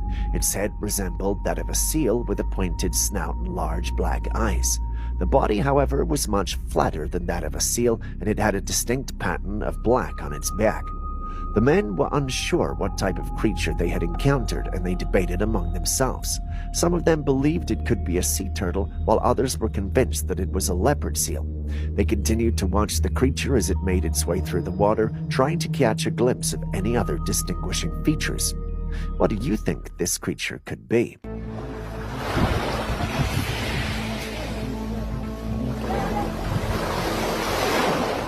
It's not going to replace people necessarily. It's going to be a tool for engineers to use. No. Really valuable. I know there's a lot of concern that many people have, including many smart people, that AI is going to make humans redundant and so on. I totally disagree with this point of view. And I think, in fact, AI is going to create a labor shortage because it's going to make it possible for people to identify more problems. We have an endless set of things to invent. And we are only limited. Today, we are limited not by our imaginations, but by what we can actually do. I promise you, every single person in this audience has had an idea for a new business or a new product or a new device that they wish they could manufacture, and that idea stayed in your head and went nowhere. And the reason it stayed in your head and went nowhere is because it's too hard to do and it wasn't worth it. And if we can accelerate the dream build loop, all of the ideas will then become possible. And then we end up being limited not by our capabilities, but by our imaginations. Now, he makes a great point. Most major media outlets only talk about the jobs that will be replaced by AI. But what about all the jobs that can be created? Animals you shouldn't touch, even though you might want to. Number 1, slow loris. It looks harmless with its big eyes and slow movements, but this tiny creature is actually venomous. It licks venom from a gland near its elbow, then bites if you get too close. Number 2, hooded pitahui. At first glance, this looks like a normal bird, but it is actually one of the only poisonous birds on Earth. From its skin Akin to its feathers, almost every part of its body contains poison, and it carries the same toxin found in golden dart frog, the same frog with enough poison to kill a full-grown elephant. Number 3, panda. It looks like a living teddy bear and almost impossible not to hug, but pandas are still powerful bears with crushing bite force, and like any bear, if it feels threatened, it can turn aggressive instantly. So I opened this Band-Aid. I think it's radioactive. Just look. It was like turning colors. You see that? What the? What if extroverts are energy vampires and that's why they feel energized by spending time with people, but introverts feel depleted because the extroverts have harvested their energy? I mean, it makes sense, right? Here at Casey's in Lincoln, Illinois, check out these clouds.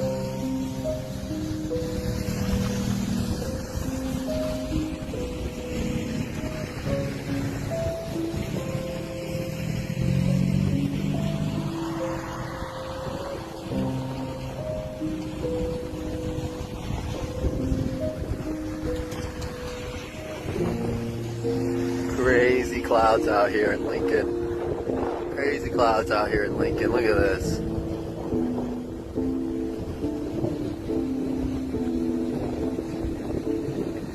This video is the insane reason why you should never trust what you see with your eyes. You think that you're looking at a man in a room with a red ball, but I promise you that you're not. For example, that chair is not even there. But you thought it was because your eyes will trick you. For example, you thought that cup was regular size, but it turns out it was actually gigantic. You probably even thought that that picture was actually there. Always remember that when you change the way you look at things, the things you look at change. I build data centers, I own data centers, I built the first private data center in the state of Iowa, and everything that Google is telling you is BS.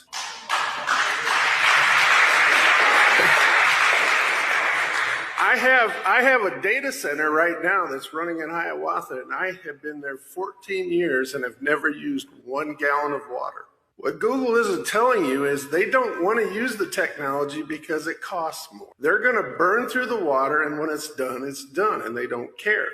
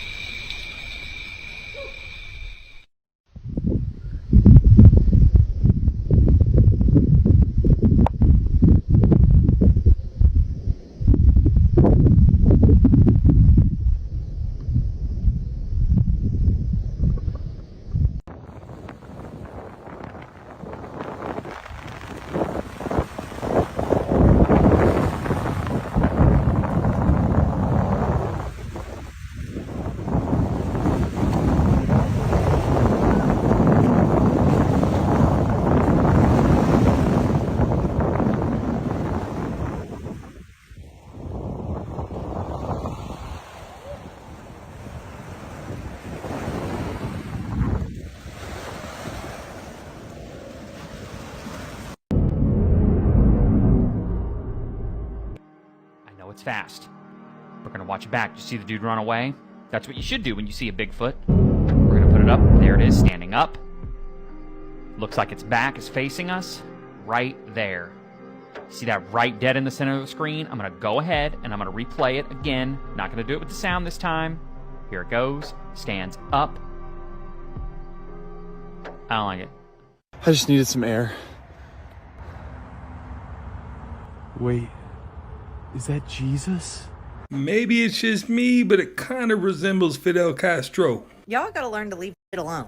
This lady saw what looked like a kid standing in her yard on her security cameras. So she Scooby-Dooed it outside to go see if she could find anything.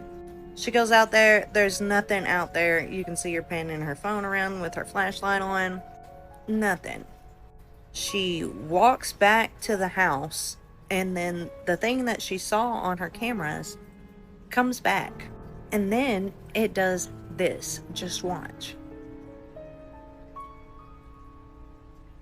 Turns into a ball of light, and then her camera just shuts off. Now, I zoomed in on this thing. It looks like a little kid. And you can see it like moving around. But then, like I said, it turns into light and shuts off her security cameras. I'm not sure what this is. I've seen people saying that it was an angel because it was a kid. Others were saying that it was some sort of light being. My biggest fear would be that this thing would follow me in my house. I would like bring it into my house. Whatever the hell it is. I don't know. What do you guys think about this?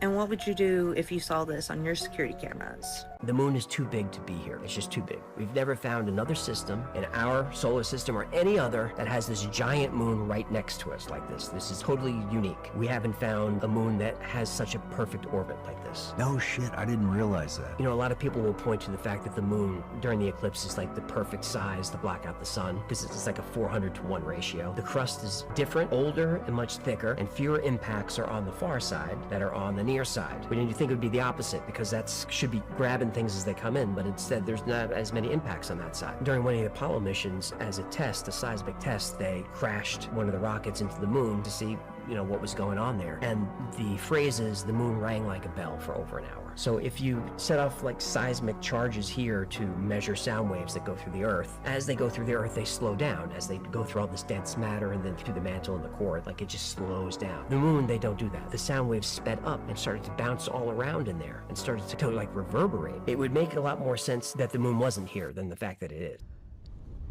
Guys, all I can keep saying is this place makes absolutely no sense.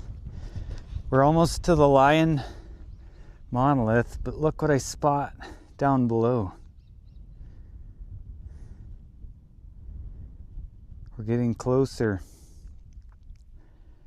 But there's so much that makes zero sense. Like all those cliff faces are completely cut off. This one's cut off. That one's cut off. That whole top of the mountain was sheared off, except to block. There's another altar there. I guarantee you these were altars. Either they had machines to cut stone, robots, or that's all they did the second they were born.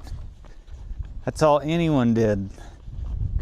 I've been all over the world, and this is the most confusing place ever. Like even this little ledge was all carved out, and then there's a square. Like make it make sense. What's the purpose of that? And then a random stairway. Like what the heck? What's going on here? Ships from another world arrive on our planet.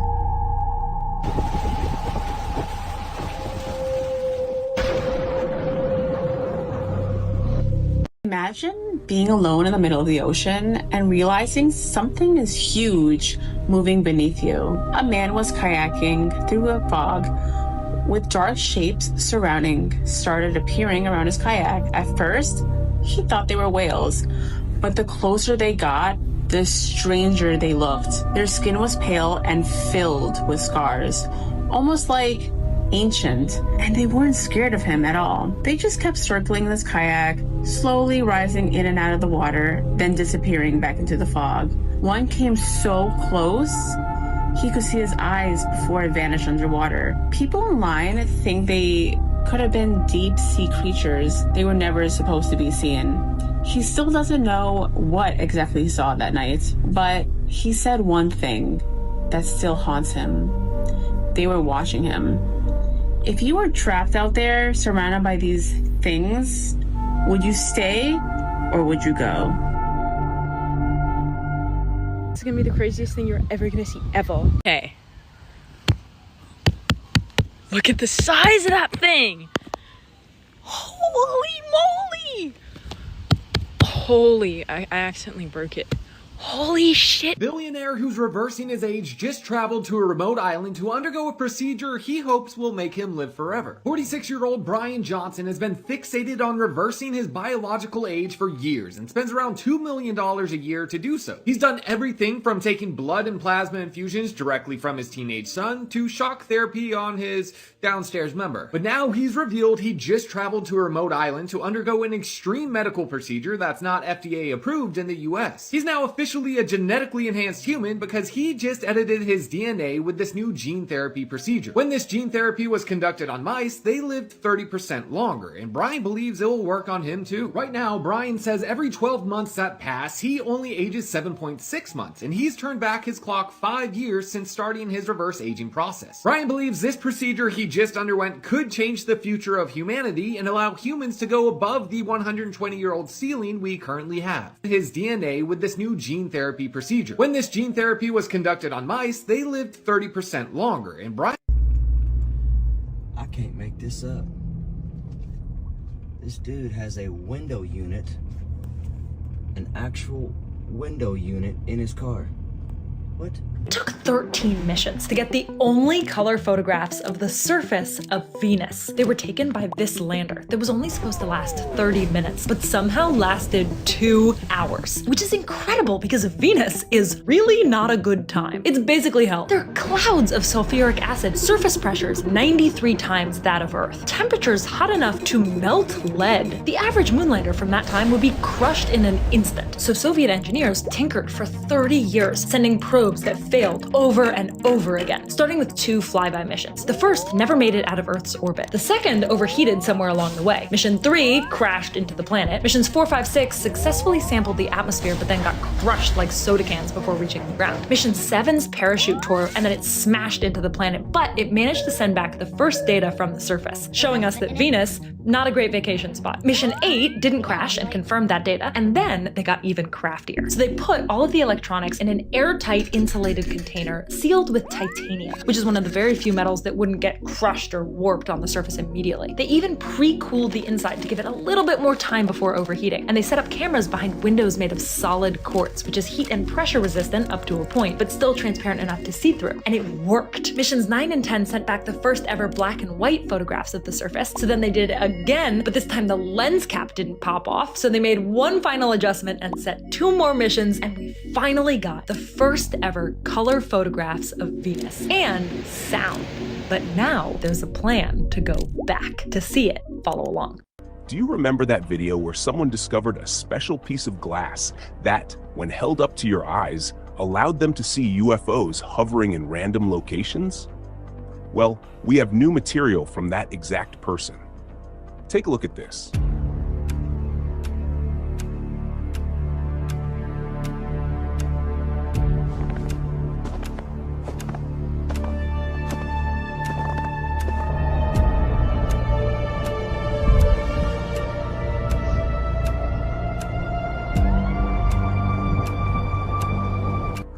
This time around, he decided to cut the glass into multiple pieces and explore different locations.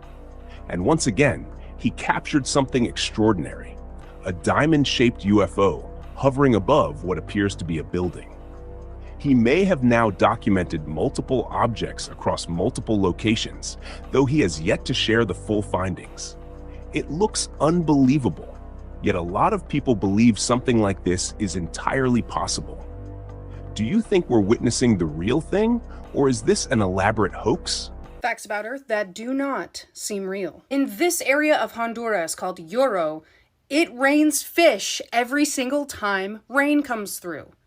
I shit you not. And spoilers, scientists have not been able to figure out why this happens to this one place on Earth. After every single thunderstorm or rainstorm between May and June of every year, residents will come out to walk on the streets or drive, and this is what they see. Lloro is a beautiful landscape that has tons of Mayan relics and culture and ruins around it, but there's something important to note here, is that the fish that they find in this city are freshwater. despite it being 45 miles away from the Caribbean Sea. And the local tradition says that this is a case of divine intervention because it started in 1856 when this missionary named Manuel de Jesus Subirana visited Yoro and prayed to Jesus that he would have food to give to the poor. And also written accounts from him and other historians corroborate this phenomenon happening since then. A couple of theories that scientists do have is that maybe these fish are being carried over by water spouts during these big storms. But again, these fish are freshwater, and there isn't an abundance of lakes near this area, and they're not coming from the ocean. Another theory they have is that maybe these fish live in underground caves or just big old holes in the ground, and then every thunderstorm it floods them out and they end up there. But no scientist in resident has ever seen this happen in front of their eyes. This phenomenon is so well known in this area that since 1998, the citizens of Yoro have a festival to celebrate it called Festival de la Lluvia de Peces, which is Rain of Fish Festival. Residents will gather adorning hats and costumes of their culture and celebrate their little town in Honduras for the phenomenon that apparently is a religious phenomenon. Now, I haven't seen anybody tap in from Yoro, but I have seen a few tap in from Honduras, so definitely let me know if that's a thing or not. Bill Gates is funding a new meat company that uses lab-created cells that never stop dividing. Kinda sounds like cancer. Well, because it is. Now, this is literally an infinite, eternal, biological creature of an engine that endlessly spits out animal tissue without needing a new creature.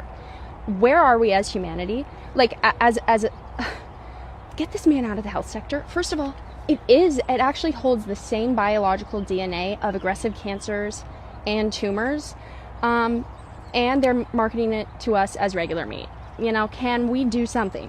Can't please. I have to buy cows now. Where am I going to buy cows? At least it's not crickets yet, but I know he's going to get us into crickets. This is my driver. You guys, stop getting oh, but it has protein in it. That thing is not natural. That's not natural. We do not need to create an amoeba of meat, mystery meat. You know, I just can't imagine what that actually looks like.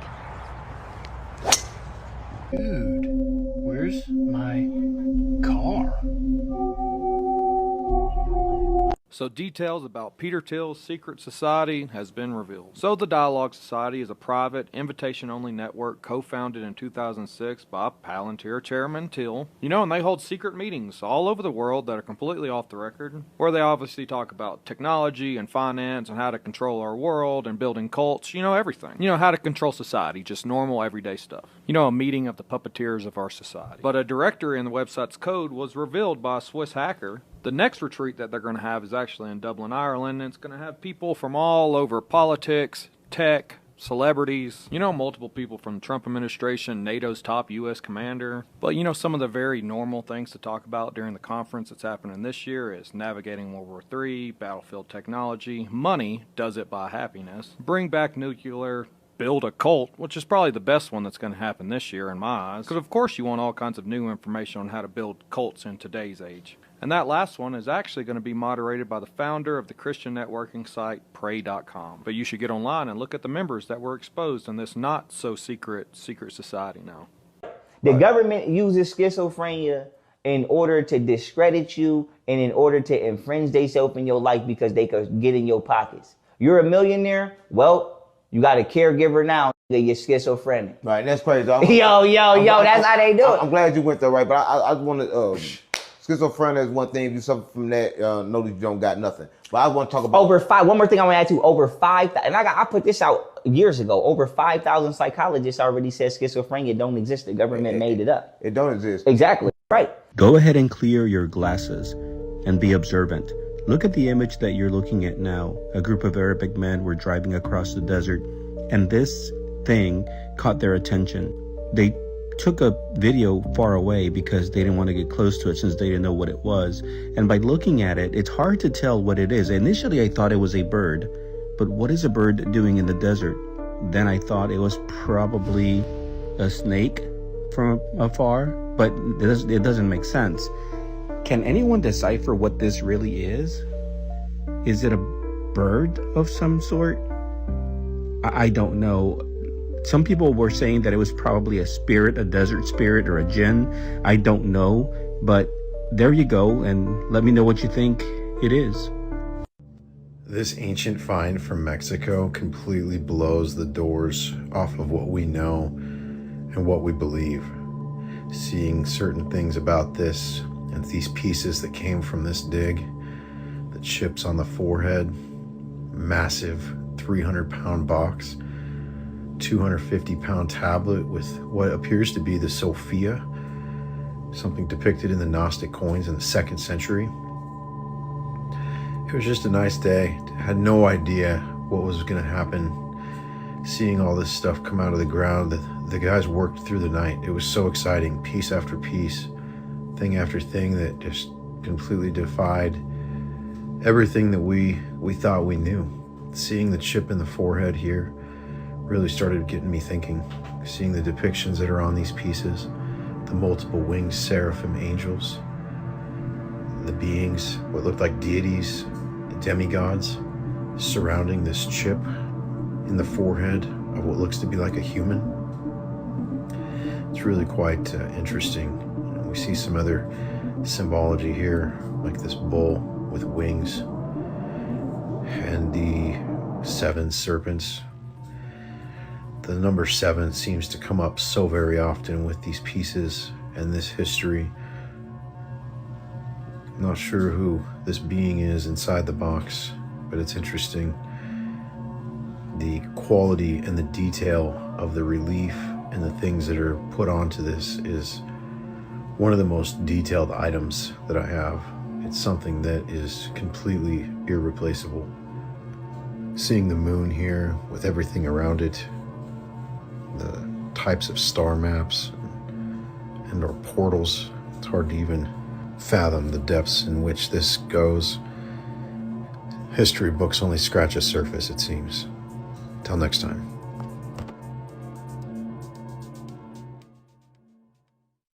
What if I told you in the late 90s, a small band called I in the World Trade Center had an album come out in 2001 before the September 11th attacks, and just coincidentally, the 11th song on the album is called September?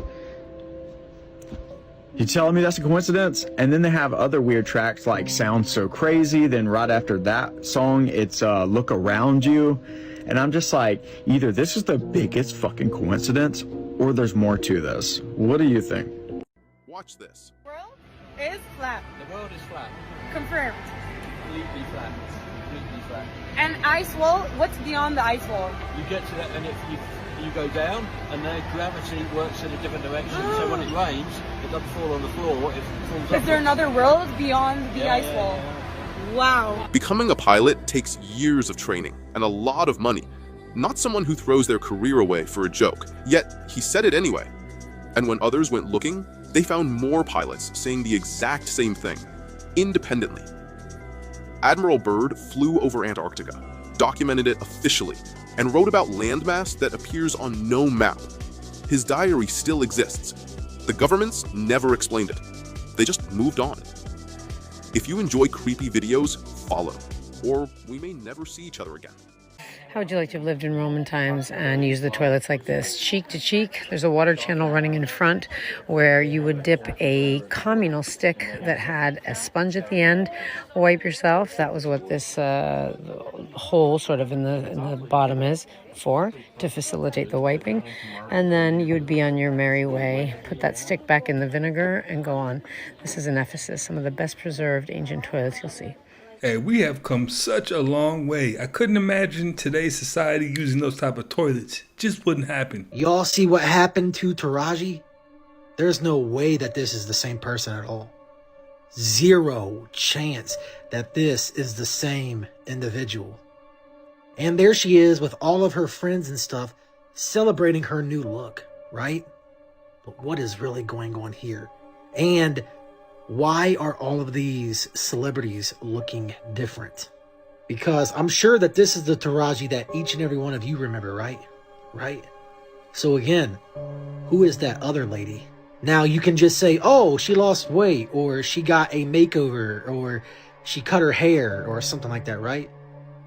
But there's something more going on here. And she's even denying that anything happened, right? But I don't know what's going on because, again, this is the Taraji that I'm sure that most, if not all of you, remember. Again, I don't know what is going on, you all, with all of these celebrities. I don't know what's going on anymore. But you have to admit that something ain't right at all with how these celebrities have been looking recently. But maybe there's nothing to this. Maybe this is the same person and there is nothing to see here. But you always have to question everything. What do you think? Wake up.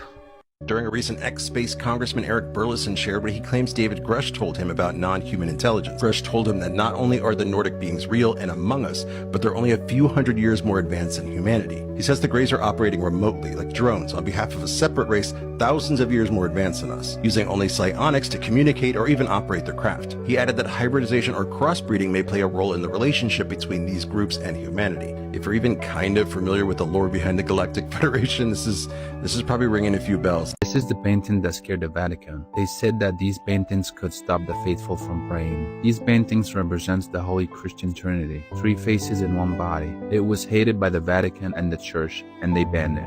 Most bizarre Mandela effects. Robber emoji. Doesn't exist. The Sprite bottle. The Sprite bottle was never green.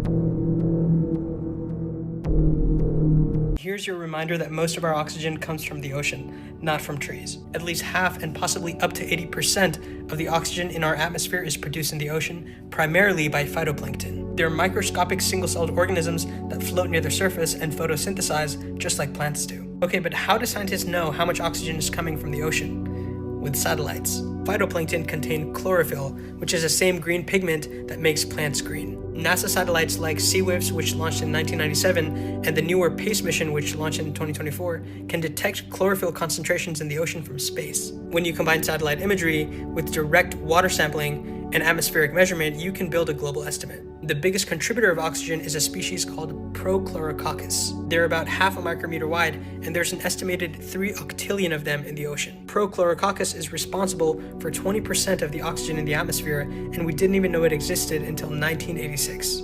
So remember that the ocean is not just breathtaking, it's breath-giving. How many people do you know personally who have died suddenly and mysteriously in the past 5 years? I have personally known 8 actors, all of whom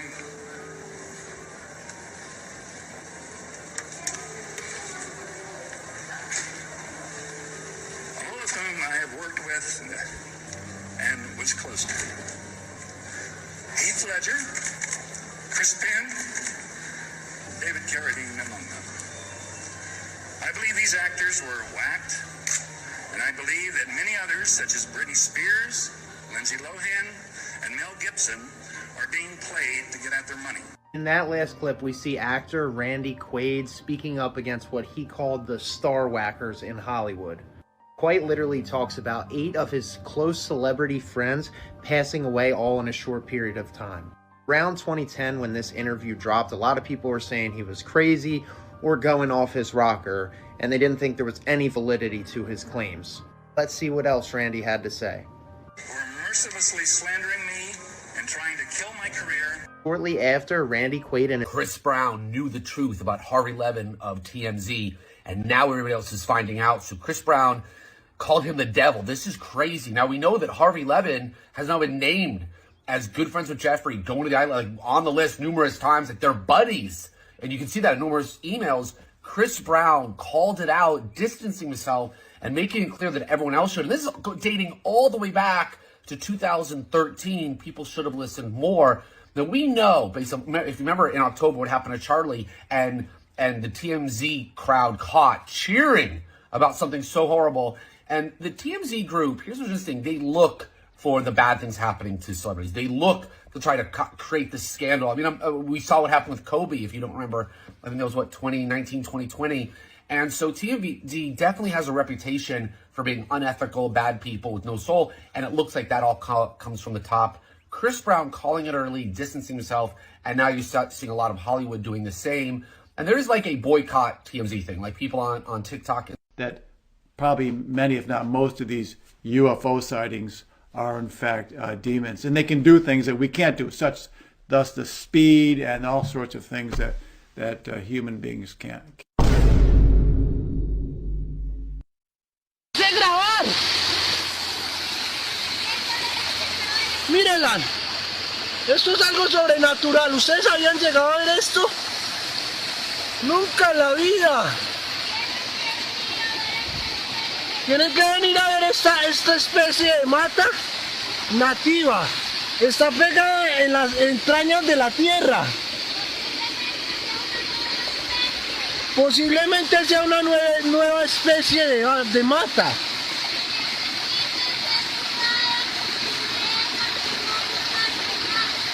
Es patrimonio natural del medio ambiente, pero es que mírenla, señores. La hemos identificado. Yo, José Iber Ortiz, la encontré con mi familia. Giant portal for the local principalities. Now, if you saw my last video, you know about the stones and what I mentioned about the rituals. Look what it's called. Transcending. Come on, guys. Really? If you can't, I don't even, do I have to explain this? Now, I actually came here before and I prayed standing here. I'm going to show you. Right there.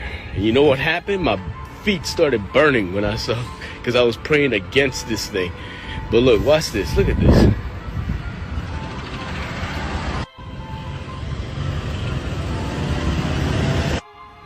Look at these hands. Fallen ones. The reason many of you are saying this guy is wrong, because one, you don't read your Bible, and two, you are blinded by the truth. I pray the Lord opens your eyes. But just one thing I want to throw out here, and I want to cause a bit of mischief with the US government. I've just been somewhere in the United States where I know there is another portal, and I know the United States knows about it. And I was there just the other day. And guess what? It's got a big fence around it, lots of security signs. It's supposedly US Forest Service. But you know what? It's not. And it's supposedly ancient ruins of tribal art. And you know what? It's not. What's happening is that the United States is using the US Forest Service and claims of the protection of archaeological relics to keep secret from the public a portal on US soil. There, Megan.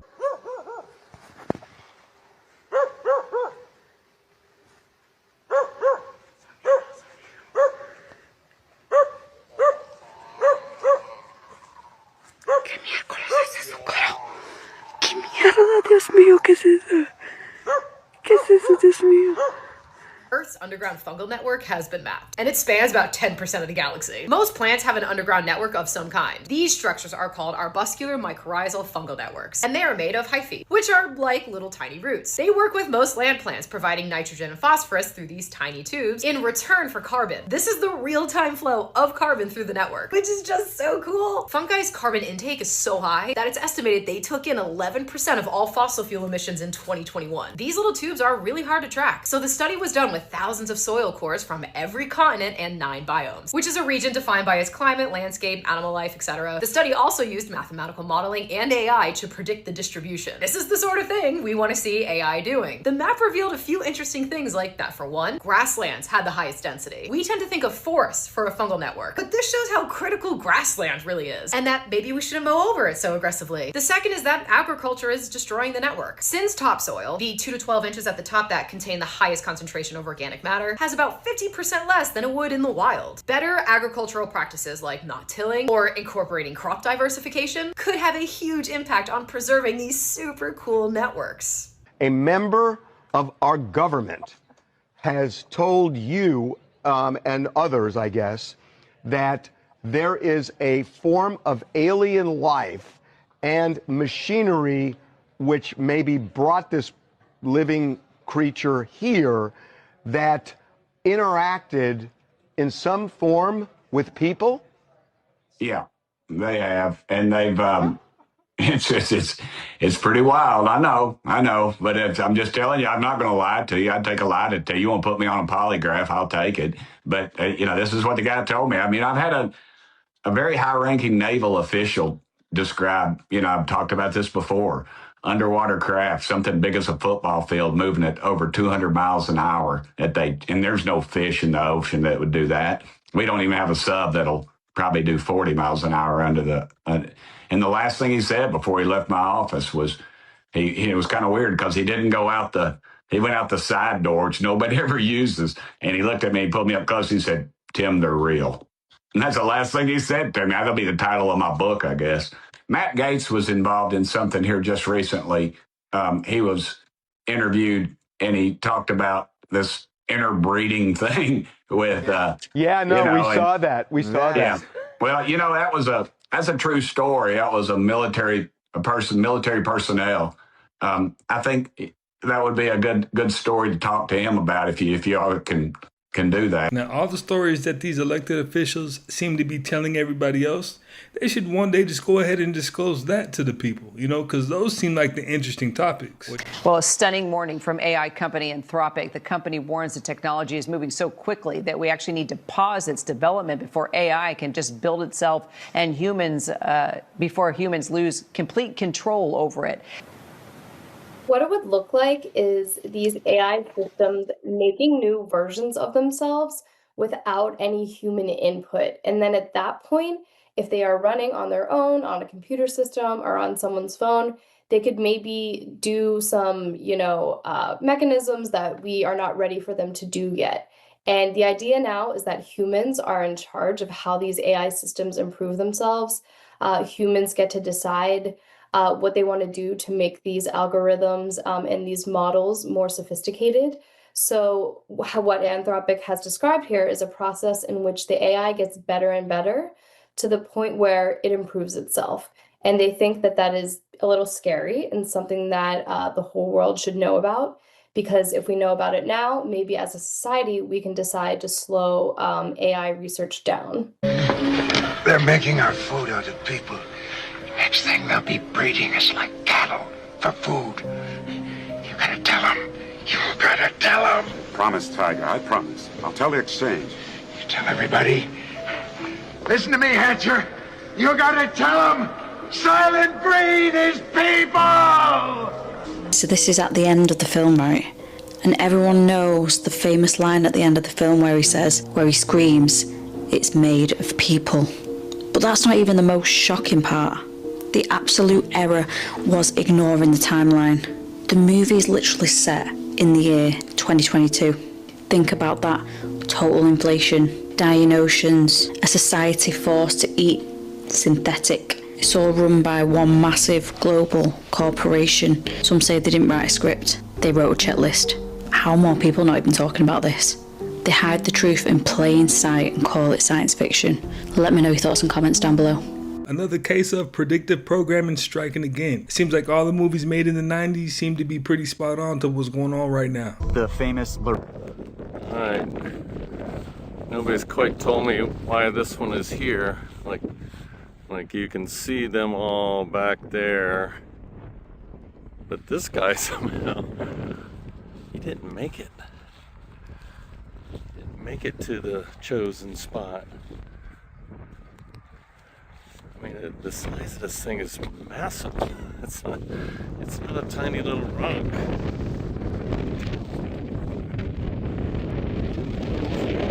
That stuff with volcanic things.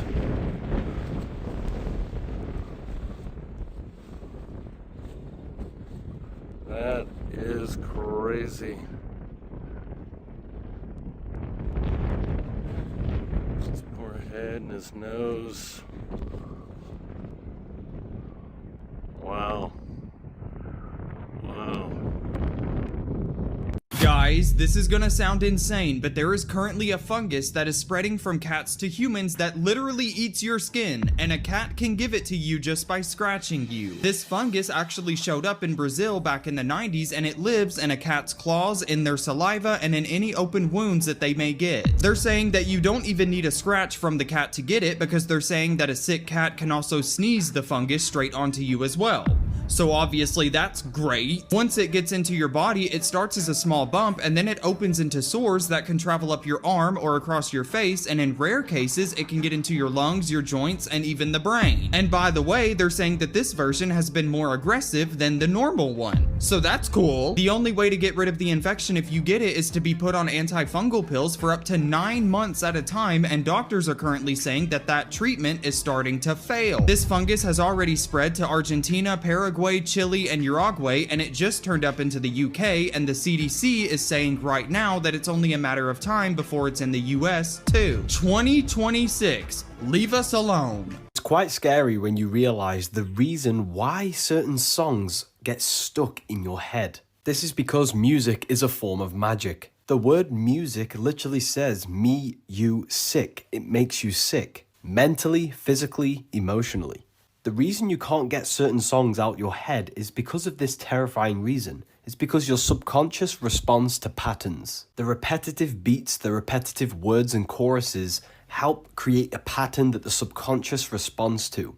It invokes an emotion with the beat, and the stronger the emotion you feel, the more it deeply impresses your subconscious mind, making you remember the lyrics. Don't you think it's strange how you can't remember what you did yesterday fully, but you can remember a song you listened to years ago? That's because it deeply impresses your subconscious mind and literally becomes an aspect of you. If you're listening to drugs, sex, alcohol, and partying music, them words are going to be impressed into your subconsciousness and become a part of you. You're going to unknowingly start to think, act, and feel to do party, drugs, sex, and all the things that the music is talking about. Music is a powerful spiritual tool, and it can be used to destroy your mind or uplift your mind into higher states of awareness. Now you know the reason why these rappers are paid millions, because in the eyes of the elites, they're using these people as not as artists, but as dark magicians to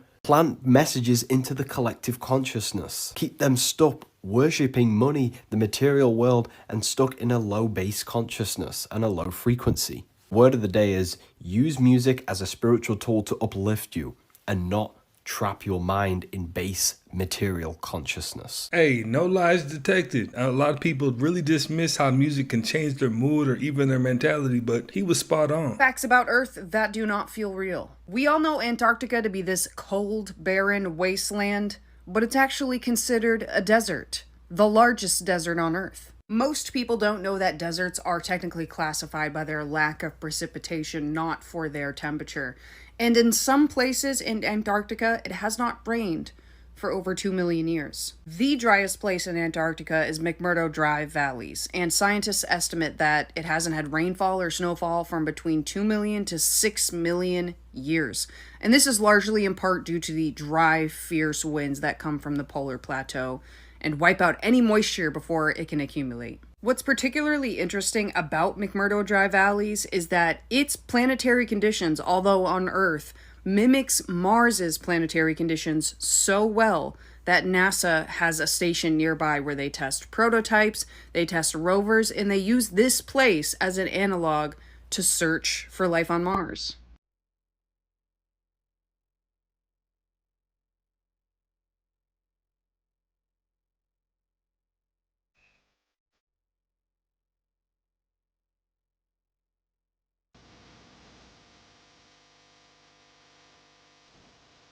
First, it looks like a mountain. Then you realize it's a giant. This is the Apennine Colossus in Italy.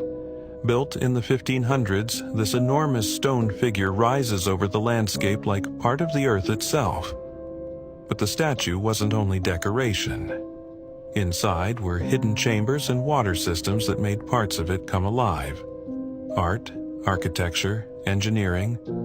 A mountain turned into a guardian. When do you think this patent was filed for a silent flying machine, 1959, but I'm sure it went nowhere, except this video showing that it actually worked. It has no wings, no propellers, it literally floats on air using ions. This is the Ionocraft. No moving parts, no fuel, just electricity. And I'm sure no one cared about having a silent aircraft. I mean, what would you do with it? Although MIT did actually build one that flies. Does it look familiar? I mean, have we seen this before? Is our mind playing tricks? You can find videos online of how to make your own Ionocraft. You can even make the ionic wind blow out a birthday candle. Or spin things, which I'm sure has no practical use. Filed in 1959 by Alexander de Seversky, an aerospace pioneer with military and government ties. Just a coincidence. Beam following, auto-targeting, servo control, 1959. Totally abandoned though, definitely not being used, not flying over New Jersey. So there you go, the Ionocraft, a real tested invention by a legendary engineer that I'm sure they did nothing with in 66 years. What do you think they did with the tech? Let me know and I'll see you in the comments. Take care. I mean, obviously they just re-engineered an actual UAP, because why else would you even have one of those? It looks like a tanning bed, but this is called the Elysium. This is photobiomodulation, pulse electromagnetic field therapy, and we can have over 550 different protocols depending upon what the patient's needs are, and we can customize it to the patient. So it's green, 2 red, 3 infrared lights that blink at different frequencies and affect your health. So we can affect your skin, your brain, your pain, lungs, kidney, bladder, fertility, liver, teeth, mood, circulation. This thing is out of this world. It has become one of the favorite therapies that our patients do in the office is the ARC bed. New system, a lot more expensive than the other system was, but we have one. We're going to get another unit too, so we'll have 2 units because they're so busy. All right, y'all. Allegedly behind me is Gilgamesh's ring, one of his rings. It's absolutely massive. Just imagine the being that could wear that and it actually fits.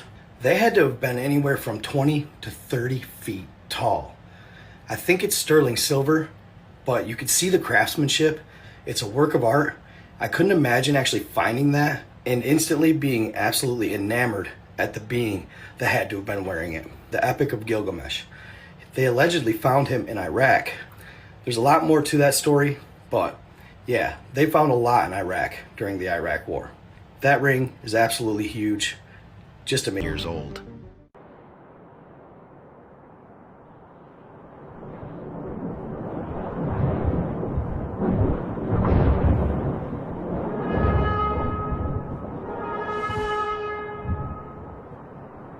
What you're looking at is one of the most elusive and visually spectacular atmospheric phenomenon on Earth, a red sprite, caught above a thunderstorm in Tibet the other day. They come in a few different colors, but for a long time they were considered a myth told by pilots. But they're very real. They're ultra-fast electrical discharges that happen way up on the edge of space. While standard lightning strikes down towards the Earth from the bottom of a storm cloud, sprites do the exact opposite. They flash upwards from the top of a storm system up into the mesosphere, around 90 kilometers above the ground. They're so much larger and more spectacular than lightning happening below the clouds. And from the ground, because of the clouds, you would never know this is happening above you. Now in preclinical stage with multiple projects, including potential treatments for immune disorders and cancer. Our mission is to reimagine the drug discovery process with the goal of one day solving all disease. Now just wait a minute. Could you imagine a world where there was no disease? And if you were born with an ailment, they have the ability to cure it? It sounds like they're inching closer to a place something like heaven on earth. All of these sports leagues are scripted. Here's further proof. You have this dude with the last name Freeman score a goal for USA on Juneteenth. I mean, come on. You could not make this up even if you tried. These script writers are scripting every single time, no matter the league, no matter the sport. All of these sports leagues, NBA, MLB, NFL, soccer, hockey, I mean, the list goes on. You name it, pro or college, all of these sports leagues are as fake as the WWE, including, as I stated, soccer, FIFA, the FIFA World Cup. All of this stuff is scripted. And the fact that you had a dude with the last name Freeman score a goal on Juneteenth should show and tell you all that you need to know. Well, what about all of the alien abductions? They're not abductions, they're the results of a tremendously successful and very sophisticated mind control operation. Project Artichoke, Project MKUltra, but they have perfected them. On my website, I have a patent of a machine that can read your brainwaves, can recombine them in a computer and send them back to you and make you think things happened that never happened. This world is getting way too strange. A man on TikTok recorded what looked like a completely normal pigeon sitting on top of a massive storage tank. At first, nothing seemed off. The bird wasn't injured, it wasn't weak, it wasn't acting sick. It just stood there, staring forward, like it was watching something. Then he zoomed in, and that's when everything changed. On the pigeon's back, there were thin wires, multiple lights, clearly attached. At first, people thought it was parasites or some kind of injury, but that explanation didn't hold up. The pigeon looked healthy, too healthy. No struggle, no pain, just standing there, calmly. Then people went to the comments, and that's where the theory showed up. Those aren't parasites. That's tracking equipment. This is government surveillance. Some even joked, FBI watching the streets one pigeon at a time. Joke or not, this isn't the first time birds have been used for monitoring, and once you see it, you can't unsee it. So the question is, was this just a modified bird? Or was someone watching through it?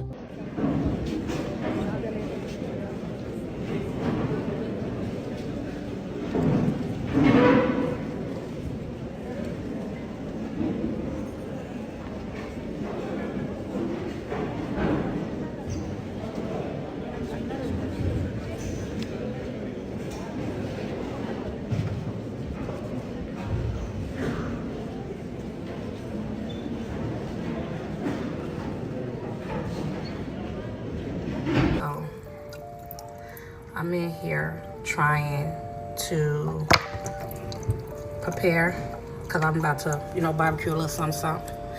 So I got this from a meat house in Chicago I think it's called Blue Ribbon on Lake. And, no, I think it's Austin and Lake. So, but anyway, look at this fake ass beef short rib. Like, why is the meat flaking like that? Like, I ain't never in my life seen meat in fucking layers. Like, this is layered meat. Like, what the, like, they really try to kill us, y'all. Like, this shit is real. This is lab grown beef. This is lab grown. Like, oh my word, look at that. Can't nobody tell me that this is real. Why the fuck is it layered like that? What? No. Trash it go. Listen, I get in the kitchen and I do my thing. I chef it up a little bit, but that meat did have a bone on the end of it. So are they just getting really creative with this 3D printed meat? Or was she just over exaggerating? Tap in if you're a real chef and you know if that was real or fake. All I'm saying, they're gonna get a... I'm just... Knock, knock. Who's there? Aliens crashed right there. And that's their ship.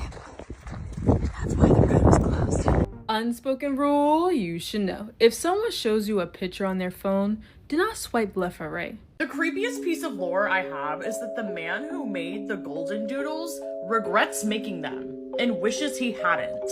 And these dogs are everywhere now. I feel like everyone has a golden doodle or just like a doodle. This man said that creating this entire breed of dog was his life's biggest regret.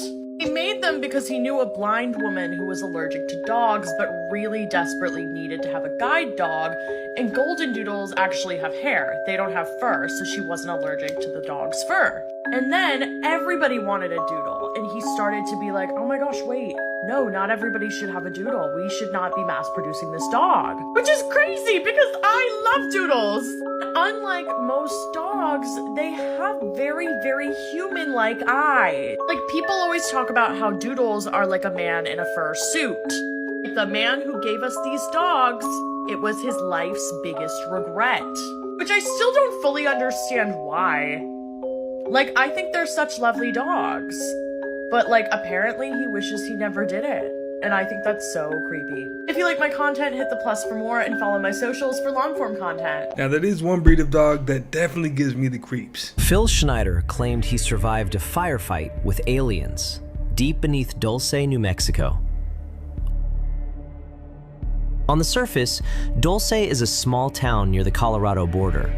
But in UFO lore, it became something much darker.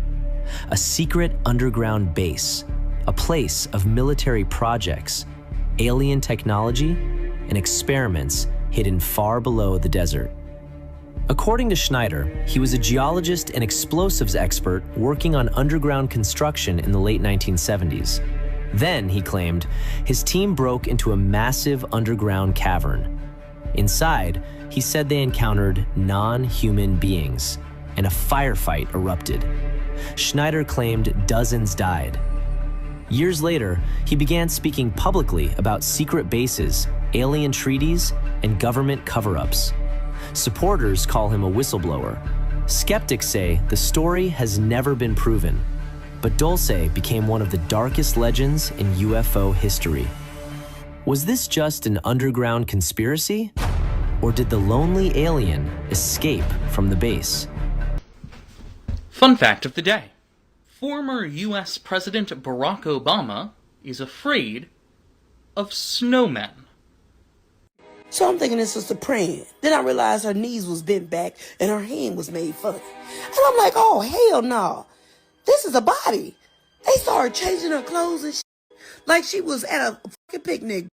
If you're ever lost, and I hope you're not, if you see a tree and you see this green stuff, that's moss. And you notice that on this side there is none, but on this side there is. Moss grows on north side. So center the moss and right down the middle, that way straight, that way, it's gonna be north. And then if you go to this side over here, and you see how there's nothing on this side, see it's like bare, this is going to be south. So then that way would be south. This is the moss and you put it right in between, you see, and it's facing north. And then if you go to this side, where there's no moss, and now it's pointing south. So, fun fact, if you didn't know, the moss tells you which way is north or south. So, moss north, no moss south. Look, you can see it only grows on that side and not on this side. So, moss that way is north, no moss this way is south. So, that way home. That is a super fun fact. Secret societies. They often come up in conspiracies or in the plot of a movie. But thanks to some work of some hacktivists, we've got a first look into how one really operates. It's called Dialogue, and it's a private, invitation-only group co-founded in 2006 by billionaire Peter Thiel. Within the trove of information accessed were the names of hundreds of participants, including sitting Trump officials, Elon Musk, and the president of OpenAI. These influential figures gather at annual retreats, including sessions labelled Bring Back Nuclear, Navigating World War III, and Build a Party, run by a former White House national security official. The hacker, Maya Arsen-Krimu, had previously exposed the US government's no-fly list and breached surveillance company Verkada. Dialogue's digital footprint is hard to spot, although a report by Axios last year showed it's lining up a major expansion with plans to build a campus in the suburbs of Washington, D.C. as a permanent hub for off-the-record meetings. None of the individuals named in the leak have responded for comment, showing their commitment to the secret in secret society. Hey, this just brings more proof that there isn't just one secret society. Everybody's focused on the Illuminati, but there's tons of them, and they all usually more or less have the same agenda. I think more importantly, they need to understand what's called trans-dimensional physics. It's very arcane. It's the physics of very powerful high voltage electromagnetic fields and other technologies causing objects to teleport and move out of linear 3D space-time matter through other dimensions, but then reappear. So basically they pop out of this dimension, traverse other dimensions, and then pop back into 3D at another point in space. Now, this has been well understood, by the way, since at least the late 1950s in covert scientific research programs dealing with UFOs. If people knew the truth about aliens, everything might collapse.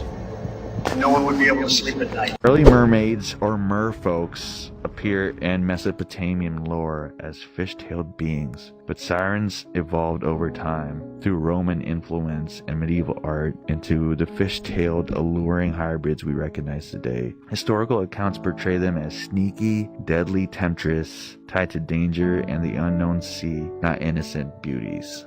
Let me tell you what the richest men in the world are doing with their money right now. Bill Gates, the single largest private farmland owner in the United States, owns 270,000 acres across 18 states, often purchased quietly through the shell companies. At the exact same time, he has poured tens of millions of dollars into Beyond Meat, Impossible Foods, and Memphis Meats. The company is designed to replace the beef that used to be raised on land just like his. And in 2021, in a recorded interview with MIT Technology Review, he said this out loud. All rich countries should move to 100% synthetic beef. You can get used to the taste difference. Eventually, that green premium is modest enough that you can sort of change the people or use regulation to totally shift demand. Regulation.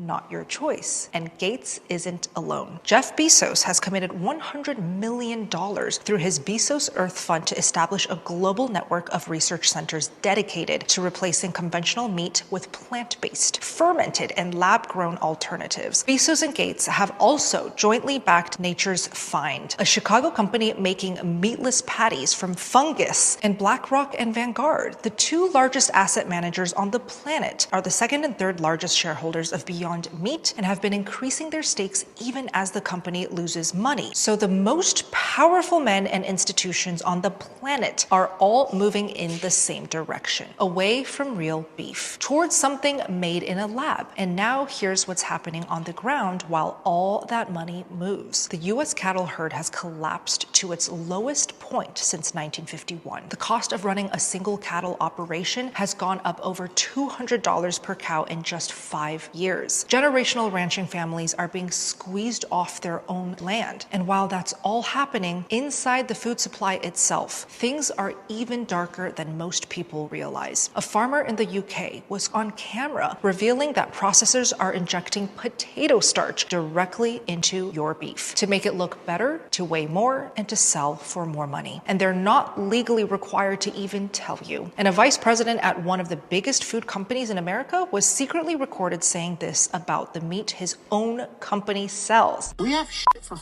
poor people. Who buys our shit? So healthy. Now that I know what the in it, bioengineered meat. I don't want to eat a piece of chicken that came from a 3D printer. You? He was fired days later. And even if you're staying healthy and avoiding fast food meat, the steak you order at a fancy restaurant can legally be made with glue. And they don't even have to tell you. There are drugs in your pork that are banned in over 150 countries. The list goes on, and every single one of these things is completely legal in the United States. Is it a coincidence that the people funding the replacement of beef are the same people whose asset management firms profit when real ranching fails? I'll let you decide. No, the rapture's not in the Bible. Oh, it's not? No. No, I didn't know No, it's not in the Bible. Okay. A church invented that. No, they said some people may be aware something is happening, other ones won't. But at first when you go, you'll keep your body. But then eventually you will turn into beings of light because you won't need to eat, you won't need anything. But at first it'll just be like something's different. Something is not the same. It's better than it was. It may be a gradual thing like that. And some people who are more aware will know something has happened. Other ones may not know anything. But it's all going to be an individual experience, I think. But those left behind then, will they know we're gone? Will they miss us? I mean, us, you know, if... That's what, like they said, you just won't be in their life anymore. Ah, okay. But they'll still continue with their negativity. Okay. And that's what I asked them. I said, won't they know the difference? And they said, don't you have people in your life now that are dropping out of your life? Yes. And you said, I wonder whatever happened to so-and-so. Ah. And I said, yeah, but you could still contact them. And they said, but you won't. It's something like that. We've been using mostly artificial intelligence to screen billions of molecules in silico. And we're now at the stage where we're in the lab using AI and visual visualization, machine learning, to tell us whether cells from old humans, 92-year-olds, their skin cells can be reversed back to a 20-year-old. And we know OSK works, the gene therapy works, and we're looking for molecules that do that. And I can say we already have a proof of concept, which is a cocktail of molecules that some of which we published on already a couple of years ago. And those we hope to put into a clinical trial into humans within the next couple of months as part of our X Prize competition. Do you all remember this? The Miami Mall incident back from New Year's Day 2024, when people at that Bayside Mall in Miami reported an extraterrestrial? Yeah, people at that mall in Miami reported seeing a tall, like 7-foot tall, extraterrestrial in the mall. Over 50, yes, 50 squad cars reported to that incident. And we never found out what really happened. There's been some leaked videos online, but nothing confirmed. So I started to think about something. Just recently, a world-renowned psychic from Brazil predicted an alien invasion, an extraterrestrial alien invasion at the World Cup on June 24th in Miami. Yeah, Miami, the same place as that Bayside Mall incident almost 2 years ago.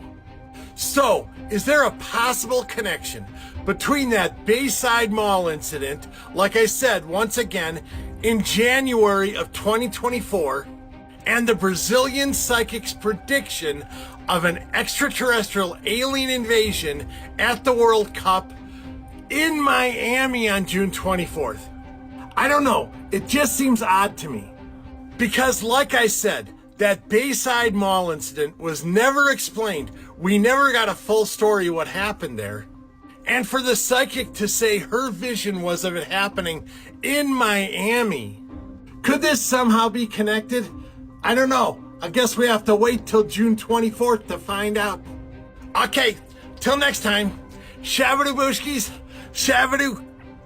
At last, the CIA has admitted that telekinesis was part of a secret program. Press your fingers to your forehead and try to lift the pen. Watch until the end, because the ending will shock you. But as always, to confuse everyone, they started making up all this stuff about activating the third eye. Let's get straight to the point. We can't keep this a secret anymore, and you need to know this. If you don't subscribe right now, you'll lose me forever. And as always, I really need your like. So, according to experts, the CIA has started releasing materials about integrating telekinesis techniques into secret programs. But what does the third eye have to do with it? Just a way to confuse you? The third eye is activated when receiving information, not for projecting influence onto objects. Telekinesis uses a special technique, creating a double of yourself and transferring control onto an object through visualization. And every person's assembly chakra is unique. It can supposedly be identified using a chakra key. As for the third eye, it's more like a lie detector. You can pick up people's thoughts and the vibrations of events, allowing you to sense whether something will turn out positive or negative. Leave a plus in the comments and I'll send you a full guide on how to work with the third eye. Your teacher, Ernst Vieter.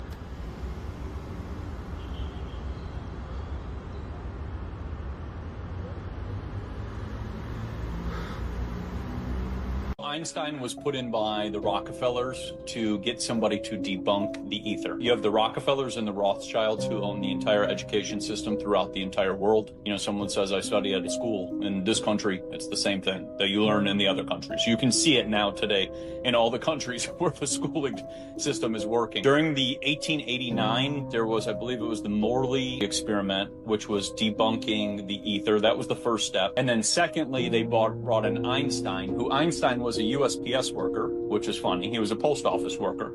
And I'm not insulting post office workers, but the fact that this guy became the super genius of all of this and they said all these things and what they do is they put these people in and then these people become very popular.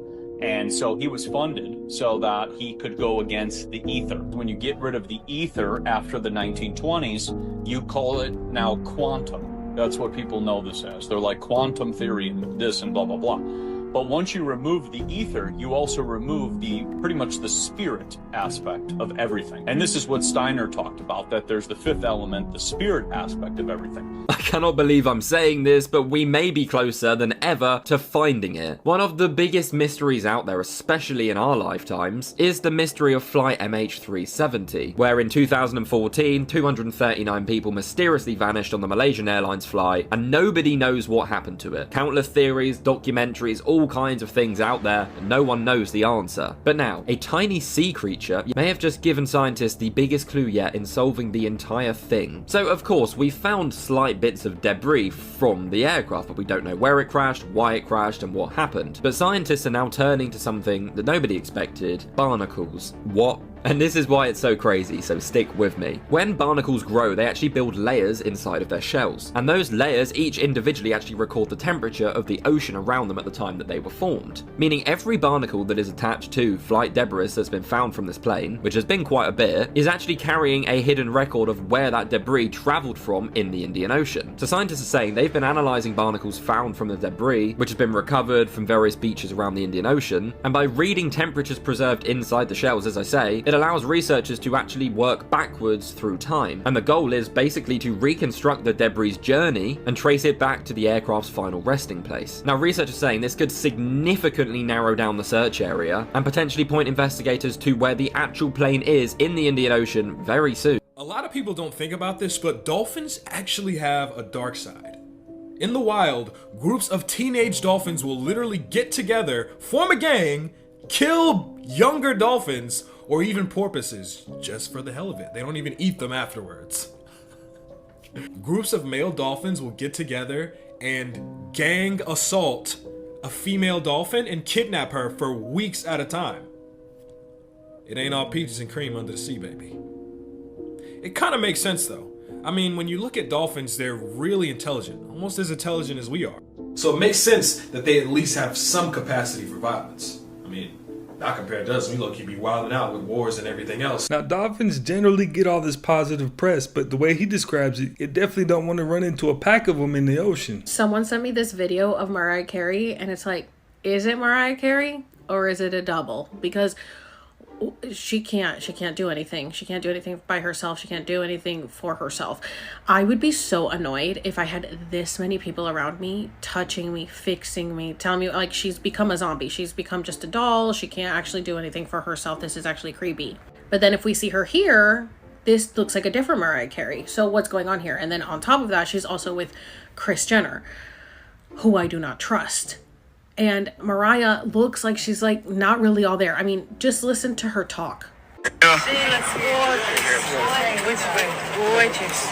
Thank you, Mariah. Hi, Mariah. Thank you, Mariah. Sign 2 autographs for me, please. I don't know, you guys. I do feel like those were two different Mariahs. Like this Mariah and the Mariah that was with Kris Jenner. And then the way that she was speaking. It's like every single person in Hollywood is either just really, really, really drugged up all the time, or they're not the same person that they once were and they've been replaced. And then this is why they have a whole freaking team around them, because the team needs to keep the duplicate in line. You know, that's why they handle them and they do everything for them, because apparently they can't do anything for themselves. Did you know that there are trees on Earth that actually walk from one place to another? These trees are called Socratia exorrhiza. These special types of palm trees walk about 2 to 3 centimeters per day from their original place and about 20 meters per year. These palm trees walk because in the dense forests, they don't get enough sunlight. They are calculated to be around 15 to 20 meters tall and 16 centimeters in diameter. Now, in order to get a sufficient amount of sunlight, their roots grow in the direction of sunlight, and then their old roots lift into the air and then die. Unlike other usual trees, palm trees have their roots mostly outside of the soil. That gives these trees a broom-like shape and structure. Have you ever known about these walking trees? So I am very confident that the challenging time with gasoline will pass by. Core inflation, which is real underlying inflation, surprised on the downside. It was only 0.2%. Shit's getting weird. Part infinity. I just got word that my album is no longer coming out. Love You Madly, Hate You Badly is officially canceled, and I'm parting ways with Atlantic Records. Behind the scenes has been nothing short of a nightmare. I literally saw this video like 3 days ago. And I was like, oh, music industry at it again. This is the musician that sings that song, Life Goes On and On and On and On. I'm sure you've heard it, okay? Amongst other songs, but that's like one noticeable one. And then I found out today that he died in a helicopter crash. I'm not saying this is a conspiracy or anything like that. I'm just saying that's where my mind goes. Not everything is a conspiracy, okay? I'm well aware that not everything is a conspiracy. It's just when things happen like this in the way that they happen, sometimes it fuels the conspiratorial mindset, the conspiratorial shenanigans. That's all I'm saying. Because I think about these industries and stuff, like there's so much money involved that if somebody wanted to do something, they could do it, and you could probably get away with it because nobody would know. It's hard to trace it back, and it sounds so far-fetched. So all I'm saying is I can't prove it, nor can I disprove it. But the timing is definitely weird. I gotta go. I've been seeing a lot of talk about this whole Oliver Tree situation. I never really sat and listened to his whole album or many of his songs, but it definitely ties into the conspiracy that these celebrities are getting swapped out. So let's go ahead and take a look and see what kind of dots we can connect. That little one looks like an entry for paper. The one on the right, that small one, that's probably for a scholarship. ship. Get a close-up of that. What I'd give to get a chance to go up in there. Are you fucking shitting? 1, 2, 3, 4, 5. I can count 5 different entry points to this alien base. This is the reason why I've stayed in Antarctica so long. Look at this thing. I'm giving an interview about alien bases and one shows up right behind me. This is a daily thing here. This is something that has kept me in Antarctica because I want to know more. And without the proper military support, I can't go deeper into this because this is NATO territory. It's been closed off. But a guy can wonder and a guy can watch from a distance and document. We've got multiple cameras here so that we can try to get this footage and upload this to the internet where everyone can witness this for free. We don't have to hide this anymore. I'm so sick of the government hiding what's really going on here in Antarctica. So he definitely was active in pursuing information that wasn't readily available. I mean, he put his money where his mouth was and ended up in Antarctica looking for alien UFO bases. In the song Hurt, Oliver opens the track with some very revealing lines that explains how he became a superstar. In the intro of the song, he sings, "My day will come, I gave too much. I sold my soul, I'm waiting for my pay in full. I only want your dying love, I've seen enough." Openly, Oliver states he sold his soul and is now waiting for his payment in full. He states he only wants your dying love, which basically means he wants fame and admiration. Openly, he is admitting in his first successful song that he made a deal to have the world and to be admired. He knew his success was coming because he gave his soul for it. He states this when he admits that he knows he's given too much. He knows he paid the ultimate price for his fame. In the music video for the song Hurt, we see Oliver mocking the crucifixion of Christ, as there is a scene where he can be seen crucified on a giant scooter. It is not a coincidence that in the same song he is heard talking about selling his soul, he can be seen crucified, clearly mocking Christ. Oliver Tree Nickel was born on June 29, 1993, in Santa Cruz, California. He began piano lessons at age 3 and was writing his own music as a teenager. He briefly attended San Francisco State University before graduating from the California Institute of the Arts with a degree in music technology. Fusing alternative rock,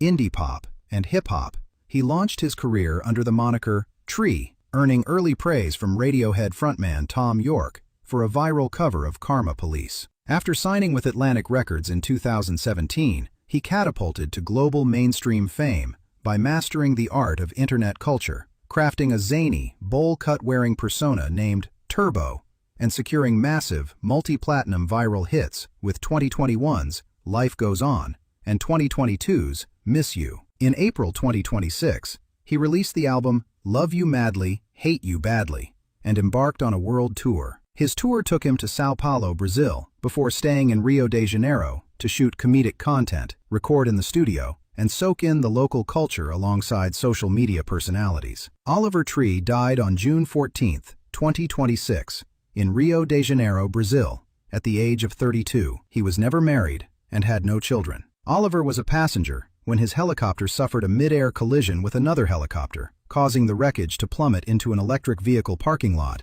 and ignite a massive fire. The cause of death was fatal injuries sustained in a helicopter crash. He was one of 6 victims, which also claimed the life of prominent Argentine YouTuber Gaspar Gaspi Prim. Oliver Tree remains an unforgettable visionary of the digital age, a fearless provocateur and brilliant musician who used satire, style, and sound to prove that being completely unusual is the most beautiful thing you can be. Have you seen this picture? One of the biggest tech founders in the world is sitting with his baby using black and white flashcards.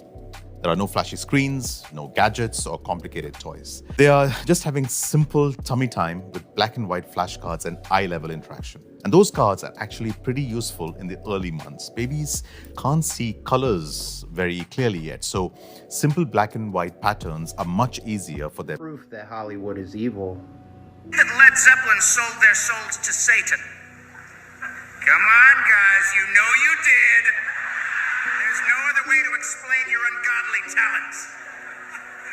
I just want to say thank you, because while you're in hell, the human race will cherish your heavenly jams till the end of time. Of course, as we hear so often when celebrities say this type of stuff, we hear everybody laugh and play it off as a big joke.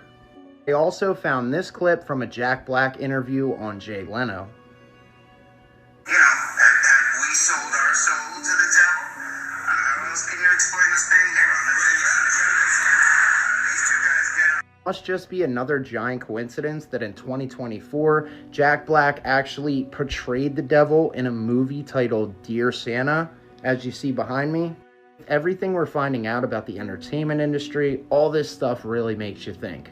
Comment below with your thoughts. Am I on to something, or am I really tripping this time?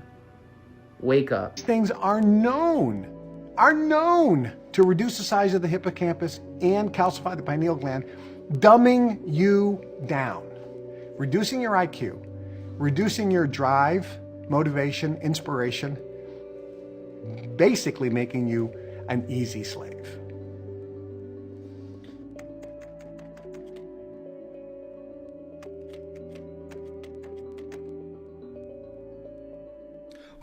Researchers have rated the best and worst cities in the case of zombie apocalypse. Economic Modeling Specialists International ranked cities on their ability to defend against a zombie attack, stockpiling food, containing zombies, finding a cure. And if you live in New York City, hate to be the bearer of bad news, but you're toast. The city got the worst rating, followed by Tampa, Los Angeles, Riverside, and San Bernardino, California. Southern California really stinks. And Chicago, so the nation's 3 biggest cities, right? Best place to be? Boston. The city was rated as the place you most likely would survive. Other contenders here: Salt Lake City, Columbus, Ohio, Baltimore, Virginia Beach, and Norfolk, Virginia. But, I just have a problem with this, right? Here I live in New York City, and I will admit that Manhattan may not be the best place to survive a zombie apocalypse. Number one, the food is going to go really fast. Number two, they can climb stairs. And as everyone knows, your buildings go up really high. But think if you live in Brooklyn, also part of New York City, or Staten Island. You could contain the threat to Manhattan and still have lots of farmland to grow food. I think if you live in Brooklyn, you'll be just fine. I'm not a scientist. As if the taxes weren't enough to make people want to leave New York. Now the zombies are something you got to worry about.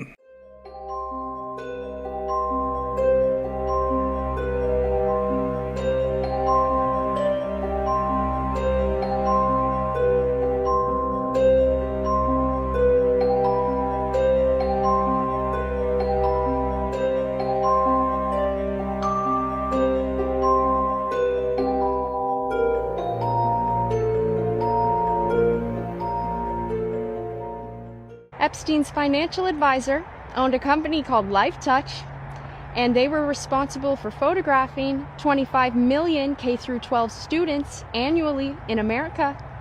And they had access to your home address because they needed somewhere to send the photos.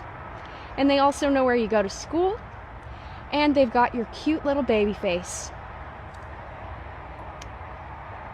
There is nothing private anymore.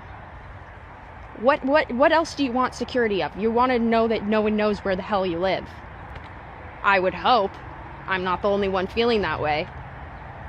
This is my driver, and that's another win for the Amish, because I think homeschooling is the answer at this point.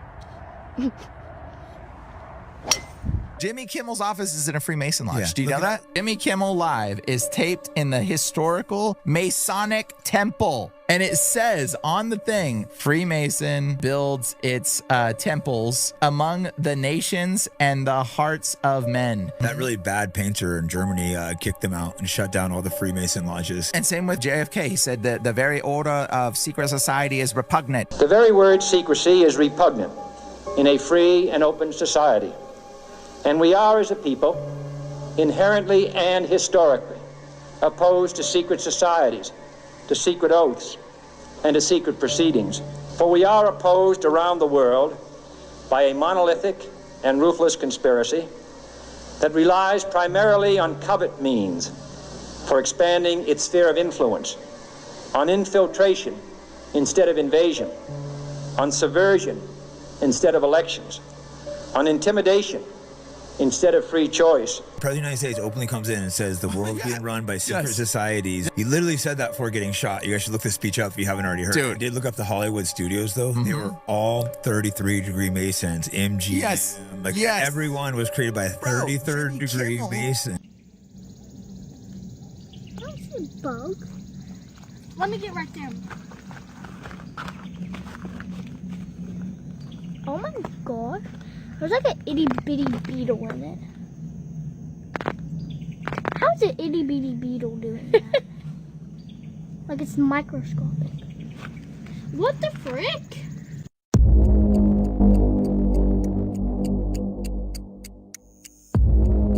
A strange looking creature was spotted in the Philippines, and the internet can't stop talking about it.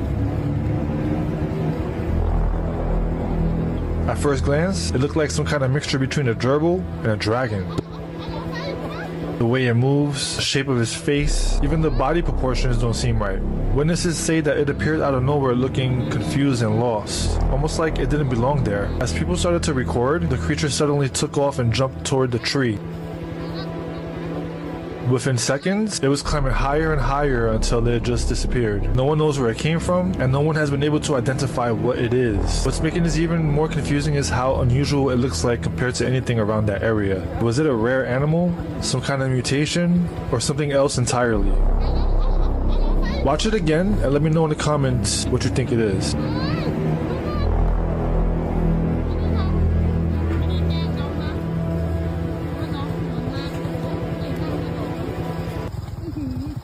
It looked kind of like a flying squirrel. I bet you that confusion on his face was more so about why you were in his domain. You know what I mean? You were all in his house. These data centers that are being built, there's been one being built right now about 2 miles from my house, and massive data center. They're being built all over America, all over the world, and there are already data centers online, but not like we're going to see when quantum AI comes out and you have this massive computing ability where the Antichrist can track all financial, one man with that software or with that, technology. He can control every financial transaction, like in China where they have the social credit system where your behavior is tracked to whether, you're able to travel, whether you're able to buy and sell. That's what the Antichrist is going to be able to do and also to surveil the entire population at the same time, knowing who's got the mark, who doesn't, who's worshiping him, who isn't, and with all the cameras, with all the technology, with AI. Did you know that the CIA funded and created a company called In-Q-Tel, who is known to have funded Facebook, Amazon, Google, and Apple?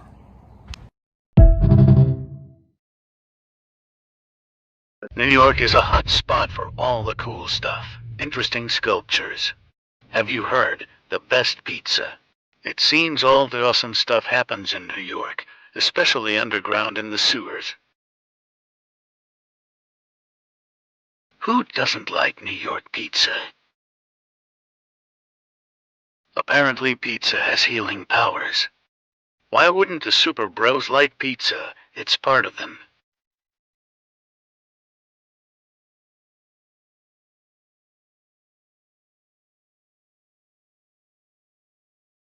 Nothing like exploring the Big Apple's tunnel systems and eating the best pizza in the nation.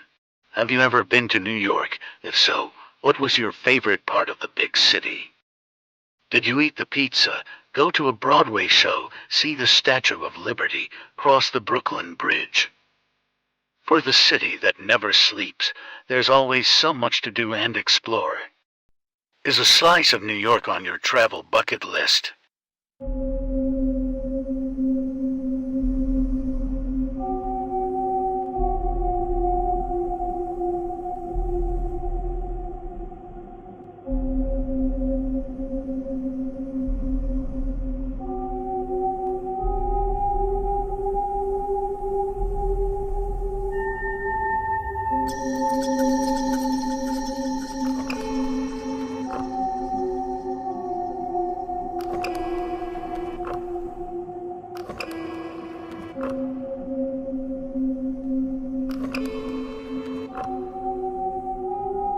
About God no other time publicly other than a big moment happening, and yet people are worshiping the devil publicly all year long.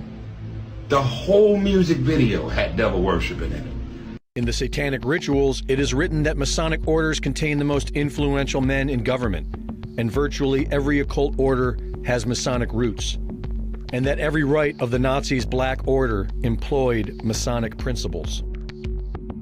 Both Satanism and Masonic rituals involve the goat, the coffin, and the death's head. Anton LaVey wrote that the Masonic rituals serve as a screening process for organized Satanism. Freemasons can also be seen making the 666 hand gesture. You can't hear or see a radio station. You can't hear it until you tune into it. We have 1 million stations playing right now, and you can't hear them until you tune in. And he says the same thing with Bigfoot. So we have light matter, which is what you can see, and you have the dark matter, which is space. We know that we have life in both. So when your dark matter meets your light matter is where you have the ability to have a dark matter monster. They just live on a different frequency, and you have to be tuned into it. The most suspicious things Oliver Tree said before dying. Oliver, when do you leave for tour? I leave for tour in 1 week. Then I'm gone for good. I know someone. His family worked against a specific government in Central America. I can't say the specific country, but he was basically a traitor, and the government found out, and they threw his uncle off of a helicopter into a volcano. One thing that I notice in your music videos is this imagery of you falling to your death. Is there anywhere that that comes from? Does that represent anything? Almost in a way, preparing myself for my own death. Kind of like putting myself into those scenarios and kind of living it so that I could kind of experience it and process it so that it's not such a big deal. Well, this is your whole shtick, is that every album's your last album. It's not a shtick, man. You never know when it's my last album. I could die any moment. I mean, could have died on the way here. Kind of experience it and process it so that it's not such a big deal. Well, this is your whole shtick, is that every album's your last album. It's not a shtick, man. You never know when it's my last album. I could die any moment. I mean, could have died on the way here. Nah, see, there's something odd about that. Either he absolutely knew what was coming up, or his spiritual essence was just speaking through him, you know? And that's what we saw in these interviews. Because there was too much of a coincidence there. There was too much going on that lined up with what was happening next. CIA has been attempting to access genetic data from 23andMe and Ancestry.com, specifically to flag users carrying extraterrestrial DNA. The claim comes from philosopher and novelist Jason Reza Girani. He said he was tipped off by a man named Lynn Buchanan, told him that a former CIA analyst, his name was Christopher Kit Green, had allegedly engineered a backdoor into 23andMe and Ancestry to screen users for a specific genetic variants linked to non-human beings. This is where it gets kind of crazy. Buchanan reportedly learned about this alleged campaign after being approached at a diner by 3 individuals who identified themselves as the Nordics, tall, blonde, blue-eyed beings from another world who were supposedly living among us in small mountain towns in Colorado, passing as Scandinavian. They asked for his help because they were trying to avoid CIA detection. They had apparently been running an intergalactic underground railroad of sorts, fleeing a tyrannical home government and secretly building a half-human family tree on American soil. Tinfoil hats are on for this, but I believe it. Filming during a museum visit, specifically inside a dinosaur exhibit, something inexplicable appeared to happen. If you watch closely, it genuinely looks like the dinosaur's head shifts position ever so slightly.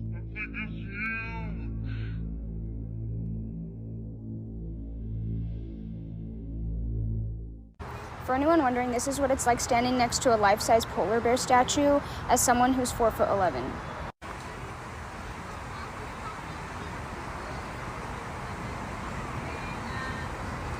Right this second, there's a creepy doomsday device recording our actions, and it's going to outlive us all. It's called Earth's Black Box, and it's going to be right here in Australia. It's an indestructible 10-metre steel monolith that will sit on a mountain range in Tasmania, designed to provide an unbiased account of events should humanity go extinct. The apocalyptic light tool is already scraping the internet. It's continuously collecting data on land and sea temperatures, species extinction, and recording leaders' actions, or inactions, on climate change. With scientists warning a record-breaking hot year is almost certain by 2030, the box offers future civilizations a glimpse into our most critical mistakes, allowing them to avoid the exact same fate. It's easy to dismiss the box as a monument to climate alarmism, but creators say it's really about holding people to account. Construction finishes this year, but the hard drives inside have actually been recording our data since 2021. Is this a brilliant idea or completely unnecessary? Let us know what you think below and head to news.com. There's an interesting theory stating that Willy Wonka is a PDF file. If you're familiar with the film, there's a scene where the kids and their parents are inside the factory licking flavored wallpaper. Wonka explains that each picture tastes exactly like what it shows. He says the strawberries taste like strawberries, the bananas taste like bananas, and then he says, the snozberries taste like snozberries. Most fans assume snozberries is just a funny made-up word, especially because the movie is full of strange candy, weird inventions, and nonsense humor. But this is where the theory gets dark.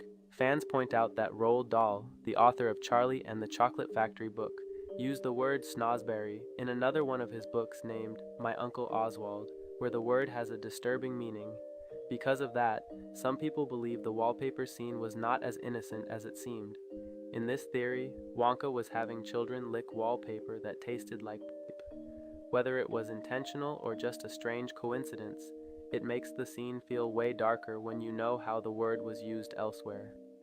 This is why believers of this theory believe that Wonka was not just weird and awkward, but creepy with something sinister hidden under his sleeve. I'm at Target and I see a picture of a tattoo in here, right? I'm like, what is it, the Virgin Mary? No way. And then I zoom. Now, Bob, I took this 2015 in Oregon. Who was that running through the field right there? That's crazy.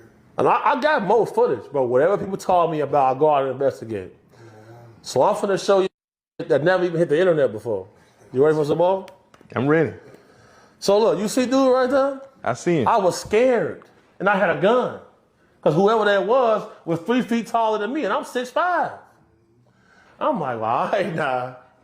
Whoever fool is, and he was carrying a rabbit in his hand. You see that white thing right there? I see it. That's a rabbit. I'm like, caught a rabbit? And you're a true 6'5". Watch this, hold on. This is in the Chinese National Park, this statue. Why does this statue exist? Why does that exist in the Chinese National Park? I'm finna show you. You put this on this interview, you're going up. It's unreleased. Let's go. Let's go. Now, this photo is from a lady's trail camera in Oklahoma. I went and stood in the exact same spot, and whoever this is 3 feet taller than me and 2 feet wider than me. Pause. Gotta pause that one on insane. Whew. Watch this. That's interesting. Bro, it's a lot of things that take place on this earth, because when I go to the Native American reservations, they tell you exactly what this is. Look at this right there. This is all unreleased, and you got my permission to post it. Because that first photo I took myself. When I seen them running, first thing I do, I'm reaching for the demonstration. Trying to demonstrate, huh? The white boy say, stop out. I'm like, okay, I'm gonna stop. But he ain't threatening me. But he got that rabbit and he moving very fast. Now you see that last photo? That's on a trail cam. Yes, unbelievable. Who is that? She look like King Kong. Look like Bigfoot. King Kong right there, man. Yeah, that's. So where would they get the idea for Planet of the Apes? Where would they get the idea of Chewbacca in Star Wars?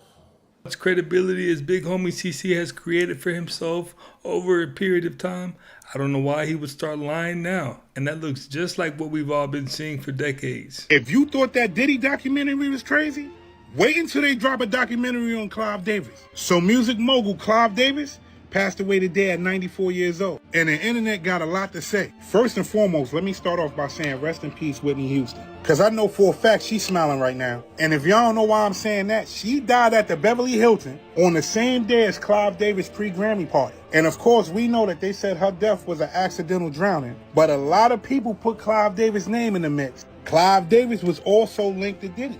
A lot of people saying that Clive Davis taught Diddy everything that he knew. But then you had a lot of people that didn't like Clive Davis because they said he was exploiting black musicians, i.e. Jermaine Jackson and Michael Jackson. You remember when Jermaine Jackson had that song, Word to the Bad? Yeah, that was because of Clive. Needless to say, Clive Davis took a lot of things to the grave with him. They asked question after question about things that happened with Diddy, and he never addressed those things. And let's not forget that Clive was one of the reasons that TLC went broke, because of that bad contract. You gotta remember that TLC broke into that office and held him hostage so they can get out that contract. So trust me when I say a lot of people was unhappy with this man before he passed away. But I'm guessing they couldn't do nothing about it. You got some people saying that Clive was one of the most evil people in the industry. More worse than that other guy with those files. So, like I said, Netflix is about to have a field day with that documentary. Rest in peace, Clive. I'm out. Anybody else find this to be strange? Clive Davis is unalived at the age of 94. And what if I told you this is another one of their rituals? Because he was a longtime Knicks fan, right? And he's unalived 9 days after they won their first championship in 53 years. And they just so happened to win their first championship in 53 years on June 13th, the 13th. Stay with me, because Clive Davis was 94 years old when he passed away, right? Well, what does 9 plus 4 add up to? Oh yeah, 13. And that's not all. Because he is unalived 79 days after his recent birthday, and 79 just so happens to be the 22nd prime number, and in gematria, Knicks add up to 22, and that's not all with this ritual. Because he was the former head of Columbia Records, right? Well, Columbia Records adds up to 94 in one of the ciphers, and he passed away at the age of 94. And obviously he was also this guy's mentor, Diddy's mentor, among other things. And speaking of Diddy, if you include the end date, it's been exactly 33 weeks from Diddy's recent birthday. And New York also adds up to 33. So again, it's always by the numbers. Wake up. Man, you can't tell me that this fat bastard didn't used to have a hook in its nose.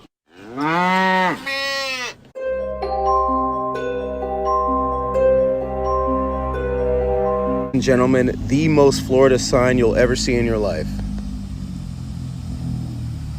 Do not feed or molest the alligators, okay?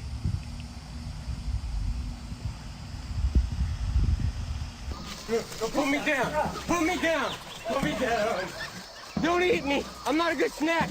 I'm not tasty! Listen to me! No, I'm not a good snack! I'm not a good snack! I'm not tasty! I don't taste good! I'm not tasty! I'm not a good snack! I'm not a good snack! Solamente, naed, nam sele.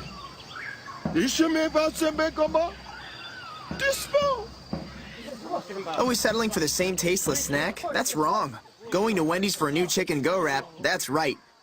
Made with tender center-cut chicken, cheddar cheese, lettuce, and ranch sauce for only $1.49. Wendy's, that's right.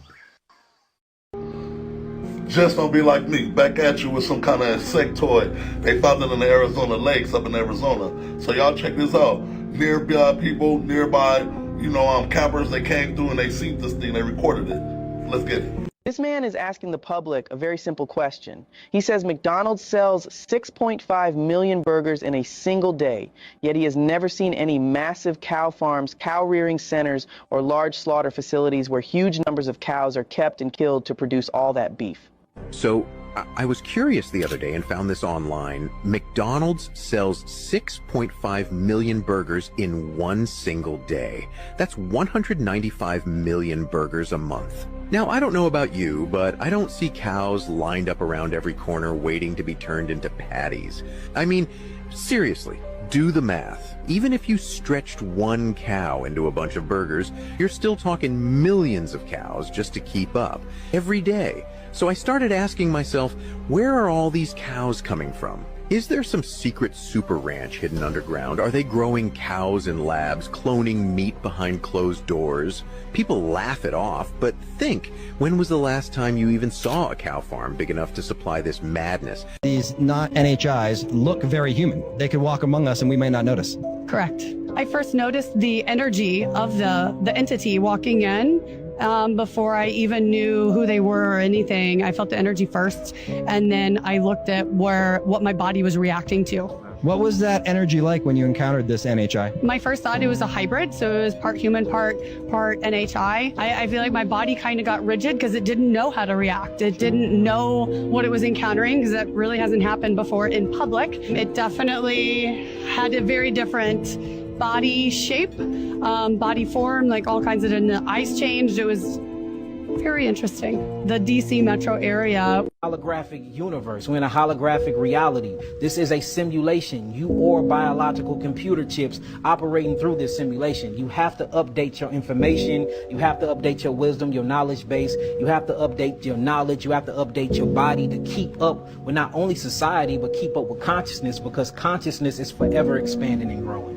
And you will get left behind. And you walk out on the streets and you see people left behind every day, all day. You see it. And just not, you don't only see it in conversation, you see it in people clothing, what they wearing. You see it in the way people interact with themselves and other people. You see it in the way people communicate. You see it. You see people get left behind every day because they don't look in the mirror and they don't reevaluate themselves to reinvent yourself. You have to constantly reinvent yourself. Everything in nature does it. Everything have a shedding process in nature. Snakes shed their skin, dogs lose their fur. Everybody go through these reinvention or this cocooning phase in their life multiple times before they die. Even your cells go through it. It's called autophagy. Every 120 days, your erythrocytes, or what you'll call red blood cells, die off and renew themselves. The bones, every bone in your body reconstructs itself every 7 years. Every 4 to 7 years, your hair follicle sheds off and you grow new, thicker follicles and strands. The nervous system, every cell in your body reincarnate or reinvent itself to keep up with society, to keep up with the environment that the biological body is in. Why don't you think you need to do that with your mindset? Because by default, every essence of your body do it. But when it comes to mindset, we just stuck in our ways and we want to stay the same. And all of those people end up lonely and dying alone. Yet another video from the Appalachia of why you keep your blinds closed. God, these people looking in windows in the Appalachia are insane. That's just utter creepiness. What do you think this is, guys? You think it's real?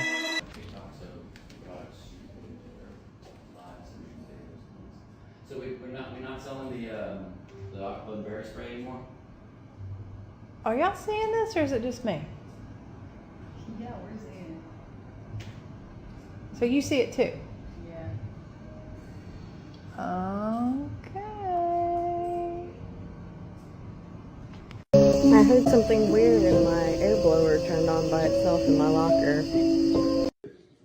I just found a thumbtack in my cookie dough. I bit it, thinking it was a chocolate chip, and no, it was a thumbtack. Hey, that's 100% a new fear unlocked.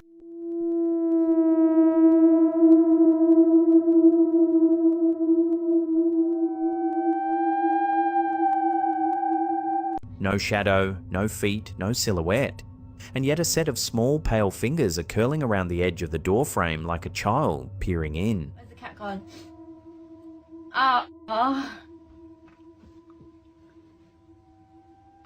Thank you, Patricia.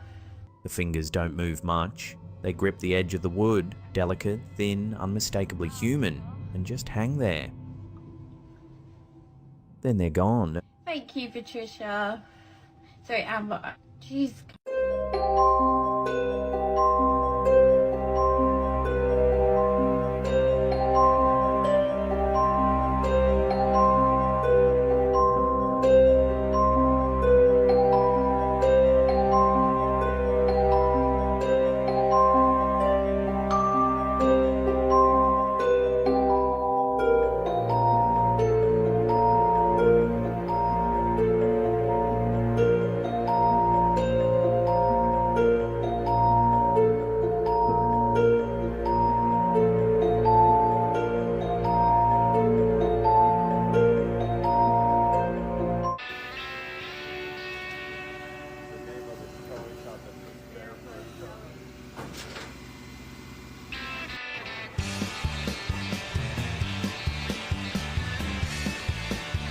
The following footage was recorded by a man by the name of Chris out of Carlsbad, California.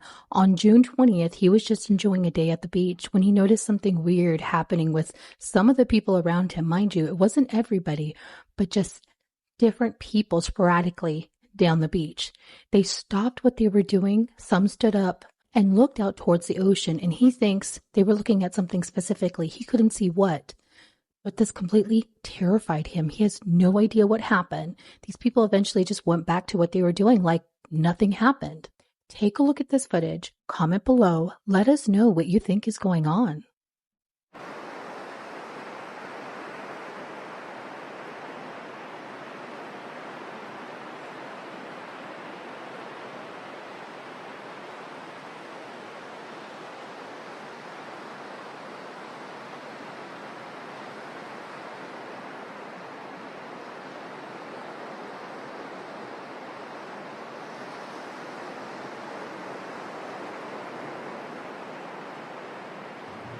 At first glance, I thought it was some kind of a meditation session, right? But as it pans, look out into the ocean and then tell me what you see.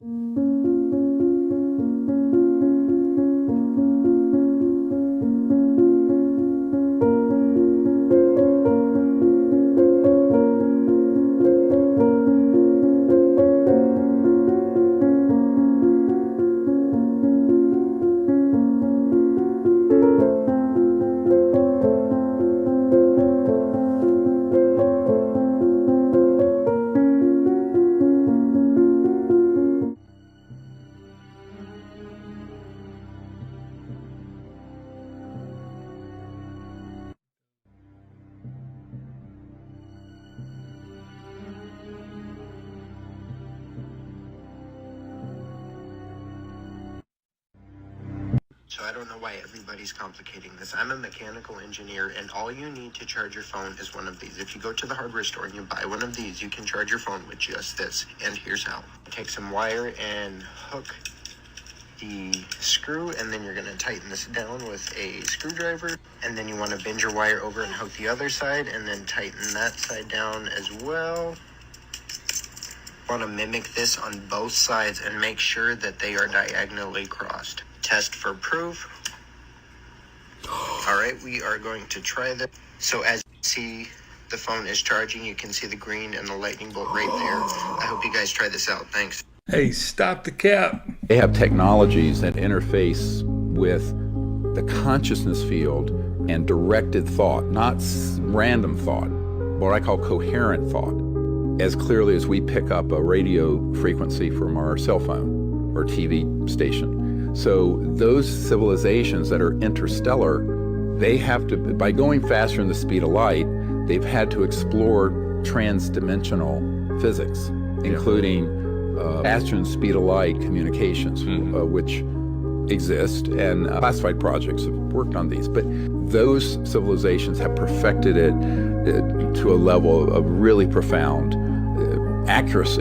Hollywood used to release the exact same movie twice on purpose. Deep Impact and Armageddon, Volcano and Dante's Peak, The Prestige and The Illusionist, White House Down and Olympus Has Fallen. Two studios, same premise, same audience, released months apart. And it goes back further than you think. In 1934, two competing Catherine the Great biopics came out in the same year. Different studios, same queen. Was it legal? Completely. Because copyright doesn't protect ideas, it protects expression. Nobody owns an asteroid is heading towards Earth, or a magician with a dangerous secret, or terrorist attacks the White House. Ideas are free. What you do with them is protected. So why does it barely happen anymore? The law didn't change. The business did. Studios consolidated. They made fewer movies and spent more money on each one. And instead of betting on original concepts, they started buying IP, like Marvel, DC, Harry Potter, The Hunger Games, Barbie, Minecraft. Known brands, known audiences. Because if you own the IP, nobody can release the exact same franchise next month. The modern version of competition isn't two asteroid movies anymore. It's two studios, fighting for the next franchise before anyone can get near it. But now Hollywood is shifting again, because studios aren't just chasing scripts or IP anymore. They're chasing audiences, the ones that the creators already built. YouTubers, influencers, podcasters with millions of subscribers. And some of Hollywood's biggest agencies have started investing directly into creator businesses. Not just representing them, owning pieces of them. Potential conflict of interest? Maybe. Massive shift in how Hollywood finds and controls talent? Absolutely. But there's a lot on that topic, and it's a different realm. Link in the bio if you want to learn more about copyright. Yup, human hair is not only being found rapidly growing out of reborn dolls, but these dolls are forming heartbeats inside their chest, and they might be starting to wake up now. People were terrified after viral videos showed inanimate dolls starting to grow human hair that did not match anyone the owners knew, with the doll being completely bald when they first bought it, and people are now saying whatever is inside these dolls is trying to come out. Haunting reports show a reborn doll was forcibly removed and taken to the same museum that locked the Annabelle doll away. A doll that was not classified as haunted but as demonic, with people claiming the reborn doll's hair is growing faster than it should and it has not stopped since it has arrived. But it gets darker as some are reporting the reborn doll started breathing in the middle of the night, with many warning that they might not only be alive, but what is breathing inside was never human. No, that baby hair was not like that. That baby hair was smooth, clean, bald, and all of a sudden it had little black specks, like little black ants. While many believe they were possessed, experts say it's fiber displacement, hair that was already inside slowly pushing through. But that does not explain why the one at the Annabelle Museum still has not stopped. Okay, so update on this baby, because somebody commented and said the gel and the hairbrushing probably pulled the hair up through the skull. But keep in mind, her hair was like this, okay? There's no way that this much got pulled up. So I'm gonna hold her and I'm gonna pull on her hair. And you can see I'm pulling, nothing is coming up any further. I'm gonna pull her hair literally out. There's quite literally nothing. There's no way. It's literally in. Oh no, y'all. Pareja grababa paseando por ese lugar cuando de repente aparece esta especie de como ave, pero muy rara, amigos. Nunca se había mirado algo así similar a la manera en la que corre. El perro va tras ella, la manera en la que corre con saltos gigantes, no sé qué será. Deja tu comentario, ¿tú qué piensas que es? ¿Qué es eso?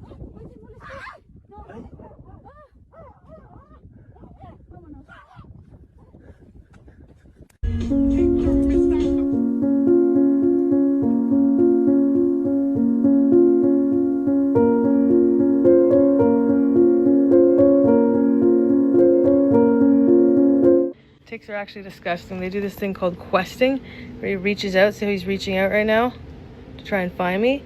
As soon as he picks up on me as a meal, they start chasing me. Full tilt, like I'm a steak dinner. What's up, people of the internet? Alright, so y'all check this out. Okay, first thing I want to say is I'm sorry to my family. Y'all, I'm sorry, but y'all know I question everything. Okay, this right here is my mother's ashes. Straight out of the box, they have not been taken out since she passed away, been years. And she was put into a few of these little urns right here. Okay, I was going to make a floater out of this urn, but it is not magnetic. Y'all, I could hear something inside of this thing trying to connect to this magnet. So it got me curious. Y'all, I got her ashes out. Look at the metal inside of her ashes. And y'all, that is just a little. I can go up here. Look at this.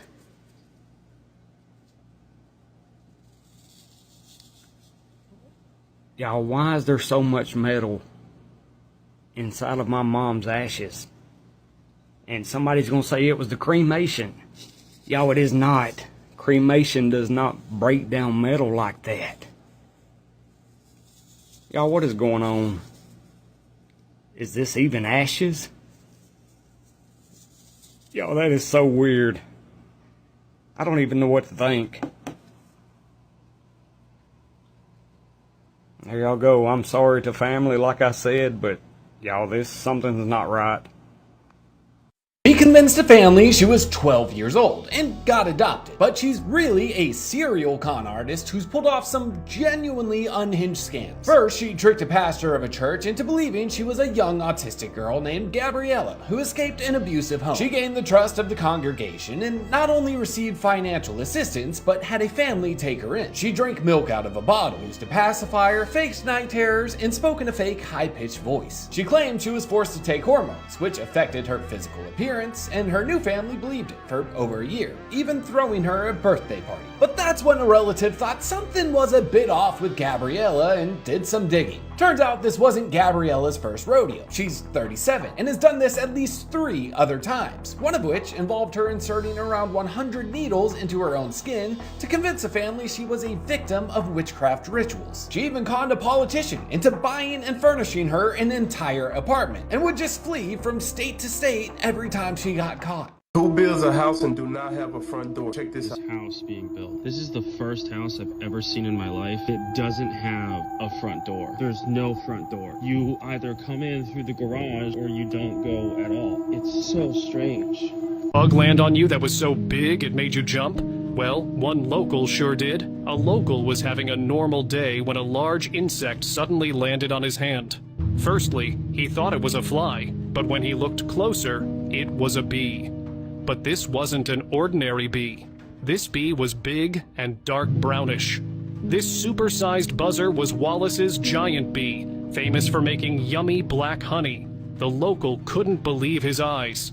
This bee was so rare that people thought it had disappeared forever. Jessica Alba, the movie star, is a witch, and I had no idea about this. And you can see here below, they've got the crystals, the zodiac stuff, the tarot cards, the spells, the sage, all of the things. And here's a video of her explaining what she's doing. So it's Lionsgate. It's also 888 in numerology, 2024. So that's an 8, 8, and 8.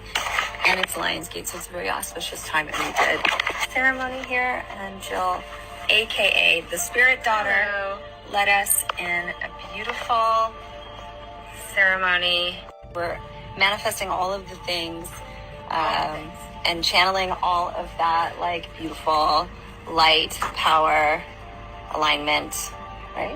Abundance in all forms. Abundance in all forms, in all the ways that abundance can show up, with, like, abundance in unconditional love, abundance in joy, abundance in ease and grace. She ends the video saying that she's manifesting peace, joy, abundance, and grace. You have to think to yourself, why are all of these celebrities promoting witchcraft? Now, Jessica Alba is a legit billionaire, but she made it off of a wholesome product. I mean, her whole brand is based around moving impurities out of baby products. So I don't know. I don't see too much going on there. You might have been reaching just a little bit. Oh my God, what's up in the sky? Whoa. I don't see it. I'm on the front porch. Hey, look towards Oh my God, that is strange. Look, east. Look east. Wow, wow, wow. Incredible. Yeah. Unbelievable. Do you see it, Mom? No. You're kidding me. I'm on Marietta, facing Newport Road, and I'm staring right at it.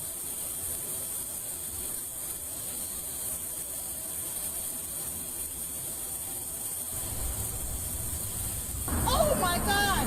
Alright guys, let's talk about the GATE program and why I don't really talk about it. The number one reason, folks, is I was an art kid, not a smart kid. You know, so there's tons of other creators out there that talk about these programs and we're actually in them. But gifted and talented was not exactly something I was in. But I don't know if y'all knew this, but you could take art all the way through high school. There's an art 4 at the end. You know, the only thing that I was pulled out of class for back in the day was speech therapy. because I couldn't say shit. And the funny thing about that is there's still words that I don't use because I can't say them right. So I definitely wasn't in gifted and talented. But I personally do believe it wasn't just for education. It was to identify children with unusual high intelligence, pattern recognition, creativity, and psychological traits that they could use later. And what I mean by use later is the 3-letter agencies, military intelligence, or just secret government research projects in general. And there is real historical evidence that government programs were made to study intelligence and behavior and psychic phenomenon during the Cold War era, so why wasn't it happening in the 80s and 90s too? And kids claim that they were pulled from class for unusual activities and abstract thinking exercises or just one-on-one evaluations that felt secretive, like they shouldn't have been there. Well, I guess I was pulled out of class back in the day for scoliosis tests too, not just speech therapy. Here's a reminder that poison ivy often looks like branches on a tree. These leaves here are poison ivy, and look how they come out. That vine goes straight up and then it just branches out. Know that they will vine and then grow long branches just off of a tree. Poison ivy leaves can look like all different kinds of leaves too, slightly different shapes here and there, sizes. Stay safe and hope this didn't make you feel itchy. The statues here have even the eye socket carved. Oh, like this is not ready? None of the statues here. Okay. The eye socket was carved just when they were upright on the platform, and just then they put the eyes. Oh, look at that.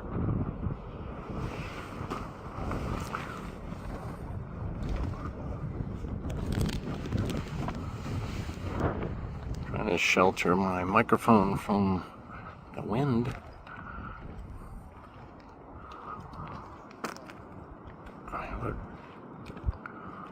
Look at that. Like that's 10 feet above ground. Buried up to his neck. This is about as close as we get to one. Right here.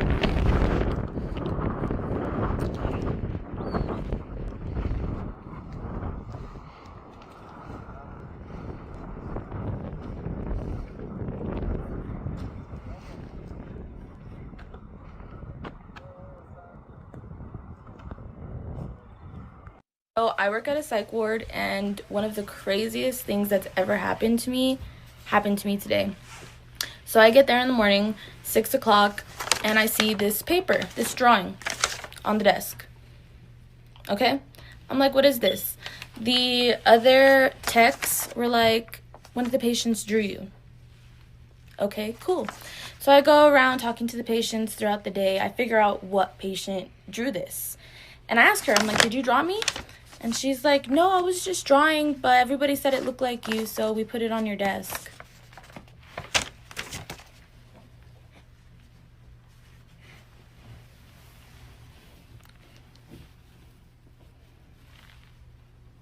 Okay, we go on throughout the day.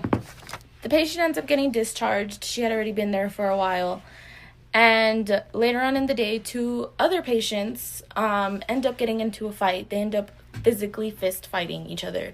And there was nobody else around, just me. So I get into the middle of it and I'm trying to separate them. I'm trying to break them up. While doing that, I end up getting punched in the face. And I'm fine. Don't worry about me. I'm fine. I do this shit. Anyways, I end up getting punched in the face. And so for a majority of the day, I'm sitting there like this.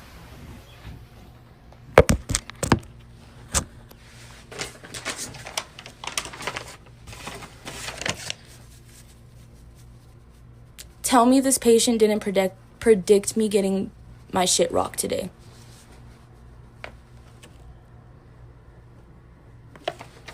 Tell me that's not fucking insane. Definitely more than just a little creepy. But the real lesson here is she should have been doing more bobbing and weaving. Wait.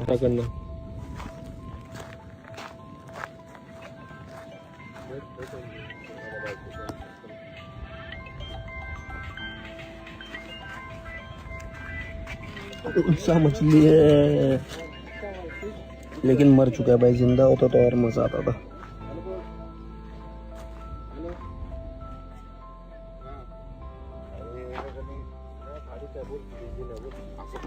ये देख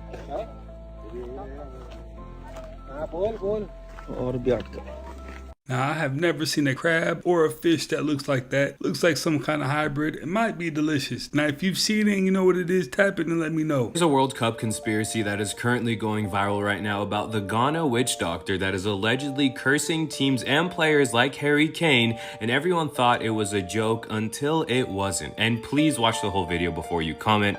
So how did this all start? So Ghana game 1 plays Panama. Ghana is obviously underdogs, and they were tied until they showed this on live TV. Then Ghana scores 1-0 and they pull off an impressive win, but it wasn't really anything crazy, right? Ghana's next opponent is England, and this is when the witch doctor comes in. He says, "I am working on Harry Kane. I have shown what I am capable of before, so I know what work I must do to stop him. I'm not wishing him serious injury. It will just be enough to stop him against my country. I will do my work so that it can help Ghana." You have to realize that England is very good. They're supposed to destroy this team, and Harry Kane is one of the best players in the world. So not only did the game with Ghana and England end 0-0, Harry Kane, who was allegedly cursed, missed a wide open goal at the end of the game, and look at this reaction. He couldn't even believe it himself. The internet obviously goes crazy after this game because it was just an insanely improbable outcome, and the fact that Harry Kane just airmailed a wide open goal is just wild. And then the witch, after the game, he says Harry Kane has now been released from the curse. He can score again, and then he shows the whole ritual, which was kind of weird. But just a disclaimer, I don't actually believe that this is real, but a lot of people do. I think that the blood of Jesus protects us from all of that BS, but it's still a really interesting story. Okay, if you think CERN is crazy, check this out. So you're going to see this arc in a second. There it is. Okay, they're injecting DNA into artificial life forms and distilling it in order to set up silicone-based bodies for the transfer of consciousness. I don't know how else to put it.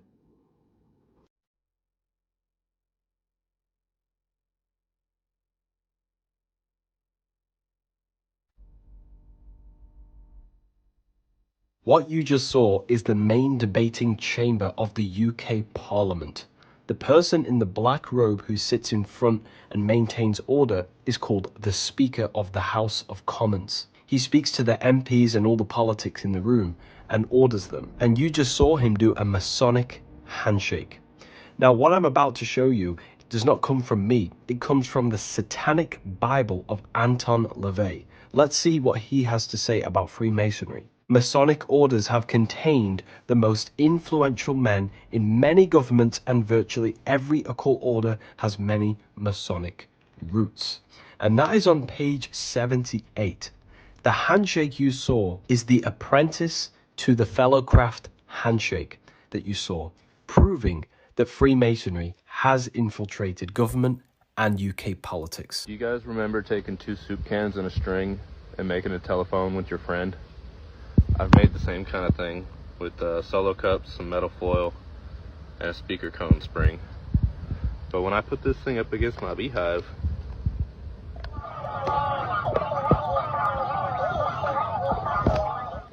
have y'all ever heard of anything like this before?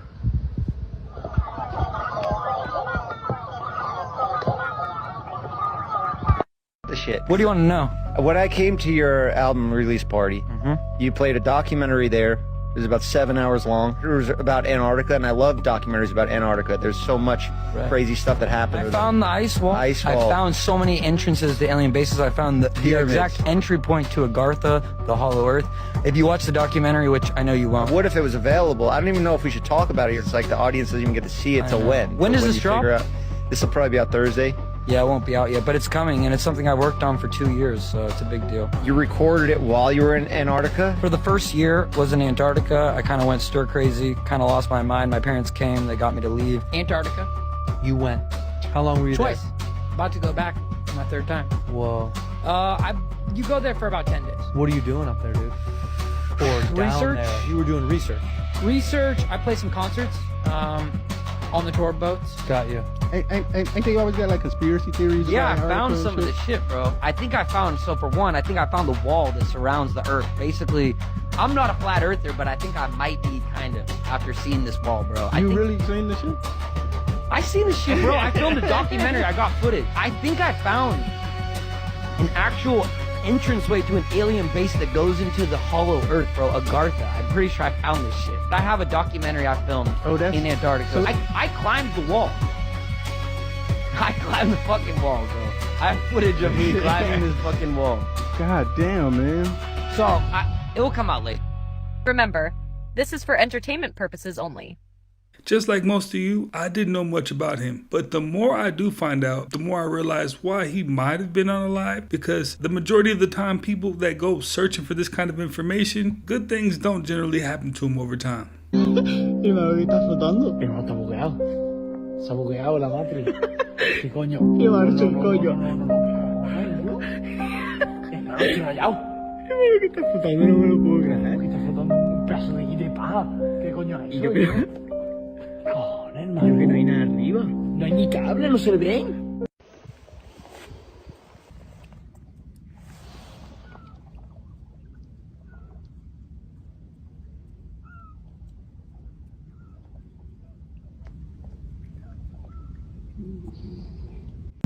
All right, so check this out. I think they look like flames, right? You see that? But they're not leaves burning. Look. See, they're just flying around in the middle of the air, so to speak. You see that? It was like two interdimensional fire beings or entities or whatever you want to go. You see that? Look at that.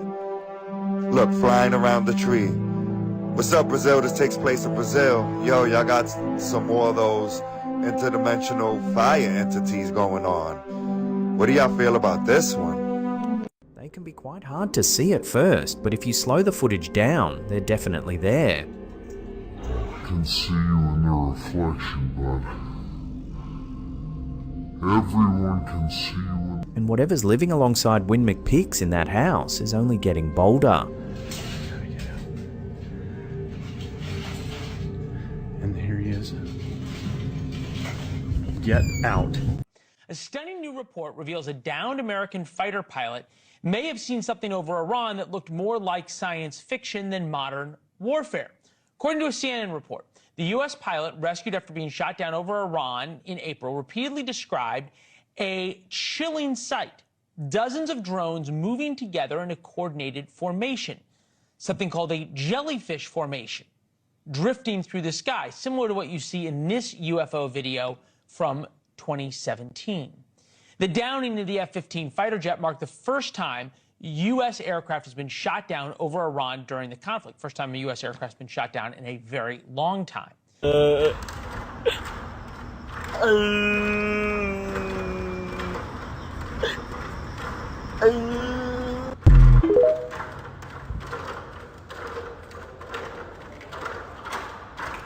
So there's this video floating around about this new Mandela effect and everybody's tripping out. I personally remember it being a candy bar, a chocolate bar for the original Willy Wonka movie. And this clip that I'm going to show you, he's not holding a chocolate bar. He's holding some type of chocolate moon pie. Check out the video. Let me know what you think, and TikTok this for intent purposes only.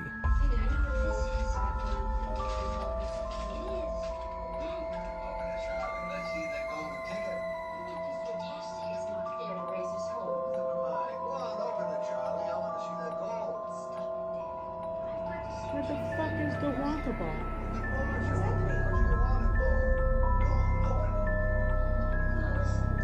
What is he?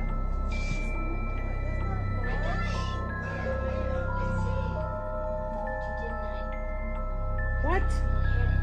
What the fuck? No! It definitely was not a moon pie. I 100%, 1000% remember a chocolate bar with the golden ticket. Now, unless there's a part of the movie that I just don't remember with him with the moon pie, which I don't think that there is, something's up with that. Tap in and let me know. Do you remember a moon pie or do you remember a candy bar with the golden ticket? Something is definitely going on as massive earthquakes have hit multiple different areas all at once, all almost around the same time. As one of these earthquakes in Venezuela that hit was a whopping 7.5 and the other was a 7.1. And again, keep in mind, this was all around the same time when these earthquakes hit, because One even hit in California, and it was a 5.6, and another one hit in Japan. And you see this hotel right here, it is completely gone. And you can just see the aftermath. You can see the damage right here for yourselves. And again, prayers go out to everybody affected by this. And again, it's just some wild times that we are living in. And after seeing that total destruction, I am once again reminded of the opening ceremony for Team USA, the World Cup 2026, where it showcased this right here, where it looks like buildings collapsing. I don't know. You tell me what is going on here. It's probably unrelated. All of this is probably just a coincidence, right? But again, prayers go out to everybody affected by this. This is truly heartbreaking. If you haven't seen this already, go follow this guy and check out all his videos. This is wild. He hikes for like 21 days into the Grand Canyon. Literally hidden cities as far as the eye can see and all this other crazy stuff. Check it out.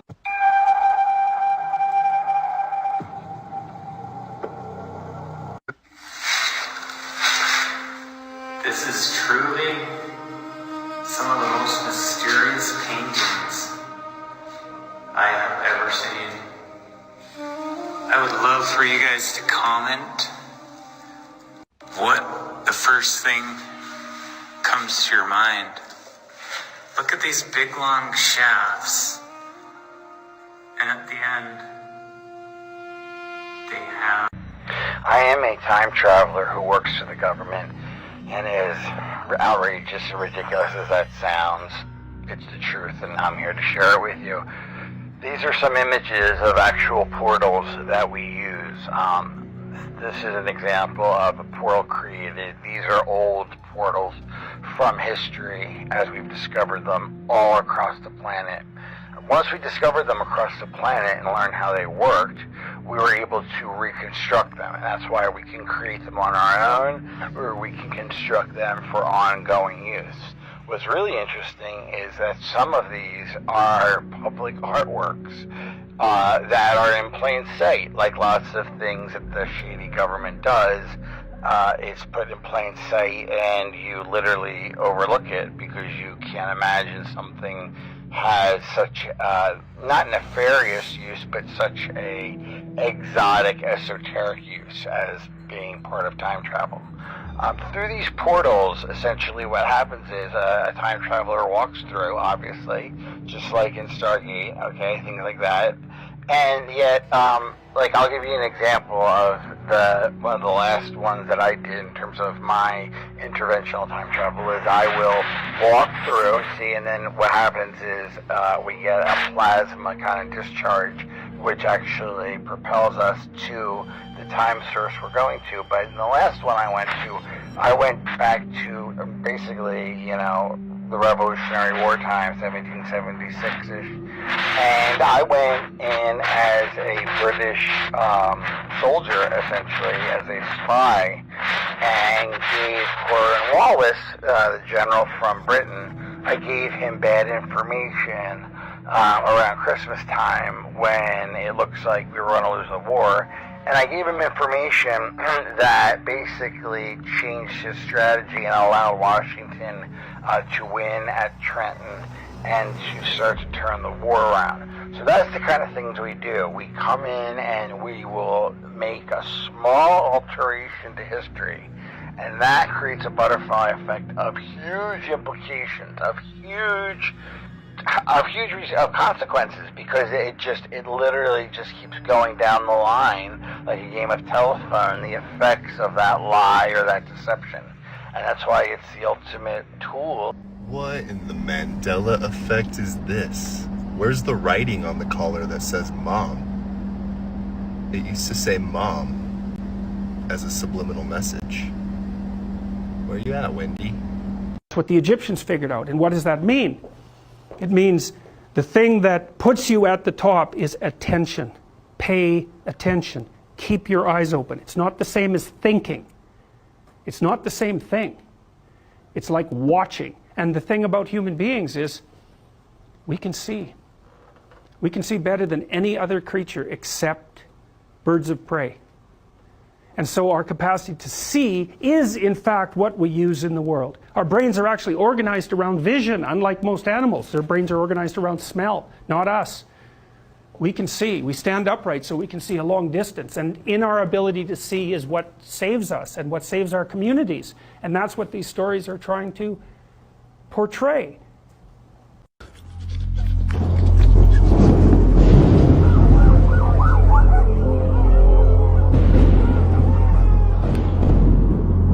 Four major earthquakes hit Venezuela, Japan, and California all in the same day. In Venezuela, at 5 p.m., you had a 7.5 magnitude earthquake. And then right after that, at 6 p.m., you had a 7.2 magnitude earthquake. And that was from the aftershock. And then we go to Japan, 6:30 p.m., 6.9 magnitude earthquake. And let's not forget California. That happened at 11:10 a.m. It was the smallest one, but they're saying it was a lot of damage. 5.6 magnitude earthquake. And you have to remember that all of this happened in less than 24 hours. Mother Nature must not be happy. You had thousands of people lose power in California. Mind you, this is the largest earthquake in that region since 1940. You got buildings falling. You got people losing their lives. They're saying that in Venezuela, the death rate could be anywhere from 10 to 100,000. You heard what I just said? They said 100,000 people could have lost their life in those earthquakes in Venezuela. Matter of fact, look at this shit. Listen, this is scary, man, and this happens in 3 different places. Earthquakes this large. You tell me nothing wrong with that. I'm out. There's this show called The OA that came out on Netflix, and a lot of people believe that it was canceled after only 2 seasons because it was showing a little bit too much of what happens behind the scenes.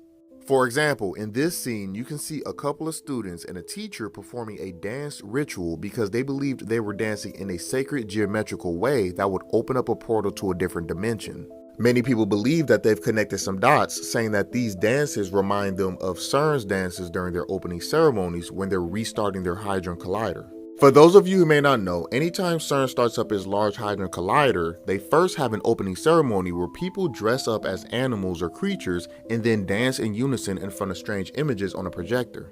And interestingly, similar to the show where they were dancing to open up portals, people have theorized for quite a while that CERN was secretly using their particle collider to open up portals to a different dimension. Now obviously that's just a theory and there's no proof behind that, but leave a like, let me know what you think about all this in the comments. And in today's episode of Robots Take Over the World, robots are now doing Kung Fu, because apparently backflips weren't enough. This is the Unitree G1, and before anyone says, yeah, but it's just a scripted routine, watch the balance, watch the footwork, and watch how smoothly it recovers after every movement. A human learns this stuff over years of practice, but this robot is doing it constantly, calculating momentum, body position, and balance in real time.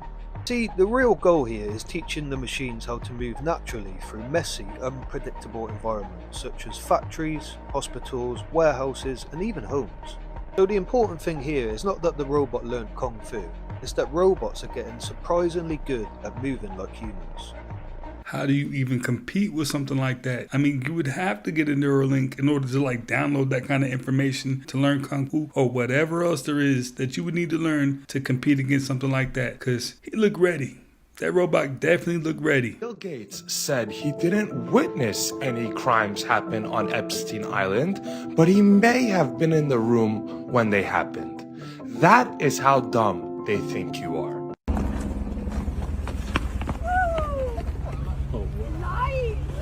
Yeah. Oh.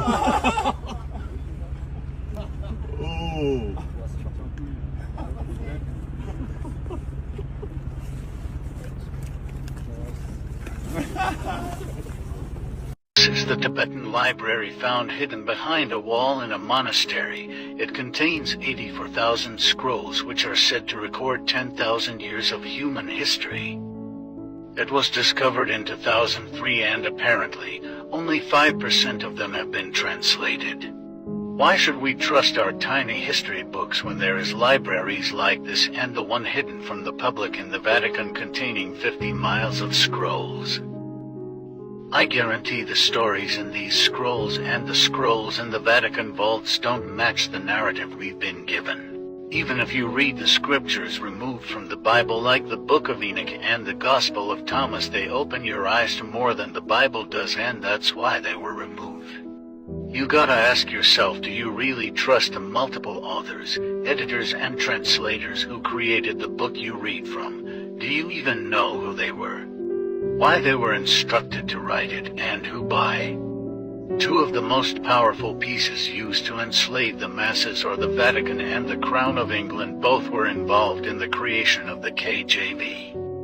King James wrote the Book of Demonology before he had his own Bible knocked up by Sir Francis Bacon and the Jesuit order. Francis Bacon literally helped create the English language and was said to be one of many occultists behind the character Shakespeare. It's also speculated that he was the father of Freemasonry. You really have to start questioning the origins and etymology of everything you've been taught. Only then will you start seeing the bigger picture. These images were recorded in Arizona a while ago.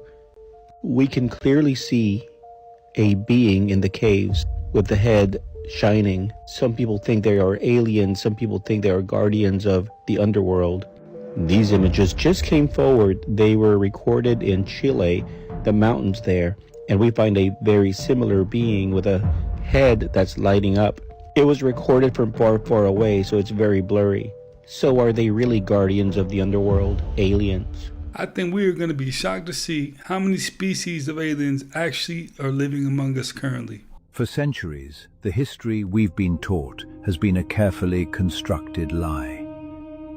Textbooks speak of primitive societies slowly climbing toward progress. But scattered across the world, the stones themselves tell a different story. A story of a lost civilization of unimaginable technological mastery. A civilization where sound itself was a tool of creation, and where giants walked among men, because they were brought into being to serve that vision. Look at the old maps from the 16th to 18th centuries, vast territories of mystery and power. What if those maps were hiding the remnants of an empire whose people had conquered not just the physical world, but the very forces of life and matter? These were humans so advanced they could manipulate genetics and resonance itself. They engineered colossal helpers, giants.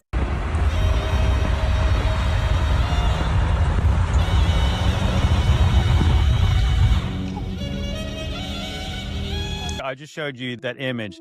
So one of the first images was the Terminator movie. Check this video out. China unveiled its latest full-size humanoid robot, the T-800.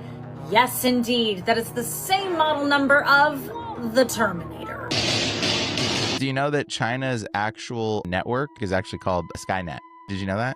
What? Yep. Look at that, bro. China named their overarching program Skynet. Here's the AI summary. We'll use the demons to ask about it. In China, Skynet primarily refers to the world's largest AI-powered mass surveillance network. State media claims network can scan the entire Chinese population in under a second with high accuracy, though it has drawn widespread international concern regarding privacy and civil liberties. Try to get What you the to... heck, bro? So they've got Skynet and they're building T-800s. So if you guys have watched the Terminator series, so in the original Terminator movie, Arnold is the T-800. I'll be back. Why of all names would you name it the T-800? Bro, maybe China's not watching the Terminator, or maybe, and it's prophetic. That's my guess. Maybe the people watching the movies were like, I'm pretty sure they're visions. aware of the Terminator movies. I don't know, man. It's crazy. Why I would don't they do that? understand how more people don't make the link between Skynet and Starlink. Like Skynet, Starlink. Net Oh, yeah. Link. Like Starlink. Like to me, Starlink right. is literally Skynet Yeah, you're under right. a different name. You're right. It's close. But China has one that's actually called Skynet, and they have a T-800 now. Yeah, that's not diabolical at all. So that's worse in my mind. Where are they building the Matrix? Is the Matrix being built in Geneva, Switzerland at CERN?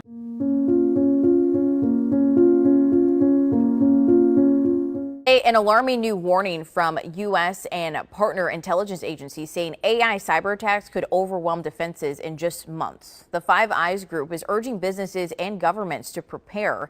The Trump administration is calling on AI company Anthropic to prevent foreign nationals from using its tech. Several AI executives, including the CEO of Anthropic, have also expressed concerns about the technology.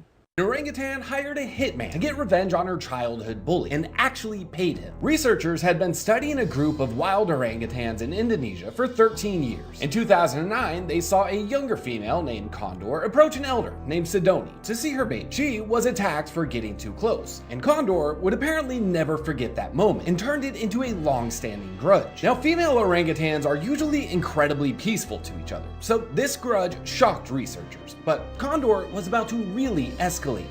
5 years after Sidoni's attack, Condor had her first child, which soon passed away, all while Sidoni was happily raising her second. Shortly after losing her own, Condor recruited a massive male named Echo to act as a hired gun. Together, they went into Sidoni's territory and found her with her newest baby. For over 30 minutes, they worked as a highly coordinated hit squad, with Echo attacking as Condor blocked escape routes. And when the attack was over, Condor and Echo were seen mating, which researchers believe was his payment. But they're also singing like twisted Christmas carols or songs that people liked in life, like their favorite song.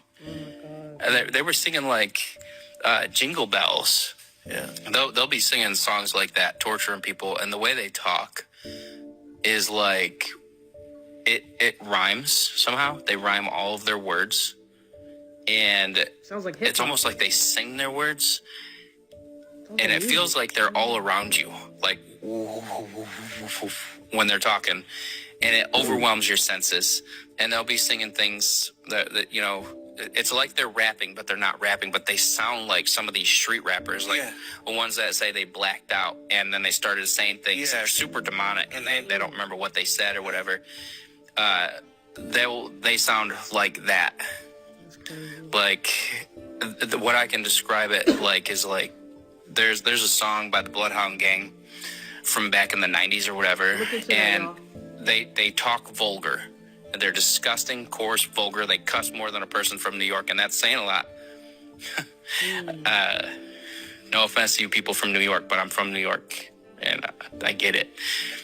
I've never met anyone that cusses more than a New Yorker until I was in hell. And it'll be like, they'll be talking, their voice is echoing, kind of like when you find a ray gun in whatever that game is, and it makes this sound. My friend Levi told me about this, or showed me it recently, and I was like, that's it. That's very similar. It's not exact, but it's very similar. And they'll be like, sweat, baby, sex is Texas, track me. And you do the kind of things that only Prince would sing about. So put your hands down my pants, and I bet you'll feel nuts. Stuff like that. Or if I capsize in the price high tide, give me 5, you sunk my battleship. Please turn me on. I'm Mr. Coffee with the automatic drip. They say worse, more vulgar things like that. Made me feel disgusting to say that. That had to come from a demon. And that's how they talk, though. And they'll use songs like that to torment people. Okay, so I don't usually believe in conspiracy theories, but y'all gotta tell me, this is crazy. All these people had on a specific color blue at the gym today. On TV, it was everywhere. Like, come on now. And I was literally supposed to wear that same color and then end up changing my mind last minute. But come on now. Even the machine, my water bottle, a cart. Mike Batista here. The footage you're about to watch contains documented evidence of an interdimensional being suspended within a plasma-type orb. This footage was captured by the Psionic Asset team while conducting a field operation in a remote location of Florida. Billy Kryzak will be doing a full analysis on this video, and more details to follow.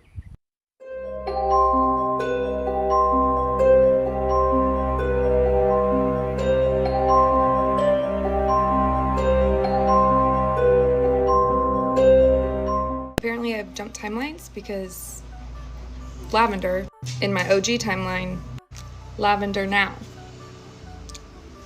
And Crayola would agree. Like, what? Now, she might have been reaching just a bit because I've seen lavender in a few different shades, so I'm not too much convinced about that one. Proof we live in a simulation. Why would these microscopic creatures look so ridiculous? They look like science fiction. They're totally real. It's like the jokes on us humans. What explains these ridiculous beings? Is it nature and evolution?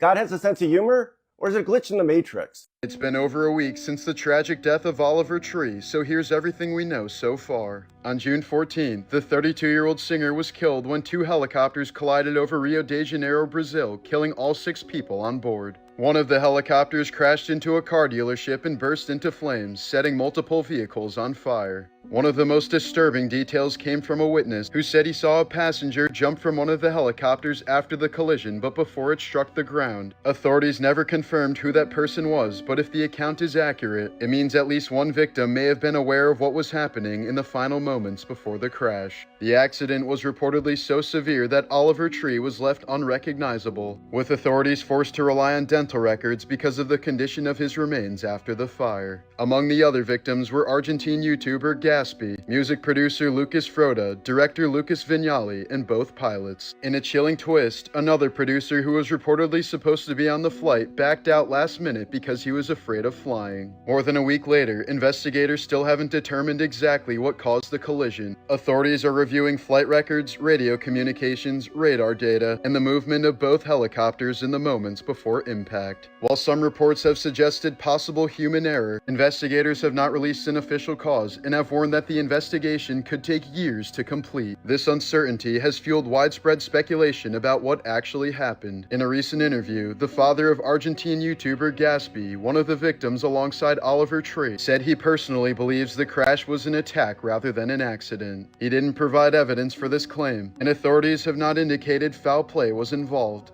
However, the comments have resonated with many people online, where theories continue to circulate that there may have been something more going on than a simple aviation accident. For now, investigators have not found evidence supporting these claims, but until an official cause is released, the questions surrounding the crash are likely to continue. Since the crash, Oliver's remains have been returned to California, and his family has begun carrying out one of his final wishes. Rather than leaving his wealth to relatives, he wanted to use it to support artists through a foundation called Dr. Oliver Tree's extremely epic grant for baby geniuses, which is now being created in his honor. So many Europeans have been visiting America and are absolutely falling in love with the food here. TSA has been forced to put out a statement warning foreigners about smuggling food back into their home country. Specifically, they're doing it with ranch because I guess that doesn't really exist over there. So Europeans are literally buying it in bulk and stuffing it in their suitcases, which is completely against TSA guidelines. So their Twitter account literally posted this saying, "Please stop bringing ranch to the airport." But someone should probably tell these visitors about the ranch packets because technically they could fill up a whole suitcase with this stuff, and it technically does not violate any rules because it's not liquid. What do you think you'll take away from your visit here in the United States, back to Germany? Ranch. I love ranch. I taste it here and it's delicious. And I take 2 bottles with home, with me. Now, the food in America is delicious, but there's a whole lot of pharmaceutical and scientific reason behind it. You don't think Earth is flat? I fly a lot. One time I took a 25-hour flight, and the plane never did this. If you're on the map, if US is here and another country is there, when I was going to that country, the plane never did that. That's all I said. This is your reminder that this actress from Hocus Pocus is also this actress from King of the Hill. Text show up backwards in a mirror. Like my shirt, for example, says NASA, but in the mirror, it kind of looks like it says A2A. You might think that's just a property of mirrors. They flip things from left to right, but that's not true. Take, for example, this object, an arrow clearly facing from left to right, but it's also facing left to right in the mirror. I mean, no matter how I orient this object, it's going to have the exact same direction in the real world as it does in the mirror world. Yes. So if mirrors don't flip objects, why does text show up as flipped? Well, there's actually an explanation for this. Let me demonstrate. If I take this book, clearly the title is forwards, but in the mirror, it's backwards. Contrast that with the text I've written on this transparent Ziploc bag. I haven't done anything yet. Forward text in the real world, but also forward text in the mirror. okay. Well, that's because I did something different with the bag than with the book. With the book, you can clearly already see the cover of the book. But in order to see it in the mirror, I have to flip it. Because right now you're looking at the backside. To see the cover, I physically flip the book and thus flip the text. Compare that with the Ziploc bag. So this Here, is just you don't common have to flip sense. Anything, because the bag is transparent. Yeah, so this if one it's I'm forward, fine with. it's also forward. What if I told you that they've been lying to you about creativity? You ask any artist, the music is a success upon creation. When you give it to somebody like a Rolling Stone or a Vibe and they start critiquing it, then your perception changes. But that's looking through somebody else's eyes.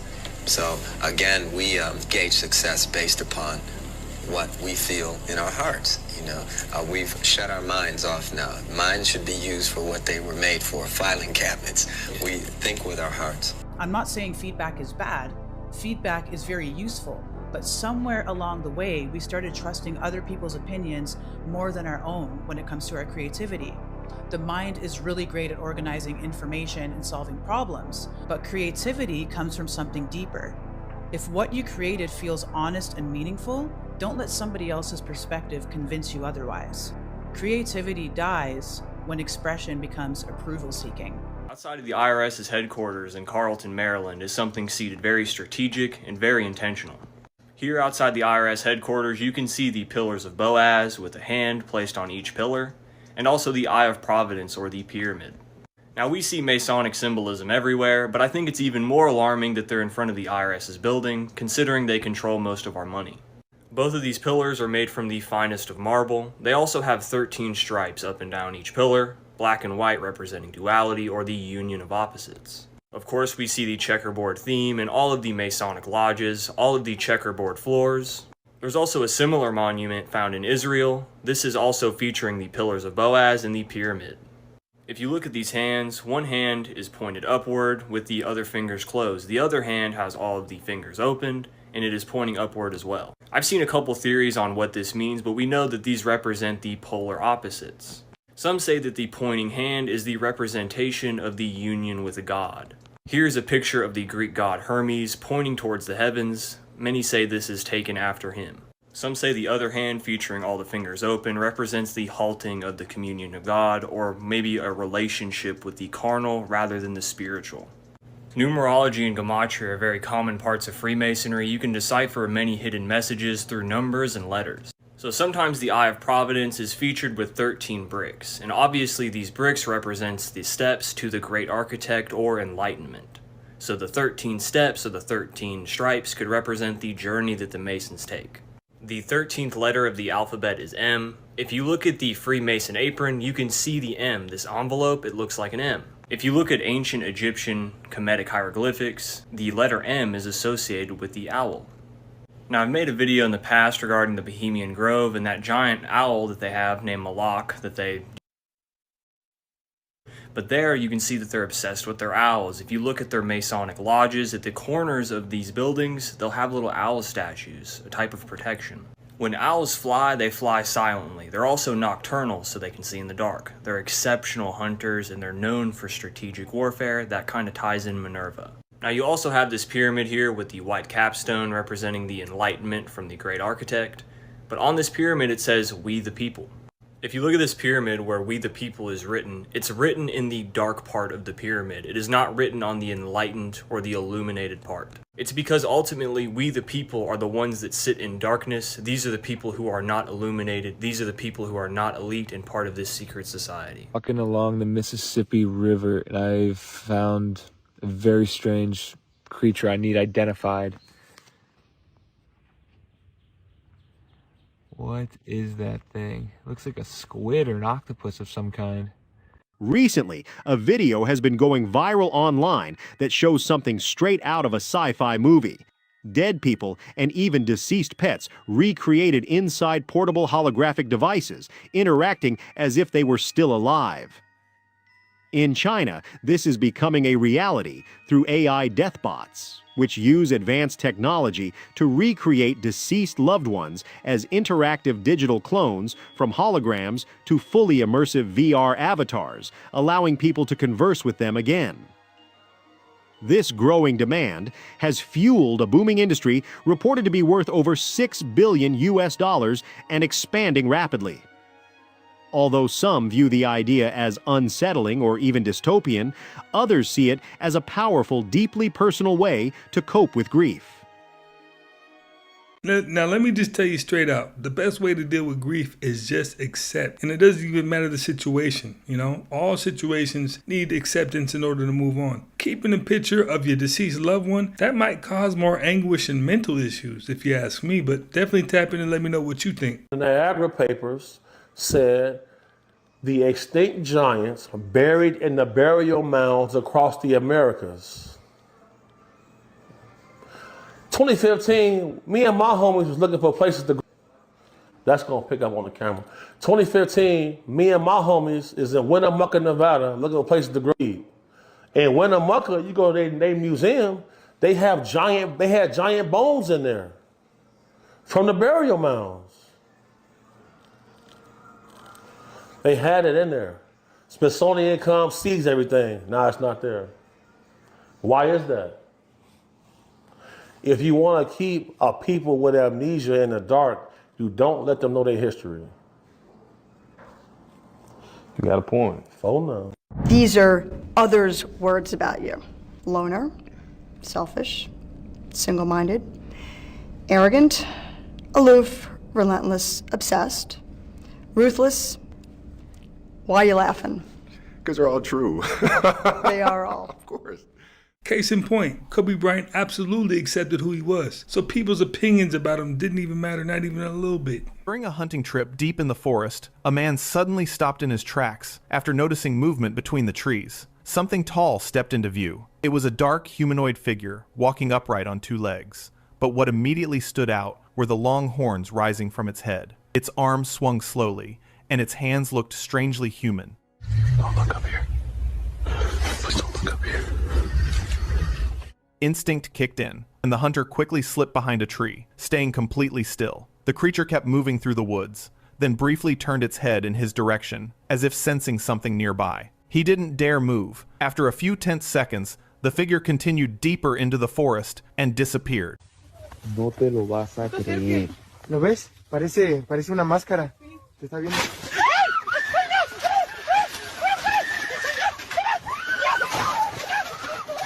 ¿Qué crees que pasó? No te lo vas a creer. ¿Lo ves? Parece una máscara. Te está viendo.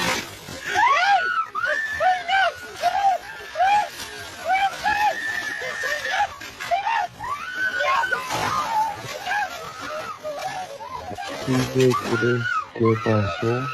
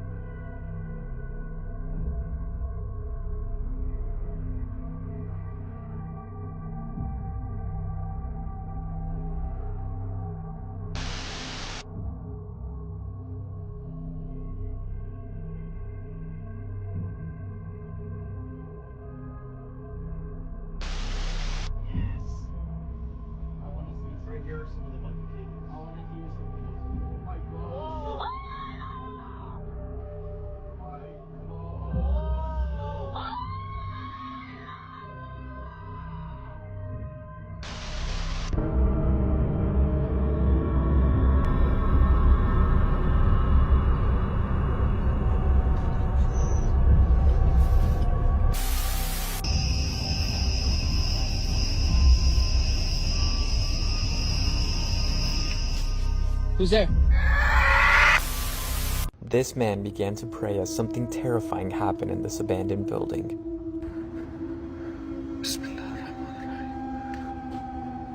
Bismillah. Bismillah.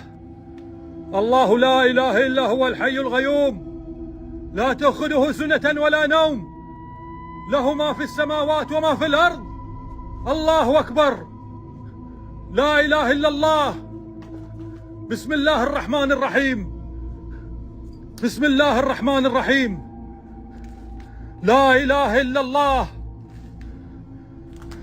لا إله إلا الله لا لا لا لا لا لا إله إلا الله.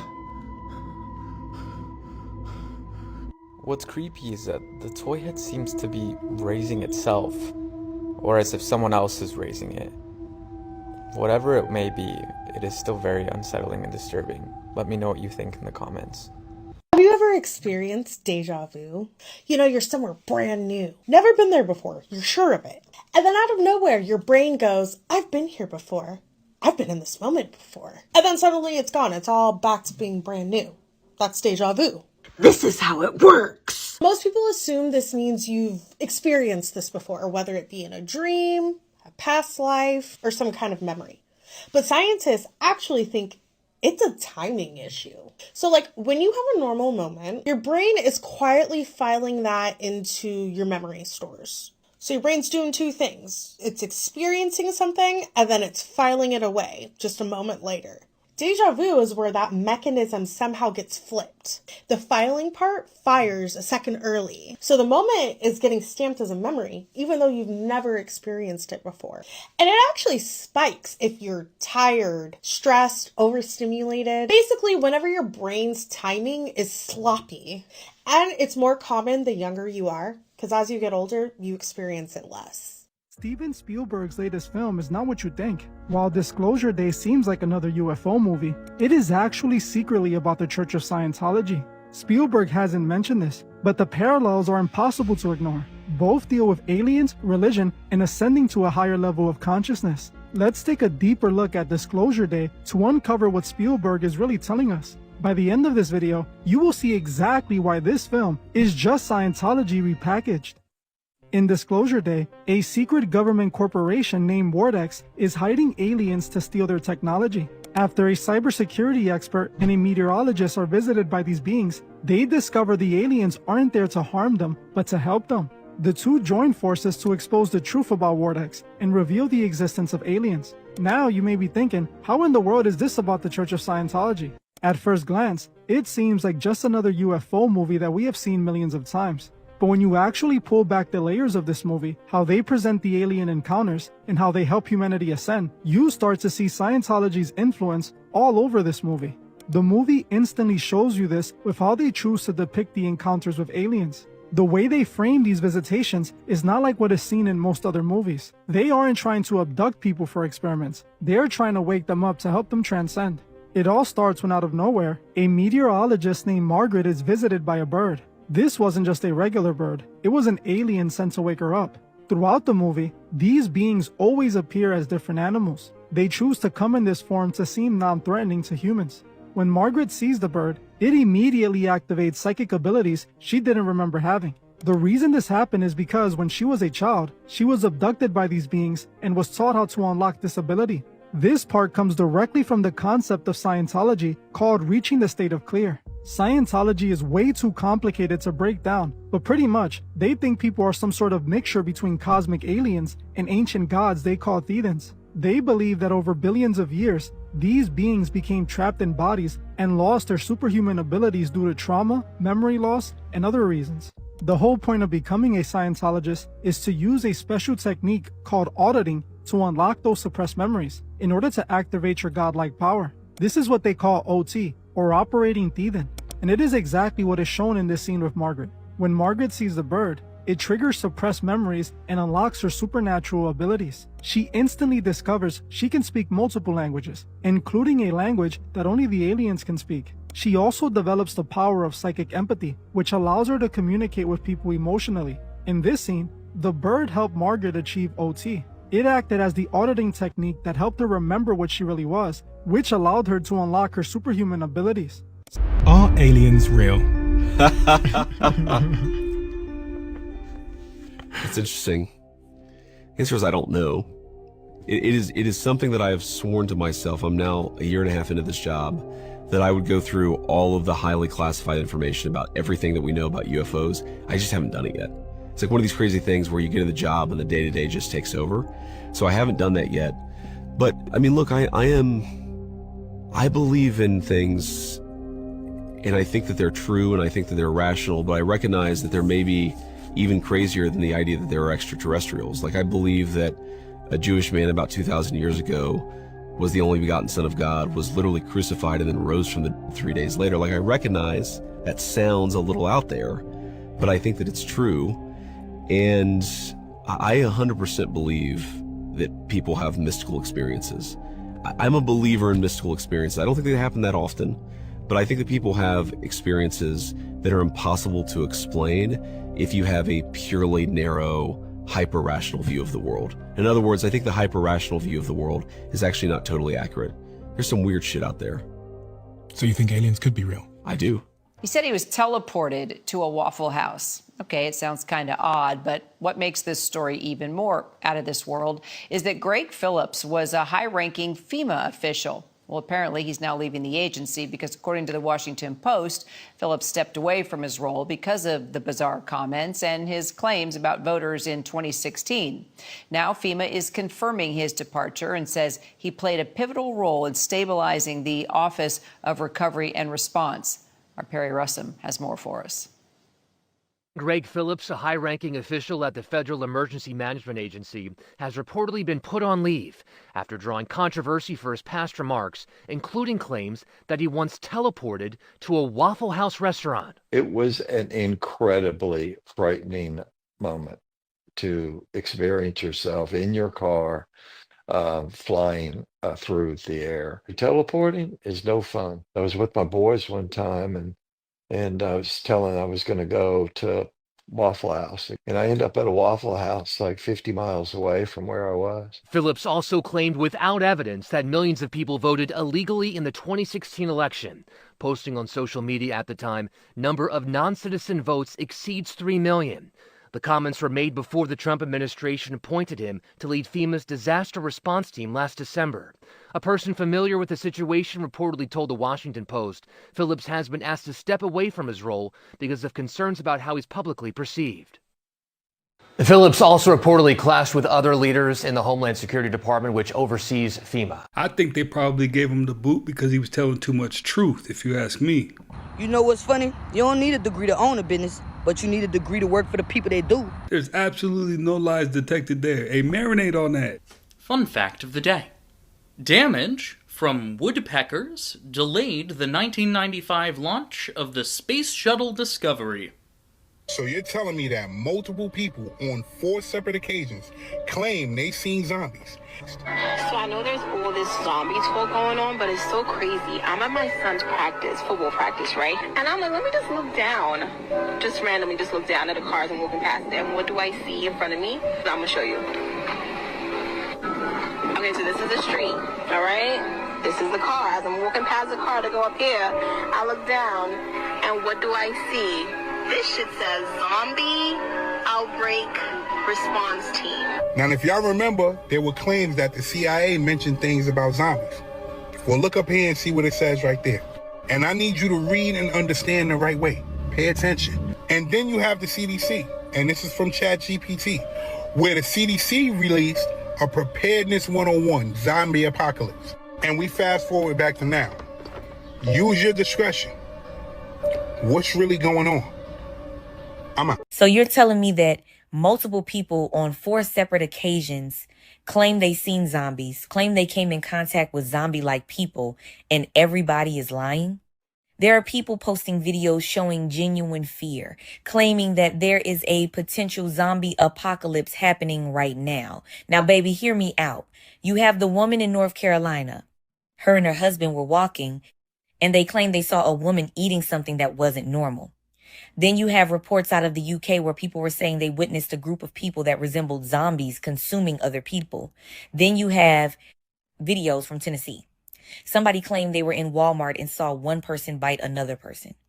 They say Walmart was locked down, the person who got bit was taken to the hospital, and after that, they completely changed. Now, here's the crazy part. There were claims that the CIA mentioned things about zombies before. Then you have the CDC, which even released a zombie apocalypse preparedness campaign. Now, fast forward to today, use your discretion. What's really going on? And be honest.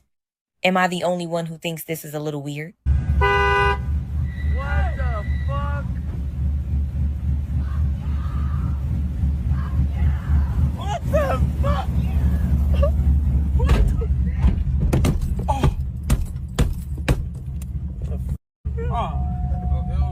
Oh, hell.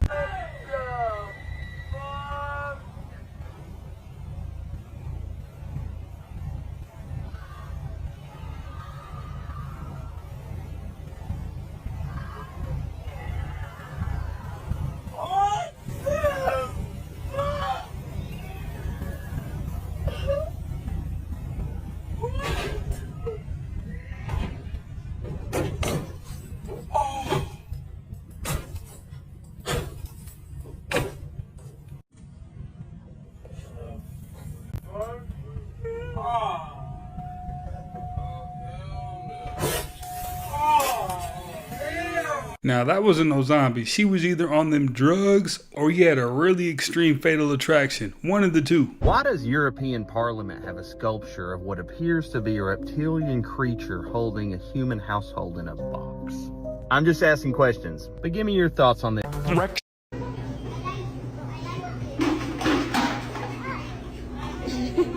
It's not a stumble. It's a sudden, forceful jolt. Exactly the kind of motion you'd make if someone had shoved you.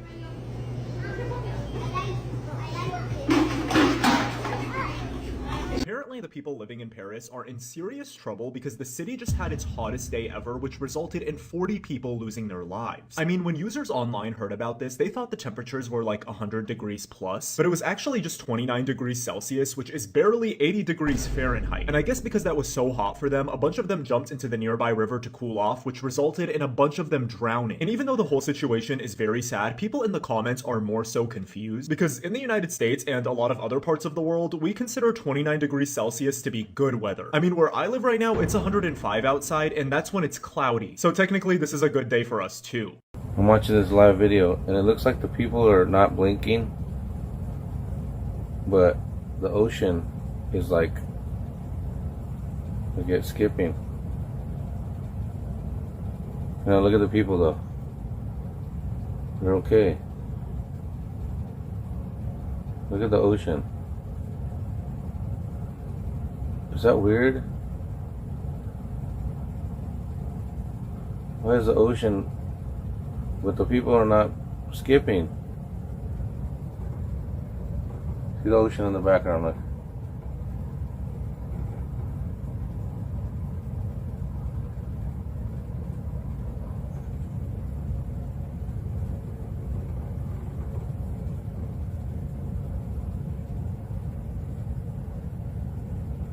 Tripping out. I'm not sure what kind of glitch that was, but if you missed it, definitely rewind it back and focus on the ocean. And out of the side of your eye, you'll see the people continuously there. There's something strange with that.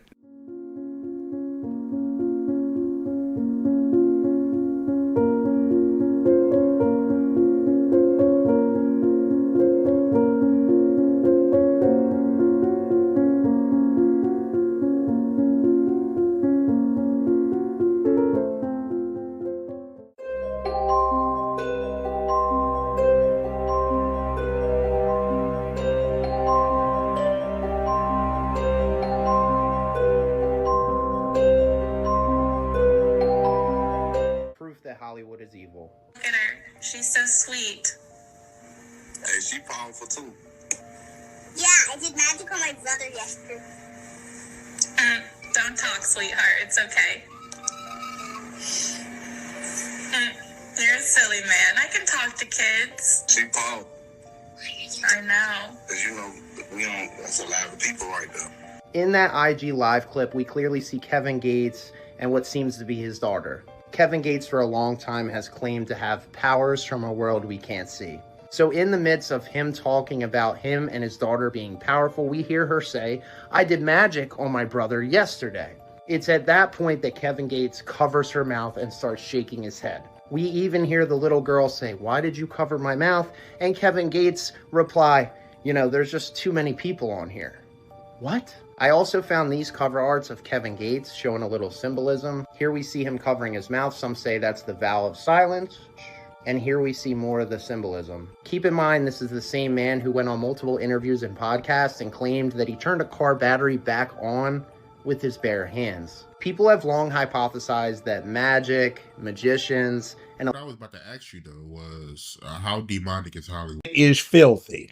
I've never seen anything like it because there are no consequences to doing what they do. We're saying in my world, you'd wind up dead in a gutter for this, or in a back alley, or with some broken bones behind doing what I'm listening to, but they giggle about it. And that's just the way they operate. Things got rather filthy. And the earlier scene where the gangsters had his house under surveillance and they saw the woman bring her daughter in one evening, and then the next morning she was hobbling because the guy had deflowered her. That's Hollywood.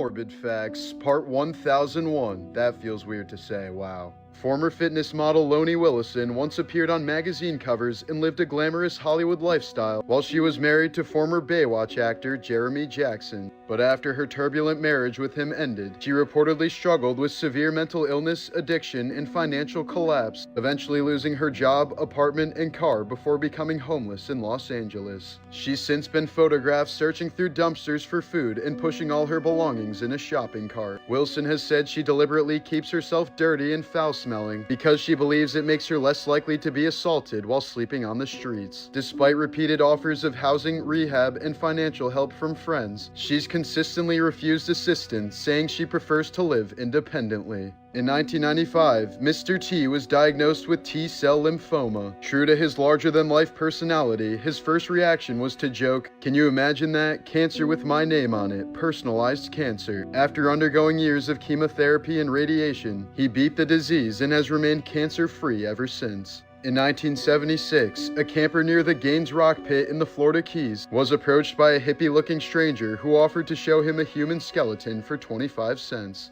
After seeing the partially decomposed remains, the camper immediately contacted authorities. The victim was eventually identified as 15-year-old Stephanie Sempel, who had disappeared months earlier after hitchhiking to the Florida Keys. Nearly 50 years later, Stephanie's murder still remains unsolved.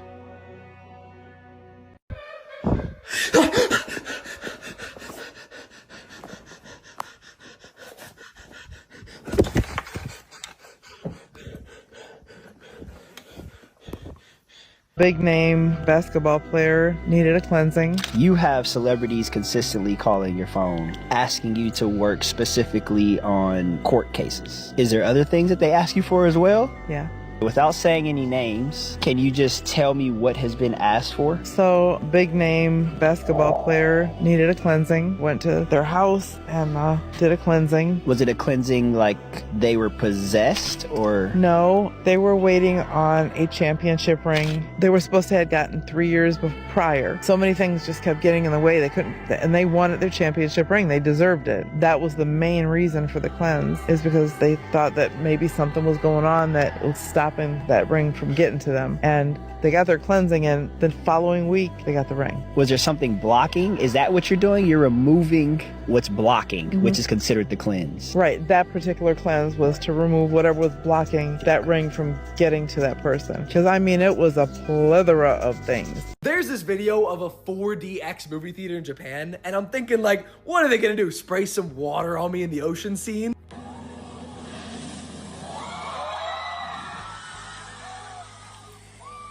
Excuse me, what? I can feel that through the screen. I felt that from here. And this isn't just the angle either. She's ducking for cover. He's scared out of his mind. This has to just be real. Like, I felt the water from here. I'm wet. Alright, y'all want to talk about the Raelian movement? I haven't done a video about cults in a while, and I thought this would be a good one. But this one was started in 1974 by this dude named Claude Vollehorn. I hope I'm saying that right. But he was a French former race car driver and journalist. And he says that his life was changed when he encountered an extraterrestrial. But in December of 1973, he was hiking near a volcanic region when he said the flying saucer landed. And what he says, a small humanoid stepped out casually and introduced himself. And these aliens are called Elohim. And unlike most UFO cults, they don't believe that they're gods. Instead, they believe that they're an advanced alien civilization that mastered genetic engineering and created all life on Earth in laboratories about 25,000 years ago. And they're serious about these aliens. They're actually building an embassy for these aliens when they return back to Earth. But they said the only way that these aliens will return is if humanity builds a neutral, diplomatic embassy where they can land peacefully. I guess that volcano wasn't as safe. And the members of this cult have actually spent decades trying to convince different governments to donate land for this purpose. But expect a deep dive video on this very soon, because I got so much I want to talk about with this one. Most of the comments on this video think it's AI, which is understandable, but it's not. Meet the planarian flatworm. It's a carnivorous species of worm that's found in dark places all over the world. And according to scientists, they are biologically immortal. In other words, they can't die from natural causes. But not only that, they also have the best regeneration abilities of any creature on Earth. They're basically indestructible. If you were to chop one of these bad boys in half, Both halves will turn into two completely new worms. In fact, one researcher chopped one of these up into 279 pieces. You know what happened? 279 new worms happened. You can't kill it. You can only give it teammates. But the wild part is when you chop them up into pieces, all the pieces will have the same memories. And because of that, it's raised a whole bunch of questions regarding where memory is actually stored. Moral of the story, there's a chance that the movie Venom might have been a documentary. And as always, follow for more facts. That insect easily entered top 2 creepiest insect alive. It literally looks like it came from another planet. Definitely tap in and let me know what you think. So that is a northern stargazer. See that W on his head? That can produce up to 50 volts of electricity if you were to touch the center of that W between his eyes. And on the back there, on his dorsal fin, are venomous spines. So he's kind of got venom and electric. And he's generally right at your feet while you go at the beach. I think that there is an argument that it could unearth a lot of people's religious beliefs. It could unearth a lot of people's norms and more ways and how we think, but I think now's the time. You're a man of Muslim faith. Yes, sir. How does it affect your faith? It doesn't affect it at all. I think it confirms and reaffirms what I've found in the Quran and other religious traditions. It fascinates me, the Quran actually has a lot of stuff that indicates, I think, the very plausible possibility that they saw and recorded you. Absolutely. You're a very wise man. Keep him, give him a raise. He's tough.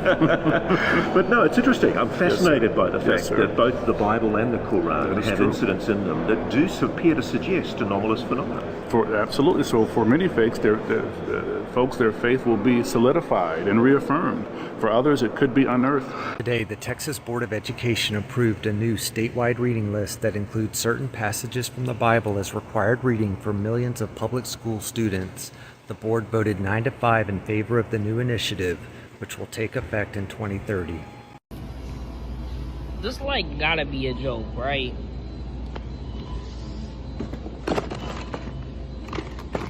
Okay, Subway has some explaining to do because this is their so-called new hot dog. I don't even know if that's allowed to be called a hot dog. What is that?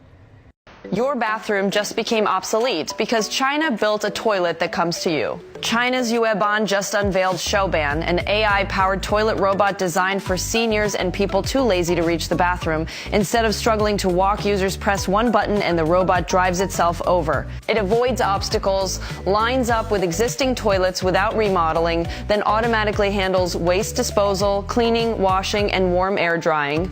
The system even locks itself in place for safety and uses odor control features to keep rooms fresh. Would you trust a robot like this in your home, or is this a step too far? Now tell me, at this point, what hasn't China created? They have thought of it all. Did you have to sacrifice something literally? Yes. You cannot do any type of work without giving offering. So this lady brought her son to us. The kid was all f***ed up. So we started our work. So I had to put the family at a table together, put salt around the table and some other things to make sure they were protected. And we started this cleansing. Oh my God. 3 hours fighting, literally physically fighting this boy. And all of a sudden I turn around and look at the lady and I said, it was his mom. I said, it's you. You owe the spirit blood. You asked for something a long time ago and you never paid. And this is the consequence. She was just... Like she didn't give a f***. Like she didn't give a f***. So I was like, that's it. Stop the cleansing. We can't do anything for him until she gives the blood. We can't help him. So I told her she had to sacrifice a beef. That's what Spirit wanted. And 3 weeks later, she calls and she says, hey, I did that. Can I bring my son back now so he can get help? And I said, what did you do? She said, we did a chicken. I said, that's not what I told you to do. Don't call me no more. What happened to the boy? I don't know. Best way to tell if someone's possessed, they have a butterfly tattoo. Every single you see on the planet has a butterfly tattoo. Why? Because whenever they get possessed by a demon or by a jinn, the jinn wants to fucking show the other fucking jinns around them, I got this person. And they basically think they're better than us humans. So they're calling us caterpillars and they're calling themselves evolved butterflies. That's why they always put a butterfly tattoo on them. It's degeneracy at its finest form. 99.9% of women who have a butterfly tattoo are degenerates. Your moles are a hidden map of how slowly you're aging. And the more of them you have, the younger your body is on the inside. People spend their lives wishing they had fewer, but they have it backwards. Researchers compared people covered in moles to people with barely any, and found something nobody expected. The people with more than 100 moles had a biological age 6 to 7 years younger than the people with under 25. Same birthday, completely different aging speed. The reason is your telomeres, the protective caps on the ends of your DNA that get shorter every year and control how fast your cells age. People with lots of moles have longer telomeres, which means slower aging in your heart, your muscles, your bones, everywhere. Your moles fade as you get older. So keeping a lot of them is a sign your whole body is aging in slow motion. The biggest thing that shortens those telomeres after genetics is chronic stress. The neural reset protocol lowers the stress load that is quietly aging you. Tap the link in my profile. I often get comments and DMs from men telling me that my forehead is huge, that is big. I'm not even trying to be funny, bro, but look, men think that this is big. They think that this is huge. Yeah, they see that's the problem. Wait a minute, is she trying to say? Remember the pink liquid with living brain cells that went viral? Well, there's another company doing the same thing, but completely different. Meet Final Spark. While Cortical Labs sells biocomputers for $35,000, Final Spark rents access to living neurons for $500 a month that you can access on your laptop. 2 weeks ago, a BBC reporter visited their Swiss lab and held tiny white organoids, clusters of 10,000 human neurons the size of a fruit fly brain. 10 universities worldwide are using them right now. University of Bristol used organoids as the brain of a robot that reads Braille letters. Johns Hopkins uses them for Alzheimer's research. But here's the creepy part. These organoids die after 4 months, and scientists have recorded over 2,000 deaths in the past 5 years. One researcher was mid-experiment when his organoid died and he had to start over. And here's what's insane. Right before they die, there's a massive spike in brain activity, just like what happens to humans at the end of life. One researcher told the BBC, "We're treating this like a machine, but that's probably a mistake. Training an organoid isn't like writing code. It's like raising a child. You give it patterns, reward it with dopamine when it's correct, and watch the neurons rewire themselves. Human neurons are 1 million times more energy efficient than digital processors." Scientists spent decades copying the brain with AI. Cortical Labs and Final Spark just said, screw it, let's ship the actual brain instead. Sam Altman says, I think in the future we're going to treat intelligence like a utility, like electricity or the internet, where you just rent it from us.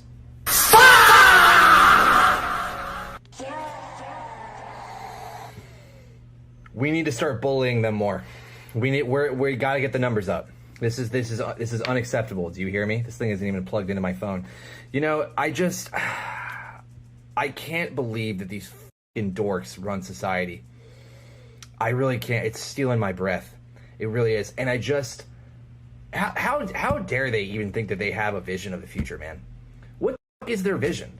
Their vision is what? That they like sit in some bunker off the coast of Hawaii or off the coast of New Zealand while we breathe not breathable air, while we fight over not edible food, and then if we want to write an email, we have to pay them 3 cents? What the fuck are these people talking about? This is not open AI. This is open season.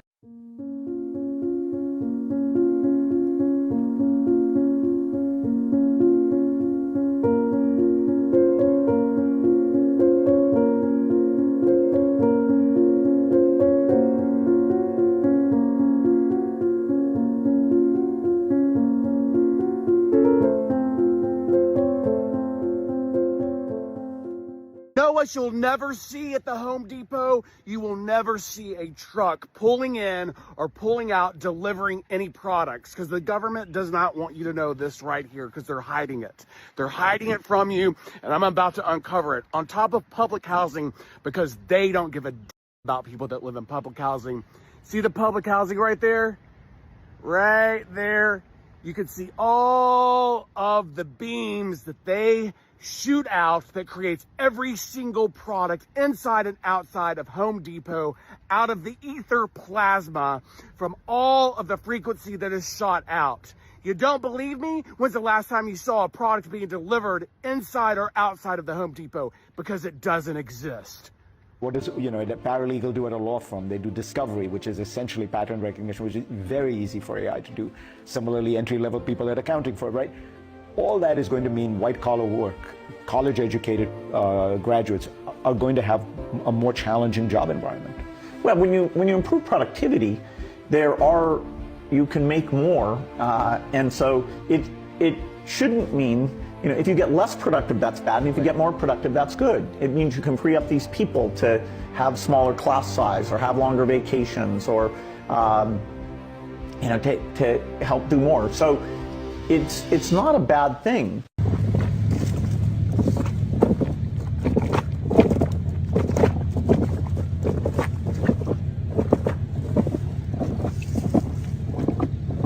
It's been a while since I've found it, but here it is.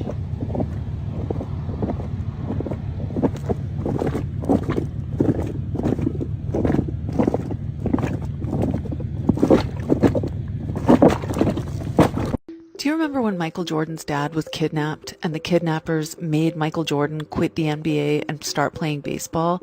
And then when he sucked at baseball, they killed his dad? I do. I'm Mel Z. I talk about death, true crime, and dark pop culture lore, so if you're a weirdo too, follow me. Okay, so it didn't exactly happen like that, but for some reason, that's how I remember it. But turns out the actual truth of it is much darker and way more senseless. James Jordan Sr. wasn't just Michael Jordan's father. He was one of the most important people in his life. A military veteran, mechanic, husband, and father of 5, James was deeply involved in his son's career from the very beginning. On July 23, 1993, James was driving home through North Carolina. At some point during the trip, he pulled over to rest in his car. While he was sleeping, 2 teenagers noticed his car. The red Lexus was a gift from Michael Jordan and carried a distinctive personalized license plate. Police believed they intended to rob him, but instead James Jordan was shot and killed. The teens stole the car and dumped James's body in a swamp. For weeks, his family had no idea where he was.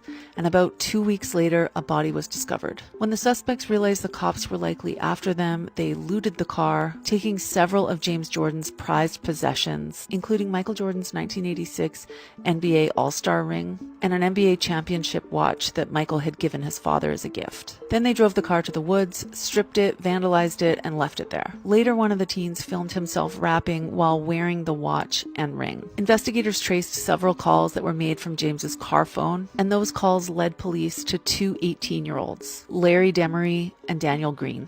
Both men were eventually convicted of murder and robbery and received life sentences. Demery later claimed that the shooting wasn't supposed to happen and that Green was the one who actually pulled the trigger. Green has maintained for years that he was not responsible and has continued to challenge the conviction. Much of the evidence was mishandled, including James Jordan's shirt, which at some point was buried outside of a police warehouse, reportedly with no bullet hole in the chest. Once it was dug up, they found a bullet hole. For Michael Jordan, the loss was devastating. Just a few months later, he shocked the sports world by retiring from basketball. One of James Jordan's longtime wishes was for Michael Jordan to play professional baseball. Michael later said that after his father's death, playing baseball felt like a way to honor him. In February 1994, Michael signed a minor league contract with the Chicago White Sox. He returned to basketball in 1995, and a conspiracy was born. The theory goes that Michael Jordan was actually suspended from the NBA for gambling, and that he used baseball as a cover-up. That's what some people think, but who knows? More than 30 years later, the murder of James Jordan Sr. remains one of the most talked about and tragic stories in sports history. What do you think? Do you remember this story? Did you have it mixed up in your head like I did? So far, ain't no Illuminati come and help me with nothing. Okay. You know what I'm saying? I personally, man, I believe in God. I'm a man who fears God, and I pray to God, you know, and There's not a single study which shows that exercise helps you live longer. And when I started looking into that, I found that there's never been a single professional athlete ever lived to be 100. My red flags began to go up because if exercise was good for you, there should be a significant percentage of professional athletes living to be 100 because nobody exercises more than professional athletes, and they get paid to do it, you know, so they're not going to cheat. Well, you start looking at some of the famous athletes that should have done well, people like Jesse Owens, the first man to ever win 4 gold medals in the Olympics, in the same Olympics. He died at 66. Jim Thorpe and Red Grange, and there was Babe Ruth and Lou Gehrig. The reason why athletes don't fare so well is because athletes sweat more in 5 years than couch potatoes do in 75 years. When you're sweating, you're not just sweating out water, you're sweating out a soup that contains all 60 essential minerals.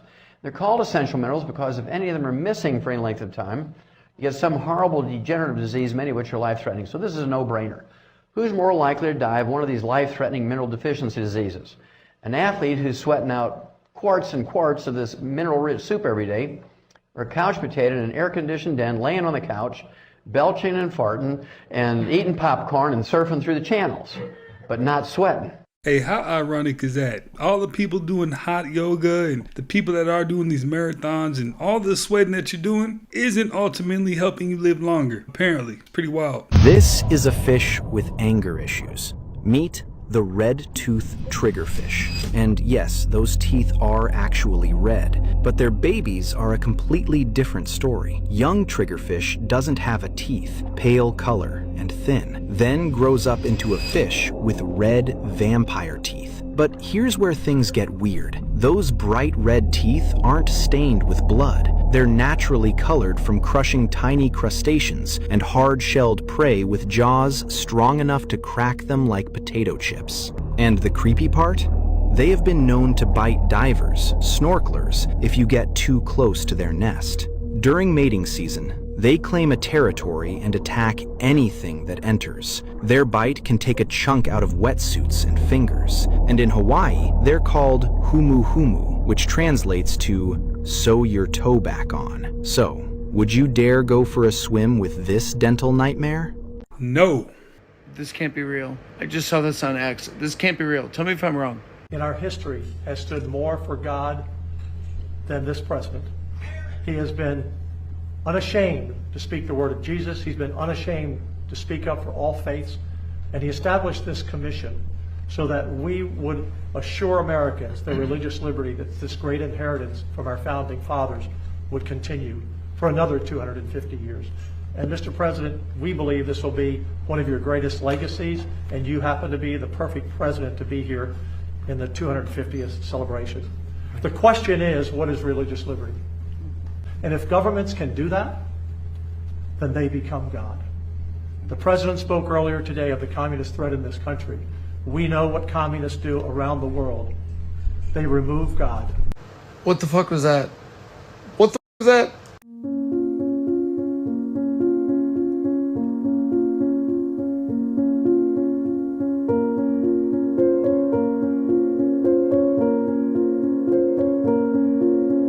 Apparently there's this pastor that's going viral because of the ridiculous sermons that she gives during church. Instead of being like a normal priest and talking about God and doing good deeds, she basically spends the entire time forcing people to donate thousands and thousands of dollars. I mean, she talks so fast that it's kind of hard to keep up, but basically in the same sentence, she tells people to take out their checkbooks, and if they don't, a bunch of children are going to die. I want $100,000. This isn't for me. This is about kids that will die without you being obedient. But considering her own personal net worth is over $5 million, her tricks are clearly working, and honestly, people should probably stop listening to her. This clip is in its original speed. I took some screenshots, and then I slowed it down. You can see whatever these things are flying through my closed windows.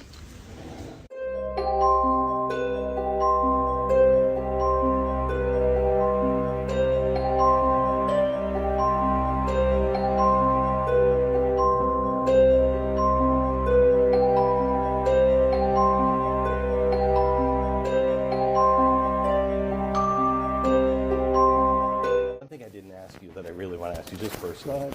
How crazy is it that you're working with? Can you just roll this for? Let me put this back on. This is just a personal thing.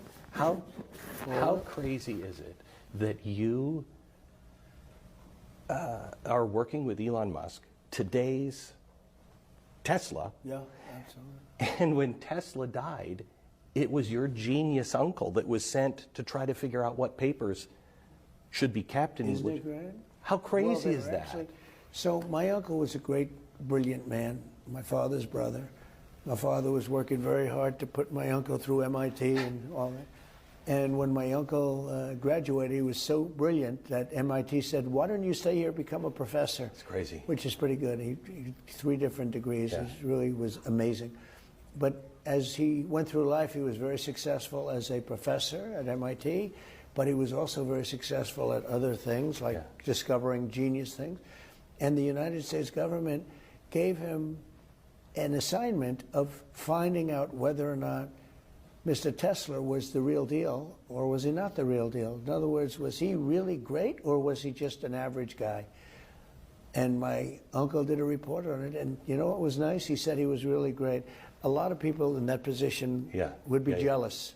Yeah. But he actually said he was great. And here you are working with today's Tesla. That's right. That's so right. great. And Elon's a great guy too. Yeah. Great guy. Thanks. Thank you. You bet. Stephanie, an Oklahoma woman and her family have filed a lawsuit against Arby's after a former manager allegedly spat in her food, infecting the customer with oral herpes. The lawsuit says there's surveillance video from the restaurant that shows Amanda Hendricks spitting on ingredients. Now the former Arby's employee faces felony charges, and people are looking up more details on the case. There's no comment yet from Arby's or Hendricks. Well, Arby's famous slogan is Arby's, we have the meats. But apparently they have more than that. Do you think our world is run by humans? No. If you're asking, do I think that there are hybrids, people who are part human? I mean, every society has always thought that. People are like, oh, that's a crazy concept. Really? Islam, Judaism, Christianity all believe that that is a thing. There are people who I know personally, I'm like, oh, let's get a weird vibe on them. I'm like, what is it? But I don't know. And I try not to speculate about it, though some of them are really weird. Hello? I woke up at 5 o'clock this morning because I felt a stinging pain on my stomach. I went into the bathroom and checked it out and didn't see anything. So I went back to bed and laid down. That's when I heard something scratching inside my pillow. I threw it on the ground and ripped off the pillowcase, and this came crawling out.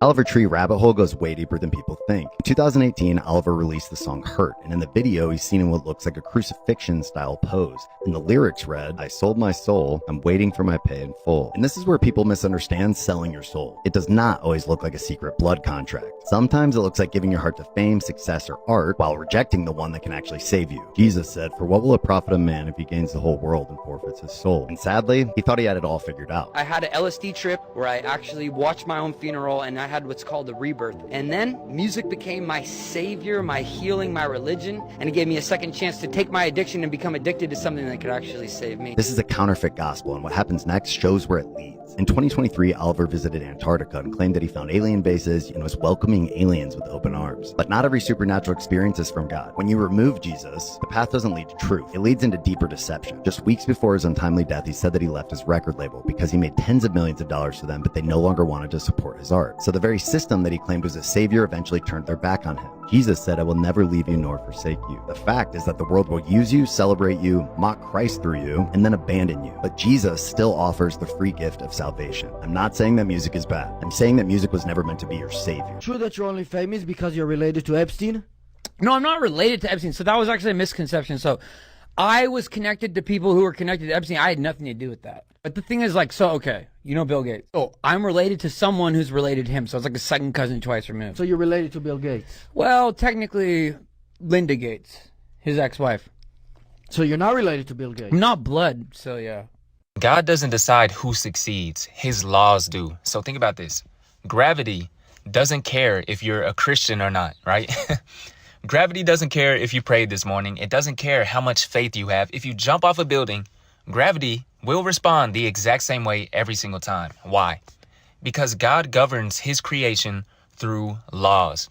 And in fact, your life is the sum of the laws you obey.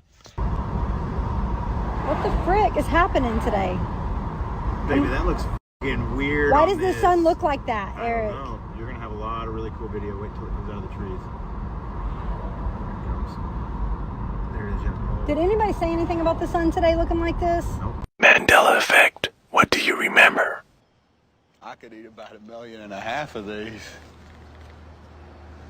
My mom always said life was like a box of chocolates. You never know what you're going to get.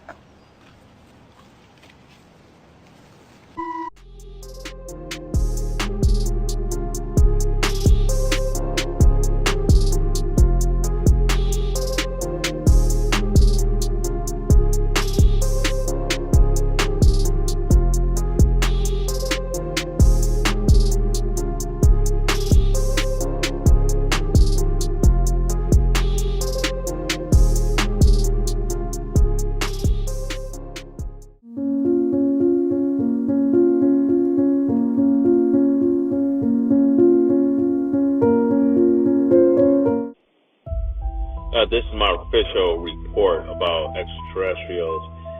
Do they exist? First, there's way more evidence to count. Over 11 million pieces of evidence.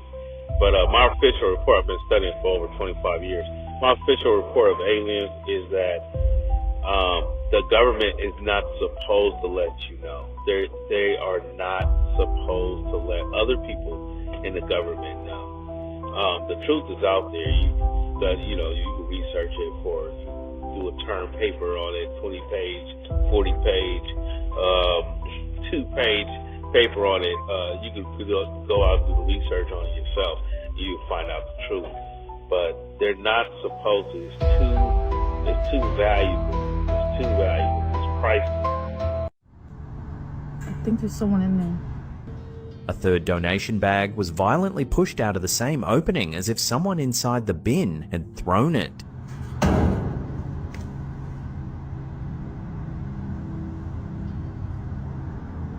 Concerned that someone might be trapped inside, Stoney approached the bin and called out, asking if anyone was there.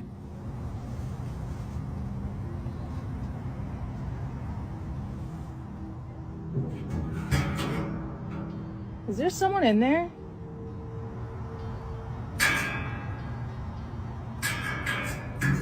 Can you see? She received no response.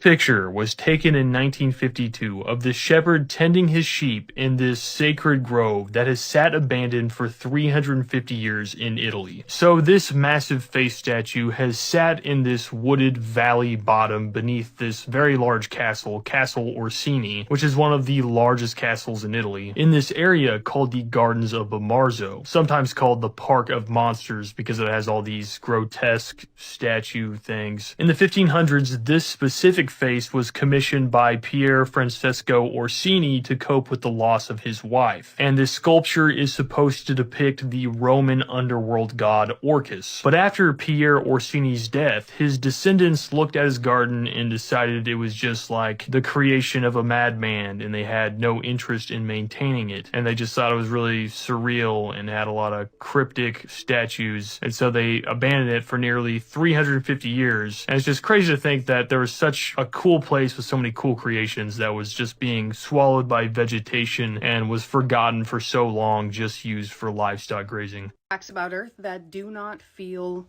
real. Our sweet baby girl Earth, she has a heartbeat. Yes, she does. Every 26 seconds, a seismic hum comes from the Earth, and scientists have been hearing it for decades and are still trying to figure out what causes it. Scientists and seismologists have known about this phenomenon since around the 1960s, and whereas you and I can't probably feel or hear this heartbeat, seismometers and other scientists have studied this, still to this day, trying to figure out what causes it. The leading theory here is that off of the coast of West Africa in the Gulf of Guinea, these powerful waves hit Earth's continental shelf, which is also right here. And in doing so, it sends some sort of vibrational shockwave through the continental shelf, and then seismologists are able to track it. But it happens perfectly every 26 seconds, and scientists still have not been able to come to a general consensus. Some researchers believe that maybe volcanic or earthquake activity have something to do with this rhythmic pulse, but none of them are in agreement because there is no specific one thing that they can track. And even still, our beautiful Earth every 26 seconds produces a rhythmic pulse that scientists have been studying for decades and can be tracked by thousands of seismometers around the world. And we're still trying to figure out what makes our Earth beat. Kobe Bryant made a deal with the devil. He sacrificed himself. And in return, part of that sacrifice was that he was going to live a short life. He came into the NBA saying that I'm going to be the best and I'm going to die early. I'm going to go out in a blaze of glory. To understand that, how in the world would he know that? It's because that's the deal that he made with the devil. That was part of his sacrifice. To understand that, he knew that he had a little bit of time. That's why he operated with such a sense of urgency, because he knew he had a little bit of time. You saw that he was in a rush, went from high school straight into the NBA. He started dating Vanessa. The moment Vanessa turned 18, he married her and they started having kids. He knew time is of the essence. He knew time was running out. He knew he sacrificed a long life. He knew he did not have a long life. He knew that was part of the deal that he made with the devil. So now imagine you are simply working, operating in the physical, you going against that individual. You don't stand a chance. Not only were whales once land you. You know what's funny? Okay, I was talking to a friend of mine the other day, and we were laughing about how no one really would know what to teach a kid now. What skill sets are going to matter 10 or 20 years from now as the world becomes automated and everything is just changing? So we decided that your character is your destiny. You know what I mean? Just like, you know, if you're a good person, that's pretty much all you can ask from anybody, and hope for the best. I don't know if anyone needs to think anymore. What do you mean by that? The machines are doing all the work for us? It's AI, it's quantum computing, it just seems like thinking is for poor people. It's a joke, by the way, I forgot where I was. But it's true, it's just like who's, you know, no one reads books anymore. It's just so different from when I grew up.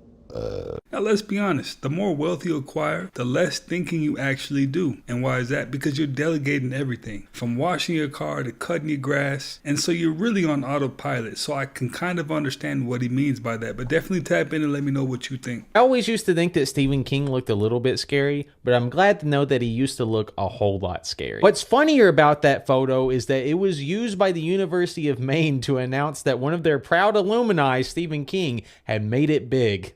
And this was the photo that they chose. This video going around on social media was somebody's dash camera picked up a ghost car driving on the road. And at first, a lot of people did not believe what they were saying until they actually showed the footage. We about to look at this too. Y'all let me know what y'all seen. Y'all might have to watch it over a few times too. The car's over there. I know, I did. Oh my god. Did y'all see it? Y'all ain't see it, just wait. No, it's gone. Wait. No, listen. Look. You see the car, right? Where's the car? Where's the car? Where's the car? You cannot tell me that that car was not there. See, at first, like I said, y'all might have to watch it over a few times. Go back a little bit. Go back so you know that you're not tripping. Because the way that you feel is the exact way that everybody else feel, even myself. And at first, when you seen the video, you did not notice that car. Because I didn't notice it at all. And then when they slowed that video down, when they slowed it down for some reason, that car disappeared. I want to know this.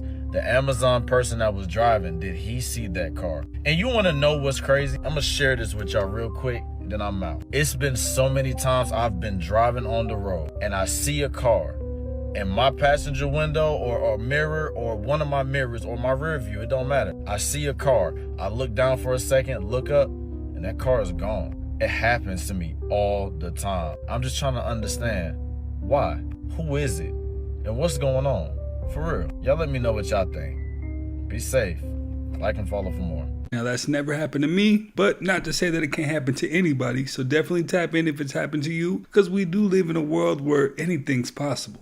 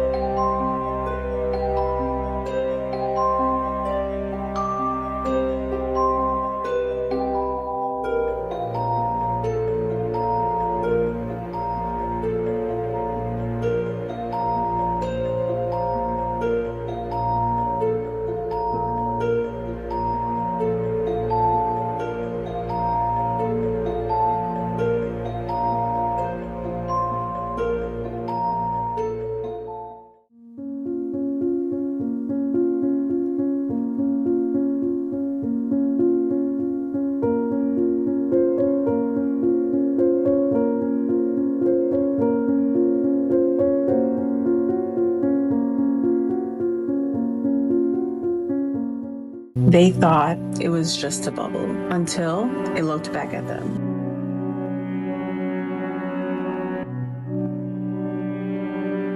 They were out at sea when something strange formed up beside the boat. At first, they figured it was trash or a bubble rising to the surface, but it wasn't.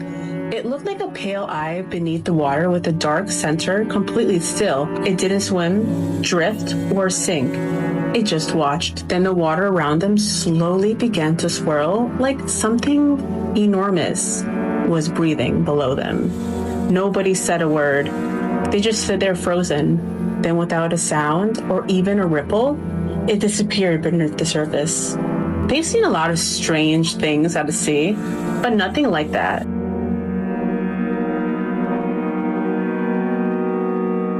So my question is, what do you think was hiding beneath the boat? And would you have stuck around?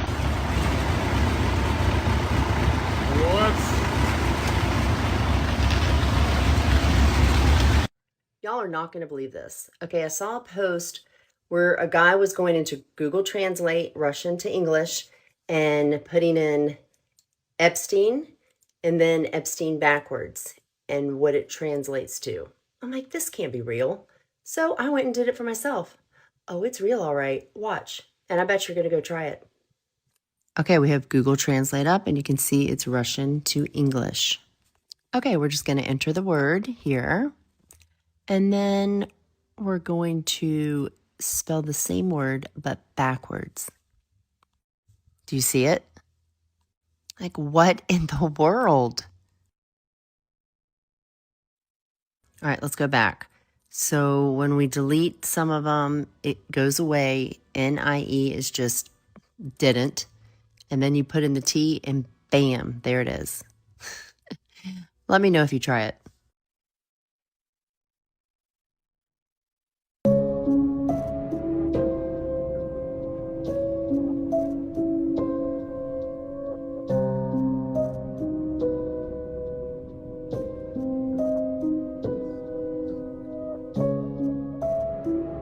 Fun fact of the day.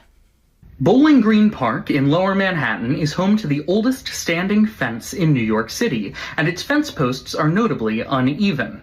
The fence dates back to British colonial rule and was once topped by cast iron royal crowns that were sawed off in 1776 by Sons of Liberty following the reading of the Declaration of Independence in New York.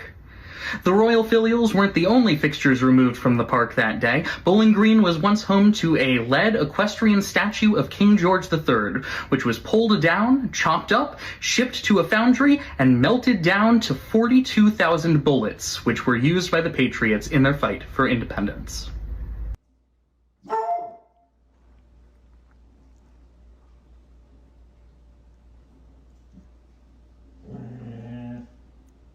Who is it?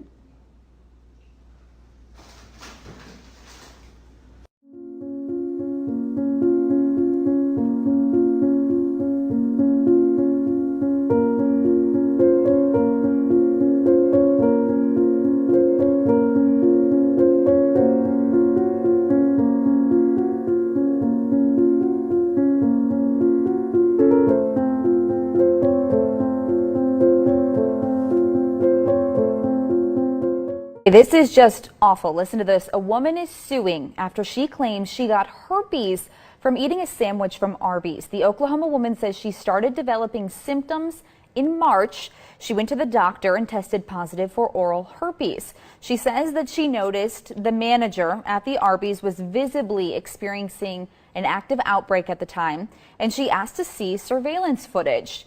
The lawsuit claims that workers tried hiding it from her, even bribed her with free food to drop it, but she didn't. She got the police involved. They were able to get that footage, and the lawsuit says it shows the manager spitting into the woman's food. The manager has now been charged with felony poisoning with intent to injure. Meanwhile, the victim is suing Arby's for allowing the woman to work near the food while having an active outbreak. And it was caught on camera. Arby's, go ahead and cut that check. Go ahead and just cut the check. What was going on in Europe over the weekend? And why do I say that? Because videos of extreme weather have been popping up all over social media, leaving a lot of people asking the question, what is really going on with our weather? Have a look at this video for yourself. Look at this right here. Does that look like a normal thunderstorm to you? This goes on for about 15 minutes, non-stop lightning. There are multiple videos of this storm all over social media. And the internet is asking the question, what is actually going on with our weather? Frame by frame, if you slow this video down, what does that look like to you? Does that look like lightning to you? Or how about this right here? What does this look like to you? It's just wild and crazy, the thunderstorm that they had in Europe. Take one more look at the video for yourself. Look at this. Don't actually hear any thunder, just a lot of flashing light.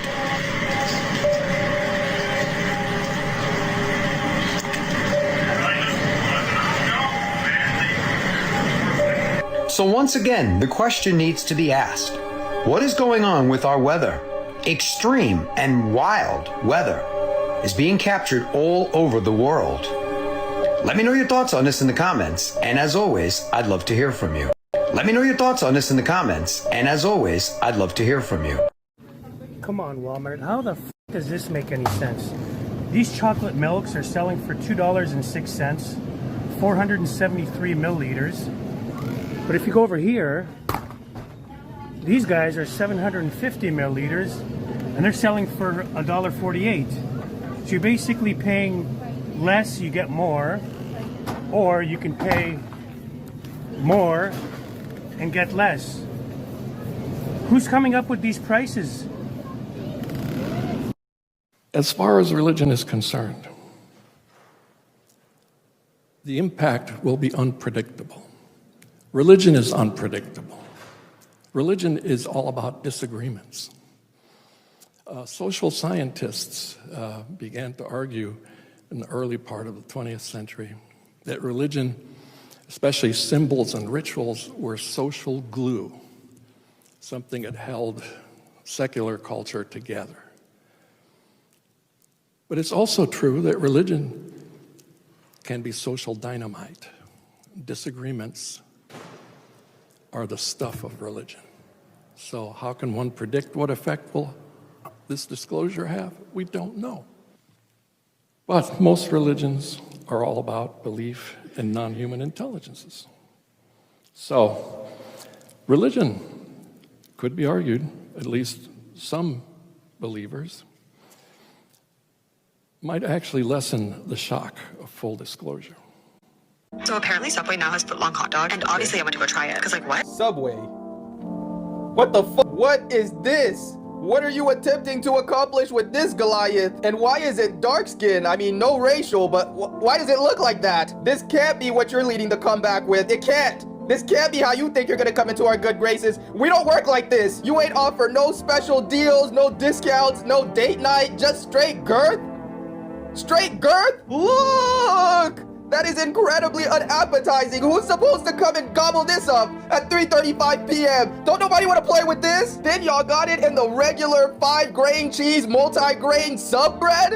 Y'all got it in the regular hoagie rolls? You can't do that, Subway. We don't want to pile tomato and cheese on top of this. Go create a proprietary bun, go back in that lab, and at least come up with a custom bun for this Goliath. You can't just sit this in between the regular sub bread. We don't know what to do with this. Oh my God, that's disastrous. I don't want to see nobody order this. I will not forgive one person for going out of their way to order this. This is outrageous. Subway, y'all gotta be holding a grudge. There's gotta be some type of angry attack on us for not patronizing you guys. I mean, come on.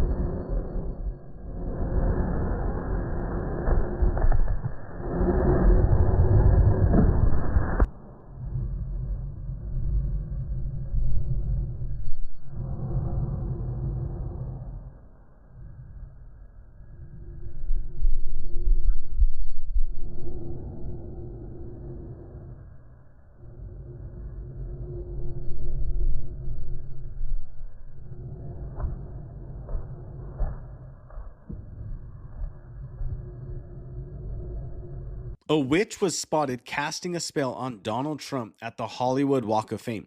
There is a real spiritual battle going on, so pray for our government leaders. Whether you like them or not, pray for them. Facts about Earth that do not seem real. This place is straight out of an Avatar movie. Deep beneath the surface of Waitama Caves, you might encounter something that you may never find anywhere else, and that is the bioluminescent glowworms. They're not actually worms at all. They're a type of fungal gnat that is a larvae, and it's actually considered a predator. Its scientific name is Arachnocampa luminosa, and it is very specific to New Zealand. You will not find this anywhere else. Because this fungal gnat larvae has lived in this cave for so long, it has evolved to be bioluminescent, and it attracts the other insects inside of the cave, which fly up to the top of it, get stuck in its sticky webs, and that's how they consume their food. And it wouldn't feel right talking about this cave without mentioning the Maori people. They have known about this cave for hundreds of years, as they've been there in New Zealand for around 800 or more years.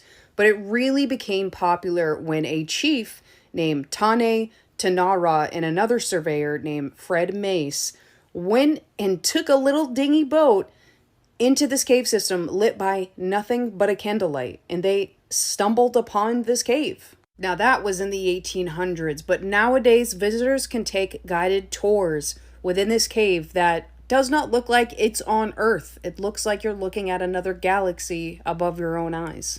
The way that this would my husband up, look at this.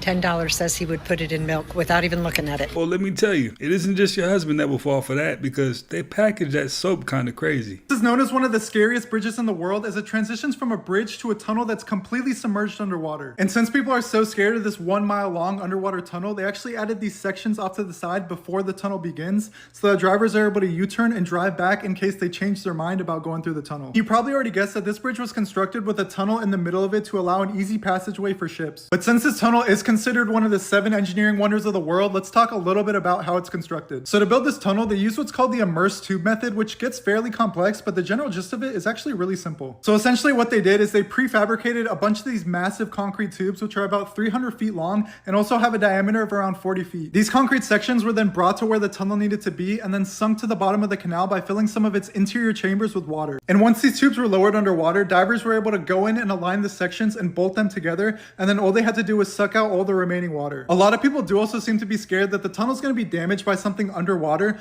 but when they were constructing these tunnels, they did overlay these concrete sections with a layer of sand and rock to protect it from anything underwater. And another fascinating part about the construction process is these man-made islands that connect the ends of the tunnel, and they're both over 5 acres. And to construct these islands, they had to form a massive ring of quarried rocks, some of which were weighing over 6 tons. But even with all this innovation, they were able to construct this entire 17-mile-long bridge in just 42 months, and it cost about $1.5 billion considering inflation. In early mystical traditions, the eagle became associated with Christ consciousness. It represented coherence, alignment, and embodied truth. The eagle flies above chaos because heaven was never really about a place. It was never even about after death. All of these came about later, right? This is why they always say it's a garden. Well, there's a garden here on earth. Milk and honey, I can get that on earth. Harps, I can get that on earth. I can buy a white robe too. All the things they talk about in heaven, you can buy that stuff on earth. So what are you talking about? This is some extraterrestrial, far out place. This creature literally shapeshifts by deleting its own body parts. Meet the pughead pipefish. When it's a baby floating in the open ocean, it looks like a totally normal fish. And here's the shocking part. The moment it grows up and hits the reef, it undergoes a brutal metamorphosis. It literally dissolves and reabsorbs its own fins until it is completely finless. It aggressively shrinks its entire snout into a blunt, pug-like face. Why? To become a stealth assassin inside toxic stinging corals. By ditching its fins, it can squeeze between deadly stinging polyps. And that white head? It perfectly mimics a coral polyp, so predators can't see it. Oh, and just like seahorses, the moms don't deal with the babies. The females dump the eggs onto the male, making the dad completely pregnant. What else is down there? I had a preacher that used to come to me from a local church. He was married with 2 kids, and he had a boyfriend out in Cali. I was doing work for him, and he was a preacher. But what kind of work was you doing for him? Spell work called tie the dick down. Tie the dick down. The actual penis. He did end up parting from the wife very amicably. He's welcome. Okay. To be able to move out there with his boyfriend, and he's living happily ever after. He just didn't want any tension after the whole thing came out. Hey, I ain't got nothing against nobody. No, ain't nothing against them. They do what they want. But these are the type of people that you're encountering on a consistent basis. Yeah. Things that you're dealing with. So have you ever seen where someone has come to you and has asked for a spell, but it backfired? I give very good offerings. When we do work, I keep my altars and my spirits happy.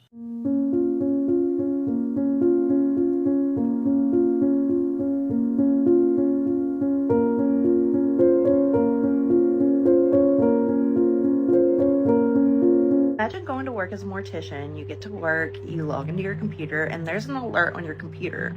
And it's from your security cameras from the casket room, saying that there was motion detected at 3 o'clock in the morning. And this is what was captured on the security cameras. Pay close attention to the black casket. All is still and silent, and then all of a sudden this casket starts moving around. It starts out slow, but then it starts like hopping up and down. There is no telling how many spirits are attached to funeral homes either. So I'd say this is probably not really an odd occurrence for somebody who works at a funeral home, which I would love to hear your stories. If you've been a mortician or worked at a funeral home, I'd love to hear the weird stuff that happened to you while working at one of these places, because that's scary as fuck. And I'm sure that doesn't even brush the surface of what people who work at funeral homes have seen and encountered. What would y'all do if you saw this? Let me know.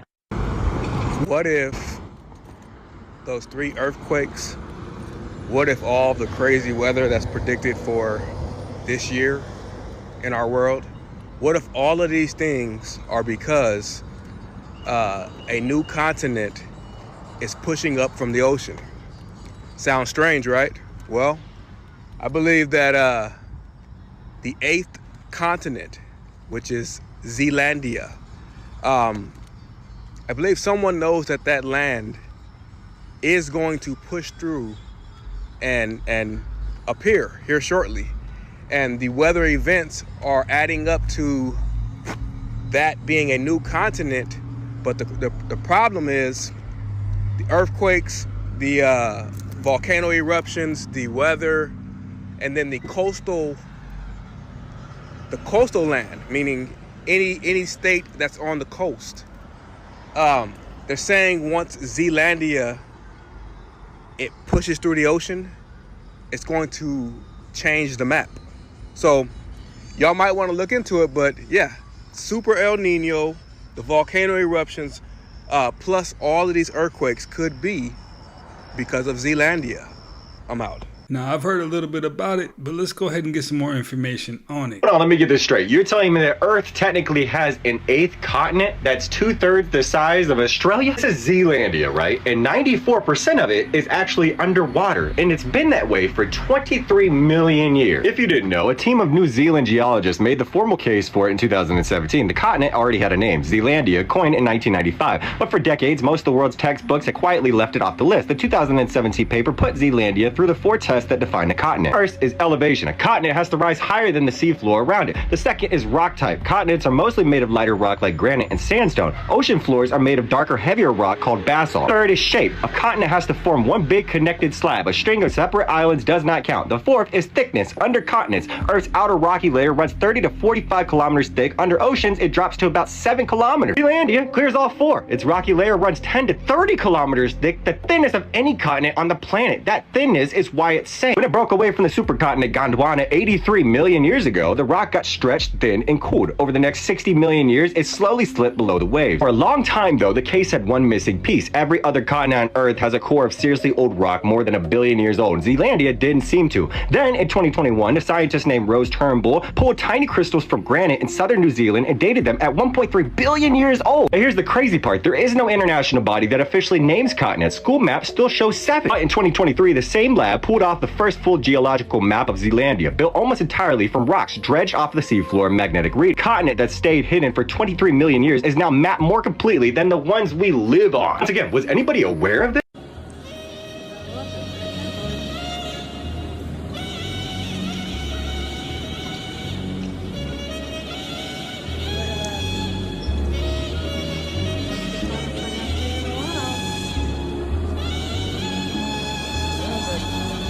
Go to the biggest event in American history this century, 9/11. 9/11 happened on the 11th. The first plane that hit the World Trade Center was Flight 11. New York City, 11 letters. New York, the 11th state in the Union. The Twin Towers look like an 11 side by side. They both have 110 stories. The Pentagon, 11 letters. Shanksville, 11 letters. Afghanistan, 11 letters. When does this stop being a coincidence? And people have to understand that the people in positions of power, they're using this knowledge to plan events. Probably weird. And you're living in Minneapolis, of all places. Minneapolis, yeah. Yeah. I will always live in Minneapolis. Do you will always live here? Mm-hmm. Why? It's so cold, it keeps the bad people out. I believe that. Would you rather invent time travel or teleportation? Actually, those things are almost the same thing, in that you can't break the speed of light without breaking reality. And you know, so if you could teleport somewhere instantly, if you're talking about teleportation faster than the speed of light, presumably it would be, then that would break our reality, as would time travel. Unless, there's a very important conditional here, unless we are a simulation. Time travel does not break a simulation. Is it like in Loki, where you're on like the time and you just break a new one? I think, well, people do tend to get wrapped up in knots with the time travel thing because they try to simultaneously say something must be logically consistent but logically inconsistent. That's impossible. But if you think about like a video game and say, okay, you've got various saved games, and you can go back and restore a saved game from a prior start point. You still have your other saved games, and there are many games going on in parallel. They don't have to be consistent with each other. It's a false assumption if we're a simulation. We might be somebody's video game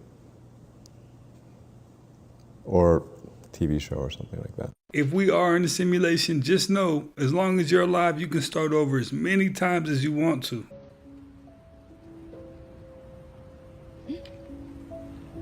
Austin. Whoa.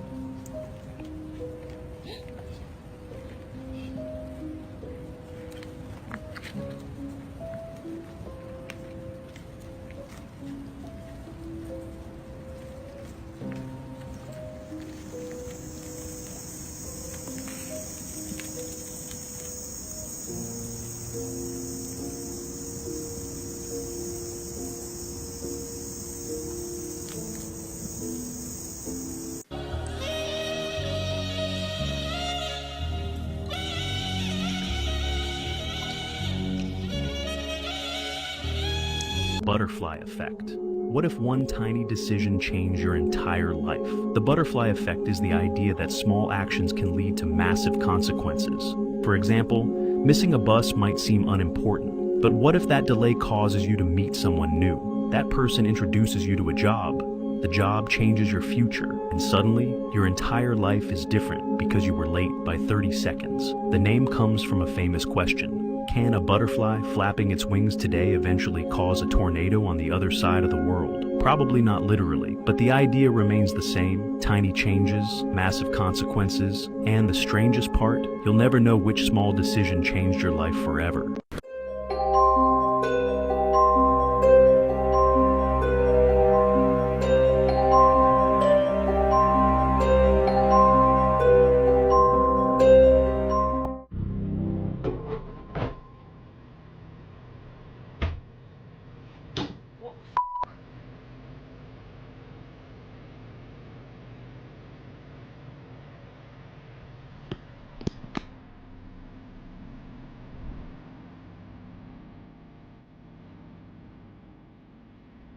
Nothing here.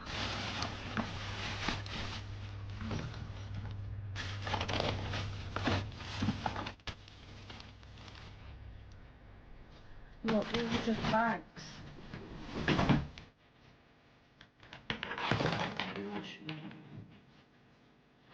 Nothing behind the door. What the f? What the f is going on?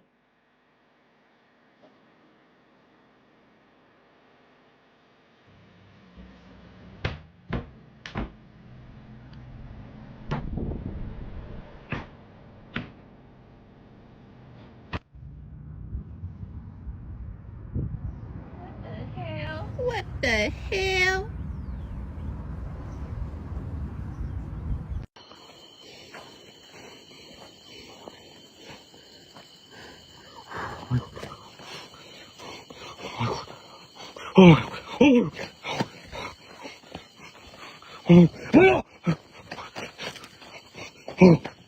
Scientists taught birds how to use FaceTime and set up a reality TV style experiment. In the wild, parrots live in large flocks, but as pets, they're usually alone. So, to help them feel less isolated, they gave them technology. 15 parrots, all strangers and trained to use FaceTime, had 5-minute speed dates for 2 weeks. Then they had the freedom to call whoever they wanted by tapping photos of the parrots. They developed a pecking order, had preferences on who they wanted to talk to, and made best friends that they would repeatedly call. When those best friends answered, they got genuinely excited, started singing together, and showing off their toys. They also figured out the golden rule of popularity. The parrots who initiated the most calls were the ones who got the most calls back. I happen to enjoy this video because it is a reminder that sea lions are just beach bears that decided to do the land thing part-time. That's not a joke, they're on the dog side of the carnivora cookout, right next to bears and the weasel crash outs. And you don't realize how big they get until they make you severely question the integrity of your vessel. Stellar sea lions are furry flippered boulders that get to 9 feet and over 2,000 pounds of pinniped. They didn't get the lion name for nothing, and you're looking at the main reason why. Especially the ones in South America, they're the ones that earned that name. See, they be lying, they get bare in the face and bare in the waist, and I'm talking about their diet. Don't think they only eat fish. They'll run down penguins, they'll pop the heads off of seagulls. I've seen them do it. They'll rip the throats out of sharks and eat them. Don't think that relationship's one-sided. There's the disrespect of this picture, and they'll even commit friendly fire because some sea lions will attack and eat baby elephant seals. To be fair, adult elephant seals will sometimes eat sea lions, so just know they fold more than fish. And the same way land bears pull up for our garbage, in some places like Chile, you got sea lions spawning at fish markets for free eats, which actually causes them to get into turf wars with the dogs already there. Like y'all call them sea puppies, maybe y'all need to see them next to puppies to realize Gulf grizzlies are not a joke. They're not evil, just animals, but wild animals I swear y'all don't be taken seriously. Like this video should not exist in any reality, and she's lucky to still have a face. But yeah, the more you know, and that's why. Someone decided to fly a drone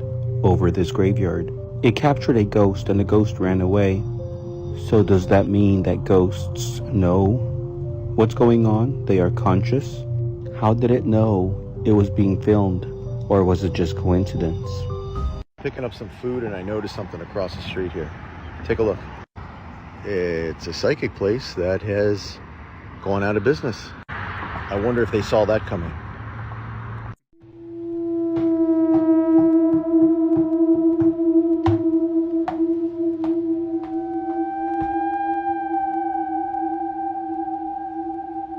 I swear, that reflective part on the dog makes him 10 times more creepier than he already is. Spotted with blue.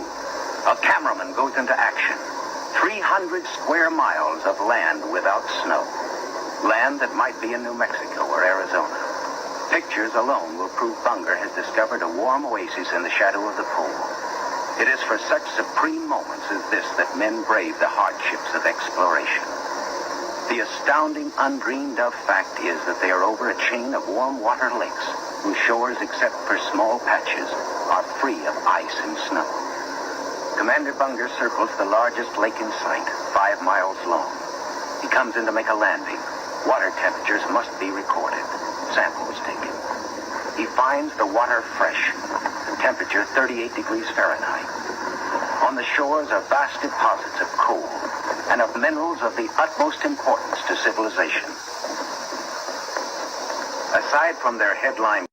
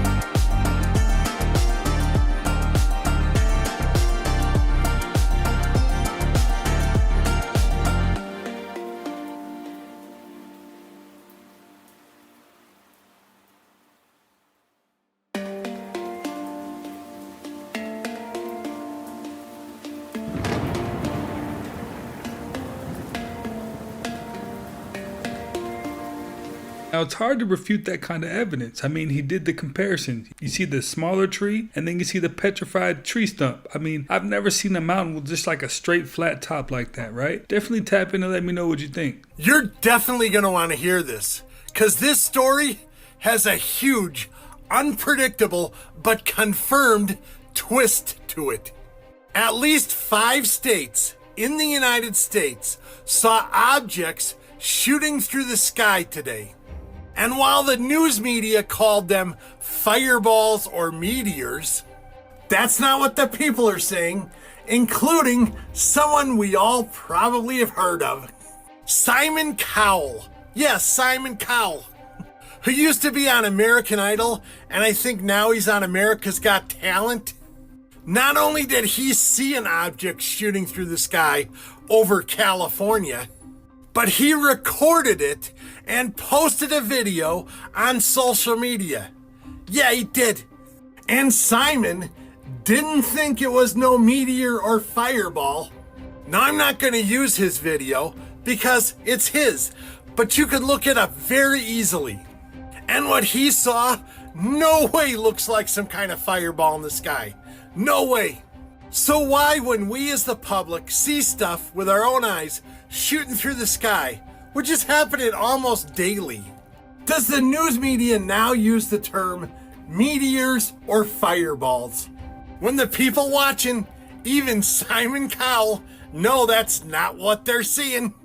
Okay, till next time, shabadoo booskies, shabadoo. Something took place, and something is changing.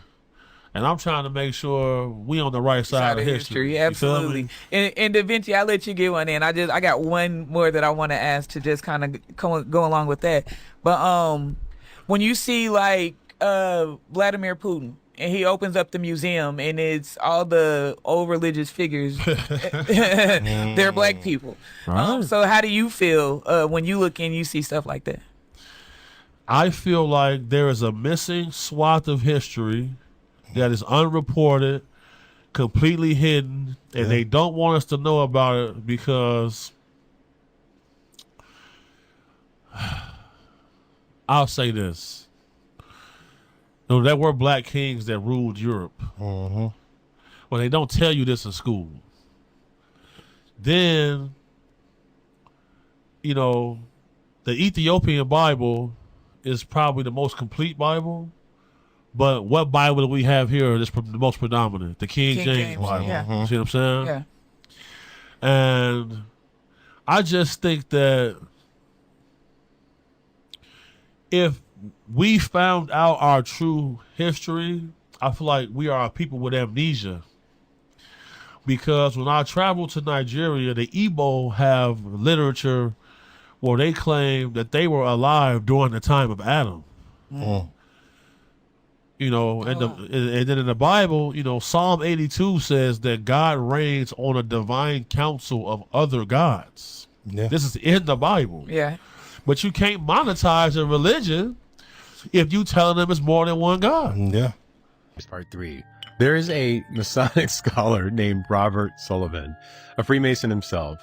He wrote a 700-page book called The Royal Ark of Enoch. His thesis is that the high-degree Masonic ritual developed in France in the mid-1700s is derived directly from the Book of Enoch. The highest degree ritual in Freemasonry is named after the prophet whose book was voted out of your Bible. Chinese supercomputer is now considered the fastest on Earth. NPR's John Ruwich reports the new ranking knocks the U.S. down a notch. The number one supercomputer on the top 500 list is called Linshine, or Lingsheng in Chinese. It sits in the city of Shenzhen, and its debut on the list bumps the Lawrence Livermore National Lab's El Capitan supercomputer down to number 2. The Chinese system was clocked doing a blistering 2.198 exaflops, or 2 quintillion 198 quadrillion calculations per second.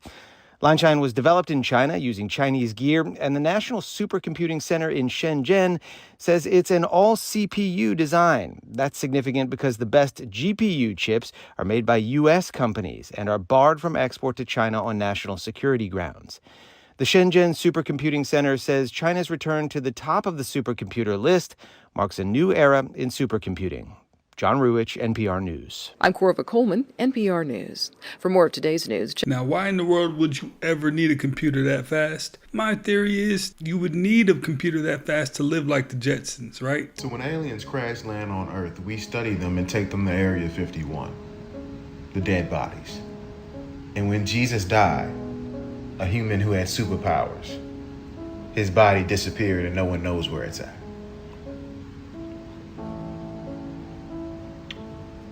Mama, I think I got one. You know, the universe is built off sound, light, and frequency. Scientists say that the afterlife takes place in another dimension. When you sleep, your brain goes into another dimension. Because the movie Inception, they seen people communicating with each other through their dreams. Scientists in China have been able to help people communicate through while they're in the dream state. REM sleep. All of this is connected.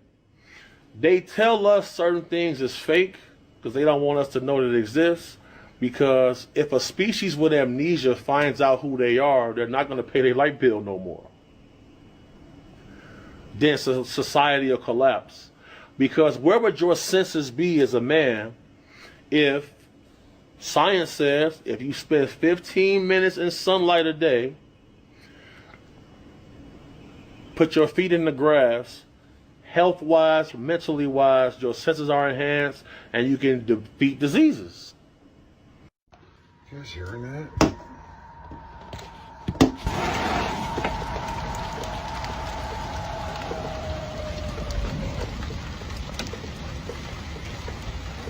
What the hell makes that kind of sound?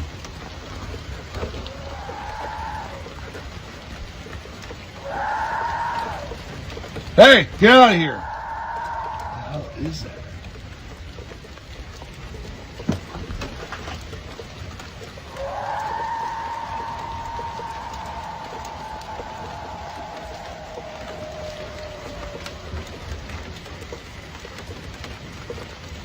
Girls, you ain't going outside. Dogs want to get outside. Figure out what the... That's crazy sounding though.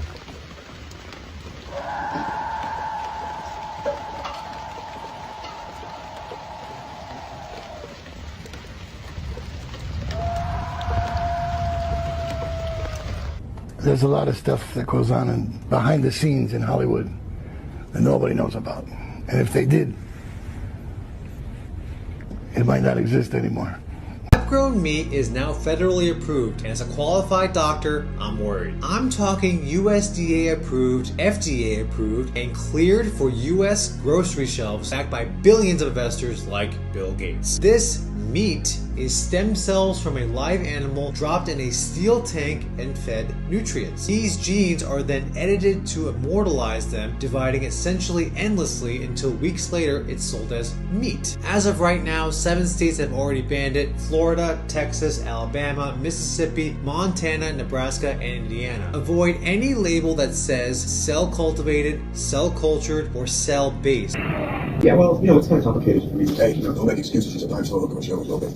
Just want to be honest. Yeah, you saw it right. You saw it right. It moved. You saw that it moved. I saw that it moved. You saw that it moved. We saw that it moved. Go ahead and rewind. Go ahead and look at it again.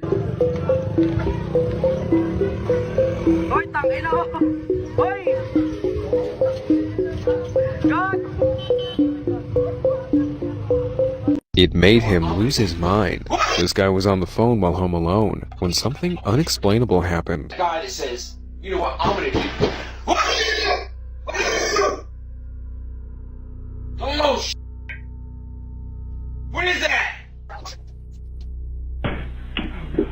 While talking, he suddenly hears 3 loud bangs in front of him, and he freaks out, running out of the house. Days after this incident, his wife Cassandra noticed that the electronics in the house were turning on and off on their own, and that their cats were acting odd. Now, he and Cassandra have been experiencing strange things in this particular house for years, but nothing ever this frightening. So is there something paranormal haunting their house? And if so, what exactly does it want?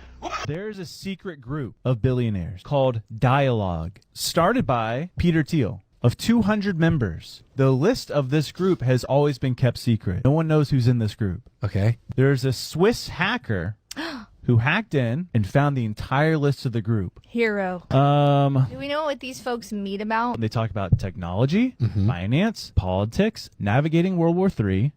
What? How to build a cult. What? That's crazy. Here's some of the people that are on the list. Jared Kushner, Ted Cruz, Elon Musk, Eric Schmidt, Rick Warren. Whoa. Yep. The pastor of how, like, Purpose-driven? Purpose-driven life. Saddleback Church. How to build a cult, and he's going to that? Yeah. He did not plan for this list to get out. Dude. No. Basically, just like they have religious people, atheist people, Democrats, Republicans, tech influencers, those that are pro-AI, those that are against AI, all meeting together to discuss things about how to run the world. And it's super creepy. Oh my god. Keep looking for her. She's staring at me. That's not right. Oh, no. The following video comes from a witness who thinks she saw an alien, and she caught it on camera. This comes from a woman named Kiera. Around June 23rd, 2026, she was hiking in Puerto Rico, specifically in the rainforest of El Yunque, when she noticed this unidentified figure ahead of her, standing on top of some sort of building. But the thing is, she doesn't believe it's human. Take a look at this video, comment below, let us know what you think.